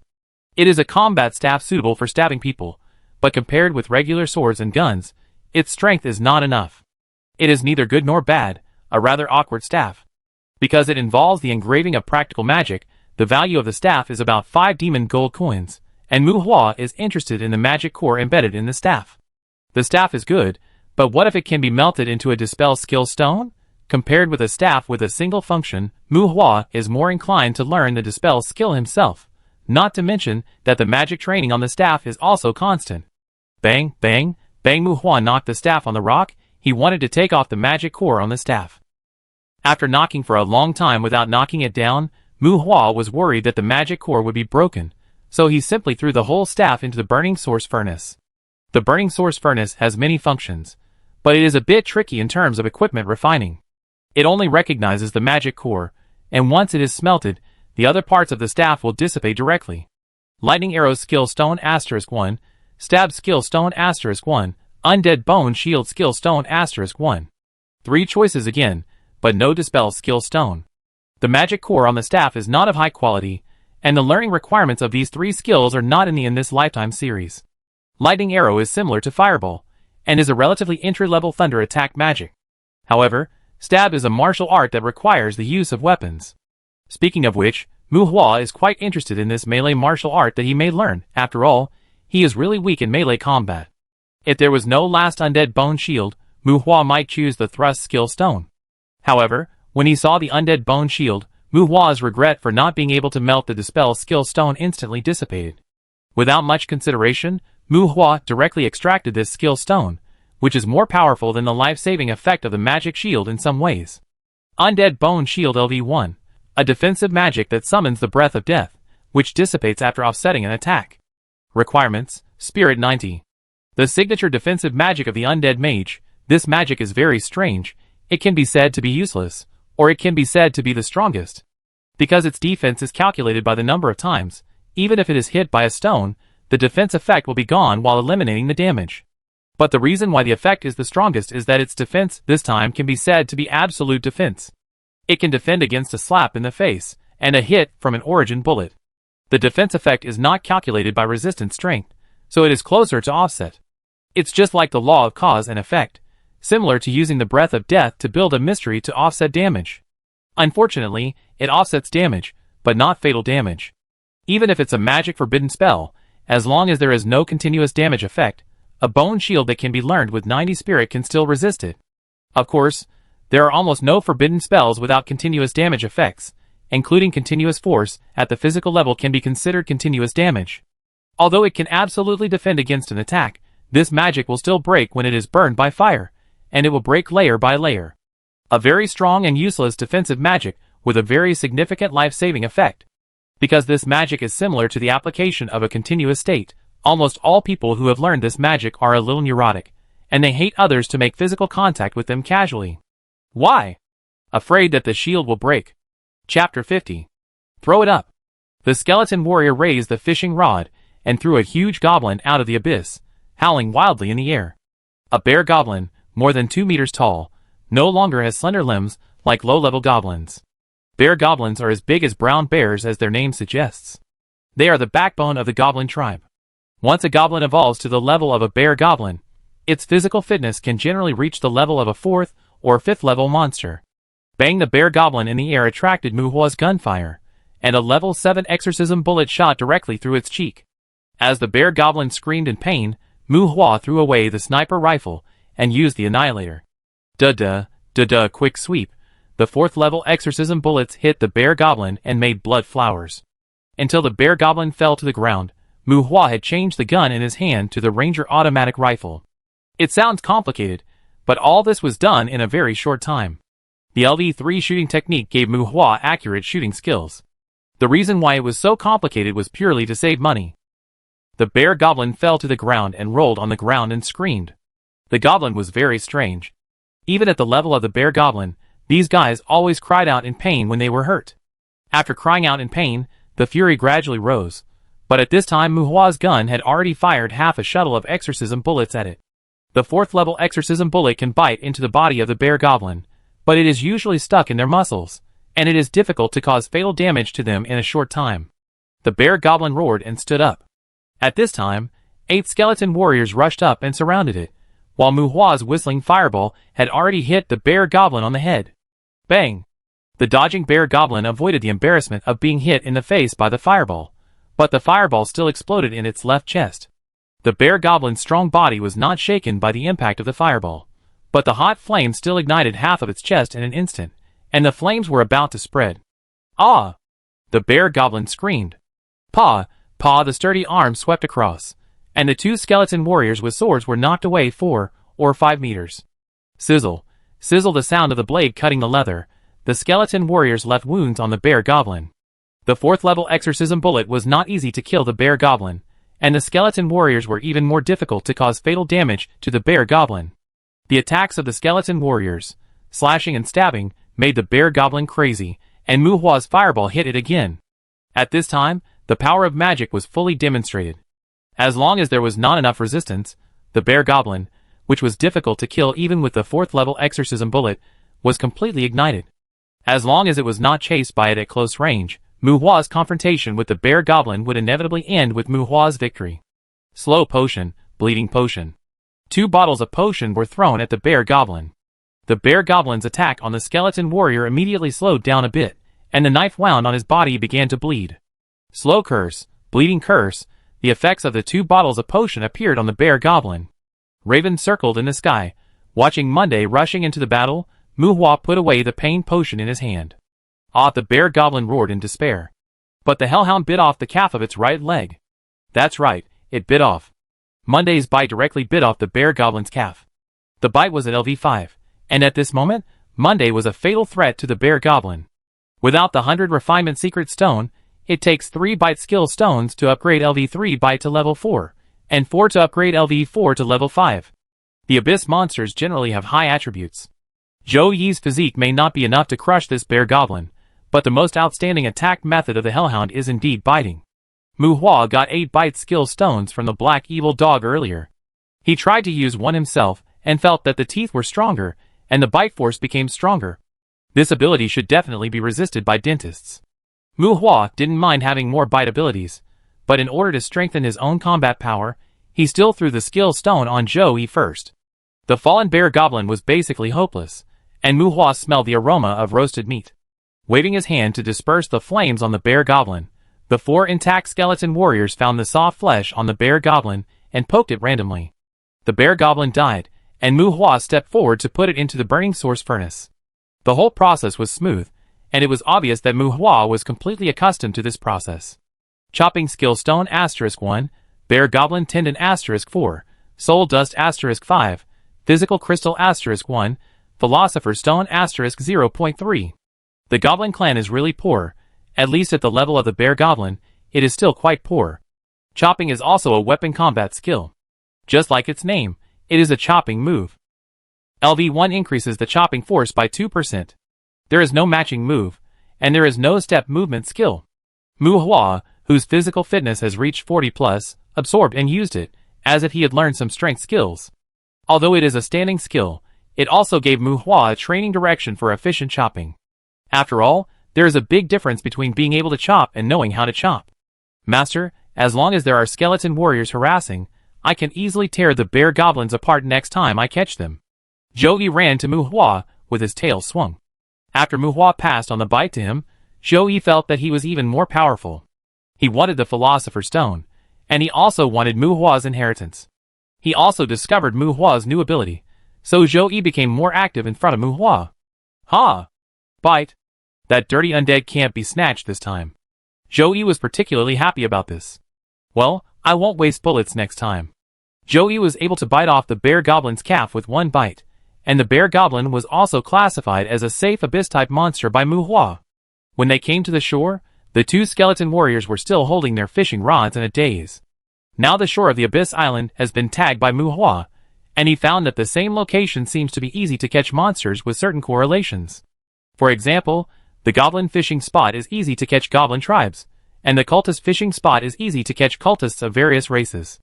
To say that cultists are actually more like the demon followers, like Felix earlier, they are not only humans, and Mu Hua has caught a jackal who is suspected to be a cultist before. However, for the time being, cultists seem to be poorer than goblins. At least the attribute crystals that Mu Hua urgently needs now are easier to burn out from goblins. After squatting at the hellhound fishing spot for 2 days without any movement, Mu Hua gave up temporarily. The new valley worm fishing spot will produce Hellbaron, that is, the big devil. Without enough fishing rods, Mu Hua is not going to fish there for the time being. Now Mu Hua has 2 fishing rods, one squatting at the goblin fishing spot, and the other trying to explore the shipment situation of the new fishing spot. Life on the Abyss Island seemed to be getting more and more promising. As another fishing rod pulled down another monster, Mu Hua grinned happily. Green hair, beautiful face, a row of scales from the neck to the middle of the arms, and webbed fingers. Siren demon, or a combination of sea monsters and mermaids in Greek mythology. The upper body is human-like, and the lower part of the waist is a fish tail. Siren demons have very strong spellcasting talents. They have faces that are very in line with human aesthetics, and have pleasant singing voices. Although they also have the ability to charm, their charm ability is very ordinary among many demon races that are good at charm. At most, they can make ordinary people, who listen to their songs attentively, lose their minds. They are famous among humans for their beauty and singing voices, and their viciousness and perfect spellcasting ability make humans afraid. At this time, after identifying that the other party has a physical attribute of more than 300, Mu Hua still smiled very happily. Because these sirens have fish tails and lower bodies, if they don't use transformation and flying magic, they can't run fast on land even with a physical strength of 300. Chapter 51. Ah! Screamed a beautiful siren lying in the pit, and from a distance, it seemed quite funny. With a physical fitness of over 300 and an intelligence of over 600, this guy could crush Mu Hua with one hand, but Mu Hua still happily threw it out of the abyss. At this time, the siren was flapping its tail. Although it could jump up to a height of 5 meters, and the gravel it whipped could break the bones of the skeleton warrior. But squatting behind the boulder shelter, Mu Hua did not feel any pressure at all. The sniper scope aimed at the siren, and the seemingly delicate skin, the lovable face, and even the strange fishtail seemed to have a different charm. Although succubus are famous for their charm, to be honest, the status of the succubus clan among demons is really not high. At least when Mu Hua saw succubus, he would not feel pity for them, and would not have the mentality of wanting to ride on them in such a deadly fight. Siren's charm is not as good as succubus, but this world is not Mu Hua's previous life. Facing these demons, people have long been like old sailors, and have prepared psychological defenses against their charm. If they change into human forms, many people will be attracted. However, most people will not behave in a demented manner in a hostile situation when they drag a strange fish tail. At least this level of demons will not make humans demented. But there are still some beings that demons can't stand. If humans want to face them normally, they still need to learn to be mentally stable. Mu Hua is still saving when loading the 4th level exorcism bullet. Don't look at the sirens as if they have delicate skin, but the magic has already changed their cell organization. Maybe their vitality is not as good as those monsters with thick skin and flesh, but it is difficult for the 4th level exorcism bullet to bite into their bodies. However, not being able to hurt most of the skin does not mean that there are no vital parts. For example, its eyeballs should not be strong enough to defend against the 4th level exorcism bullet. For example, their mouths, the parts of their bodies similar to ears and cheeks, and some organs covered by the 5th scale on the upper part of their fish tails. Bang sniper fire, siren's palm blocked the head and face, the bullet failed to injure its palm, but the webbed flesh on the palm was torn by the exorcism bullet. Siren flapped its tail and jumped, but the head and face were the easiest to aim at. After Mu Hua tried to shoot at Siren's tail, the defense of the scales made him give up looking for the 5th scale. The angry siren was very fierce, and a row of shark-like sharp teeth appeared again behind the teeth similar to those of humans. Siren is not a monster known for its strength. Their physique is more about improving their swimming speed. Although they cannot walk, their strong physique still allows them to jump over a distance of more than 10 meters. Jumping more than 10 meters looks very scary, but Mu Hua is no longer a weakling. Even with a physique of only 40 years old, Mu Hua can easily bypass Siren, keep a safe distance from it, and even deliberately guided to prevent it from destroying some plants planted on the island. A fish that has landed, and it is a psychopath. Why is it so fierce? Shoei crouched like a wolf, ready to jump up and bite Siren. The skeleton warrior once again became cannon fodder to attract Siren's attention, the kind that can be swept away with one tail. After several attempts at shooting, Muhua had to sigh and loaded the sniper rifle with a level 7 exorcism bullet. Bang! Muhua opened a hole in the Siren's beautiful face.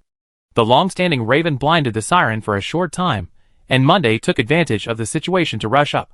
Muhua no longer participated in the attack of the skeleton slashing and the hellhound biting. When the skeleton warriors were scattered by the fluttering Siren, Muhua summoned the skeleton warriors again. There was not much suspense, and Muhua was even reluctant to waste bullets. After a while, this Siren, whose attributes completely crushed Muhua's group, turned into a sad and beautiful corpse. A Siren's corpse is still very valuable. Their magic cores are very suitable for engraving materials for water magic, whether it is used to make staffs or magic stones. They are also very good materials. Siren's skin can be used to make magic scrolls, and their scales can be used as enchantment materials for armor. After the eyeballs are crystallized, they are gems that are more popular among human women. Hair can be used to make high-quality swimsuits. Vocal cords can be used to make a wind instrument called siren song. Lungs can be used to make underwater breathing potions. Well, I heard that the meat is also delicious. Well, these rationalizations of corpses are normal in hell, but relatively speaking, humans are not very kind to demons. Muhua wanted to take something out of the siren, but considering the problem of smelting efficiency, he finally threw the siren into the burning source furnace. Interference Magic Fog Skill Stone *1, Elemental Tier, Water, *1, Siren Tendon *5, Siren Bloodline *0.4, Physical Crystal *3, Intelligence Crystal *5, 100 Refinement Secret Stone *3, Soul Dust *17, Philosopher's Stone *1.8. Quite a rich supply, among which the tiers of elements excited Muhua the most. After using this thing, Muhua can have the characteristics of affinity with water elements, golden flashes. Muhua estimated that after using it, his magic adaptability can be improved.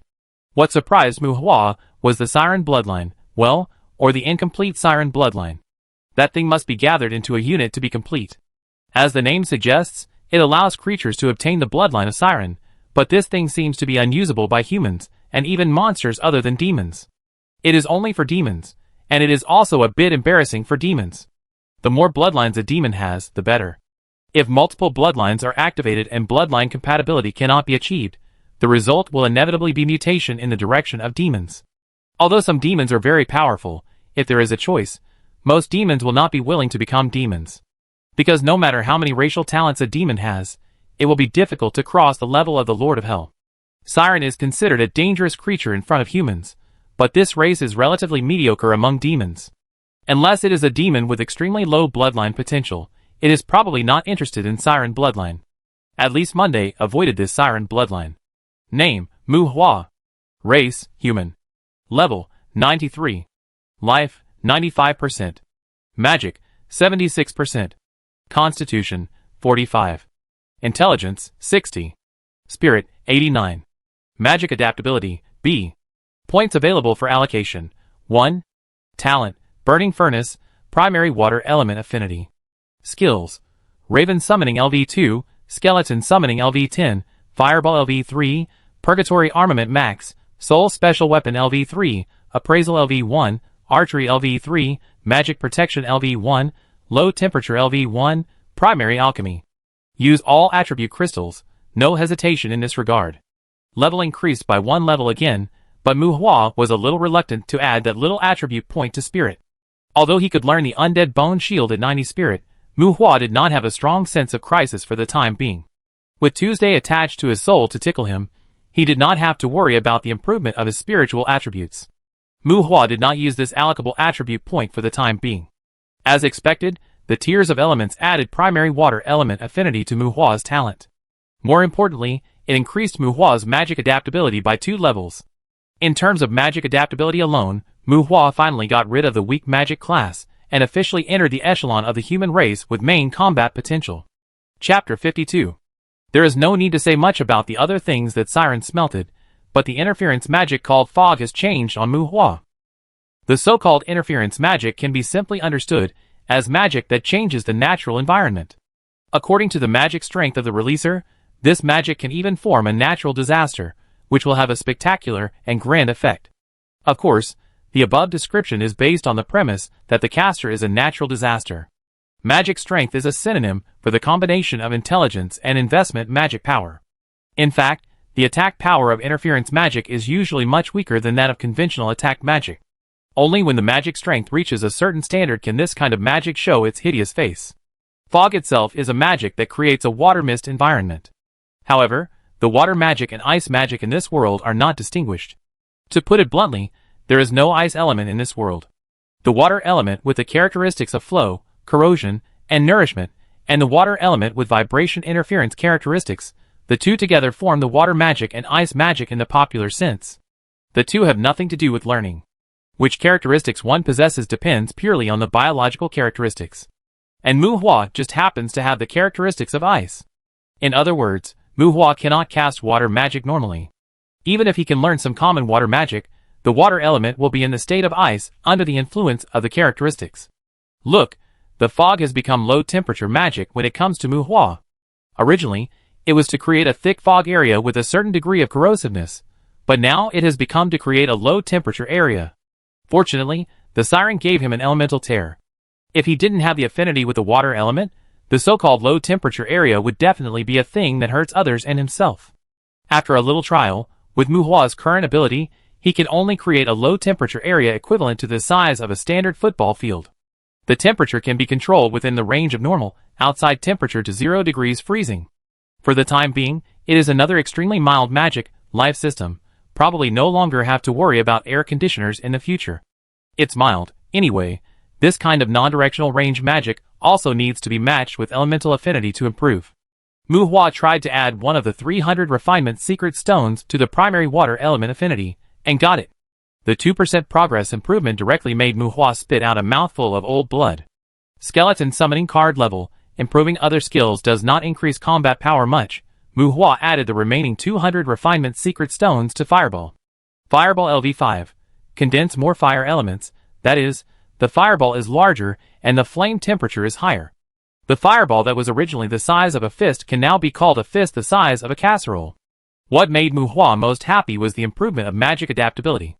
Not to mention the safety of using magic props, the B-level magic adaptability made his meditation more efficient and improved his attributes faster. He was a little excited and wanted to try the effect of meditation.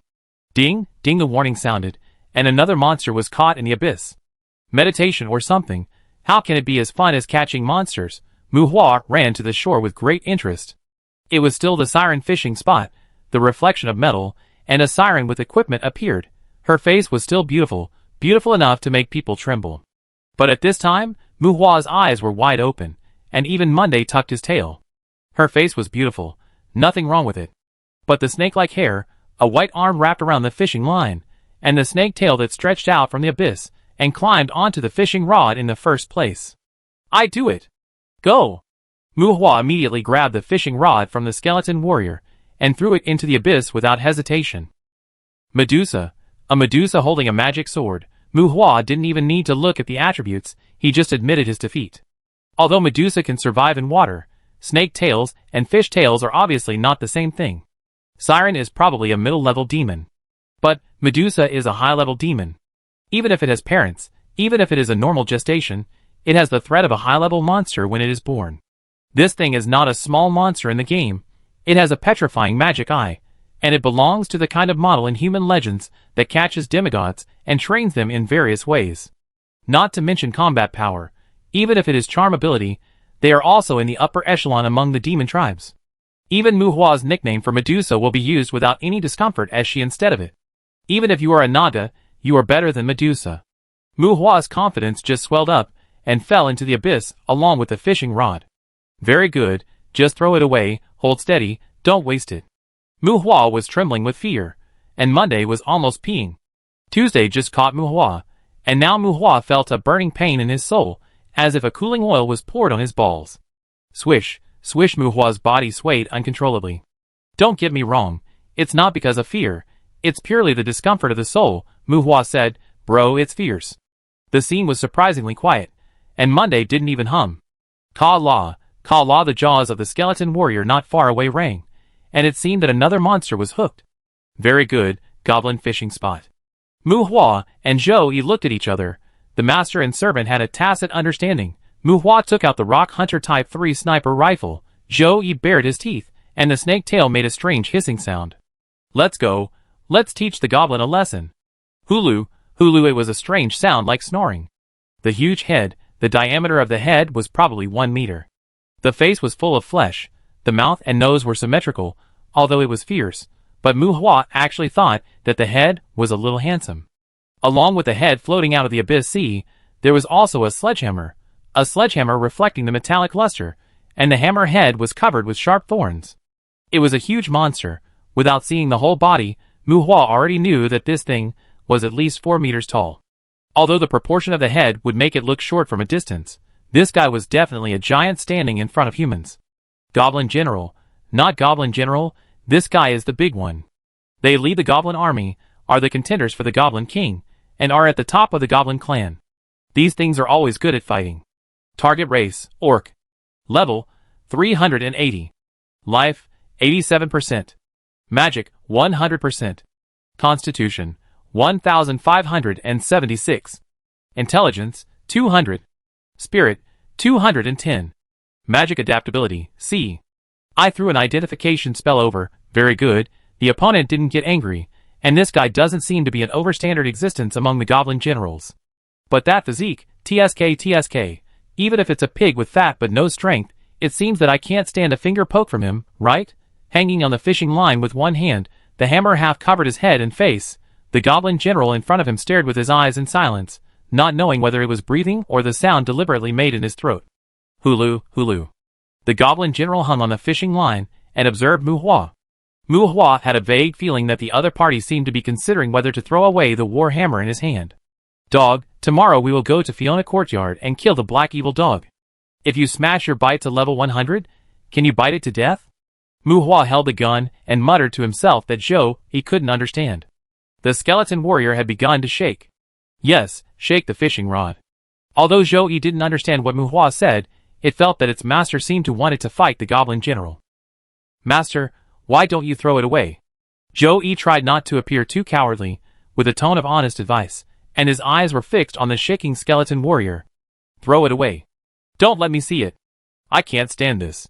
Touching his chest, Mu Hua took a last look at the rather obedient Goblin general, feeling that he had been taught a lesson again, and turned away from the shore. Ah! The roar of the Goblin general finally came from behind. Mu Hua knew that the thing had fallen back into the abyss. His own fishing rod might have also fallen down. Chapter 53. Life is full of surprises, especially after losing the fishing rod again, and after 5 days of hiding on the Abyss Island, Mu Hua has a deep understanding of this. When meditating, magic power either impacts the brain to flush the magic sea, or washes the bone blood nourishing cells. The improvement of magic adaptability makes Mu Hua feel unprecedented fulfillment and fullness. But the fishing rod is lost after all, and no matter how fulfilling meditation is it as refreshing as directly eating attribute crystals? After being taught a lesson by the Goblin general, Mu Hua immediately added a little to his spirit and learned the undead bone shield, which was a comfort to himself. During the 5 days on the Abyss Island, Mu Hua was upset when he was free and looked at the 98% progress of fishing in the abyss. He found that fishing rods are not used one by one. In the future, if he doesn't make a few fishing rods, he will meditate honestly. If you don't stock up on a few fishing rods, fishing for monsters will be really annoying. Mu Hua got up early in the morning and walked out of the empty suite on the 3rd floor.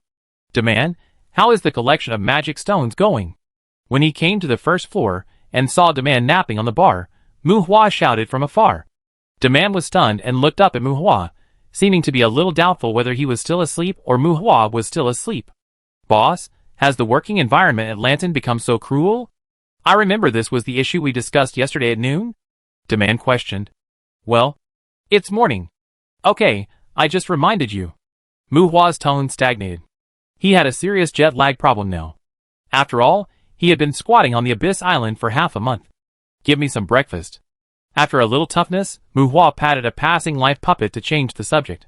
Mu, I think you should pay attention to your attitude in this regard. I even wanted to call the labor department just now. I want to confirm the specific matters of labor bullying. Demand complained and walked out of the bar. Walking to Muhua, Demand raised his hand and patted Muhua's shoulder. Snap! With a faint crisp sound, Demand felt an illusion of a mirror being shattered on Muhua's body. You? Demand frowned in confusion. Very good, you can call the labor department now. You just smashed the bone shield of a necromancer, Muhua looked at Demand, and the weird smile on the corner of his mouth made Demand subconsciously take 2 steps back. Bone shield. The pale magic circle emerged from Muhua's body, and the magic circle dissipated, as if there was no change, but Muhua put on a bone shield on himself again. Unlike defensive magic that has a duration, the undead bone shield is more like a status magic that can be maintained after being released, and has no effect on its own activities. But just like the slap that Demand just did, it can also destroy it. Wow, this magic is not easy to learn? I remember that you have only gained spiritual vision for a short time? Demand was surprised and whispered. There is always a kind of creature called genius in the world, and they cannot be measured by common sense. Muhua raised his thumb and pointed at himself. At this time, the life puppet had brought him a breakfast. A bacon sandwich, 2 boiled eggs, a cup of coffee, a nutritional supplement. The hotel's breakfast is outrageously simple. At this time, the 3 adventurers who were also eating breakfast in the restaurant noticed the movement just now. One of them pointed at Muhua, and the other 2 shook their heads, and the 3 no longer paid attention to Muhua. Maybe you were right. Are they really brother and sister? Maybe you are more talented than Miss Tabitha, and you used false information in front of Mrs. Samantha earlier? Demand glanced at the adventurers in the direction of the restaurant, sat next to Muhua, and asked in a low voice. Muhua peeled an egg and stuffed it into his mouth, pretending not to hear Demand's question. Demand was thoughtful, but did not ask any more questions. Mu, release your hellhound. I prepared some food for it. Demand did not ask Muhua's ability, but his voice was quite loud, which attracted the attention of several adventurers. Are you sure? Muhua was puzzled. Of course, let alone the hellhound. Your skeleton warriors should also be released. At least this will make the hotel more mysterious and prevent others from treating us as nouveau riche. Demand lowered his voice again. A hotel that controls demons and summon beasts. I think there should be more adventurers willing to stay in the hotel for a few days. As long as you like it. Muhua suddenly realized, and the magic circle summoned, and the next moment, a group of skeleton warriors and a hellhound appeared in the hall. So many? Demand gasped. He knew Monday, and he also knew that Muhua had skeleton warriors, but he didn't know that Muhua had 10 skeleton warriors. Skeleton warriors have a tall body equivalent to that of adult men, especially when they hold shields and knives, and drag a big tail behind them. 10 of them gathered together, looking quite imposing. As for Monday, there is no need to explain more. A follower summoning magic circle has proved its identity. Several adventurers in the hall also inhaled. TSK, nouveau riche. After inhaling, it was hard to tell whether it was envy or disgust, and a suppressed tone of shut up was shouted. I still have a dead soul in my body. Do you still want it? Ignoring several adventurers, Muhua asked Demand. Are these prepared by the lady for you? Or do you have superpowers? Soul superpowers? Demand asked.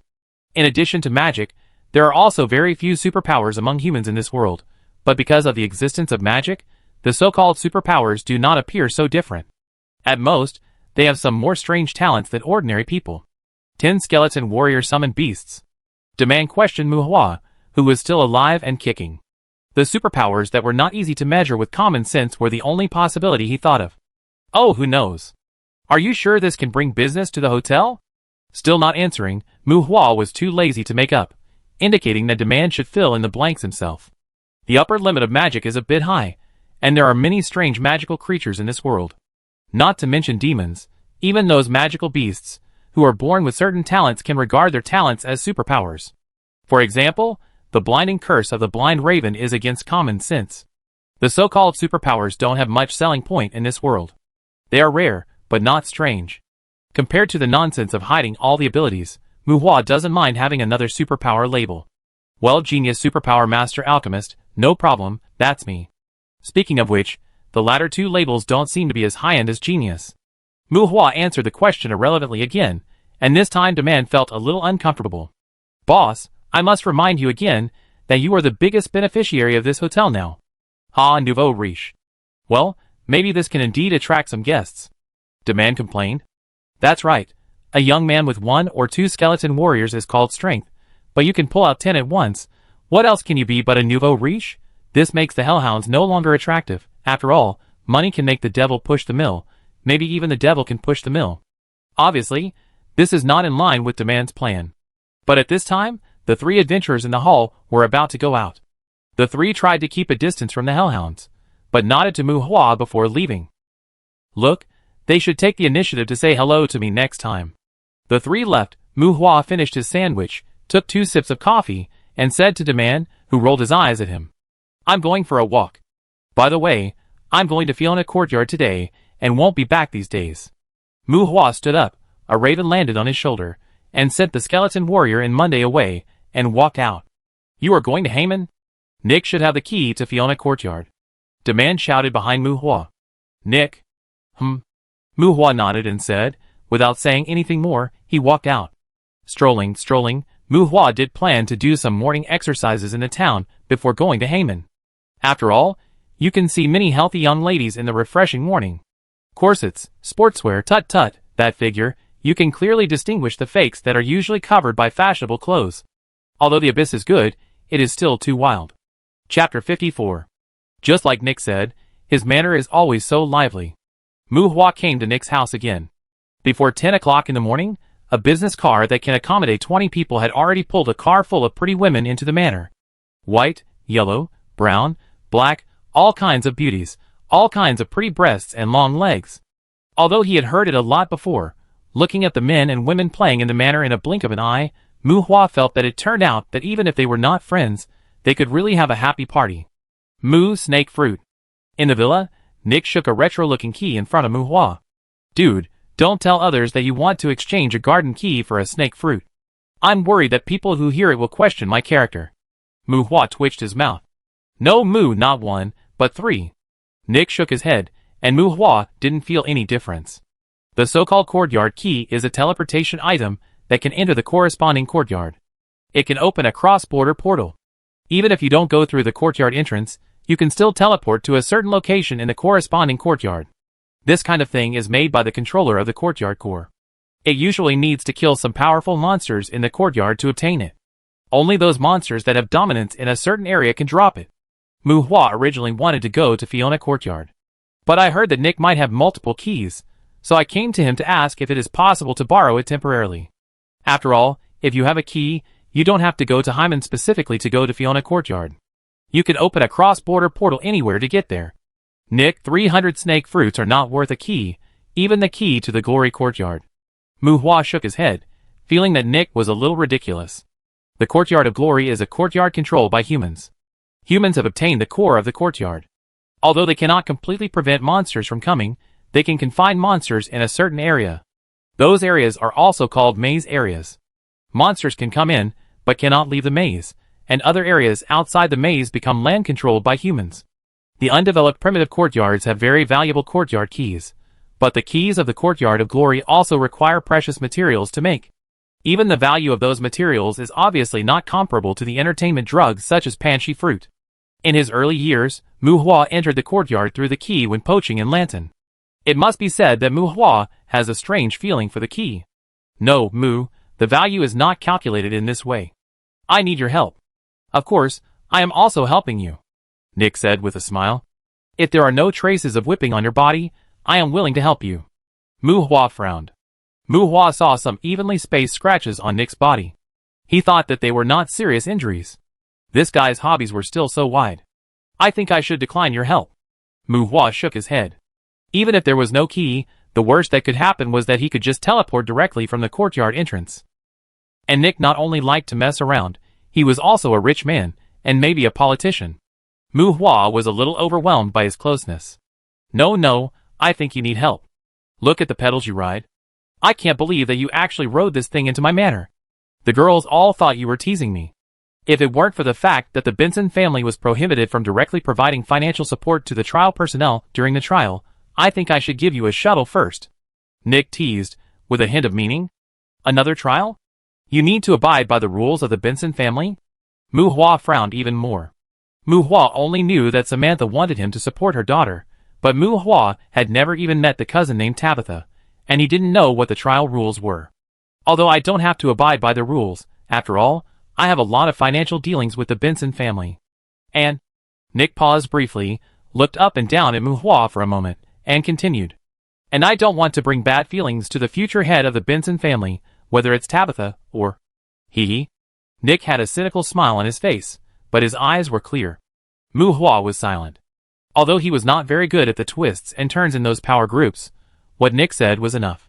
Nick owned shares in the Benson family business, and he doesn't intend to interfere in the competition for the Benson family heir. Maybe Nick is more inclined to Samantha in the matter of heirs, but as long as the dust has not settled, Nick will not offend those illegitimate children. As long as he does not bring bad feelings to the heirs, who is the head of the family has no effect on him. He said that he is just making friends with Muhua. Is this Nick's hint?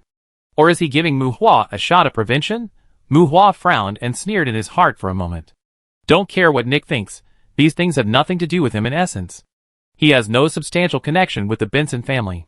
He just takes money and prepares to find an opportunity to bury those illegitimate children. No, I don't want you to die in Debbie's belly because of that fruit. Nick may want the snake fruit, but now it seems that he is not a simple playboy. Muhua still refuses Nick's offer. By the way, how is Debbie's transfiguration? I have a siren's flesh and blood here. The snake fruit didn't dare to mess with Nick, but the siren's flesh and blood did have some special uses. Succubi are good at charm magic, which has nothing to do with the succubus's own charm ability. It is more like a curse that changes the cognitive system, which is the origin of the succubus's name. Charm magic has no direct damage effect, but it can make a handsome guy fall in love with a sow and want to live and die for it. Although it has no direct damage ability and can purify, charm magic can easily cause some bloody chaos, so this kind of magic is a taboo in human society. It is both illegal and despised. Even succubi dare not use it casually. In addition to charm magic, succubi are born with the inheritance of transfiguration.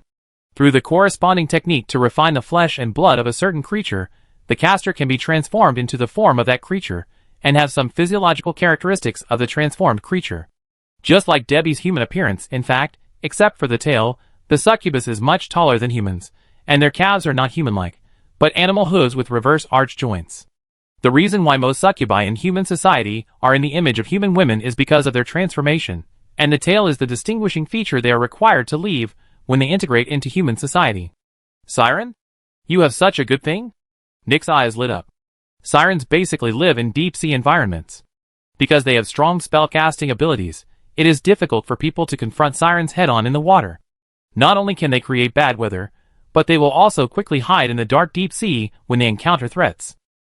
Even if they were killed by high-intensity attacks, they would usually only kill projections, and it was difficult to get their bodies. Perhaps the transfiguration could not allow the succubus to have the siren's talent for casting spells, but it could obtain the siren's beautiful singing voice. When Muhua took out a piece of meat full of magic, Nick became interested again. High-quality flesh and blood, but I can only perform one more mimicry for the time being. Maybe I should choose a flying monster. I don't want to choose a siren. Nick called Debbie. Although she was surprised by the siren flesh and blood in Muhua's hand, Debbie was obviously not very interested in siren, unlike Nick's hobbies. Then there is no way. Nick, open a portal, and let me go to Fiona's courtyard to take a look, okay? Debbie was not interested, and Muhua did not force her, and siren flesh and blood were not worth a key either. Debbie, maybe we should go to the beach house for vacation. Siren's underwater survival ability is still very good. Nick advised Debbie without giving up. Moo, I want this piece of flesh and blood, plus a few snake fruits, it's yours. Nick threw the courtyard key in his hand to Muhua, and his eyes hinted at Muhua crazily. Muhua twitched his mouth. Nick was going to die, but Muhua couldn't bear to give up the courtyard key. He wanted to have a courtyard key countless times in his early years. Touching the key with excellent texture and looking at Nick's expectant eyes, Muhua finally looked at Debbie. I still have 2 snake fruits left. I should be able to get some more in a while. Maybe you know how to use it? Muhua handed 2 snake fruits and a piece of siren flesh to Debbie in exchange for Debbie's rolling eyes. Yes, it's a rare fruit. Don't worry, I will let Nick, the prodigal son, eat them well. Debbie glanced at Nick with ill intentions. No, Moo, this is different from what we agreed. Nick was anxious, and Muhua gave him a middle finger in return. The magic was activated, and Muhua took the courtyard key and symbolically drew it in the void. The space opened up, and a portal with a flashing blue fire arc appeared in front of Muhua. After a moment, the fire arc dissipated, which meant that the cross-border portal had stabilized, and people could enter and exit normally. Regardless of Nick's protests behind him, Muhua stepped into the portal. Obtaining a cheap courtyard key obviously also has the value of Nick's friendship. Since Nick is so kind, Muhua should also consider Nick's safety, right? The snake fruit may make Debbie call Nick daddy, but if Debbie eats it, Muhua is really worried that Nick, who doesn't know the seriousness of the matter, will lose his life. Now there is no problem in giving the snake fruit to Debbie. Anyway, Nick will at most be lustful after eating it. Muhua believed that the succubus was in control of herself, and at most Debbie would put Nick in 18 different positions. For the sake of his friend, Muhua sighed that he was really worried. Chapter 55. Use the key to teleport to Fiona courtyard. The other end of the portal is a single room in a mansion. The courtyard key can set a teleportation coordinate. This single room should belong to Nick.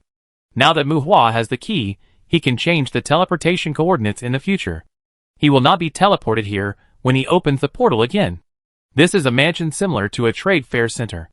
The mansion has only 2 floors, but it covers a very large area. There are many private single rooms on the second floor.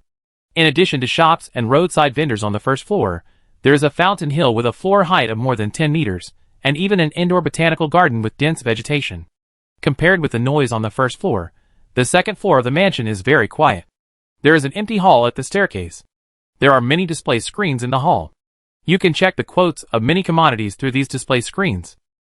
Purple spirit armor, 3 sets of head and hands, 130 demon gold coins, 60 demon gold coins per piece. Boots of the soul of the law, 100 demon gold coins.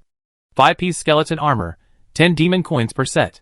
Had brand jade waist, 14 mithril coins, minimum purchase of 30 pieces. Fireball magic scroll, 10 pieces per set, magic strength 130, 3 demon coins per set. Magic strength 350, 40 demon coins per set. 10,000 thunder strike magic scroll, basic strength, 700 demon coins. Giant serpent heavy sword, 100 demon coins. Level 7 Lamia magic core, 500 demon coins. Lava mucus heritage crystal, 7,000 demon coins. Muhua came to a display screen to check the product catalog, took a quick look, and turned around and went downstairs. This goes place is not an ordinary exchange. Even relatively cheap items are purchased in wholesale. The quotes of strings of demon coins made Muhua's eyes go straight. Going down to the first floor, this should be considered a retail market, and people here dress in all kinds of strange ways. Leather armor and cloak seem to be daily clothing here, with robes with inscriptions and wizard hats with large brims and pointed tops. From time to time, you can see giant sword warriors wearing heavy metal armor and walking with clanging voices.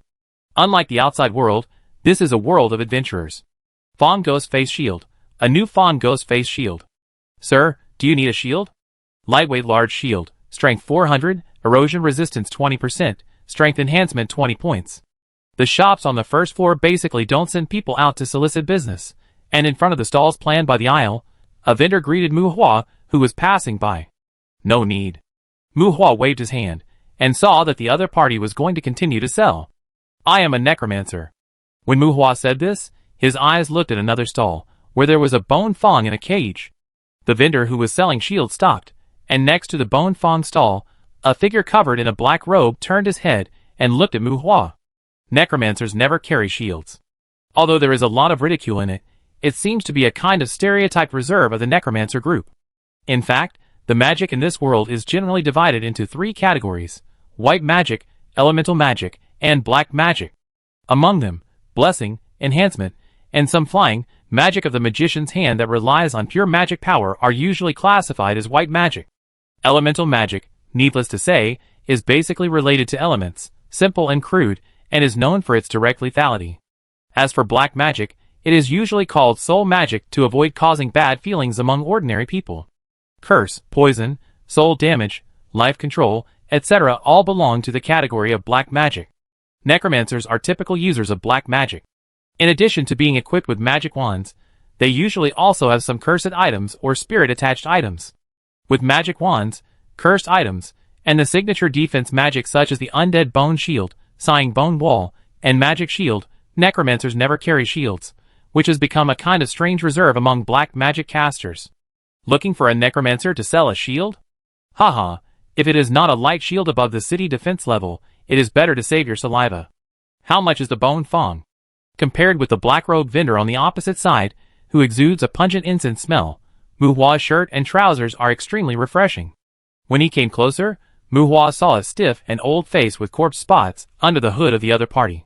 The vendor looked at Muhua with a pair of turbid eyes, with respect, disgust, envy, jealousy, and other complex emotions in his expression. This is a necromancer, and Muhua's clothes and mental state all indicate that he is the result of the necromancer's efforts. A true necromancer. 700 demon gold coins. The vendor said to Muhua in a hoarse voice. Why don't you go and rob?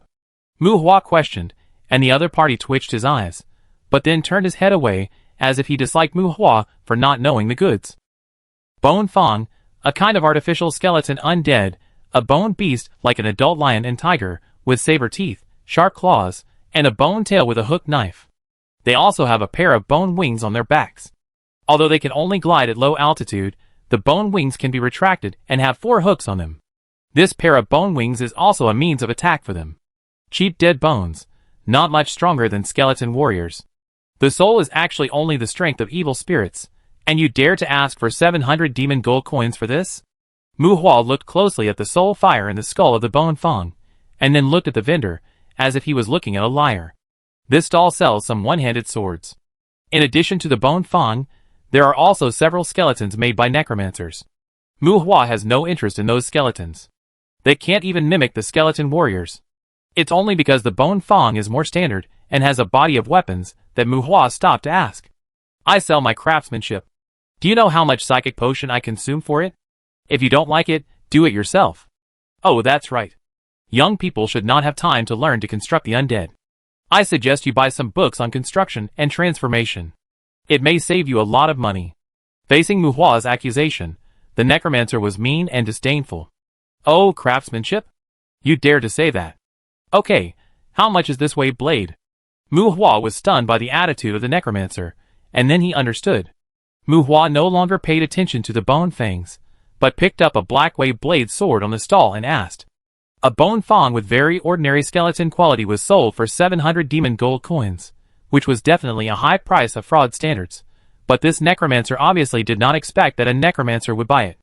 This bone fong actually uses a special spell to let the ghost possess a skeleton, which is essentially the same as the skeleton made by the necromancer. The strength of the bones determines the combat power of this transformed undead, and the biggest advantage is that it will not be controlled by other people's undead detention magic. Ordinary people cannot see ghosts, but after fusing them with bones, people can also control such bone fangs through the mental imprint when refining ghosts. Because of the existence of unstable factors such as undead detention, many necromancers usually carry this kind of constructed undead, unless they are undead followers. Obviously, the necromancer wanted to find a buyer for the skull, but this buyer would not be a necromancer. Of course, this thing could also be the necromancer's last money, so he didn't really care whether it could be sold or not. The wave blade sword made of corpse-covered black iron, armor penetration 50, has the ability to absorb death energy, 2 demon gold coins. The necromancer said to Muhua after looking at the wave blade sword that Muhua picked up. Not good for slashing, 50 armor penetration can't even cut through low-level leather armor. 2 mithril coins. Muhua bargained and directly called for a 10% discount. TSK, young man, the wave blade sword is used for stabbing, the necromancer said with disdain. The next moment, the necromancer's pupils contracted, and he saw the wave blade sword floating in the air. It was Muhua who asked Tuesday to try whether the wave blade sword was easy to use. Absorbing death energy is harmful to normal people, and the little death energy it condenses is dispensable to us. 3 mithril coins, no more. The breath of death is just a normal energy for people with clairvoyance, but if you don't have clairvoyance, death energy is a nuclear waste that pollutes flesh and blood. Muhua is choosing a weapon for Tuesday. This weapon made of corpse-covered black iron can be integrated into Tuesday's body, and is easy to carry. Do you have soul dust? 2 soul dust. Confirming that Muhua was accompanied by a guardian spirit that was at least a dead soul, the necromancer's attitude changed. 5 mithril coins. I don't need this knife urgently. You should know that soul dust is more useful to us than money. Muhua took out 5 mithril coins and weighed them in his hand, with an attitude of leaving if it doesn't work. Give me the money, leave quickly, don't delay my business. Seeing that he couldn't get any benefits from Muhua, the necromancer nodded in disdain. Chapter 56. The main city of Fiona is a modern city with tall buildings and spacious and clean concrete roads. There are monster warning devices on all the main roads in this city, covering the entire city.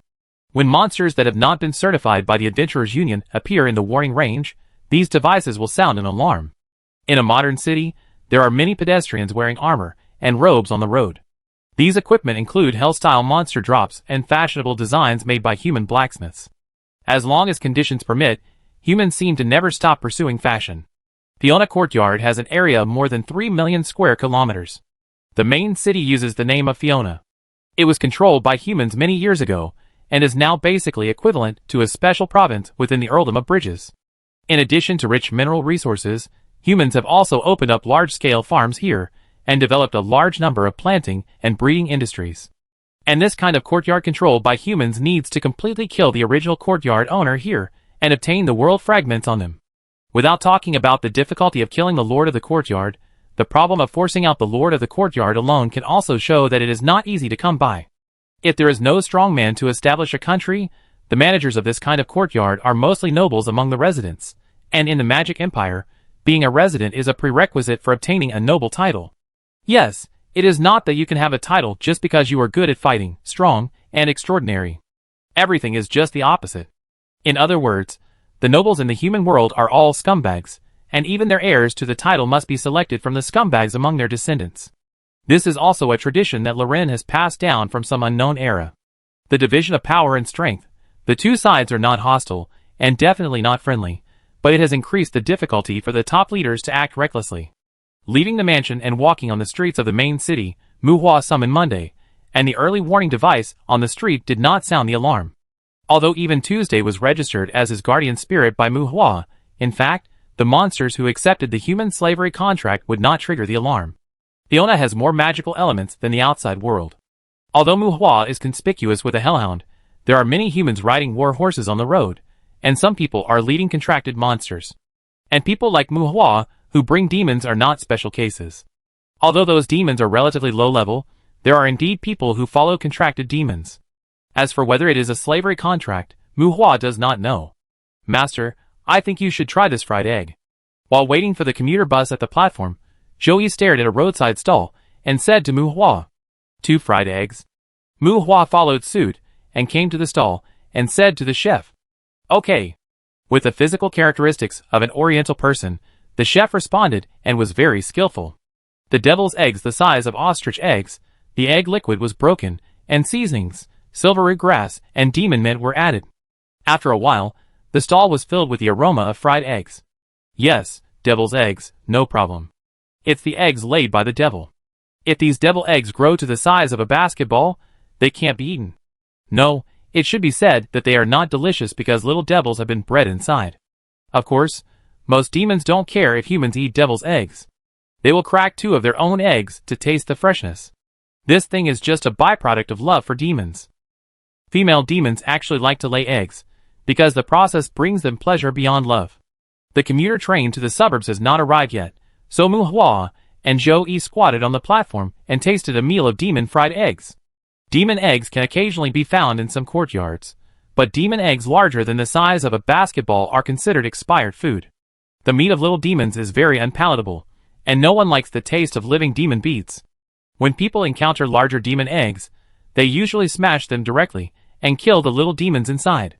As for taming little demons, forget it.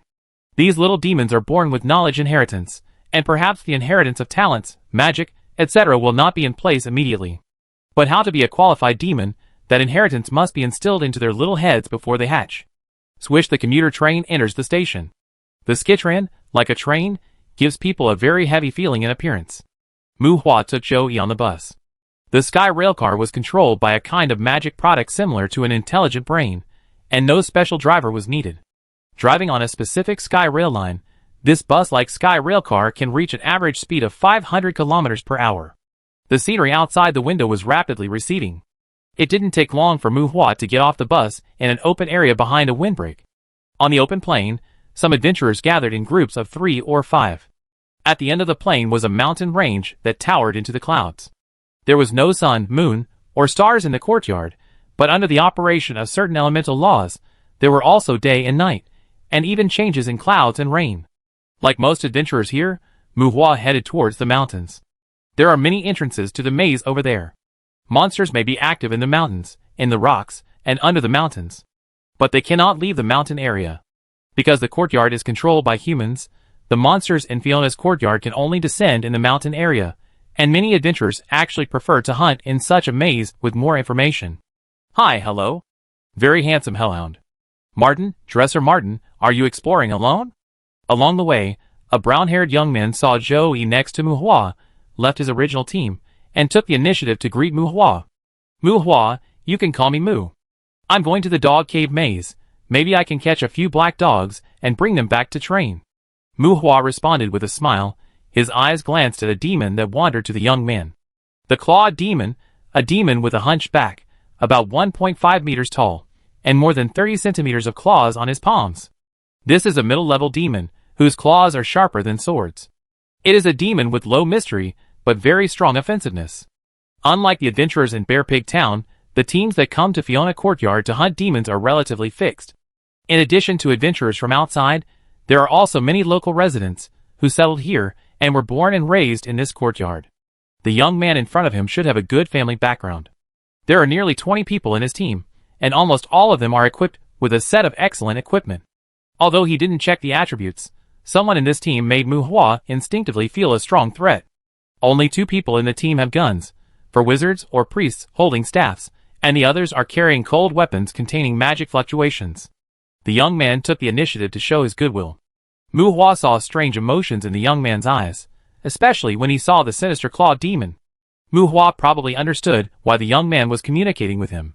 This hellhound looks very powerful. Perhaps ordinary hellhounds are not its opponents. It's a pity that we plan to go to the ogre's underground palace. I need some giant monster's bone marrow to sense the healing characteristics. Otherwise, I would also like to try my luck and see if I can get a few black evil dog pups. Martin smiled at Muhua. Martin, you don't need luck. You have enough money. You can buy black evil dog pups. The clawed demon walked to Martin's side, looked at Monday, and a strange smile hung on the corner of his mouth. No, Shio Road, those captive black evil dogs can't compare with wild black evil dogs at all. Martin's eyes flashed gloomy, but he put on a kind smile in an instant. Then buy wild ones. You are not short of money. The clawed demon grinned and turned to look at Monday. Hellhound, your contractor is really good. He looks like a great comrade. Unlike Martin, look, with my help, he actually has to lead a team of 20 people to hunt those brainless giants. The clawed demon rubbed his nails. Get out of here, clawed demon. Show off your claws in front of me again, I will bite your throat off. Monday shouted rudely. Ha. Facing Monday's scolding, the clawed demon was not angry, but laughed strangely. Moo, maybe we should add contact information? If you can get a black evil dog pup, I think I can give you a satisfactory price. Martin said to Muhua, as if he didn't see the quarrel between the 2 demons. Of course, but I'm afraid you don't need to find me. Muhua glanced at Martin's team and chuckled. Who knows? Martin spread his hands, revealing the adventurer bracelet, and the 2 added each other's contact information. It's hard to say whether Martin really wants to raise a black evil dog, but Muhua guessed that this guy came for Monday. It wasn't that he wanted to cause trouble for Muhua. Perhaps because Muhua had also contracted a demon, Martin might have considered Muhua his comrade in arms. If nothing unexpected happened, the next time Muhua contacted him, he would want to discuss how to kill the clawed demon beside him, while complying with the terms of the servant contract. Chapter 57. Click, click. In the dim cave, the skeleton warrior made a sound of bones rubbing when walking. Walking through a narrow cave passage, the fluorescent stone exudes a moonlight halo, and the psychedelic light brings a dreamlike light feeling to the cave. The dog cave maze, a maze hidden in the mountain, with spacious caves connected by complex forks. In addition to the empty mountain, the entire maze also includes a larger area leading to the underground. This is a gathering place for monsters in Fiona's courtyard. There are a large number of low-level monsters living here, among which dog monsters are the most numerous. For this maze, people usually call it the dog cave maze. On the Abyss Island, Medusa and Goblin General were fished out successively. These 2 existences made Muhua lose his fishing rod again. While hunting monsters and hoarding fishing rods are needed, the black evil dog seems to be easier to refine the bite skill stone, so Mu Hua also set his sights on the dog cave maze. Monday's LV5 bite can bite off the calf of the bear goblin, which gives Mu Hua hope of throwing less fishing rods. Raven stumbles and bumps in the cave to explore the way, and the skeleton warriors form a guard lineup, killing some scattered monsters along the way. Mu Hua checks the map and comes to an empty dog nest in the shallow layer of the maze. Bang! Bang! Gunshots came from the cave. It seems that it is not only Mu Hua, but also other hunting teams here. A sunken rocky terrain, with some stone pillars and huge rocks distributed in the open field. On the surrounding mountain walls, you can see many deep caves less than 1 meter high. These caves are usually the nests of black evil dogs. Skeleton undead. Morton withdraw. Mu Hua's appearance caused exclamations, and a 5-member adventurer team appeared on the road ahead of Mu Hua. A warrior holding a big sword swung his sword to repel 4 or 5 black dogs that were besieging him. Under the cover of a priest holding a shield and a war hammer, the 5-man team quickly gathered. Demon hunting. Mu Hua raised his wrist and spoke first.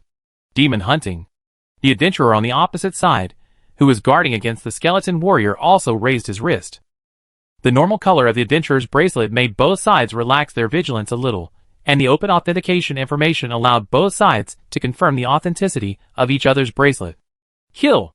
After confirming the identities of both parties, Mu Hua ordered to kill the several black dogs that were chasing close. The skeleton warrior swung his sword, and the LV-10 skeleton warrior's physical fitness reached 60 points. Even if he was besieged by 2 or 3 black dogs, the skeleton warrior, who had no pain and was not afraid, could fight them back and forth. The average physical fitness of ordinary black dogs is below 40, and it is difficult to exceed level 30. The black dog brought by the demon earlier was definitely an abnormal product. Not to mention the skeleton warrior's Monday's physical fitness has now exceeded 200, and he will definitely be able to defeat the evil black dogs in the dog den one by one. And Tuesday also left Mu Hua's body at this time. Compared with the hellhounds and skeleton warriors, Tuesday's side is much weirder, because the team of adventurers who met Mu Hua only saw a wave blade sword floating in the air.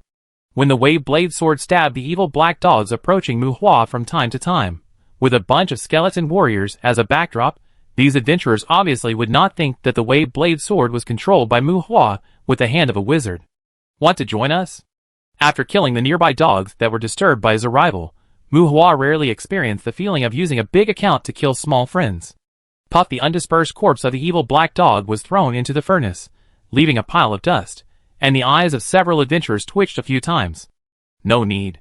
The leading heavy sword warrior shook his head and refused. Together? What a joke. The weird temperament of the necromancer can be tolerated, but this should be an alchemist, right? With your efficiency in collecting corpses, we are afraid that we will not get anything if we join you. Several adventurers refused to form a team, and Mu Hua did not force it. Pulling a distance from several adventurers, Mu Hua walked to the other end of this cave, and several adventurers also began to collect the corpses of the evil black dogs they killed, dismantling the canine teeth and some parts that can be sold. This cave is very large, and there are many dog caves on the mountain. A rugged road leading to the cave on the other side is at least 1 or 2 kilometers long. This adventurer team is quite comprehensive, with warriors as vanguards, priests as boosters, long-range shooters, and even a dismantler who collects spoils.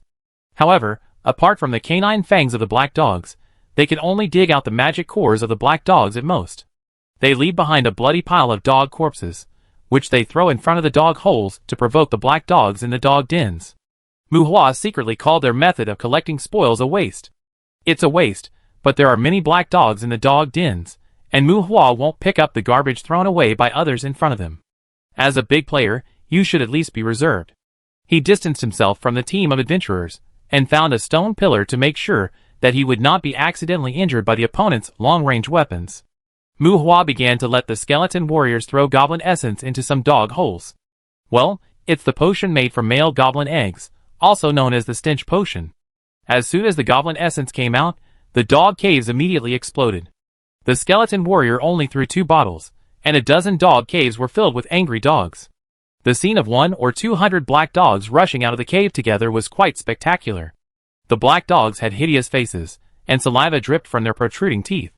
It was unclear whether they were showing their ferocity, or were disgusted by the stench. Roar! Monday roared excitedly, rushing past the skeleton warrior, and becoming the pioneer who crashed into the dog pack.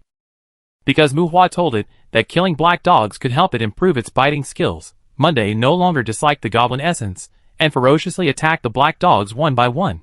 In fact, hellhounds are not afraid of group battles, because their snake tails can make the enemy fall into a frenzy that does not distinguish between enemies and friends. After all, it is a pack of dogs, and the skeleton warriors tend to be abused when fighting with black dogs. Especially the black dogs that were bitten by Monday's snake tail.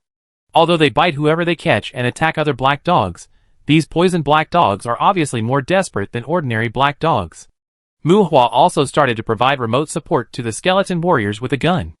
Occasionally, the black dogs that rushed to Muhua's vicinity would be stabbed to death one by Tuesday with a wave blade sword. Well, the black dogs can't see Tuesday. In the chaotic environment, Tuesday can stab the black dogs and kill one by one. Is Tuesday so domineering? Haha, don't think that Tuesday is a bit of a soy sauce next to Muhua, but can ghosts not be domineering? In this world, some magic and some magical creatures are really unreasonable. Da-da-da-da. Roar! Ah! Gunshots, beast roars, dogs barking, Muhua's side fought fiercely, and within 10 minutes, hundreds of black dogs had been crippled by Muhua. Summoning the skeleton warriors again, Joey chased the black dogs that were still able to move, and the skeleton warriors began to finish off the black dogs that were not completely dead. Although they kept a safe distance, Muhua's movements could not be hidden from the earlier team of adventurers. Seeing that Muhua was so efficient in killing dogs, the team of adventurers began to consider the feasibility of cooperating with Muhua. However, as this happened, when they entered the process of Muhua collecting corpses, I saw Muhua walking across the battlefield like a stroll, and the dog corpses that were originally all over the ground, even including the blood, turned into dust. Clean, environmentally friendly, it was just like they were encountering projection monsters. The group of adventurers looked at each other and shook their heads. The necromancer was indeed not a good partner, especially this necromancer also worked as an alchemist. You are an alchemist, so why don't you just go and rub magic stones? You might get rich by gambling. What's the point of coming here to beat dogs? Black Evil Dog Tendon * 223, Physical Crystal * 12, 100 Refined Secret Stone * 2, Soul Dust * 45, Philosopher's Stone * 6.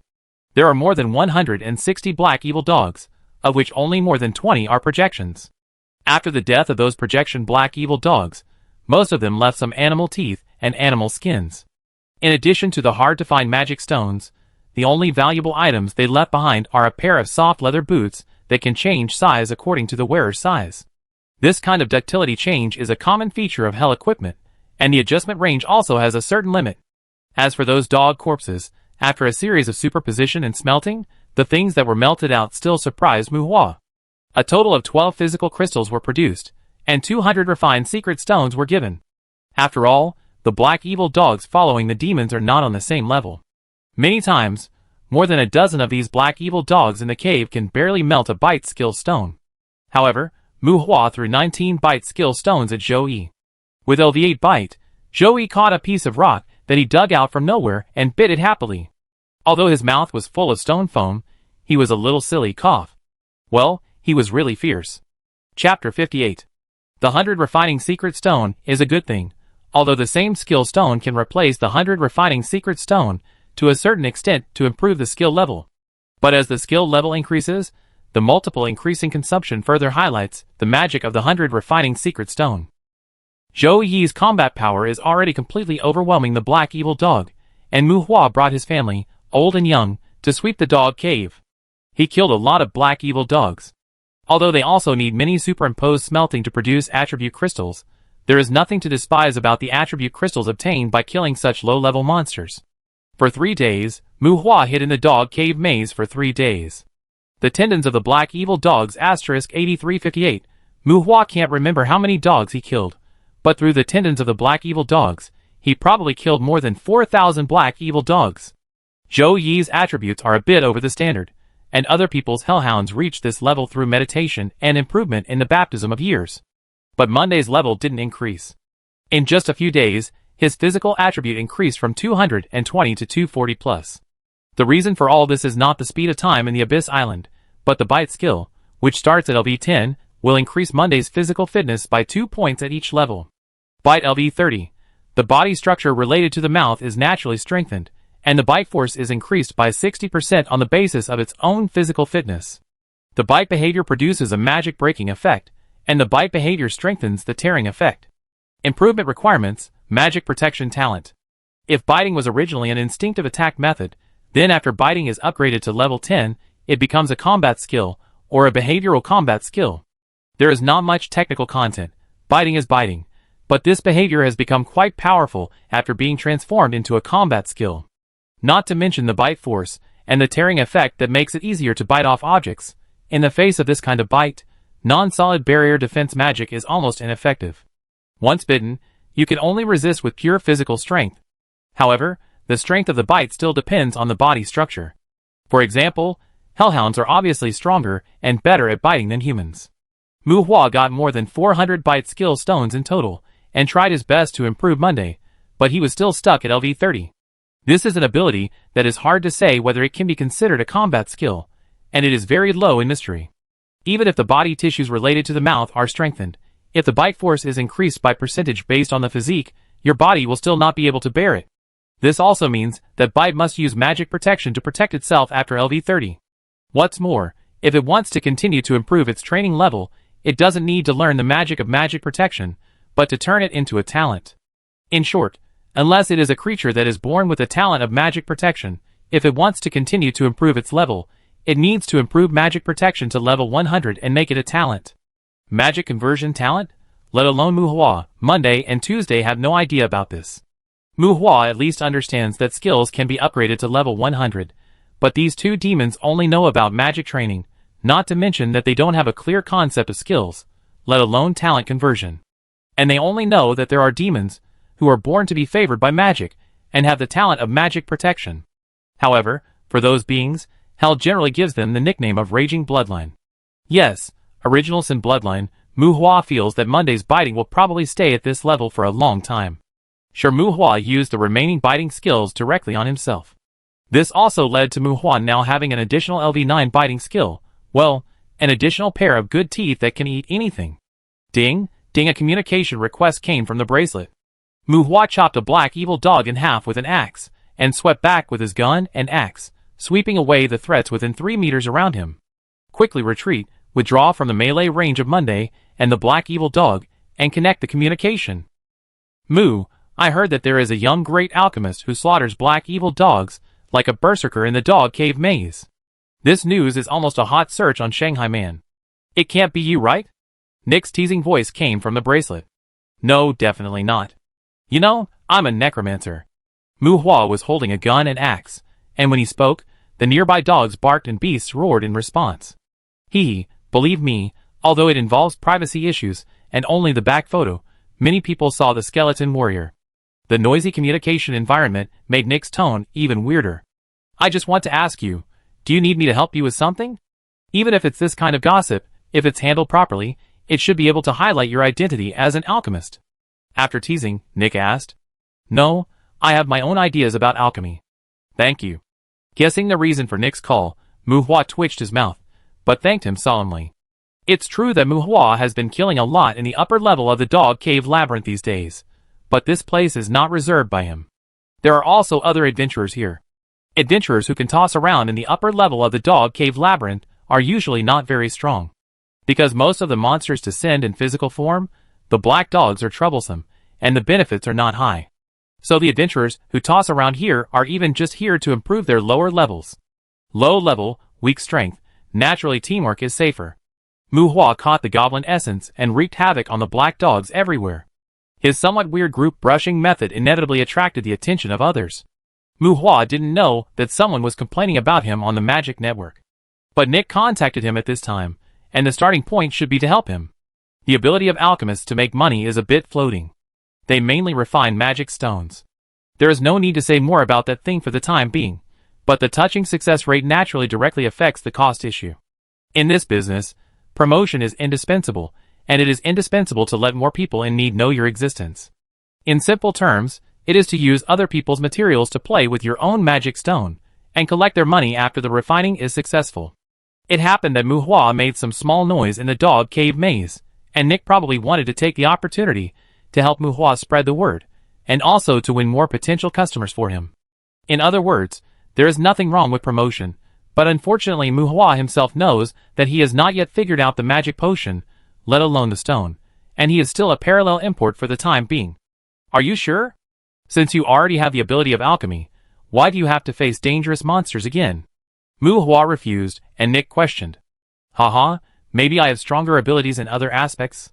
Mu Hua laughed. For example, being a berserker? Nick said strangely. Why not? Mu Hua teased. Okay, all necromancers are crazy. You should be careful. Nick did not comment. The two of them joked a few words, and hung up the call. After finishing the communication with Nick, Mu Hua looked at the axe in his hand, and pulled a strange expression on the corner of his mouth. Are all necromancers crazy? In the past, Mu Hua actually thought that there was nothing wrong with this statement. Because in addition to casting spells, the weapons that necromancers are best at are often daggers, for close-range assassinations. An inch shorter, an inch more dangerous, it is not easy to practice daggers in actual combat. But there is no way, who let the necromancer have bone shields.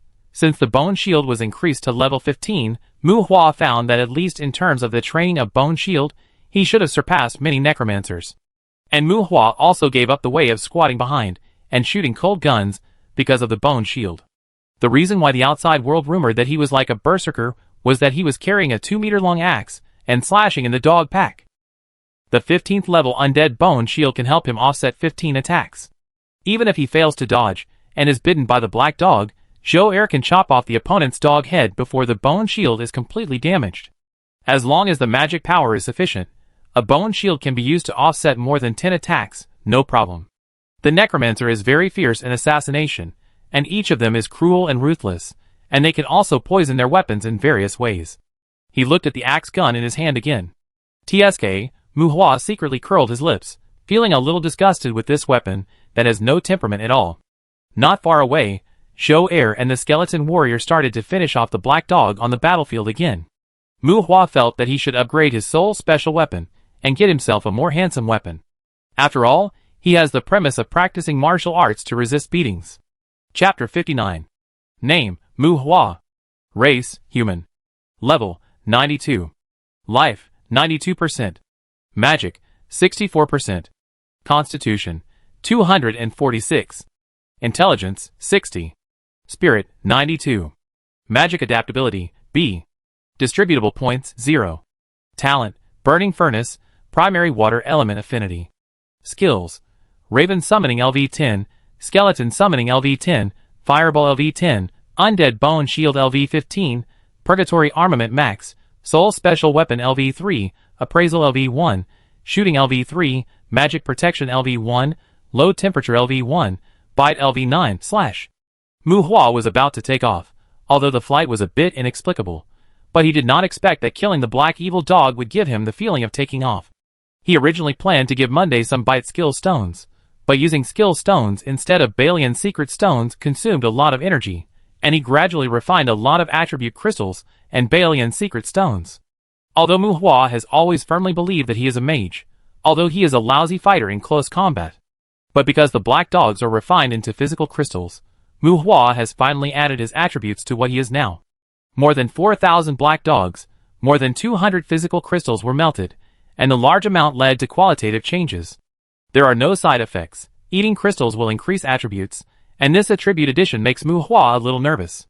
With a physical fitness of 246, including the time spent recuperating in the abyss, Mu Hua's height has jumped from less than 1.8 meters to more than 1.9 meters in the past few days. If you take off your clothes, your originally thin and frail body is now full of strips of flesh that can make your brother scream. The black hound seemed unable to melt the crystal of intelligence, and was somewhat afraid of being struck by lightning. Mu Hua did not dare to say anything regretful about this. In addition to the physical crystal, the 100 refinement secret stone was also the highlight. The skeleton warrior was stuck in level, and the 100 refinement secret stone came too easily these 2 days. Mu Hua originally planned to add a lot of fireball, to make fireball a heavy artillery skill. Well, the power of fireball is not constant. In addition to the magic strength, improving the training level helps to blend more fire elements, thereby bringing out stronger lethality. And through the comparison of the undead bone shield, Mu Hua found that his way of improving skill levels seemed a bit perverted. As far as most mages he knew were concerned, if the magic training level was replaced by skill level, Their skill levels were actually not too high. Muhua could still hold the 5th level fireball in front of him to pose, but when it reached the 10th level, there was no affinity with the fire element. Even if it was released immediately, Muhua could feel a short-term burning pain. Fortunately, the magic circle of fireball can be generated at a distance from the body. The power of fireball, as the level increases, also gives Muhua hope for heavy artillery. Unfortunately, fireball also encountered the fate of being stuck at level 10. It needs to learn continuous fireballs before it can continue to increase its level. Seeing that attack magic cannot be improved, Bone Shield became the object of Muhua's attention. Every level of Bone Shield can increase the number of times it can offset damage. The Bone Shield, which would have been shattered by a slap, needs to be slapped one after another after the level is increased. This magic is the key confidence of the necromancers, who are willing to risk their lives. The undead Bone Shield greatly improved Muhua's survivability. He specifically asked Zhou Yi to try it. With the Bone Shield, Muhua can run away with Zhou Yi's breath. Well, it is continuous damage before the flames are extinguished, including the bites of the black dog, or being squeezed hard by people. Bone Shield is not invincible. You can't resist continuous damage head-on. The wisest choice is to run away before the shield is broken. Bone Shield does not require pre-skills to upgrade like Skeleton Summoning and Fireball, but the blinding effect of Blind Ravens can be more prominent after reaching a certain number. In addition, Ravens are already good scouts, so Muhua raised the Raven Summoning to level 10 and gathered 10 Ravens. After level 10, Bone Shield needs 200 refined secret stones to upgrade one level, but this is much better than the skill stone that increases consumption at each level. Muhua did not upgrade the magic protection. Anyway, after the bite reaches level 30, the magic protection is also converted into talent. The magic protection of level 100, haha, no matter how easy it is to get the 100 refined secret stone, Muhua will not compete with the magic protection now. After some strengthening, the 100 refinement secret stones seemed to be less and less, but Muhua could already run rampant in the upper level of the dog cave. Climbing pits and digging holes, in pursuit of efficiency, Muhua was nicknamed a berserker. In a short period of time, almost all the evil black dogs in the upper level of the dog cave were destroyed, and the adventurers, who were originally beating dogs here, left one after another. They really couldn't figure out what stimulated Muhua, such a big account, to come here to kill these dogs with no experience and no drops.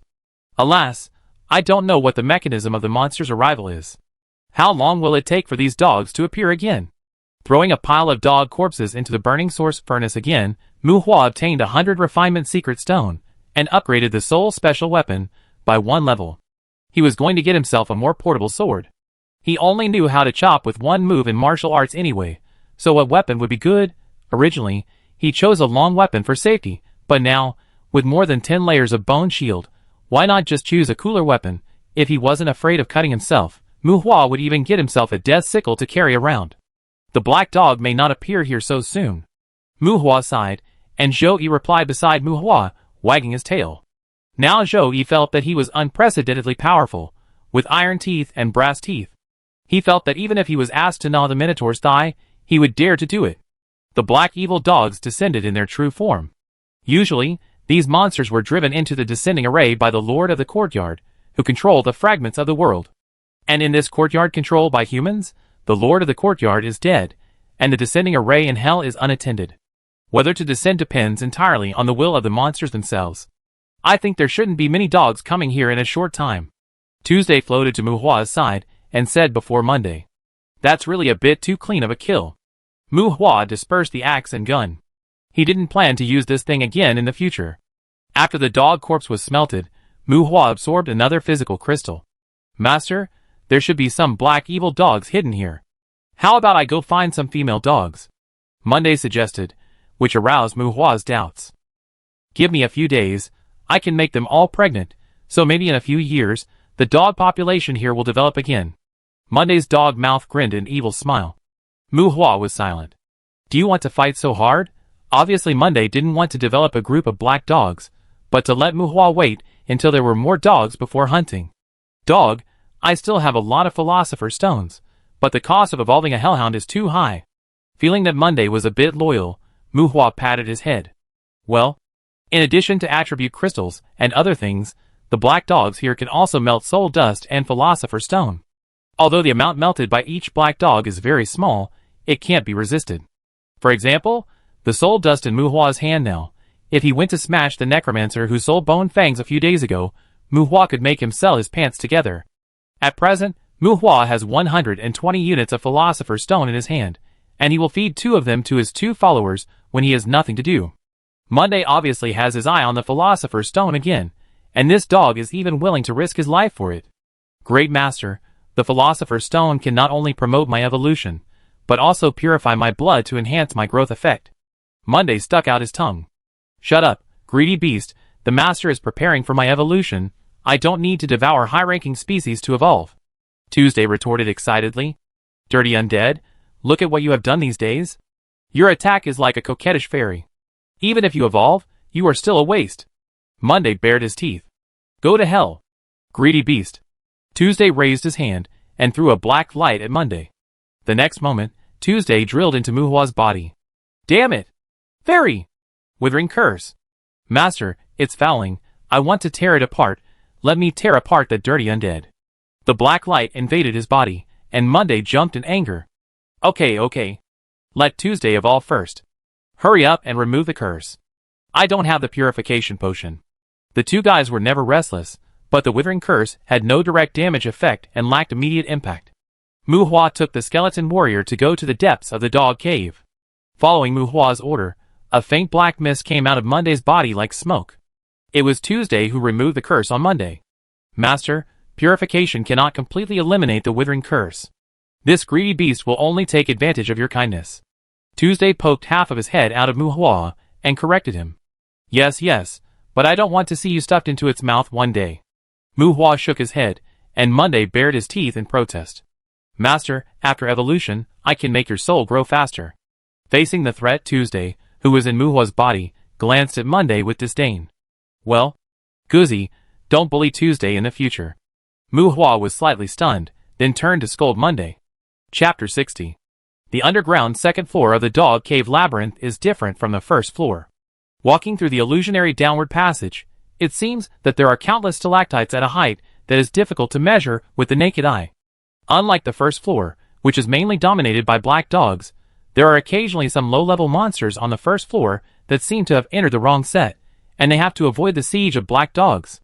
There are many kinds of monsters on the underground second floor, including wargs, ogres, corpse-hunting dogs, flame dogs, hellhounds, and 2-headed wolves. There is almost no living space for black dogs here. It is even rumored that someone has encountered hell werewolves here. Because this place is far away from the safe area, adventurers usually form a larger team before exploring downward. Through the maps explored in the past, it can be found that the actual area of the underground second floor is even much larger than that of the first floor. Stepping into the darker underground second floor, Muhua groped for direction by comparing the map image. Along the way, he did not encounter any adventure groups hunting here. The combat power of the monsters here is much higher than that of the black dogs, and they are more cunning, but the number of monsters is not as dense as that of the first floor. Muhua was sad to find that the monsters here were basically projections, without corpses, which might be more convenient for other adventurers. But the magic stones they left behind, smelting them greatly reduced Muhua's profits. There were no physical crystals, no soul dust, no philosopher's stones, and even the chance of shipping the 100 refinements secret stone was lower than that of the black hound. Too much, none of these wolf beasts came in their true form. Encountering 5 huge wolf beasts with shoulder heights of up to 1.5 meters again, Muhua drew out his night demon knife and rushed towards the wolf beasts under the cover of 2 skeleton warriors. A wolf is a wolf beast with an average physique of less than 100. At least the wolf beasts that Muhua encountered in this dog cave have this attribute. Wolves are good at running and have strong endurance, but Muhua is now fierce. Facing this lion-like monster, he dares to charge with a roar. Night Demon Sword, Muhua's new soul weapon, is shaped like a broadsword, with a handle of 60 centimeters and a blade of 1 meter. The blade is wide and thick, slightly longer than the traditional broadsword. Well, Muhua still likes long ones. Originally, he wanted to get a wild sword, but considering his own ghosts and gods are not close sword skills, Muhua was afraid that the thing would be easily cut off. Wolves are relatively low in riding beasts in hell. Although they are monsters, they are usually raised by demons. Monday, who was running in front of Muhua, barked and pounced on a wolf. The wolf was quite large, and when Monday was put next to it, it was like a mastiff compared to a lion and tiger. However, The size did not give the wolf too much advantage at this time. Monday ferociously pounced on a black wolf, biting with his fangs, tearing off a large piece of flesh from the wolf's neck, and shook his head wildly, throwing the wolf 5 meters away. At this time, Muhua also collided with a wolf head-on. Bang! When the wolf bared its teeth, Muhua raised his shoulder and hit the side of the wolf. Very good. The collision was very beautiful. The wolf was knocked over by Muhua and fell several meters away. However, it seemed that the knife in Muhua's hand was raised at this time. What should I do if the opponent is knocked away during a knife fight? Snake's skin moved, split Huashan with force, and saw Muhua flexibly turned and ran towards another nearby wolf, cutting off the head of the wolf with one knife. Tactics, although it seems like a blind fight, but Muhua said that everything is a tactic. Chopping skills, although it has not yet reached the level of combat skills, but it contains the basis of force and chopping trajectory. It seems that Muhua's fight with the black evil dog during this period is still very effective. At least he doesn't need to stand still now. Demons also ride this thing? Killed the wolf with one knife. Monday had already bitten another wolf to death, and the remaining wolf was pecked blind by 10 ravens, and a bunch of skeleton warriors surrounded them and stabbed them. It is no problem for the night demon knife to chop the wolf. The strength of the soul special weapon is related to Muhua's spiritual attribute, that is, the sharpness of the sword condensed by Muhua can reach 92 points. And the 200 plus physical fitness is completely over the standard compared to Muhua's spirit. He can now easily lift 3 or 4,000 pounds of weight. Even if the weight of the soul special weapon is adjusted to the maximum strength given by the soul, he can easily wield the Pu Dao with one hand. As mentioned earlier, sharpness is mainly for the defensive armor, although any metal shield has about 500 or 600 defense. But it is a metal shield after all. Just like the wave blade sword used on Tuesday, its sharpness is only 50. Soul-specific weapons will be strengthened as the soul grows. These enhancements include sharpness, toughness, and weight adjustment, which can be said to be very suitable for weapons of necromancers. The wolf has thick skin and thick meat, but it is still a low-level monster with flesh and blood. When meditating to cultivate physical fitness, the magic power can be strengthened at the cellular level by flushing the body with magic power, which can make the body of the creature have a stronger ability to resist damage. The wolf itself has no outstanding talent in this aspect. Its thick wolf skin has good defensive ability, but it can barely resist the sharp damage below 50 when facing sharp weapons. At this time, Muhua really likes this feeling of cutting into the flesh, which saves bullets and magic. Well, even if he doesn't do it, Zhou Yi and the skeleton warriors can probably handle it, and maybe it can save some physical strength. But men, their physical fitness has grown so much.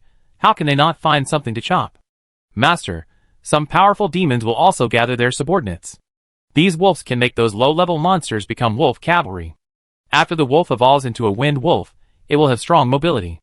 These wolves should be placed in this courtyard by a demon who raises them. Zhou Yi was interested in killing, and Zhou Yi explained beside Muhua. Probably the same nature as the pig-headed man, the boss paid for the public travel. Even in the courtyard of glory, squatting in the maze may absorb more emotional energy. After all, there are not a few humans in this courtyard. Speaking of which, the number of humans in the courtyard of glory is larger and more stable. Find a place to hide and absorb emotional energy, maybe it will be more comfortable. Master, I smell the scent of hellhounds. 5 wolves were killed and turned into dust in an instant. The skeleton warrior picked up the drops, and Zhou Yi suddenly raised his head and sniffed, barking at Muhua. As expected of the existence raised by the devil, the specifications of the items dropped by these wolves are very uniform. It seems that they are more valued by the boss than the pig-headed man. 5 second-level magic stones, 5 pieces of demon leather. This quality of demon leather can be used to make magic scrolls of low-level magic. This kind of thing is in great demand by humans, and it is also a good drop among low-level monsters. Found it. Muhua collected the fallen items, and the ravens flying in the air had already pounced in one direction. Zhou Yi barked and rushed out. When Muhua arrived with the skeleton warriors, Zhou Yi had already bitten the neck of a hellhound, shook it cruelly, and bit off the hellhound's head. Zhou Yi was still a demon after all, and all his behaviors were full of tyranny and cruelty. The hellhound, who didn't know if he wanted to sneak attack Muhua, died tragically in Zhou Yi's mouth. Under Muhua's gaze, the dead hellhound turned into dust with a puff. TSK. Muhua sucked his teeth in disdain. Even if the hellhound dropped a dark red dagger, he didn't feel happy at all. Muhua had wanted to melt the hellhound for a long time, or rather, He had been thinking about the hellhound's affinity with the fire element for a long time. The magic stones of the wolf were thrown into the furnace for smelting one by one. The first one produced an experience bead, but after 5 were put in, it was still an experience bead. The magic stones of the hellhound were also put in for smelting, and finally a bite skill stone was produced, which made Muhua grin. A dagger that can cause fire damage after injuring people, with a sharpness of 100. This thing can probably sell for some demon gold coins, if it is sold normally. Wearing it on the waist, it is considered the most decent equipment that Muhua has dropped so far. Continue to explore. There are no clearly marked monster nests in the map of the second underground floor. The monsters here are probably wandering around. The monsters in the dog cave maze are not good at digging traps. The reconnaissance of 10 ravens can help Muhua avoid being attacked by monsters to the greatest extent. Killed some monsters along the way. Compared with the smelting harvest on the first floor, the second floor made Muhua less excited. Bang Jam Sweetheart opened fire, and Muhua shot and killed a corpse-hunting dog. Muhua didn't even have the interest to chop this half-beast, half-corpse dog, but this thing actually left a corpse, so Muhua casually threw it into the burning source furnace. Skeleton Transformation Skill Stone *1, Soul Dust *0.3. Looking at the item smelted by this corpse-hunting dog, Muhua raised his eyebrows and felt surprised. Chapter 61. Boom, boom, boom, boom.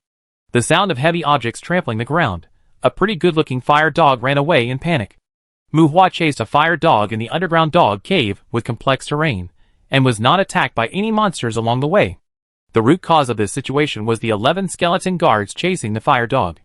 The 3-meter-tall majestic skeletons had horned demon skulls, sharp finger bones, and a bone spur extending backward from the elbows. With thick bones, these skeleton guards gave people a sense of oppression far beyond the skeleton warriors, but these skeleton guards had no tails. After entering the attack state, they would pull off their tails and merge the tails with the dead air, eventually forming the Dark Tower shield and battle axe in their hands. Skeleton Guards. Constitution 172, Intelligence 20, Spirit 80. Earlier, Muhua obtained a Skeleton Transformation Skill Stone. This skill has no attack ability. It contains relevant knowledge about dead bone manufacturing, undead construction, bone burial array, dead energy absorption inscription, undead refining array, undead derivative array, etc.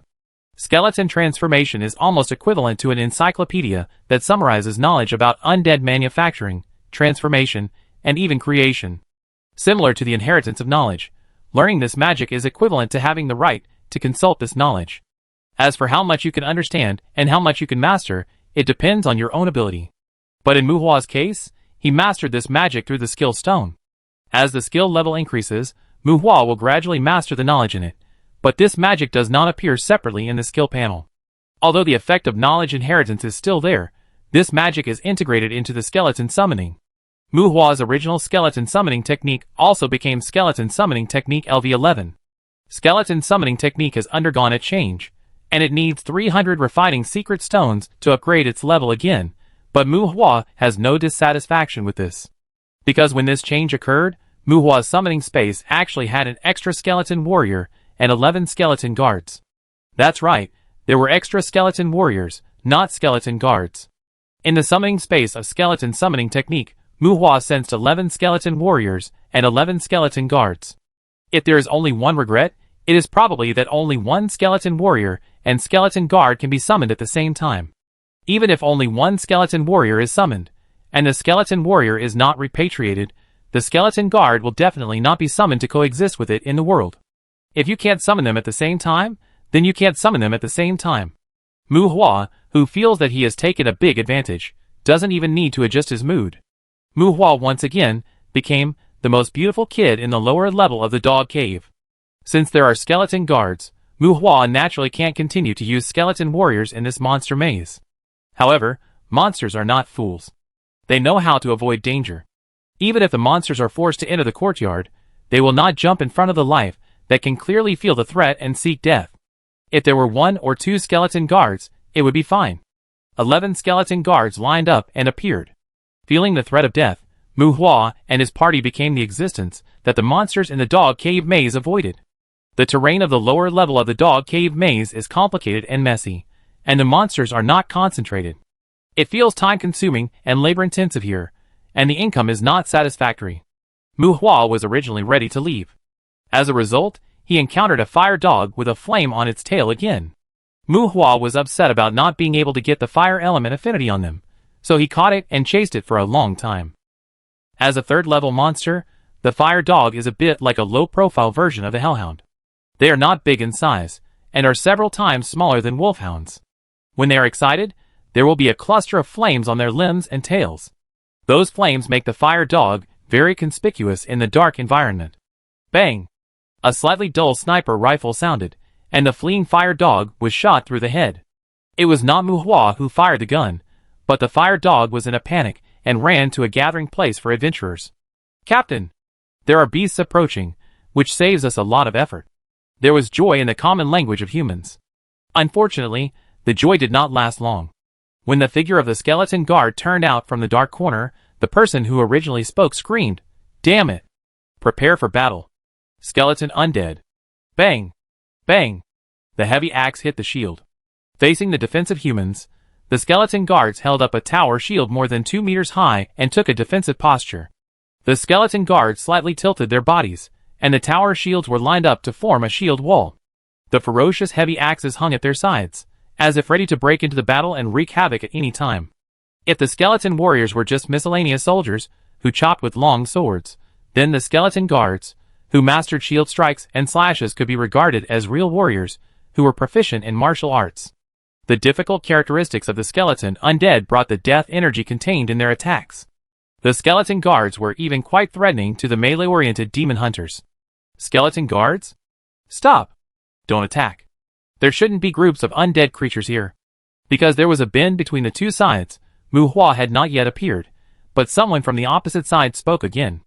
"Raven!" A female voice exclaimed, and the adventure group confronting the skeleton guards found the raven falling from the surrounding rocks.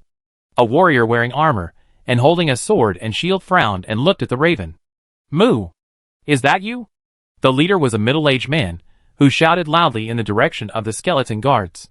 Following the leader's shout, Mu Hua, with his sleeves rolled up and a machete in hand, also turned out from the corner. "Sorry, Rory, did I disturb you to rest?" The skeleton guards made way, and Mu Hua looked across, and waved his hand apologetically. Across the way was a team of about 20 people, a dozen older adventurers, including 5 young men and women. 5 young people aged 16 or 17, they should still be students. This adventure team was hired by these young people. It is unknown whether they came here to get familiar with demon hunting, or just to have fun and seek excitement. "Thank God, Mu, are you sure you are not a social worker? Are you here to purify the dog cave labyrinth? Oh my God, is the tragedy on the first floor going to happen on the second floor? Are you sure you are just a newly minted soul mage?" Seeing Mu Hua, the warrior named Luoli breathed a sigh of relief, signaled his team members to put away their weapons, walked towards Mu Hua, and looked at the skeleton guards behind Mu Hua. They were all wandering around the dog cave labyrinth. Mu Hua had met Luoli's team earlier, but at that time Mu Hua was still with skeleton warriors. The arm bones of these skeleton guards are as thick as the arms of adult men. The thinness of skeletons can no longer be seen on them. The sternum and ribs that are almost connected together are like a set of bone armor. If someone said earlier that Mu Hua was big to bully the black evil dog, it would be a bit exaggerated. The 11 skeleton guards in front of him are enough to show that Mu Hua is a real big. Well, at least in the dog cave labyrinth. As he approached Mu Hua, Rory's expression became more serious. Not to mention the skeleton guard, he didn't feel any pressure from Mu Hua earlier. Is he more wanton after reaching the second floor? Aren't the skeleton warriors crazy enough for him? He doesn't even need to use information blocking? Rory complained in his heart. Is this Mu Hua really stimulated by something, running to vent his anger on low-level monsters? I was about to leave, but I found a good-looking flame dog. Mu Hua smiled and greeted Rory, pointing to the corpse of the flame dog on the ground with its hind legs still twitching. "You want to catch it alive?" "I'm very sorry," Rory said apologetically, and a young man, with a gun behind him, had a nervous expression on his face. Just like black magic is called soul magic. Soul mages are not necessarily necromancers, but necromancers can also be called soul mages, which is a polite name for necromancers. Look at that group of ghostly skeleton guards. They are real guys, not constructed undead. Obviously everyone is more certain that Mu Hua is a necromancer. This is not only a necromancer, but also a necromancer who likes to torture and kill low-level dogs. The young man who just killed the flame dog felt guilty, and worried that Mu Hua would take the opportunity to cause trouble for him. "No, Rory, this is just an accident, and I scared it to you and disturbed you." Mu Hua shook his head, and Rory's emotions eased again, and several young people, who looked like students in Rory's team, looked at Mu Hua with burning eyes, as if they were observing wild animals up close in a zoo. "Hey, human, thank the Lord for his mercy. We originally planned to use it to find more flame dogs." Monday walked to the side of the flame dog, bit off the flame dog's neck, and dragged it to Mu Hua. "Don't mind, it's just a boring attempt. Can I take this away?" Mu Hua said to Luoli again, pointing to the body of the flame dog, and Luoli smiled and nodded. Humans have long been accustomed to the devil's virtue of wanting to cause chaos in the world. As long as Mu Hua's attitude is clear, Luoli and others don't care about the words of a demon. "Hello, sir, we want to hand draw a latest monster distribution map of the dog cave maze. I wonder if you are willing to accept our employment." Mu Hua greeted Luoli, and a blond young man in Luoli's team said to Mu Hua at the instigation of his companions. The body of the flame dog turned into dust with a wave of his hand. Everyone had known about Mu Hua's move and didn't feel strange. Mu Hua was stunned for a moment, and a kind smile hung on the corner of his mouth after a while. "Sorry, I was planning to go back. Besides, with them here, I think it will be difficult for you to record the accurate distribution of monsters." Mu Hua patted the skeleton of the skeleton guard and waved goodbye to Luoli and others. The two sides met and parted in harmony. Mu Hua was in a very good mood. He was lucky. This fire dog actually produced the Tears of Elements fire. This should be the 5th fire dog that Mu Hua killed. After all, this kind of monster is too low level. He originally doubted that the fire dog could not produce the Tears of Elements. Chapter 62. Walked out of the dog cave labyrinth. Earlier, Mu Hua had changed the coordinates of the courtyard key to the Skitran station near the labyrinth. Although the courtyard key is convenient, it is not something that can be teleported back and forth by just drawing a circle. Mu Hua can enter the corresponding coordinates of the courtyard through the key, but when leaving, he must be near the coordinates to open the portal. Back to the platform, he did not teleport directly away. After all, Mu Hua opened the portal from Nick's house. If he took the portal, Mu Hua would appear at Nick's house. He also planned to go to the main city. Waiting for the Skitran, swiping credit points to take the train, returning to the main city, and finding the Adventurers Guild in the city. Mu Hua dealt with the debris dropped by the monsters to the Adventurers Guild. Some canine skins, a small amount of ore, a dozen pieces of demon leather, soft leather boots, animal skin waistcoats, animal skin wristbands, and other low-level equipment. Mu Hua only left a fire dagger, and a few magic books that he could read in his spare time. Although the purchase price is lower than outside, the Adventurers Guild will buy everything, which is convenient and hassle-free. There was nothing valuable in the dog cave, and Mu Hua left the Adventurers Guild with more than 200,000 credit points. He almost killed all the black dogs in the dog cave maze, including some harvests on the 2nd floor. In the end, Mu Hua only got 200,000 credit points, and the Adventurers Guild usually does not use demon gold coins to buy such miscellaneous items. Strictly speaking, 200,000 credit points may not be enough to buy the goblin essence he consumed. However, Mu Hua still has more than 10 tons of black dog tendons in the furnace space. Well, forget it. In general, the strength has increased extraordinary, but it seems that Mu Hua will not be able to get rich easily in a short time. Take a walk in the city, have a good meal, find a bath, find a lady to give you a massage, yes, massage in all senses. The 200,000 credit points earned in Fiona Courtyard were all spent in the main city, and Mu Hua left Fiona Courtyard refreshed. The entrance to Fiona Courtyard is in the Fiona community of Hyman City, less than half an hour's walk from Nick's manor. With a raven on his shoulder, Mu Hua came to Nick's house again.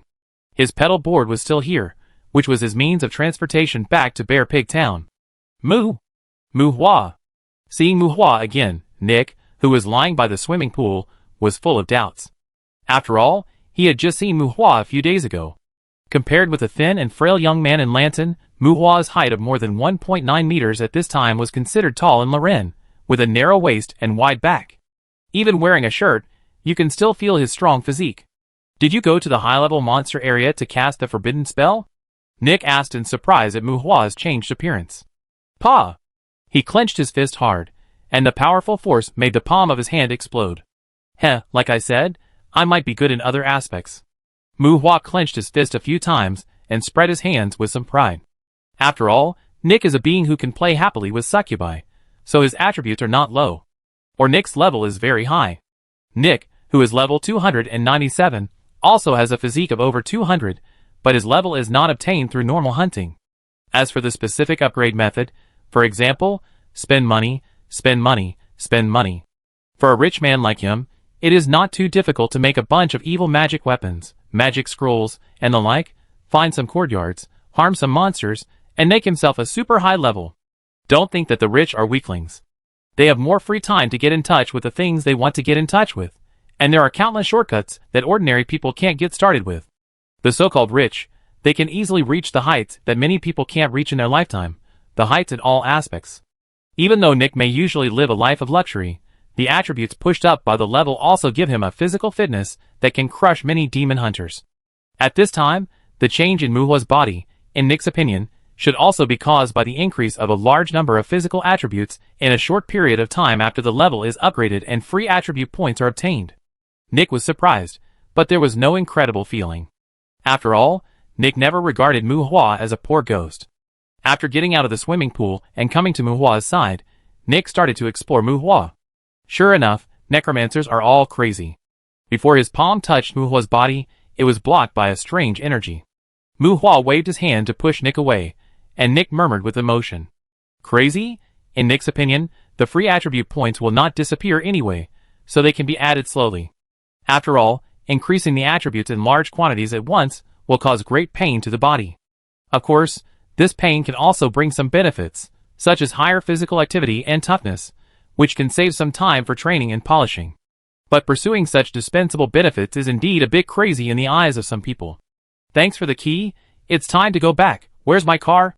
Muhua asked Nick, pushing Nick away and refusing Nick's request to take off his clothes to have a look. Car? Your little lamb? You came to me just for that? Nick raised his eyebrows. What else could it be? Mr. Nick, I'm very poor. Muhua said, as a matter of course. Haha, yes, I think you are not very rich either. Nick teased, and looked at Muhua's figure again. The two seemed to have reached a certain consensus that Muhua was very poor, but the poor that Muhua said was probably not the same as the not rich that Nick understood. After taking back the small pedal that was pushed away by the security, and became their means of transportation, Muhua drove back to Bear Pig Town. Back at the hotel, Muhua's changes in body shape inevitably attracted Demand's surprise again. Boss, how many snake fruits do you have? Believe me, you shouldn't be too close to Nick. Although the aristocratic market has a large demand for snake fruits, it involves some interest groups, and they will cause trouble for you. Unlike Nick's perception of Muhua, Demand knew that Muhua probably didn't have much money. Regarding Muhua's sudden increase in physical fitness, Demand believed that Muhua had followed Nick's path. What did Muhua have that Nick could support him with? Well, Demand's mind only thought of snake fruits, lots and lots of snake fruits. Forget about your snake fruits, no one will impact the aristocratic market. Muhua complained about Demand's ability to imagine. Snake fruits are not something that can be put on the table, but it does have a large market in the aristocratic circle. The nobles with titles in the human world are all weaklings, but in this beautiful and colorful world, weaklings don't mean they have no pursuits, right? The nobles of the magic empire may be restricted by many public institutions in terms of power, but they enjoy part of the tax revenue of the territory. The human world is the rear base of all humans, but here, adventurers must also abide by laws and regulations, and also abide by the rules of the human world. What's more, the group of settlers is very large, and the wealth they can create is not low. The nobles are not poor. As long as they are not poor, they can do many incredible things. For example, let a charming woman with extraordinary combat power sing under you. For example, go to the succubus hut to experience the passion of life. For some of the little hobbies of the nobles, obviously, the snake fruit can provide them with absolute help. Muhua didn't know the details, and it seemed that this business was not something that ordinary people could take. Maybe this is what Demand said about the noble market? Demand felt that Muhua and Nick were dirty, and he felt that he had lost countless credit points. Muhua was not interested in arguing with him about this issue, and asked Demand about the situation of the acquisition of magic stones. Demand said that the acquired magic stones had been placed in his room on the 3rd floor. In addition to those low-level magic stones, Demand actually got Muhua's skeleton transformed magic book. In this regard, Muhua was impressed by Demand's efficiency, and was thinking about how to resell it. The man looked towards the door of the hotel and exclaimed, "Here again? Boss looking for you. Do you need me to help you get rid of him?" The man asked Mu Hua. Following the man's gaze to the door, Mu Hua saw a tall and thin black youth. Oh JJ. He's looking for me. After thinking for a while, Mu Hua remembered the name of the young man, who was the friend he made when he first came to Bear Pig Town. Chapter 63. Mu Hua is actually quite busy. Although he would take a bath and go to a young lady for a massage, in addition to his daily life outside, Mu Hua would spend more than a week on the Abyss Island almost every day. Meditation, refining medicine, building spell models, and recently he has begun to try to figure out melee martial arts, and even wants to put the project of making constructed undead on the agenda. With more time, more magic, and more things to do, Mu Hua has never slacked off in the practice that promotes his own growth. In the dog cave maze, in addition to his own improvement, Mu Hua also brushed out 4 fishing rods. If he adds the magic stones collected by demand, he should be able to make 5 fishing rods. Killing the black evil dog made Mu Hua have a bit of evil spirit. Originally, Mu Hua planned to rest for 2 days before going to the Abyss Island to toss, but he didn't expect that the gangster named JJ actually came to his door. You mean a gang leader was cursed and wanted to find a potion master to prepare a purification potion for him in person? Are all the gang leaders nowadays so pompous? On the forest path outside the hotel, Mu Hua frowned after learning the reason why JJ came to him, somewhat displeased. The pharmacist in this world may still be considered an ordinary profession, but potion masters are not so common. The essential ability of clairvoyance makes potion masters more mysterious than many combat professionals. In addition, potion masters can almost be regarded as synonymous with necromancers and witches, which leads to the fact that potion masters are not a group of people who can be easily manipulated in people's cognition. And the purification potion only has a difference in strength, and there is no problem of adaptability. A member of a small rural gang asked a potion master to prepare the potion in person, which was not polite for a potion master.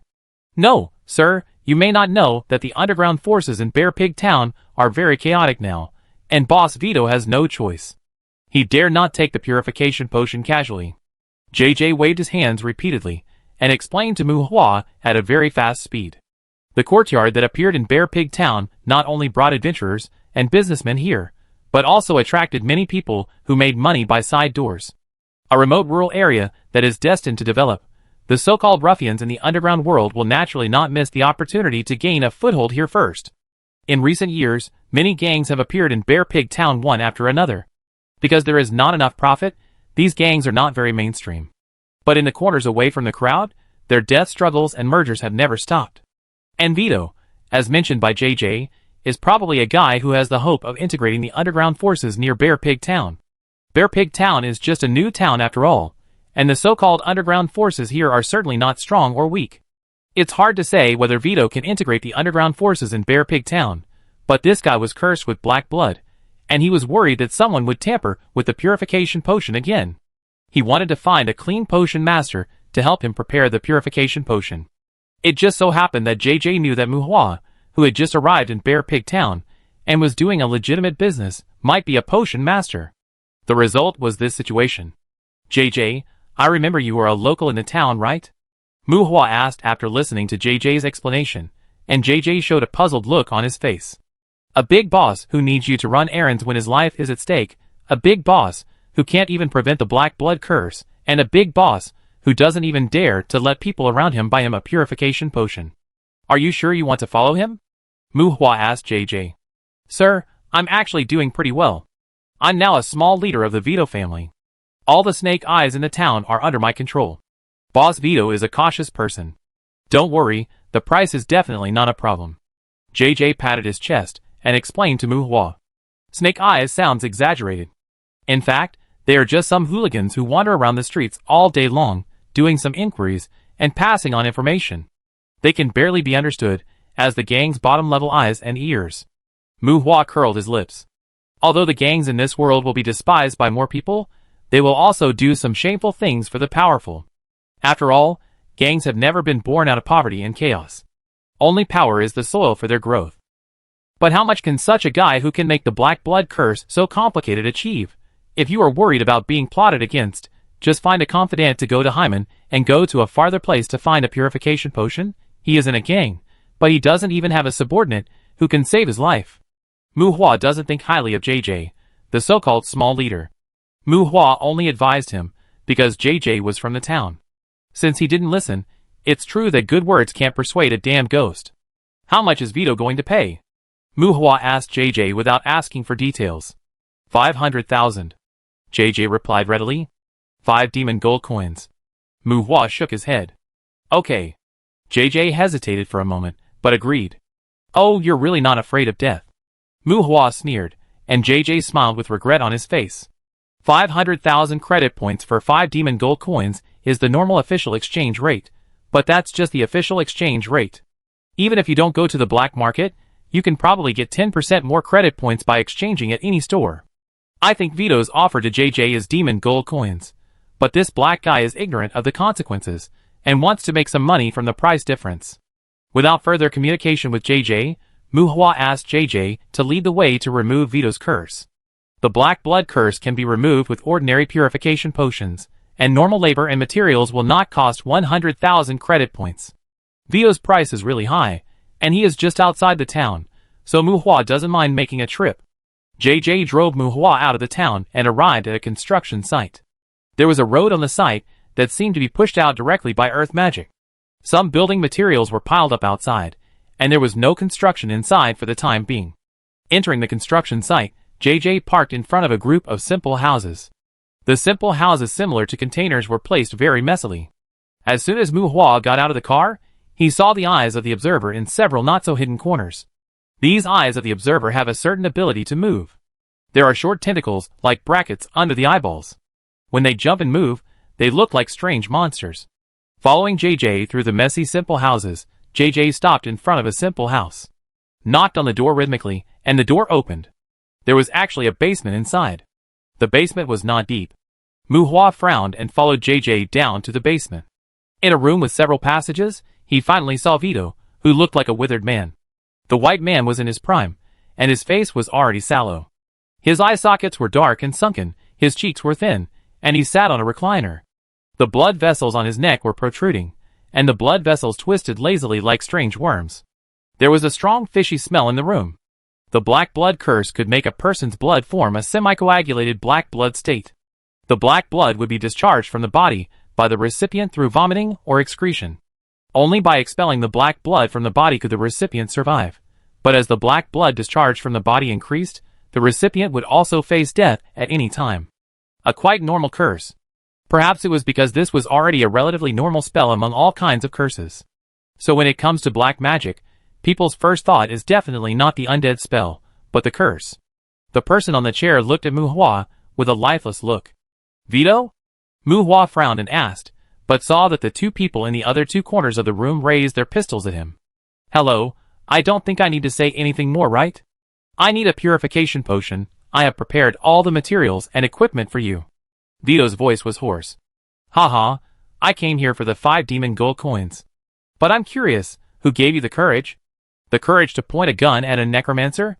Looking at the two gunmen, seeing that they had the intention to approach him, Mu Hua sneered.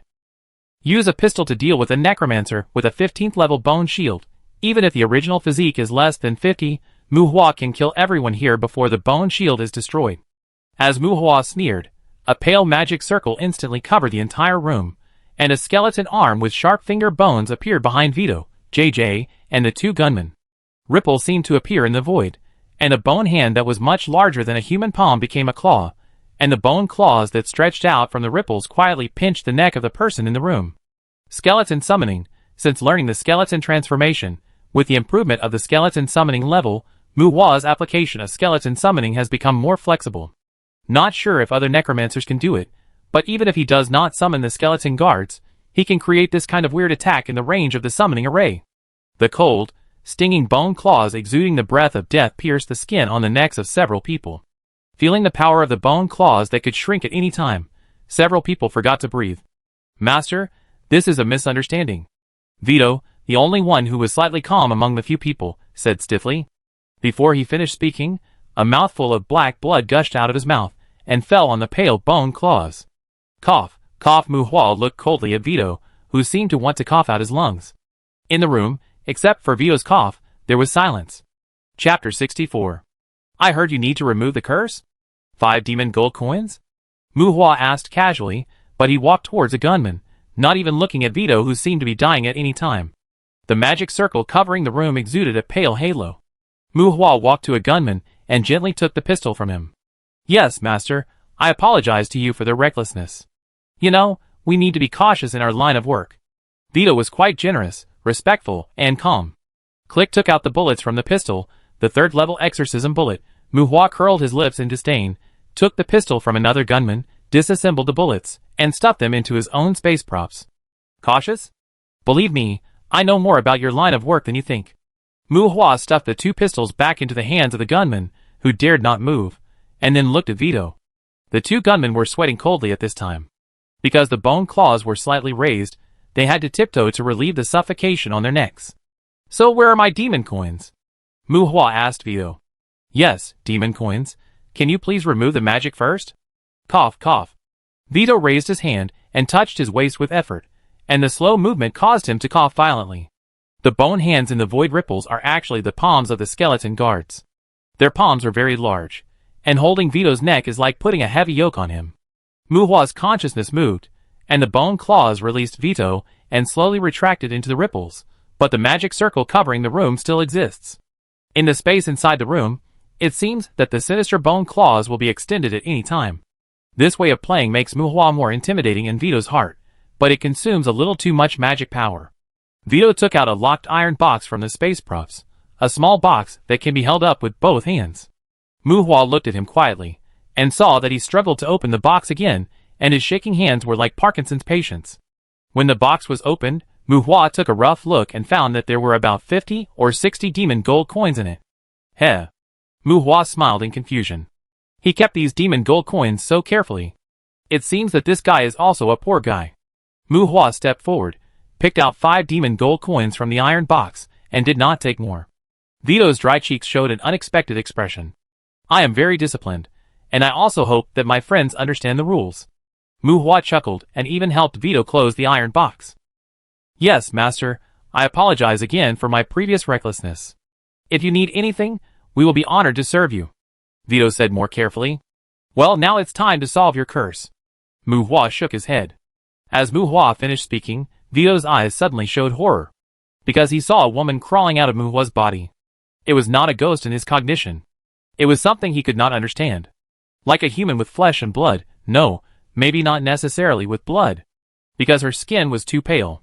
It seemed to be accompanied by a strange song, but Vito swore he didn't hear the sound. And that song can both soothe people's mood and make people feel creepy.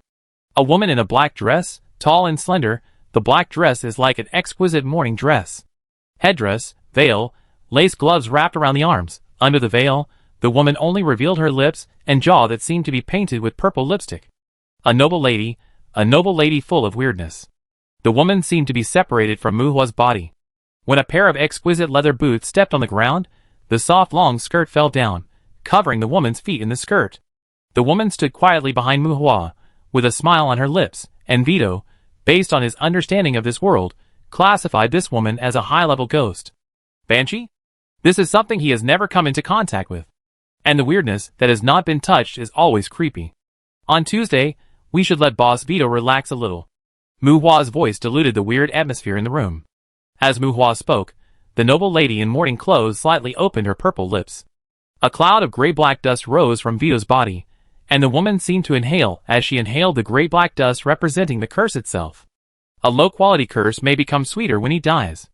The woman's voice was a little hoarse, but it had a unique charm, and was not unpleasant to hear. Vito felt a sense of relief, but the woman's words made his heart tremble again.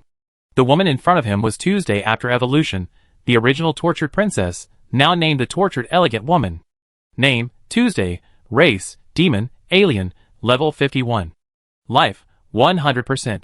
Magic, 100%. Constitution, 50. Intelligence, 221. Spirit, 476. Magic adaptability, E. Points available for allocation, 0. Talent, Curse Spirit, Touch of Pleasure. Skills, Withering Curse, Undead Detention LV1. After Monday, Tuesday also completed her evolution. As long as there are enough Philosopher's Stones, she does not need to devour the upper species to complete her evolution. However, Tuesday's evolution consumes more Philosopher's Stones than Monday. It is said that if it evolves normally, the risk of evolution is higher than other monsters. Perhaps because of her special birth method, Tuesday is not a strictly undead, but a mutant of a demon. After becoming the tortured lady, Tuesday can transform between spirit and entity, or it cannot be said to be an entity, it is more appropriate to say that it is a corpse. Just like Tuesday's current state, she is a bit like a lich after she materializes. Although she has a graceful figure and delicate expression, her body has no vitality, no pain, touch and other senses, just like an immortal corpse. High intelligence, but no magic adaptability, super high spirit, her attributes still tend to be undead creatures. The cursed spirit in her talent makes her almost immune to all curses, and even more, curses can be regarded as a kind of food for her. There is no need to say much about the touch of pleasure, and the curse of withering. One is to grant pleasure, and the other is to plunder pleasure, but the two complement each other. That is to say, she must plunder to grant, and she does not have the ability to grant pleasure out of thin air. Undead detention is a more conventional undead magic, which is to drive undead creatures for a short period of time. This magic is a bit of a double-edged sword. Detaining the undead will cause the undead to be disgusted. Even if the detention is successful, if the undead cannot be trained well during the detention period, they will inevitably be backlashed and hunted down after the detention. It must be said that Tuesday is actually very strong. Even if her magic adaptability is extremely low, her advantage in learning black magic is also very exaggerated. The 400-plus spirit is not from her hard work, her soul strength is purely innate. And the reason why Tuesday is low in level, and has no two skills is entirely because she is really a Buddhist. In the hell where danger is everywhere, in addition to the abyss, there is another place that most creatures avoid. That is the pale land blown by the wind of aging. It is the sleeping place of the dead. Although the dead will not be exhausted due to aging, they will be immersed in it, and fall into a deep sleep. Most of the dead creatures will lie down in the face of the wind of aging.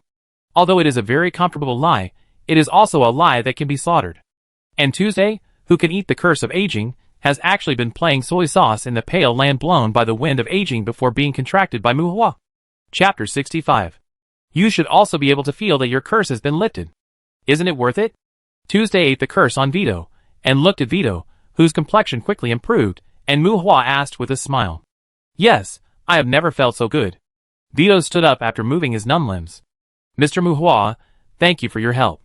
Believe me, there will never be another rat in Bear Pig Town that can cause you trouble. Vito tidied his clothes, and said to Muhua solemnly. Well, that's the best. You can call me Moo.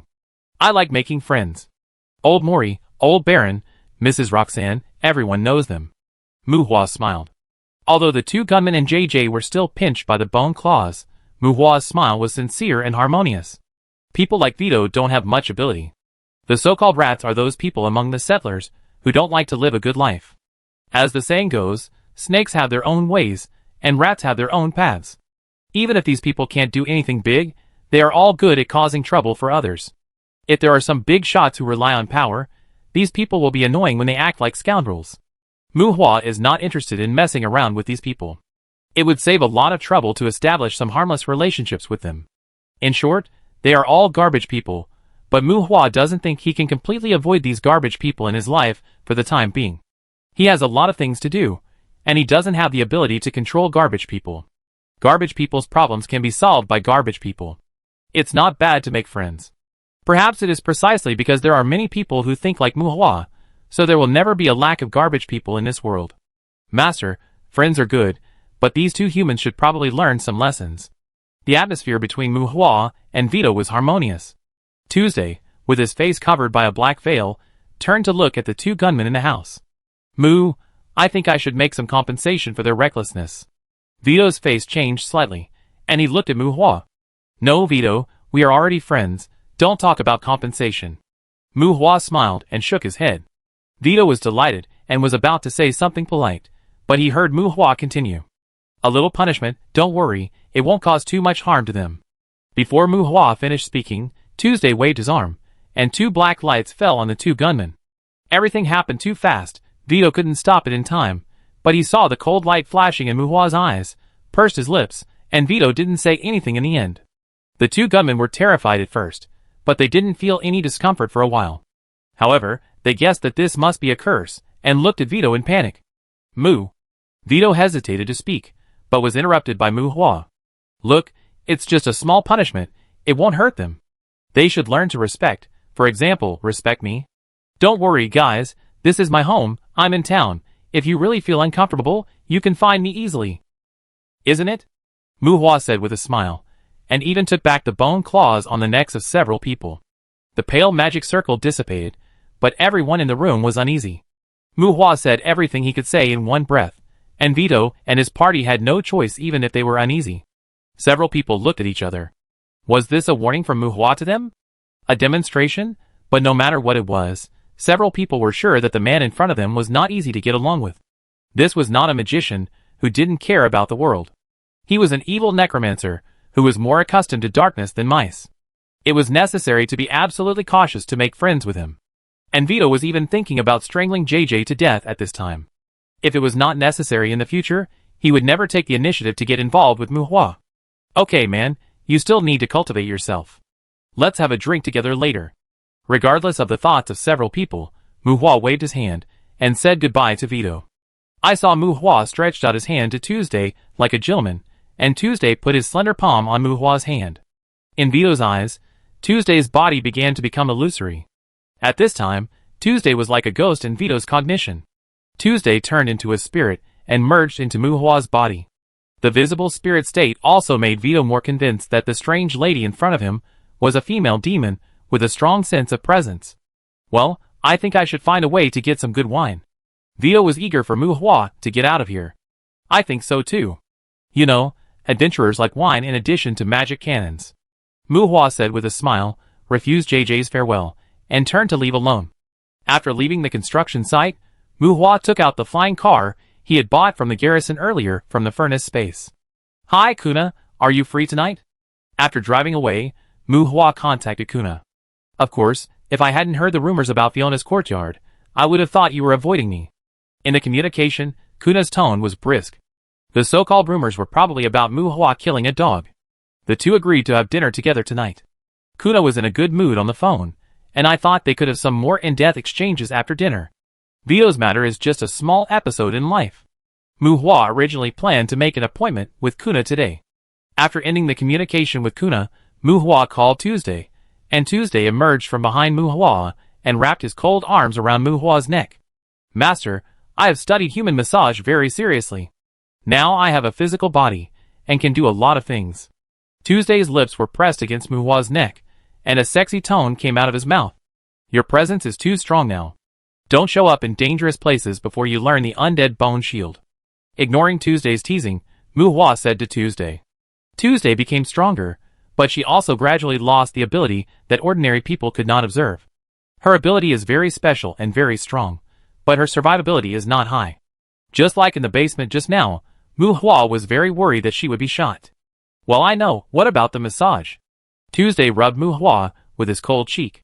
Go scratch your soul. Mu Hua frowned and scolded. Tuesday's skin was delicate and soft, and there was a faint scent of incense on her body, which was quite pleasant, but she herself had no sense of touch.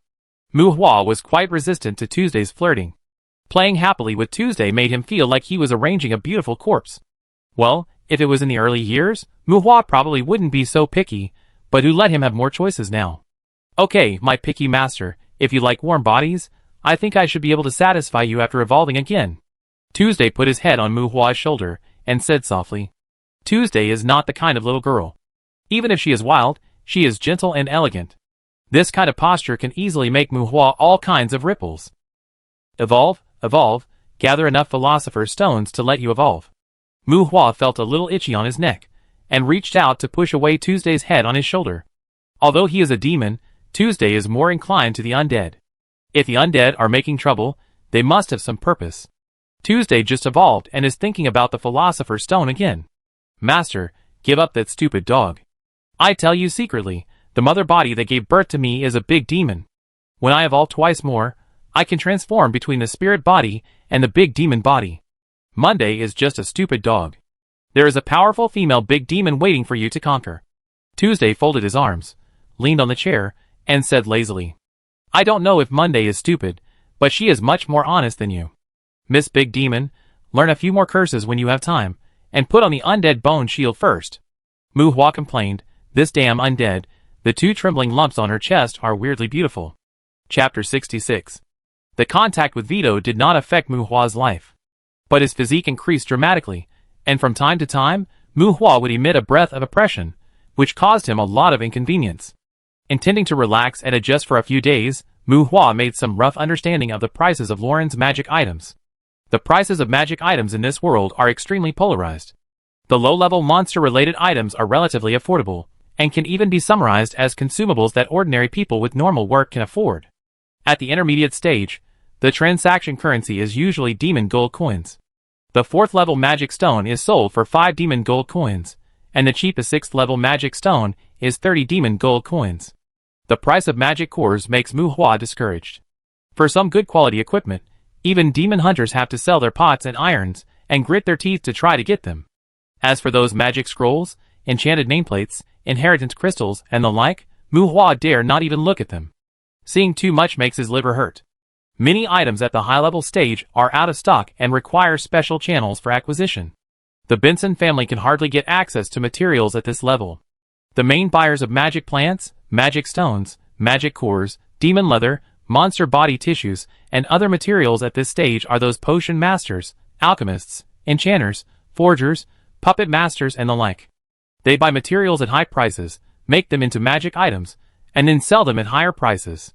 Seeing how they spend money, Mu Hua feels that he is a bit guilty for bearing the title of alchemist. Well, it's guilty, not guilty, because there are indeed more manufacturing professionals like him, all poor ghosts. After some understanding, Mu Hua gave up the idea of learning low-level magic, because for him, the cost-effectiveness of low-level magic stones is still quite good. If you make money to buy low-level magic stones, you can refine low-level magic sooner or later. If you learn a magic, you can probably make a set of skill stones. Magic has strong variability and extension. Mu Hua spent the time learning magic to familiarize himself with the magic he has learned. In his spare time, Mu Hua dated Kuna several times. Every time he dated Kuna, he could relax for a few days. After all, the daily routine of going to the abyss at night originally planned was occupied by some activities of in-depth communication. And Mu Hua's physique at this time, even without the snake fruit, can put Kuna in 18 different ways. Of course, the two are not just animals who know how to roll in the sheets. Mu Hua and Kuna have also visited Haimen City many times. Mainly, Kuna helped Mu Hua get familiar with the environment there. At least now Mu Hua is no longer a country boy who is easy to get lost when he leaves Bear Pig Town. Joy is a magical thing. It not only makes people feel good, but also makes their bodies and souls comfortable, which allows them to maintain healthy and energetic motivation.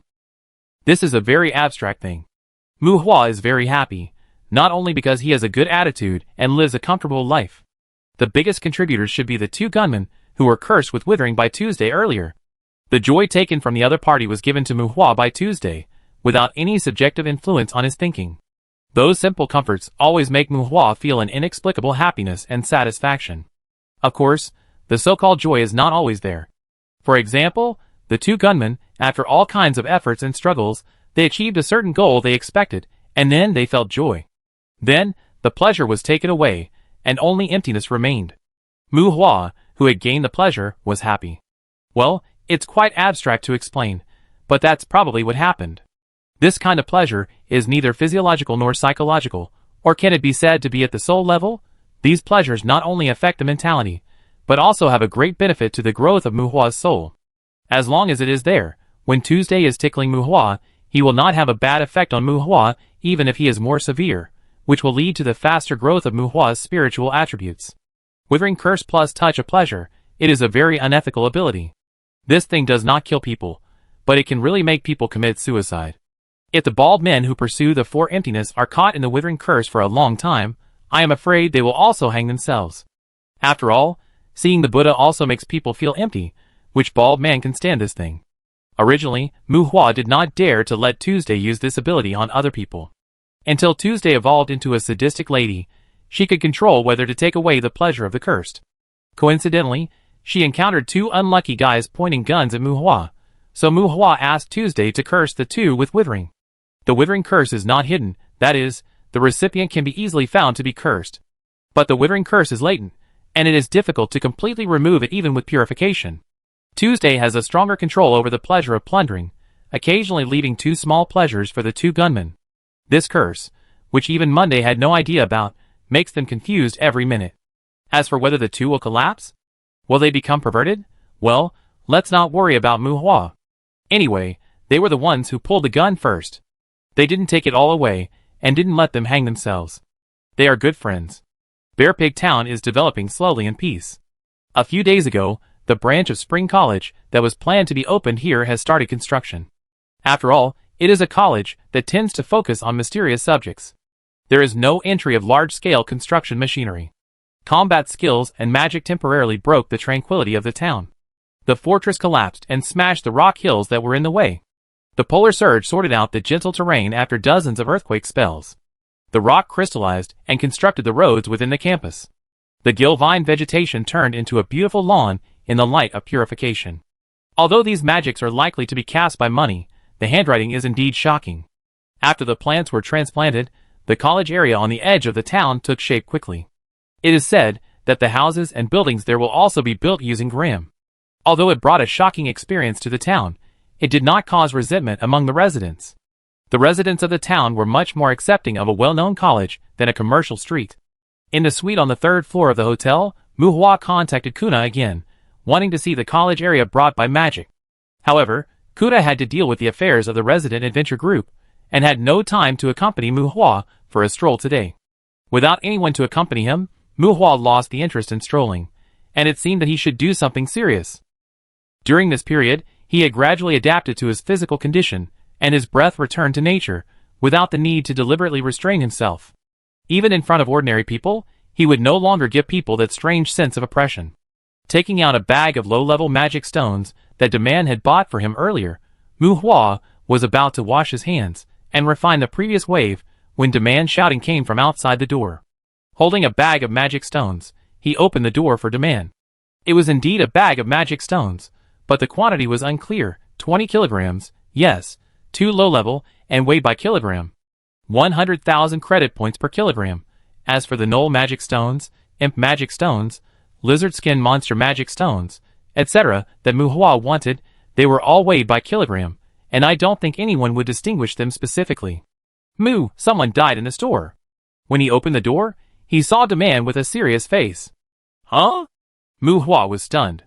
There were only a few guests in the store? The 3 adventurers had checked out earlier, so how could someone die? A couple who moved in 2 days ago, the man died, and the security team has arrived. Daman said to Muhua. Then just handle the case normally. You cooperate more. When he heard that the security team had arrived, Muhua directly authorized Daman, and waved the magic stone in his hand at Daman, with a busy posture. Well, that man died not long ago, maybe his soul hasn't dissipated yet. Aren't you a necromancer? Maybe you can know something? We are just a hotel owner. Why do we need to know so much? Are you free? Muhua said unhappily. Yeah, isn't it just free? Daman said, as a matter of course. If you are free, go order takeout. You pay? I order a good one for you. Get lost. Although he disliked Daman's meddling, he thought that Daman had already told the security team about his existence. Trouble is here, and there is no way to avoid it. The 2 quarreled, and Muhua finally left the room with Daman. Going down to the 2nd floor, there was a female security guard standing in the corridor. Gauntlets, armed guards, and long boots are not the uniforms of the security team. The equipment on this woman is like a knight who has just taken off his armor. Muhua was surprised that the other party was not only equipped with personal equipment, but also had a knight's sword hanging on his waist, which should be a magic sword with a family crest. A nobleman who ran away to be a guard? Chapter 67. Are you the boss here? The necromancer? Seeing Daman and Muhua coming, the guard standing in the corridor looked at Muhua with doubtful eyes. Bellica, Muhua already knew the name of this guard from Daman. She is tall, has fair skin, long golden wavy hair, a perky butt, and a cold expression. She doesn't seem to be easy to approach, but she is a very beautiful European woman. Muhua, you can call me Mu. I think we all need to solve the problem here first. Muhua stretched out his right hand to Bellica. Perhaps because Muhua is young, or because Muhua's mental state gives people a faint feeling of sunshine, Bellica doubts that this feeling should not appear in a young necromancer. Even if they have not gone through the process of necromancers, dealing with curses, death, and undead things every day, necromancers usually give people a cold feeling. It is not impossible for a necromancer to be sunny and upright, but those who are usually older people who have experienced the baptism of time are better at adjusting their emotions, whether they are disguised or detached. Facing the palm extended by Muhua, Balika hesitated a little, and stretched out her hand to shake hands with Muhua. A palm covered with armed guard gloves, soft leather lining and half-covered scale armor cage outside. Unless facing the complex environment in the courtyard, no one likes to wear such equipment for a long time. Not sure if this is a woman who lacks a sense of security, Muhua only thinks she is cautious when encountering a murder case. A brief handshake. Muhua's original intention was to let the other party find the undead bone shield on his body, as a proof that he is a necromancer. But the other party was wearing tough gloves, and their palms separated as soon as they touched. Muhua smiled bitterly, which made the other party feel lonely. Walking into the room behind Balika, Muhua frowned slightly. Heavy bleeding. A man with a cut throat was lying on the floor of the room, and blood was everywhere in the room. This place is at least Muhua's property, and Muhua doesn't like his house to be so dirty. The man was only wrapped in a bath towel, and had no accessories on his body. The other party registered a false identity in the hotel, and there was nothing in the house to prove his identity, which was why Balika couldn't confirm his identity for a while. The blood in the house was very fresh, and the death time would not be too long. The essence of a ghost is a kind of undead born in the gap between dimensions, with a void body, false memories, and inherited knowledge. In fact, most people will not become ghosts after death, and their souls will dissipate with the dissipation of life. However, if the death time is not long, before their soul dissipates, a special energy body between soul and ghost will be formed. And the undead detention includes the means to condense and awaken this energy body. Muhua has not yet learned the undead detention, but Tuesday in Muhua's body is very proficient. Tuesday casts the spell on behalf of Muhua. In Muhua's eyes, the thin death energy from the outside world gathers around the corpse. After a moment, a phantom condenses on the body of the corpse. The face of the phantom is exactly the man whose throat was cut on the ground. The man's soul was pulled out, but Muhua was also a little confused at this time. Neither Balika nor Demand can see the man's soul, and Muhua can communicate with the undead, but he has no ability to communicate with a soul that cannot become an undead. Or maybe this phantom is not a true soul, but just an energy body between a soul and a ghost. Tuesday. The man's phantom floated dully on his body, and Muhua called out softly. Following Muhua's call, Tuesday came out of Muhua's body. Much stronger than Vito earlier, Balika and Demand were startled by Tuesday, but recovered quickly. Banshee? Balika was surprised. It should be a lich, right? But can a lich possess a body? Demand was puzzled. Very good, Muhua glanced at the two of them. His fat man should be more knowledgeable than this beautiful girl. At least he could see that Tuesday had transformed into a physical body. A dead soul who has learned transfiguration. Muhua explained. Can a dead soul learn transfiguration? Demand questioned. Can it? Balika was curious. Is it possible? Muhua nodded. Can it? Demand pondered. Isn't she? Muhua pointed at Tuesday. Wearing a long morning dress and a black veil covering her face, Tuesday smiled at Demand and Balika with the corners of his mouth exposed, and the two of them shuddered. Transfiguration requires the refinement of flesh and blood. Did you steal a corpse? This seems to be a noble. Balika asked hesitantly, looking at Tuesday. It didn't seem like an accusation. Indescribable feeling, Muhua seemed to feel a kind of pleasure from Balika's tone. Such a dead soul seems to be good. Demand muttered. Never mind what Demand said was good, he didn't bother about Tuesday's breed anymore. My lord, he has been dead for too long, and his spirit is scattered. If you want to know more details, maybe let that stupid dog try. Touching the phantom of the dead, Tuesday said reluctantly. Oh! Muhua was surprised, and without saying much, he summoned Monday again. Snoring, snoring. A curled-up hellhound snoring, Muhua gently kicked it, and Monday jumped up. Woo, master. A little hysterical, but Monday saw the situation clearly in a blink of an eye. Well, the situation is very safe. I don't know if it's because his strength has increased, but Monday, who has evolved into a hellhound, is not as alert as the black evil dog. You also contracted a demon? The appearance of Monday surprised Balika again. Muhua found that Balika was definitely not amazed at his strength. The look of looking at a madman and questioning why he was still alive made Muhua very unhappy. Is this girl a naive person? She can't even understand the summoning array? I want to know what happened before he died.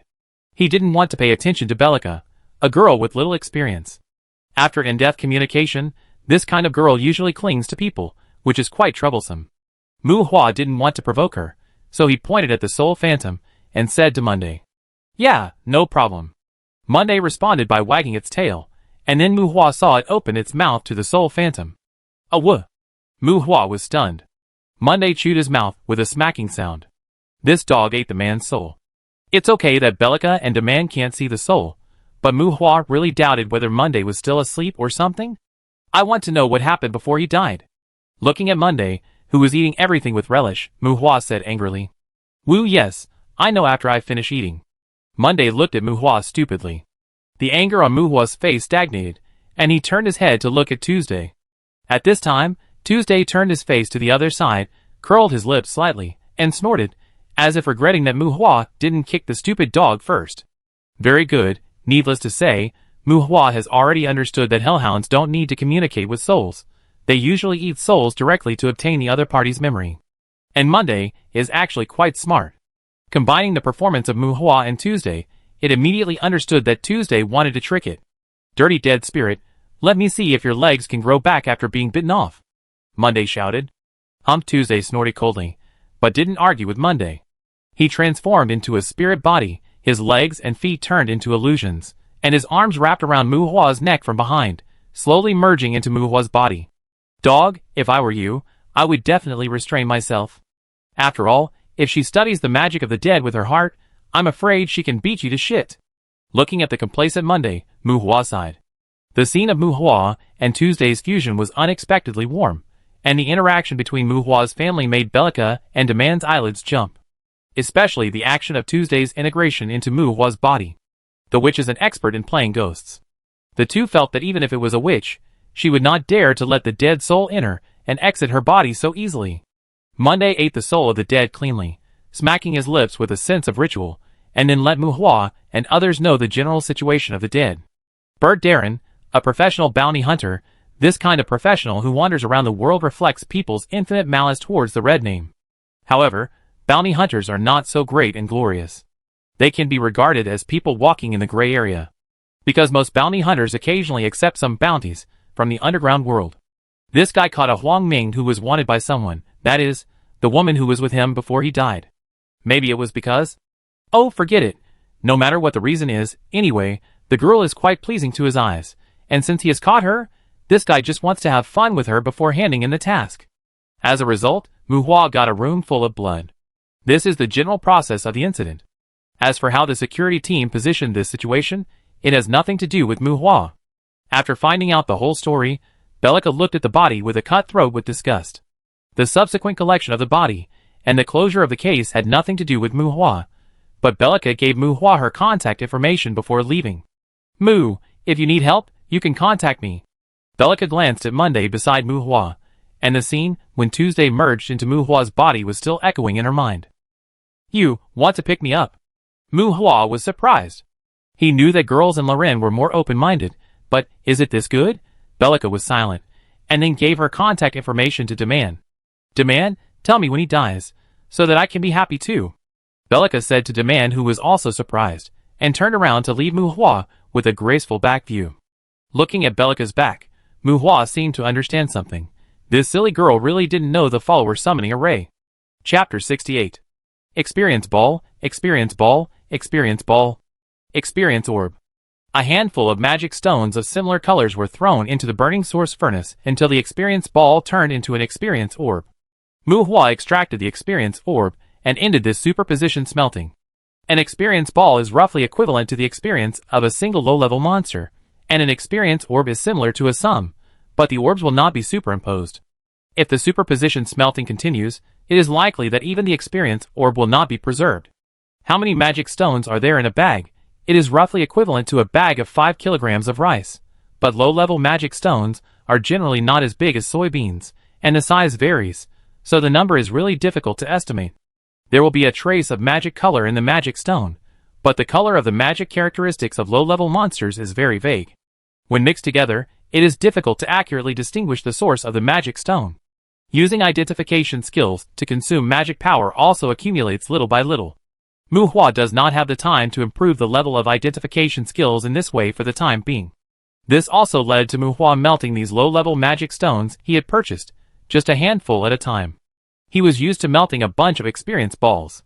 Squatting in the suite on the 3rd floor, taking a bath, while melting magic stones, not paying attention to the smelting results, Mu Hua was still upset about the sarcasm that Bellica had made when she left earlier. She was a warm-hearted girl, but unfortunately, she was a bit too serious, not my cup of tea. Mu Hua muttered to himself, grabbed another handful of magic stones, and threw them into the burning source furnace one by one. Experience balls, experience balls, experience balls. Fireball skill stones. Well, shipped, Mu Hua happily collected the skill stones. The girl in the guard team didn't seem so important at this time. Experience ball, experience ball. Lightning arrow skill stone. New magic has arrived, and the chance of winning the smelting magic stone is much higher than some legendary lottery. Magic protection, stone crushing bomb, water ball technique, soul special weapon, bite, bleeding curse, paralysis curse. 20 kilograms of level 1 and level 2 magic stones are put into the furnace. Occasionally, level 3 magic stones can be seen among these magic stones. Of course, there will also be some small stones mixed in, which is basically within the acceptable range. Many skill stones were given to Mu Hua in bits and pieces, and there are a few rare things among them. Keratin skin. Refine a creature to obtain the skin characteristics of the creature, and improve the ability training to increase the number of refining. Condensation. Increase the condensation of elements when casting spells, and strengthen the spell model structure. Feather falling technique. Offset the weight of the body, and reduce the damage of falling. All 3 magics are good things. Keratin skin is very rare. It is a bug that low-level magic stones can produce this thing. Condensation is common, but it is a must for mages. The last magic book of Feather Fall is also very expensive in the outside world. There is flying magic in the magic system of this world, but it is a high-level magic with a very high learning threshold. In this case, Feather Fall and flying, which have lower thresholds, have become the best choices for most adventurers to protect themselves in the sky. Similar to demon language, it is difficult for people to learn magic by just talking. People need to perceive the spell model, and understand the abstract structure of demon language. As the most practical magic teaching prop besides the inheritance crystal, the interpretation of the magic book is unique. In other words, if you formally interpret the magic book, the content of the magic book will be temporarily imprinted in your mind. But as time goes by, the content will dissipate like the memory in a dream. If you learn the magic you want to interpret, even if you have completed the practice of the magic, you will gradually form an inherent cognition by deepening your practice in the future. If you can't learn it, there is nothing to say, just forget it. But no matter whether you can learn it or not, the magic book that was originally interpreted will become a useless piece of leather. This also leads to some forbidden spell-level magic books being sold everywhere, and being used as ornaments. However, some practical low-level and medium-level magic books are very expensive. Undead Bone Shield, Magic Shield, Feather Falling, and even Magic Protection and Identification are all very expensive magic books. Many people advocate offense, but when it comes to themselves, as long as they are not crazy, they may unconsciously spend more time on the study of defensive magic. The Feather Falling magic book is quite expensive, but this thing is acceptable even to Mu Hua, just like he asked a man to help him buy the Undead Bone Shield magic book. Keratin and coagulation are probably the rarer magics, especially keratin. Although I have heard of it, I have almost never seen its magic books on the market. Coagulation is nothing to say. It is essentially an interference magic that restrains to spell. It needs to be combined with other magics, and integrated into other magics. If you want to understand it better, you can use an inappropriate metaphor to say that it is passive magic. This magic does not have a problem with power. It is integrated into other magics, and affects the resistance of other magics to the spell. This kind of magic, anyone who has the conditions will not mind learning and trying it. Even though they always involve a wide range of areas, even though you can't learn them. Well, if you can't learn them, just try more. The wider the range, the wider the impact, right? After all, no spellcaster likes to be teased by dispersed. If condensation magic can still be considered as magic included in the 3 major magic systems, then keratin skin is somewhat different. It is not easy to count it as a combat skill, and it directly affects the life structure of the body with permanent effects, and can achieve changes at the level of body cells. Keratin skin is more like a genetic modification technology than magic. The demons call it the blessing from laziness, and humans simply call it genetic secrets. The magic in this world really can't be simply summarized by bombardment. Just like this genetic secret, including magic puppets similar to artificial intelligence, magic life created by life, undead derivatives, etc., they constitute a fairly complete and comprehensive magic technology tree group in this world. A bunch of low-level magic stones also gave Mu Hua 400 refined secret stones. These magic stones were not fresh, and the delivery rate was quite low. Moreover, if they were left for a long time, they would turn into ordinary stones. Upgrading the skeleton summoning by one level consumed more 100 refined secret stones. Because the skeleton transformation was also upgraded at the same time, Mu Hua had some more knowledge about the transformation of the undead in his mind. All the skill stones were absorbed, and the soul special weapon was upgraded to level 10. For this magic, Mu Hua was a little numb. He felt that it was not necessary to upgrade it. It only increased the number of weapons that could be condensed. It seemed to be mysterious and exaggerated at the beginning, and the effect of improving the training level was relatively poor. The remaining 3 soul special weapon skill stones, Mu Hua simply bought one for Monday and Tuesday. This kind of inheritance method always makes the 2 followers amazed at Mu Hua. When the 2 followers obtained the soul-specific weapons, Monday was confused because Tuesday had a death sickle with a sharpness of 400.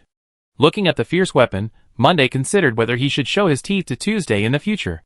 Tuesday's sickle is very handsome, nearly 4 meters long, but after all, they are master and servant, and Tuesday's melee skills are temporarily comparable to Mu Hua.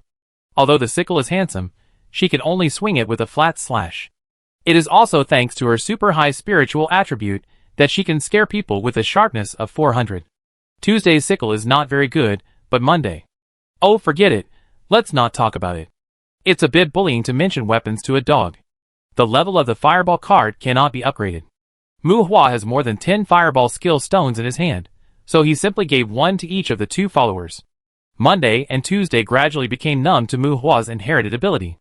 As for Tuesday's pitiful magic adaptability, her fireballs might explode by themselves, and Mu Hua selectively ignored this aspect.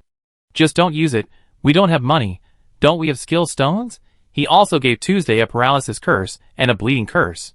Tuesday usually squatted in Mu Hua's soul, and Mu Hua would also build a bone shield spell model for her to comprehend. As long as she can put on a shield and resist the death sickle, Tuesday should be able to change from a noble lady pretending to be a ghost to a vicious undead with considerable lethality. He also used a bunch of magic protection skill stones to increase the magic protection to LV12. The consumption of skill stones to increase the skill training made Mu Hua feel painful. Similarly, he threw one on each of his family members. After all, Mu Hua needed 13 magic protection skill stones to upgrade to LV13, so he didn't care about 1 or 2. This thing is mainly for strengthening magic.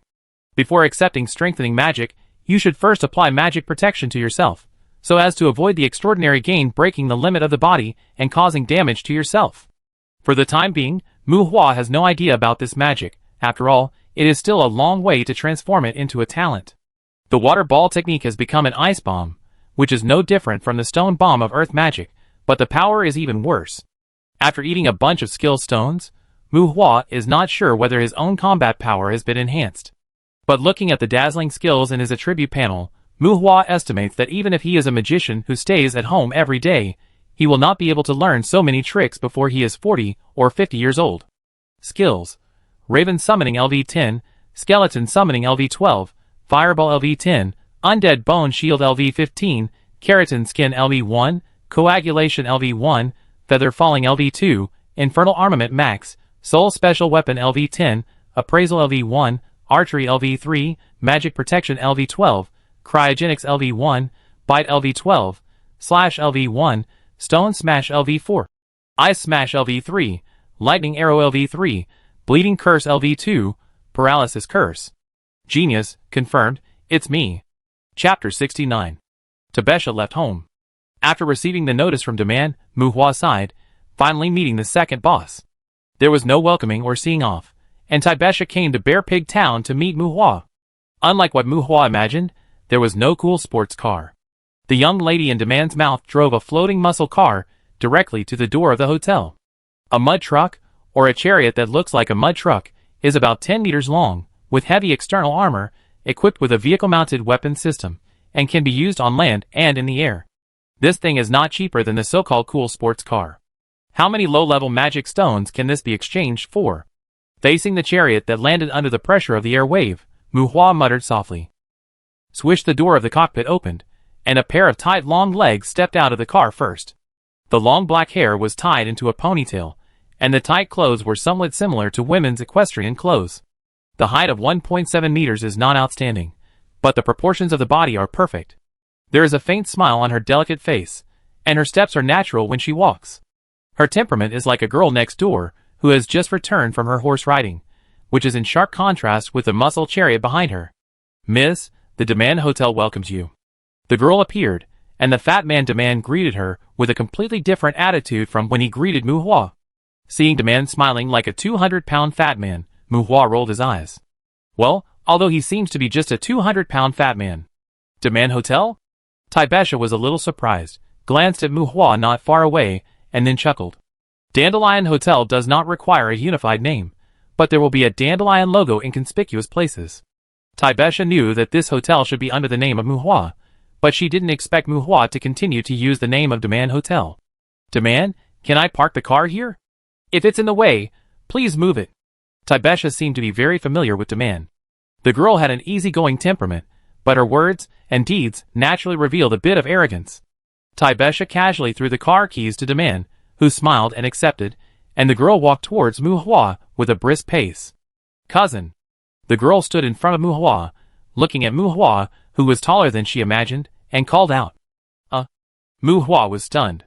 Cousin? The girl called too naturally, and Muhua was not very familiar with him, so he was a little bit unable to respond to the greeting of his second boss. Muhua always thought that he was a relatively self-aware person.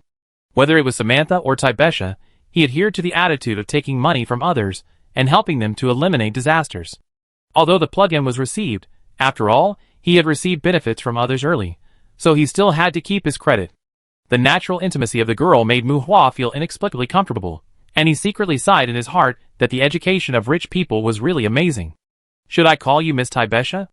Adjusting his mentality, Muhua asked with a chuckle. We are now people with golden fingers, and we are trustworthy, but we don't have to be submissive in front of the leaders, right? You should call me cousin, or Besha. Taibesha said with a smile, when she found that Muhua was embarrassed at first. Yes, I am afraid that I have never had a sister in my 2 lives, so I'd better call you Besha. Muhua scratched the back of his head involuntarily. Taibesha has very white skin, black hair, and a delicate appearance that is closer to oriental features. She looks younger than her actual age at the age of 17 or 18. Perhaps because of Taibesha's attitude towards him, Muhua had a good first impression of Taibesha. This is a very lovely girl. It is hard to say what psychological factors are at work, but Muhua suddenly felt a little embarrassed when facing Taibesha in front of him. 2 lifetimes? No, now you have it. Taibesha's expression was serious, and there seemed to be pity in her eyes, which made Muhua's heart tremble. Don't worry, cousin. Samantha asked you to stay with me. I will take care of you in the future. Patting her chest, Taibesha looked proud. Then waist, hips, plump and well-proportioned legs, but Taibesha's chest is somewhat regrettable. Well, or should it be said that it is full of youthful vitality? Seeing Taibesha's chest patting loudly, Muhua turned his eyes away, and silently sent blessings to this lovely girl. You take care of me? Muhua asked with a smile. If you say that Taibesha is 2 years younger than Muhua, she is already a big girl. It's just that Muhua doesn't have a certain age limit when judging people. Muhua could clearly feel that Taibesha recognized him, and his tone was filled with intimacy, as if he was facing a little girl. Of course, don't worry, I'm still very strong. Taibesha seemed to feel contempt for Muhua's smiling expression, and suddenly realized. Since Samantha asked you to team up with me, I plan to help you level up first, and then we will find a way to get you some good equipment. Alas, if Samantha hadn't insisted on fighting for the air, it wouldn't have been so troublesome. When she was a child, she often told me that only when you are strong can you truly control your life. Now it's good, a family that doesn't even have a direct brigade. What's there to fight for? Taibesha said like a complaint. Brigade? The main combat team with combat power above adventurers and demon hunters. Because the Shadow of the Crown is a combat group directly under the king, it has certain special characteristics. The brigade is a free organization, and some powerful brigade members are not necessarily inferior to the Shadow of the Crown. The brigade can be regarded as a high-end combat group for humans to fight against monsters. It is a team recognized by the Brigade Alliance. If monsters invade the human world, it has the power to mobilize local military forces. Muhua heard from Samantha that Taibesha wanted to form her own brigade, but at that time, Muhua thought it was a fantasy. As Taibesha raised the adventurer's ring in her hand, an attribute panel was called up by her. Muhua looked at Taibesha's attribute panel and felt a sour feeling in his teeth. Name: Taibesha Benson Mu. Race: human. Level: 388. Life: 99%. Magic: 94%. Constitution: 391. Intelligence: 181. Spirit: 57. Magic adaptability: A. Distributable points: 10. Taibesha should be a very hard-working girl. After all, her attributes far exceed the distributable points obtained by leveling up. But level 388? Is this level expensive? Muhua muttered softly. Yes, it's very expensive. Taibesha also sighed. Muhua suddenly found that the experience balls melted from magic stones seemed to be very valuable. If you save more of that stuff, you can sell it to those rich kids in one ticket, which is much more comfortable than buying a bunch of magic weapons to bombard the courtyard. Of course, giving experience directly is a bit evil. After all, skills also have a crystal of inheritance and experience. Oh, forget it. Save more for yourself. Taibesha, who is in her early 20s, is close to level 400. There is no doubt that this girl is the same type as Nick, a pure gold coin warrior. However, it is not difficult to see from Taibesha's attributes that she is not a lazy person like Nick. With nearly 200 overflow attributes, I think she is also very hardworking in her own training. How is it?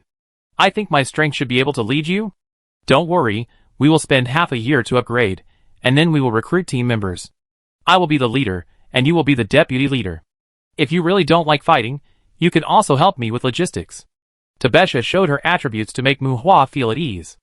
Muhua finally understood what Samantha meant by asking him to help look after Taibesha. This girl has already arranged his future life. Is this pragmatic? Or is she stupid? Or does she really think of me as her cousin? Let's go over there and try your hand, so that I can understand your strength. Don't worry, I am training in the direction of Shield Battle Vanguard, and I also know healing and purification. I want to shift the focus of my training to knights or war priests in the future. It should be no problem to help you improve your early level. Seeing Muhua marvel at her attributes, Taibesha was particularly happy, and said that she would pull Muhua to the open space on the side of the hotel to run in. Muhua looked at his level of 92. Well, it is a little lower than Taibesha, but since the plugin arrived, he has never worried about his level. Only those who don't care will fall into the abyss. The monsters in the abyss may not be strong, but their levels are generally higher than the average level. Muhua's physical fitness at this time was 251. If he fought a shield warrior like Taibesha in close combat, he suspected that he would be beaten to death. Taibesha was cheerful, and did not avoid suspicion. She pulled Muhua's hand, and dragged him to the open space. Huh? This is defensive magic? Not bad, cousin, you actually learned the undead bone shield. Taibesha was surprised and praised Muhua when she felt something strange while pulling his hand. Hee, it's okay. Muhua smiled bitterly. He learned more than just the undead bone shield. As Taibesha dragged, Muhua and Taibesha came to an open space at the edge of the forest. Since they were going to explore the courtyard together in the future to get to know each other, it seemed inappropriate to keep it secret. Taibesha took out a broad-bladed heavy sword from the space props, and signaled Muhua that he could try to attack. In the bushes in the forest, several ravens were quietly observing the two people in the open space on the branches. Chapter 70. Betha, why don't you just forget it? You've traveled a long way. In the empty space of an unmaintained parking lot, looking at the girl standing opposite with a sword, Muhua said hesitantly. Practice? How can he practice with her? If it's a fight to the death, Muhua still has the confidence to kill Tabitha. But if it's a fight, Muhua thinks he will be beaten to death easily. Cousin, don't worry, I have strong control. Tying her ponytail behind her head, Tabitha thought about it, and put away the door panel sword that was almost as long as her height, and took out a one-handed long sword again. Aw, you know I can summon, right? Muhua sighed. The second boss is okay, but he doesn't want to be too embarrassed in front of his cousin. In order to avoid being irresponsible in the future, the dignity of my cousin cannot be offended. Well, I know you have a skeleton summon beast. By the way, summon that hellhound as well. Although it has signed a slavery contract, a few more lessons can make it behave better. Taibesha nodded. Okay. Muhua hesitated and responded. Cousin, you summon first. Keeping a distance from Muhua, Taibesha mainly wanted to understand Muhua's ability and confirm what needs to be paid attention to in the future. At this time, holding a knife, let Muhua prepare first. Quack, quack, ravens in the forest gathered and flew over the heads of the two. Unlike skeletons, since a bounty hunter died in the hotel, Muhua usually let the ravens scatter around the hotel. Blind ravens? Why are there so many? Taibesha was stunned. She heard Helen say that Muhua had ravens, but the number in front of her seemed a little wrong. The pale magic circle expanded, and a huge skeleton seemed to emerge from the soil. Caw, the tail was cut off, the malicious black mist was like muddy fluid, and the tower shield battle axe condensed in the hands of the giant skeleton. Bang, bang. The battle axe hit the shield, and the 12 skeleton guards looked at Taibesha with their eyes wide open. Dang! The long sword fell to the ground. Taibesha was stunned for a moment, and the long sword in her hand fell to the ground. Skeleton. Skeleton guards? Aren't they skeleton warriors? This number. Taibesha rubbed her eyes, and even raised her hand to throw a purification on herself. She suspected that Muhua used a magic potion like hallucination. Woof, with the dog barked obediently, and a strong hellhound emerged from the vermilion summoning array, with a ferocious dog face with bone armor showing a flattering expression, jumping around Muhua on Monday. Wait a minute. Taibesha raised her hand and shouted. Muhua drooped his shoulders, and his night demon sword had already condensed in his hand. Soul special weapon? Are these all yours? Taibesha pointed to the surroundings. Well, you know, I have some ideas. Muhua spread his hands, and said to Taibesha. I don't know. Are there other summons? Taibesha felt a tightness in her chest. Samantha is big-breasted and brainless, right? Is this what ordinary people living in poverty are called? That's about all for now. How about we stop fighting for now? Muhua asked. I've shown you everything you should see, and you will gradually become familiar with magic when fighting monsters in the future. Muhua feels that there is no need to fight. For now? Taibesha twitched her eyes. Wait a minute. It just so happens that I haven't trained today, so let me understand your fighting methods. Taibesha raised her hand and put away the long sword while speaking. In order to have enough weight in the future, my cousin must establish prestige. Bang! The shield of the city builder, a large shield with at least 8 fist-sized magic cores inlaid on it, was taken out by Taibesha. The rich magic fluctuations made it seem as if it was surrounded by fog. Boom! The obsidian warhammer, 1.3 meters long, with a double-cone giant hammer with a diameter of 70 centimeters on the hammer head. Ka-La, the armor of courage set, a custom-made product for the human race. The specific attributes are unknown, and the market price of the parts is 800 demon gold coins. Taibesha changed her clothes, and the originally tall and slender girl suddenly became an armored warrior holding a giant shield and a heavy hammer. The appearance was indistinguishable from male and female. I finally understand why Samantha was relieved to let you run around by yourself. Looking at Taibesha's changed image, Muhua muttered. Ka! The flying wing helmet buckled the armor. Come on! The girl's crisp voice came from the solemn armor. The armor inscription was activated, and several layers of magic halo dyed the armor from ordinary things into magic weapons. Magic protection, blessing of strength, breeze, armor enhancement. Come on! Come on! What a fight! Muhua was ashamed of the idea that he once thought he was a Krypton Gold warrior. His understanding of Krypton Gold was too naive, and he knew nothing about Krypton Gold. Fight, anyway, our skeleton guards don't cost money. What to do with a cousin dressed in gold? Fireball hits the face, no negotiation. Ada! A fireball like a cannonball opened the curtain of the battle. Bang! Without dodging, Taibesha blocked the fireball with a shield and trampled the ground with her boots. Charge! Facing the skeleton guards rushing up, Taibesha held the shield, and the aura around her body surged, and she collided head-on with a skeleton guard. That's right, Gongqi. People also call this thing blood qi, a kind of energy produced by biological cells after being washed by magic, similar to magic fused with biological energy. The main effect is to resist magic damage and enhance destructive power. This thing is a kind of qualitative energy that can only be produced by long-term meditation and tempering the body. It has no direct relationship with physical attributes. Melee fighters who cannot burst blood qi are called warriors, and those who burst out are knights. Don't care what it is called, anyway, Muhua can't hold it in now. And the skeleton guard, who collided with Taibesha head-on, was directly hit by Taibesha and disintegrated in the air. It was so big that only a battle axe was left intact, and the shield was smashed to pieces. Huh? A strong wind suddenly rose, and the whistling hammer changed its trajectory while sweeping. Tibesha is definitely not a combat rookie with only attributes. Her fighting style is completely different from her little appearance. And the equipment on her body is more like providing her with some magical support. With the equipment enhancement, she was like carrying an enhanced priest with her. Thunder shock. Boom!